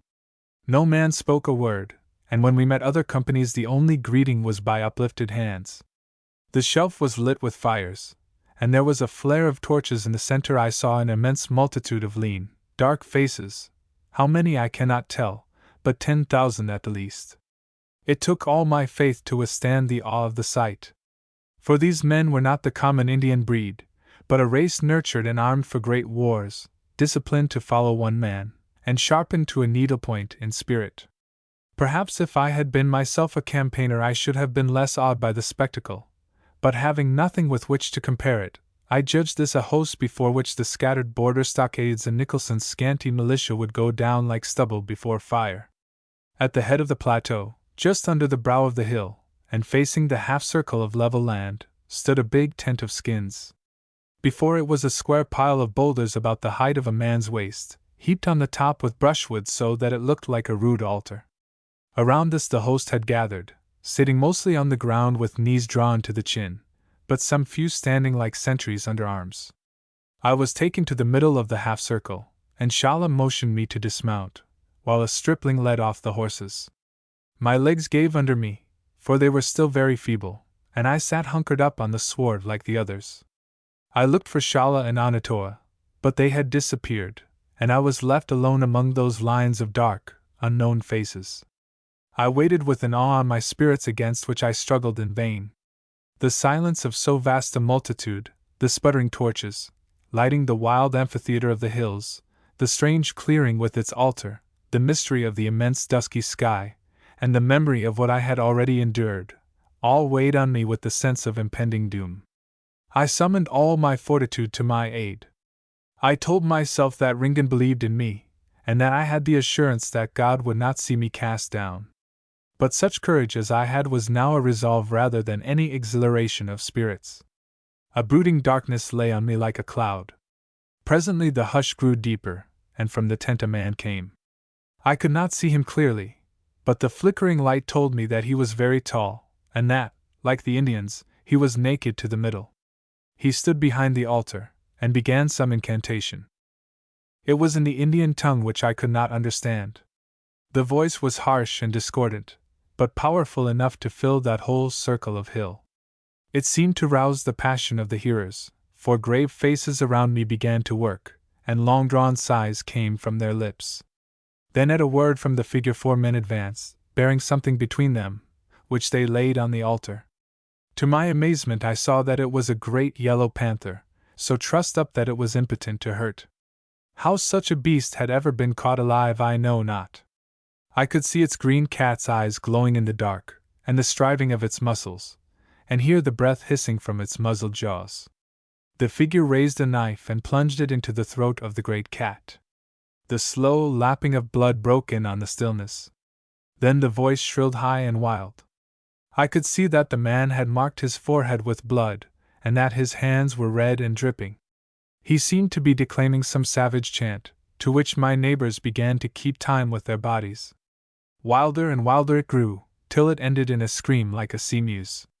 Whoever the madman was, he knew the mystery of Indian souls, for in a little he would have had that host lusting blindly for death. I felt the spell myself, piercing through my awe and hatred of the spellweaver, and I won't say but that my weary head kept time with the others to that weird singing. A man brought a torch and lit the brushwood on the altar. Instantly a flame rose to heaven, through which the figure of the magician showed fitfully like a mountain in mist. That act broke the wizardry for me. To sacrifice a cat was monstrous and horrible, but it was also uncouthly silly. I saw the magic for what it was, a maniac's trickery. In the revulsion I grew angry, and my anger heartened me wonderfully. Was this stupendous quackery to bring ruin to the tidewater? Though I had to choke the life with my own hands out of that warlock's throat, I should prevent it. Then from behind the fire the voice began again. But this time I understood it. The words were English. I was amazed, for I had forgotten that I knew the wizard to be a white man. "Thus saith the Lord God," it cried. "Woe to the bloody city! I will make the pile great for fire. Heap on wood, kindle the fire, consume the flesh, and spice it well, and let the bones be burned." He poked the beast on the altar, and a bit of burning yellow fur fell off and frizzled on the ground. It was horrid beyond words, lewd and savage and impious, and desperately cruel. And the strange thing was that the voice was familiar. "O thou that dwellest upon many waters," it went on again, "abundant in treasures, thine end is come, and the measure of thy covetousness. The Lord of hosts hath sworn by himself, saying, Surely I will fill thee with men as with caterpillars." With that last word there came over me a flood of recollection. It was spoken not in the common English way, but in the broad manner of my own folk. I saw in my mind's eye a wet moorland, and heard a voice inveighing against the wickedness of those in high places. I smelled the foul air of the Canongate Tolbooth, and heard this same man testifying against the vanity of the world. "Caterpillars!" It was the voice that had once bidden me sing Jenny Nettles. Harsh and strident and horrible, it was yet the voice I had known, now blaspheming scripture words behind that gruesome sacrifice. I think I laughed aloud. I remembered the man I had pursued my first night in Virginia, the man who had raided Frew's cabin. I remembered Ringan's tale of the Scots redemptioner that had escaped from Norfolk County, and the various strange writings which had descended from the hills. Was it not the queerest fate that one whom I had met in my boyish scrapes should return after 6 years and many thousand miles to play once more a major part in my life? The nameless general in the hills was Muckle John Gibb, once a mariner of Borostowness, and sometime leader of the Sweet Singers. I felt the smell of wet heather, and the fishy odors of the Forth. I heard the tang of our country's speech, and the swirl of the gusty winds of home. But in a second all thought of mirth was gone, and a deep solemnity fell upon me. God had assuredly directed my path, for he had brought the two of us together over the widest spaces of earth. I had no fear of the issue. I should master Muckle John as I had mastered him before. My all was all for God's mysterious dealing, not for that poor fool posturing behind his obscene sacrifice. His voice rose and fell in eldritch screams and hollow moans. He was mouthing the words of some Bible prophet. "A sword is upon her horses, and upon her chariots, and upon all the mingled people that are in the midst of her, and they shall become as women. A sword is upon her treasures, and they shall be robbed. A drought is upon her waters, and they shall be dried up, for it is the land of graven images, and they are mad upon their idols." Every syllable brought back some memory. He had the whine and sough in his voice that our sectaries prized, and I could shut my eyes and imagine I was back in the little kirk of Lesmahago on a hot summer morn. And then would come the scream of madness, the high wail of the sweet singer. "Thus saith the Lord God, Behold, I will bring a king of kings from the north, with horses and with chariots, and with horsemen and companies and muck people. He shall slay with the sword thy daughters in the field." Fine words, I thought. But Elspeth laid her whip over your shoulders, my man. With the hoofs of his horses shall he tread down all thy streets. He shall slay thy people by the sword, and thy strong garrisons shall go down to the ground. And I will cause the music of thy songs to cease, and the sound of thy harps shall no more be heard. I had a vision of Elspeth's birthday party when we sat round the governor's table, and I had wondered dismally how long it would be before our pleasant songs would be turned to mourning. The fires died down, the smoke thinned, and the full moon rising over the crest of the hills poured her light on us. The torches flickered insolently in that calm radiance. The voice, too, grew lower, and the incantation ceased. Then it began again in the Indian tongue, and the whole host rose to their feet. Muckle John, like some old priest of Diana, flung up his arms to the heavens, and seemed to be invoking his strange gods. Or he may have been blessing his flock, I know not which. Then he turned and strode back to his tent, just as he had done on that night in the Caldstane Slap. A hand was laid on my arm and Anatoa stood by me. He motioned me to follow him, and led me past the smoking altar to a row of painted white stones around the great wigwam. This he did not cross, but pointed to the tent door. I pushed aside the flap and entered. An Indian lamp, a wick floating in oil, stood on a rough table. But its thin light was unneeded, for the great flood of moonshine, coming through the slits of the skins, made a clear yellow twilight. By it I marked the figure of Muckle John on his knees. "Good evening to you, Mr. Gibb," I said. The figure sprang to its feet and strode over to me. "Who are ye?" it cried. "Who speaks a name that is no more spoken on earth? Just a countryman of yours, who has forgathered with you before. Have you no mind of the Caldstane Slap and the Canongate Tolbooth?" He snatched up the lamp and peered into my face, but he was long past recollection. "I know ye not. But if ye be indeed one from that idolatrous country of Scotland, the Lord hath sent you to witness the triumph of his servant. Know that I am no longer the man John Gibb, but the chosen of the Lord, to whom he hath given a new name, even Jerubbaal, saying, Let Baal plead against him, because he hath thrown down his altar. That's too long a word for me to remember, Mr. Gibb, so by your leave I'll call you as you were christened."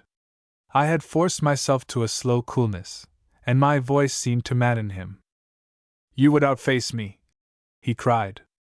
"I see ye are an idolater from the tents of Shem, on whom judgment will be speedy and surprising. Know ye not what the Lord hath prepared for ye? Down in your proud cities ye are feasting and dicing and smiling on your paramours, but the writing is on the wall, and in a little you will be crying like weaned bairns for a refuge against the storm of God. Your strong men shall be slain, and your virgins shall be led captive, and your little children shall be dashed against a stone. And in the midst of your ruins I, even I, will raise a temple to the God of Israel, and nations that know me not will run unto me because of the Lord my God." I had determined on my part, and played it calmly. "And what will you do with your Indian braves?" I asked. "Sharon shall be a fold of flocks, and the valley of Acre a place to lie down in, for my people that have sought me," he answered. "A bonny spectacle," I said. "Man, if you dare to cross the border you will be whipped at a cart tail and clapped into Bedlam as a crazy vagabond." "Blasphemer!" he shrieked, and ran at me with the knife he had used on the panther. It took all my courage to play my game. I stood motionless, looking at him, and his head fell. Had I moved he would have struck, but to his mad eyes my calmness was terrifying. "It sticks in my mind," I said, "that there is a commandment, do no murder. You call yourself a follower of the Lord. Let me tell you that you are no more than a bloody-minded savage, 1,000-fold more guilty than those poor creatures you are leading astray. You serve Baal, not God, John Gibb, and the devil in hell is banking his fires and counting on your company." He gibbered at me like a bedlamite, but I knew what I was doing. I raised my voice, and spoke loud and clear, while my eyes held his in that yellow dusk. "Priest of Baal," I cried. "Lying prophet! Go down on your knees and pray for mercy. By the living God, the flames of hell are waiting for you. The lightnings tremble in the clouds to scorch you up and send your black soul to its own place." His hands pawed at my throat, but the horror was descending on him. He shrieked like a wild beast, and cast fearful eyes behind him. Then he rushed into the dark corners, stabbing with his knife, crying that the devils were loosed. I remember how horribly he frothed at the mouth. "Avaunt!" he howled. "Avaunt, Mel and Abaddon! Avaunt, evil Merodach and Baljazza! Ha! There I had ye, ye muckle goat! The stink of hell is on ye, but ye shall not take the elect of the Lord!" He crawled on his belly, stabbing his knife into the ground.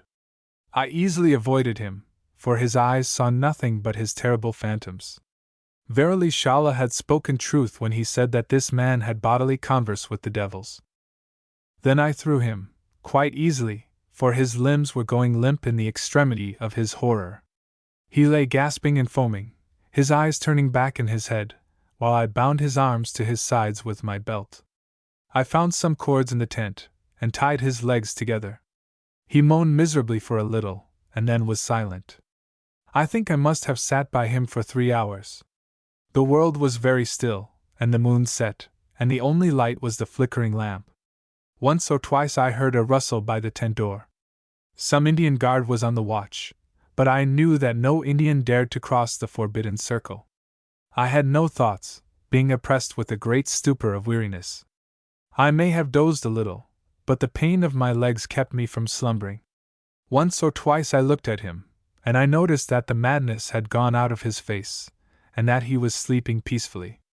I wiped the froth from his lips, and his forehead was cool to my touch. By and by, as I held the lamp close, I observed that his eyes were open. It was now time for the gamble I had resolved on. I remembered that morning in the toll booth, and how the madness had passed, leaving him a simple soul. I unstrapped the belt, and cut the cords about his legs. "Do you feel better now, Mr. Gibb?" I asked, as if it were the most ordinary question in the world. He sat up and rubbed his eyes. "Was it a dwam?" he inquired. "I get them whiles. It was a dwam, but I think it has passed." He still rubbed his eyes, and peered about him, like a big collie dog that has lost its master. "Who is it that speers?" he said. "I ken the voice, but I havena heard it this long time. One who is well acquaint with Borrowstowness and the links of Forth," said I. I spoke in the accent of his own countryside, and it must have woke some dim chord in his memory. I made haste to strike while the iron was hot. "There was a woman at Craymond," I began. He got to his feet and looked me in the face. "Aye, there was," he said, with an odd note in his voice. "What about her?" I could see that his hand was shaking. "I think her name was Alison Steele." "What ken ye of Alison Steele?" he asked fiercely. "Quick, man, what word have ye frae Alison? You sent me with a letter to her. D'you not mind your last days in Edinburgh, before they shipped you to the plantations? It comes back to me," he cried. "Aye, it comes back. To think I should live to hear of Alison. What did she say?"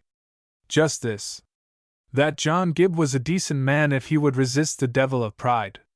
She charged me to tell you that you would never be out of her prayers, and that she would live to be proud of you. John will never shame his kin, quoth she." "Said she so?" he said musingly. "She was aye a kind body. We were to be married at Martinmas, I mind, if the Lord hadna called me." "You've need of her prayers," I said, "and of the prayers of every Christian soul on earth.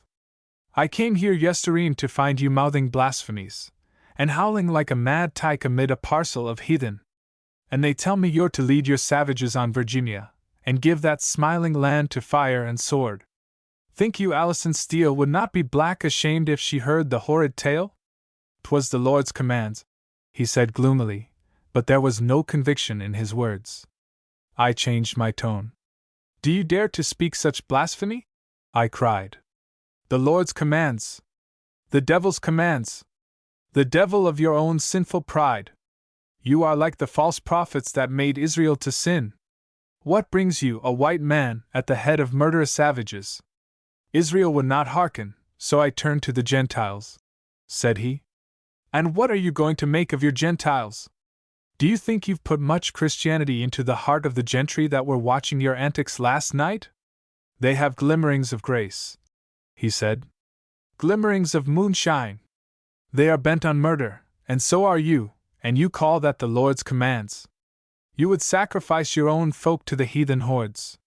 God forgive you, John Gibb, for you are no Christian, and no Scot, and no man.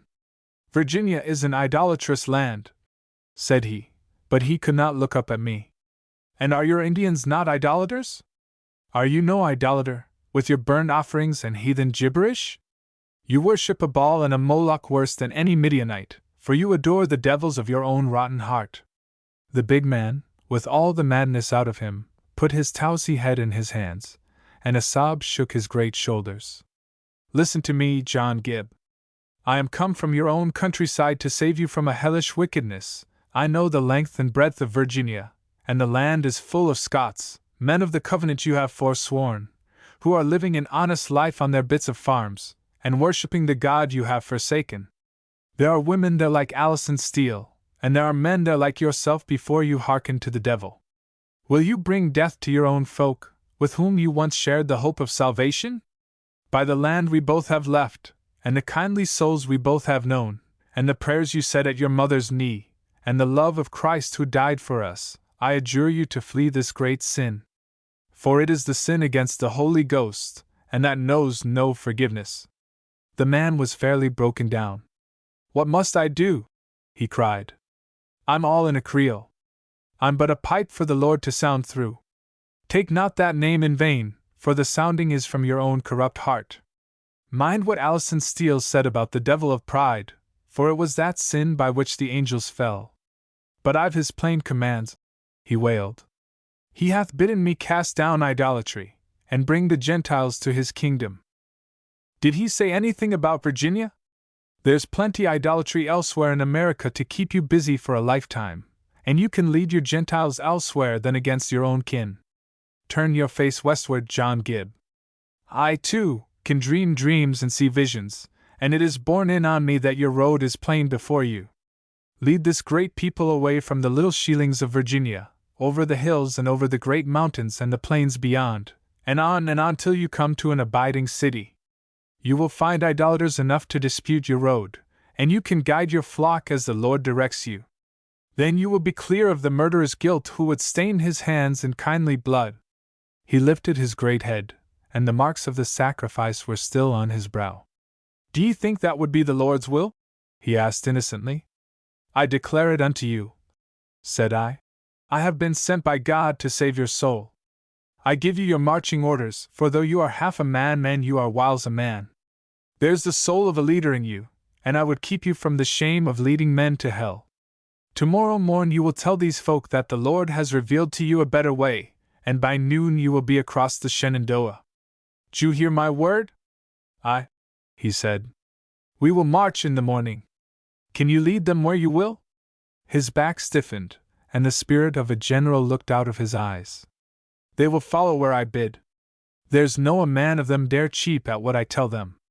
My work is done, I said. I go to whence I came. And some day I shall go to Craymond and tell Alison that John Gibb is no disgrace to his kin. Would you put up a prayer? He said timidly. I would be the better of one. Then for the first and last time in my life I spoke aloud to my Maker in another's presence, and it was surely the strangest petition ever offered. Lord, I prayed, Thou sayest thy creature, John Gibb, who by the perverseness of his heart has come to the edge of grievous sin. Take the cloud from his spirit, arrange his disordered wits, and lead him to a wiser life. Keep him in mind of his own land, and of her who prays for him. Guide him over hills and rivers to an enlarged country, and make his arms strong against his enemies, so be they are not of his own kin. And if ever he should hearken again to the devil, do thou blast his body with thy fires, so that his soul may be saved. Amen, said he, and I went out of the tent to find the grey dawn beginning to steal up the sky. Shala was waiting at the entrance, far inside the white stones. 'Twas the first time I had ever seen him in a state approaching fear. What fortune, brother? He asked, and his teeth chattered. The tidewater is safe. This day they march westwards to look for their new country. Thy magic is as the magic of heaven, he said reverently. My heart all night has been like water, for I know no charm which hath prevailed against the mystery of the panther. 'Twas no magic of mine, said I. God spoke to him through my lips in the night watches. We took our way unchallenged through the sleeping host till we had climbed the scarp of the hills. What brought you to the tent door? I asked. I abode there through the night. I heard the strife with the devils, and my joints were loosened.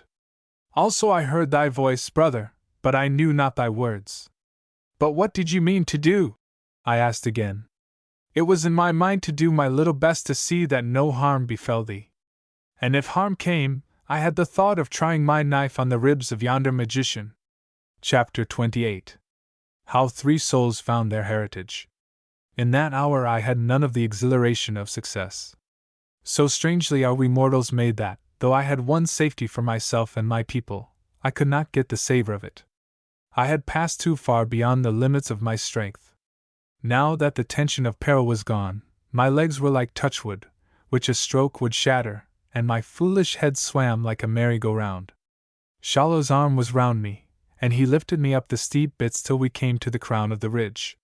There we halted, and he fed me with sops of bread dipped in eau de vie, for he had brought Ringen's flask with him. The only result was to make me deadly sick. I saw his eyes look gravely at me, and the next I knew I was on his back. I begged him to set me down and leave me, and I think I must have wept like a bairn. All pride of manhood had flown in that sharp revulsion, and I had the mind of a lost child. As the light grew, some strength came back to me, and presently I was able to hobble a little on my rickety shanks. We kept the very crest of the range, and came by and by to a promontory of clear ground, the same, I fancy, from which I had first seen the vale of the Shenandoah. There we rested in a nook of rock, while the early sun warmed us, and the little vapors showed us in glimpses the green depths and the far-shining meadows. Shalla nudged my shoulder, and pointed to the south, where a glen debouched from the hills. A stream of mounted figures was pouring out of it, heading for the upper waters of the river where the valley broadened again. For all my sickness my eyes were sharp enough to perceive what manner of procession it was. All were on horseback, riding in clouds and companies without the discipline of a march, but moving as swift as a flight of wildfowl at twilight. Before the others rode a little cluster of pathfinders, and among them I thought I could recognize one taller than the rest. Your magic hath prevailed, brother, Shalla said. In an hour's time they will have crossed the Shenandoah, and at nightfall they will camp on the farther mountains. That sight gave me my first assurance of success. At any rate, I had fulfilled my trust, and if I died in the hills Virginia would yet bless her deliverer. And yet my strongest feeling was a wild regret. These folk were making for the untraveled lands of the sunset. You would have said I had got my belly full of adventure, and should now have sought only a quiet life. But in that moment of bodily weakness and mental confusion I was shaken with a longing to follow them, to find what lay beyond the farthest cloud-topped mountain, to cross the wide rivers, and haply to come to the infinite and mystic ocean of the West. Would to God I were with them! I sighed. Will you come, brother? Shalla whispered, a strange light in his eyes. If we twain joined the venture, I think we should not be the last in it. Shalla would make you a king. What is your life in the muddy tidewater but a thing of little rivalries and petty wrangles and moping over paper? The hearth will soon grow cold, and the bright eyes of the fairest woman will dull with age, and the years will find you heavy and slow, with a coward shrinking from death. What say you, brother? While the blood is strong in the veins, shall we ride westward on the path of a king? His eyes were staring like a hawk's over the hills, and light-headed as I was, I caught the infection of his ardor. For, remember, I was so low in spirit that all my hopes and memories were forgotten, and I was in that blank apathy which is mastered by another's passion. For a little the life of Virginia seemed unspeakably barren, and I quickened at the wild vista which Shalla offered. I might be a king over a proud people, carving a fair kingdom out of the wilderness, and ruling it justly in the fear of God. These Western Indians were the stuff of a great nation. I, Andrew Garvald, might yet find that empire of which the old adventurers dreamed. With shame I set down my boyish folly. It did not last long, for to my dizzy brain there came the air which Elspeth had sung, that song of Montrose's which had been, as it were, the star of all my wanderings. For if confusion have a part, which virtuous souls abhor. Surely it was confusion that had now overtaken me. Elspeth's clear voice, her dark, kind eyes, her young and joyous grace, filled again my memory. Was not such a lady better than any savage kingdom? Was not the service of my own folk nobler than any principate among strangers? Could the rivers of Damascus vie with the waters of Israel? Nay, Shala, I said. Mine is a quieter destiny. I go back to the Tidewater, but I shall not stay there. We have found the road to the hills, and in time I will plant the flag of my race on the Shenandoah. He bowed his head. So be it. Each man to his own path, but I would ours had run together. Your way is the way of the white man. You conquer slowly, but the line of your conquest goes not back. Slowly it eats its way through the forest, and fields and manors appear in the waste places, and cattle graze in the coverts of the deer. Listen, brother. Shala has had his visions when his eyes were unsealed in the night watches. He has seen the white man pressing up from the sea, and spreading over the lands of his fathers. He has seen the glens of the hills parceled out like the meadows of Henricus, and a great multitude surging ever on to the west. His race is doomed by God to perish before the stranger, but not yet a while, for the white man comes slowly. It hath been told that the children of the west wind must seek their cradle, and while there is time he would join them in that quest. The white men follow upon their heels, but in his day and in that of his sons' sons they will lead their life according to the ancient ways. He hath seen the wisdom of the stranger, and found among them men after his own heart, but the spirit of his fathers calls, and now he returns to his own people. What will you do there? I asked. I know not. I am still a prince among them, and will sway their counsels. It may be fated that I slay yonder magician and reign in his stead. He got to his feet and looked proudly westward. In a little I shall overtake them. But I would my brother had been of my company. Slowly we traveled north along the crests, for though my mind was now saner, I had no strength in my body. The hill mist came down on us, and the rain drove up from the glens. I was happy now for all my weakness, for I was lapped in a great peace. The raw weather, which had once been a horror of darkness to me, was now something kindly and homelike. The wet smells minded me of my own land, and the cool buffets of the squalls were a tonic to my spirit. I wandered into pleasant dreams, and scarce felt the roughness of the ground on my bare feet and the aches in every limb. Long ere we got to the gap I was clean worn out.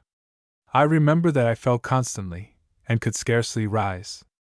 Then I stumbled, and the last power went out of will and sinew. I had a glimpse of Shala's grave face as I slipped into unconsciousness. I woke in a glow of firelight. Faces surrounded me, dim wraith-like figures still entangled in the meshes of my dreams. Slowly the scene cleared, and I recognized Gray's features, drawn and constrained, and yet welcoming. Bertrand was weeping after his excitable fashion. But there was a face nearer to me, and with that face in my memory I went off into pleasant dreams. Somewhere in them mingled the words of the old spaewife, that I should miss love and fortune in the sunshine and find them in the rain. The strength of youth is like a branch of yew, for if it is bent it soon straightens. By the third day I was on my feet again, with only the stiffness of healing wounds to remind me of those desperate passages. When I could look about me I found that men had arrived from the Rappahannock, and among them Elspeth's uncle, who had girded on a great claymore, and looked, for all his worn face and sober habit, a mighty man of war.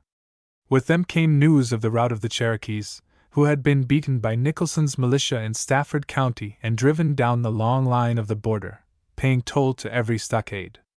Midway Lawrence had fallen upon them and driven the remnants into the hills above the headwaters of the James. It would be many a day, I thought, before these gentry would bring war again to the Tidewater. The Rappahannock men were in high feather, convinced that they had borne the brunt of the invasion. 'Twas no business of mine to enlighten them, the more since of the three who knew the full peril, Shala was gone and Ringan was dead. My tale should be for the ear of Lawrence and the governor, and for none else. The peace of mind of Virginia should not be broken by me. Gray came to me on the third morning to say good-bye. He was going back to the Tidewater with some of the borderers, for to stay longer with us had become a torture to him. There was no ill feeling in his proud soul, and he bore defeat as a gentleman should. "You have fairly won, Mr. Garvald," he said. "3 nights ago I saw clearly revealed the inclination of the lady, and I am not one to strive with an unwilling maid. I wish you joy of a great prize. You staked high for it, and you deserve your fortune. As for me, you have taught me much for which I owe you gratitude. Presently, when my heart is less sore, I desire that we should meet in friendship, but till then I need a little solitude to mend broken threads. There was the true gentleman for you, and I sorrowed that I should ever have misjudged him." He shook my hand in all brotherliness, and went down the glen with Bertrand, who longed to see his children again. Elspeth remained, and concerning her I fell into my old doubting mood. The return of my strength had revived in me the passion which had dwelt somewhere in my soul from the hour she first sang to me in the rain. She had greeted me as girl greets her lover, but was that any more than the revulsion from fear and the pity of a tender heart? Doubts oppressed me, the more as she seemed constrained and uneasy, her eyes falling when she met mine, and her voice full no longer of its frank comradeship. One afternoon we went to a place in the hills where the vale of the Shenandoah could be seen. The rain had gone, and had left behind it a taste of autumn. The hill berries were ripening, and a touch of flame had fallen on the thickets. Soon the great valley lay below us, running out in a golden haze to the far blue mountains. "Ah!" she sighed, like one who comes from a winter night into a firelit room. She was silent, while her eyes drank in its spacious comfort. "That is your heritage, Elspeth. That is the birthday gift to which old Stud's powder flask is the key. Nay, yours," she said, "for you won it." The words died on her lips, for her eyes were abstracted. My legs were still feeble, and I had leaned a little on her strong young arm as we came up the hill, but now she left me and climbed on a rock, where she sat like a pixie. The hardships of the past had thinned her face and deepened her eyes, but her grace was the more manifest. Fresh and dewy as morning, yet with a soul of steel and fire, surely no lovelier nymph ever graced a woodland. I felt how rough and common was my own clay in contrast with her bright spirit. "Elspeth," I said hoarsely, "once I told you what was in my heart." Her face grew grave. "And have you not seen what is in mine?" she asked. "I have seen and rejoiced, and yet I doubt." "But why?" she asked again. "My life is yours, for you have preserved it. I would be graceless indeed if I did not give my best to you who have given all for me. It is not gratitude I want. If you are only grateful, put me out of your thoughts, and I will go away and strive to forget you. There were 20 in the tidewater who would have done the like." She looked down on me from the rock with the old quizzing humor in her eyes. "If gratitude irks you, sir, what would you have?" "All," I cried. "And yet, heaven knows, I am not worth it. I am no man to capture a fair girl's heart. My face is rude and my speech harsh, and I am damnably prosaic. I have not Ringen's fancy, or Gray's gallantry. I am sober and tongue-tied and uncouth, and my mind runs terribly on facts and figures. O Elspeth, I know I am no hero of romance, but a plain body whom fate has forced into a month of wildness. I shall go back to Virginia, and be set once more at my accomps and ladings. Think well, my dear, for I will have nothing less than all. Can you endure to spend your days with a homely fellow like me? What does a woman desire?" she asked, as if from herself, and her voice was very soft as she gazed over the valley. "Men think it is a handsome face or a brisk air or a smooth tongue. And some will have it that it is a deep purse or a high station. But I think it is the honest heart that goes all the way with a woman's love. We are not so blind as to believe that the glitter is the gold. We love romance, but we seek it in its true home. Do you think I would marry you for gratitude, Andrew?" "No," I said. "Or for admiration?" "No," said I. "Or for love?" "Yes," I said with a sudden joy. She slipped from the rock, her eyes soft and misty. Her arms were about my neck, and I heard from her the words I had dreamed of and yet scarce hoped for, the words of the song sung long ago to a boy's ear, and spoken now with the pure fervor of the heart. "My dear and only love, Years have flown since that day on the hills, and much has befallen. But the prologue is the kernel of my play, and the curtain which rose after that hour revealed things less worthy of chronicle. Why should I tell of how my trade prospered mightily, and of the great house we built at Middle Plantation, of my quarrels with Nicholson, which were many, of how we carved a fair estate out of Elspeth's inheritance, and led the tide of settlement to the edge of the hills? These things would seem a pedestrian end to a high beginning. Nor would I weary the reader with my doings in the Assembly, how I bearded more governors than one, and disputed stoutly with His Majesty's Privy Council in London. The historian of Virginia, now by God's grace a notable land, may, perhaps, take note of these things, but it is well for me to keep silent. It is of youth alone that I am concerned to write, for it is a comfort to my soul to know that once in my decorous progress through life I could kick my heels and forget to count the cost, and as youth cries farewell, so I end my story and turn to my accounts. Elspeth and I have twice voyaged to Scotland. The first time my uncle and mother were still in the land of the living, but they died in the same year, and on our second journey I had much ado in settling their estates. My riches being now considerable, I turned my attention to the little house of Auchencairn, which I enlarged and beautified, so that if we have the wish we may take up our dwelling there. We have found in the West a goodly heritage, but there is that in a man's birthplace which keeps tight fingers on his soul, and I think that we desire to draw our last breath and lay our bones in our own grey countryside. So, if God grants us length of days, we may haply return to Douglasdale in the even, and instead of our noble forests and rich meadows, look upon the bleak mosses and the rainy uplands which were our childhood's memory. That is the fancy at the back of both our heads. But I am very sure that our sons will be Virginians. The End.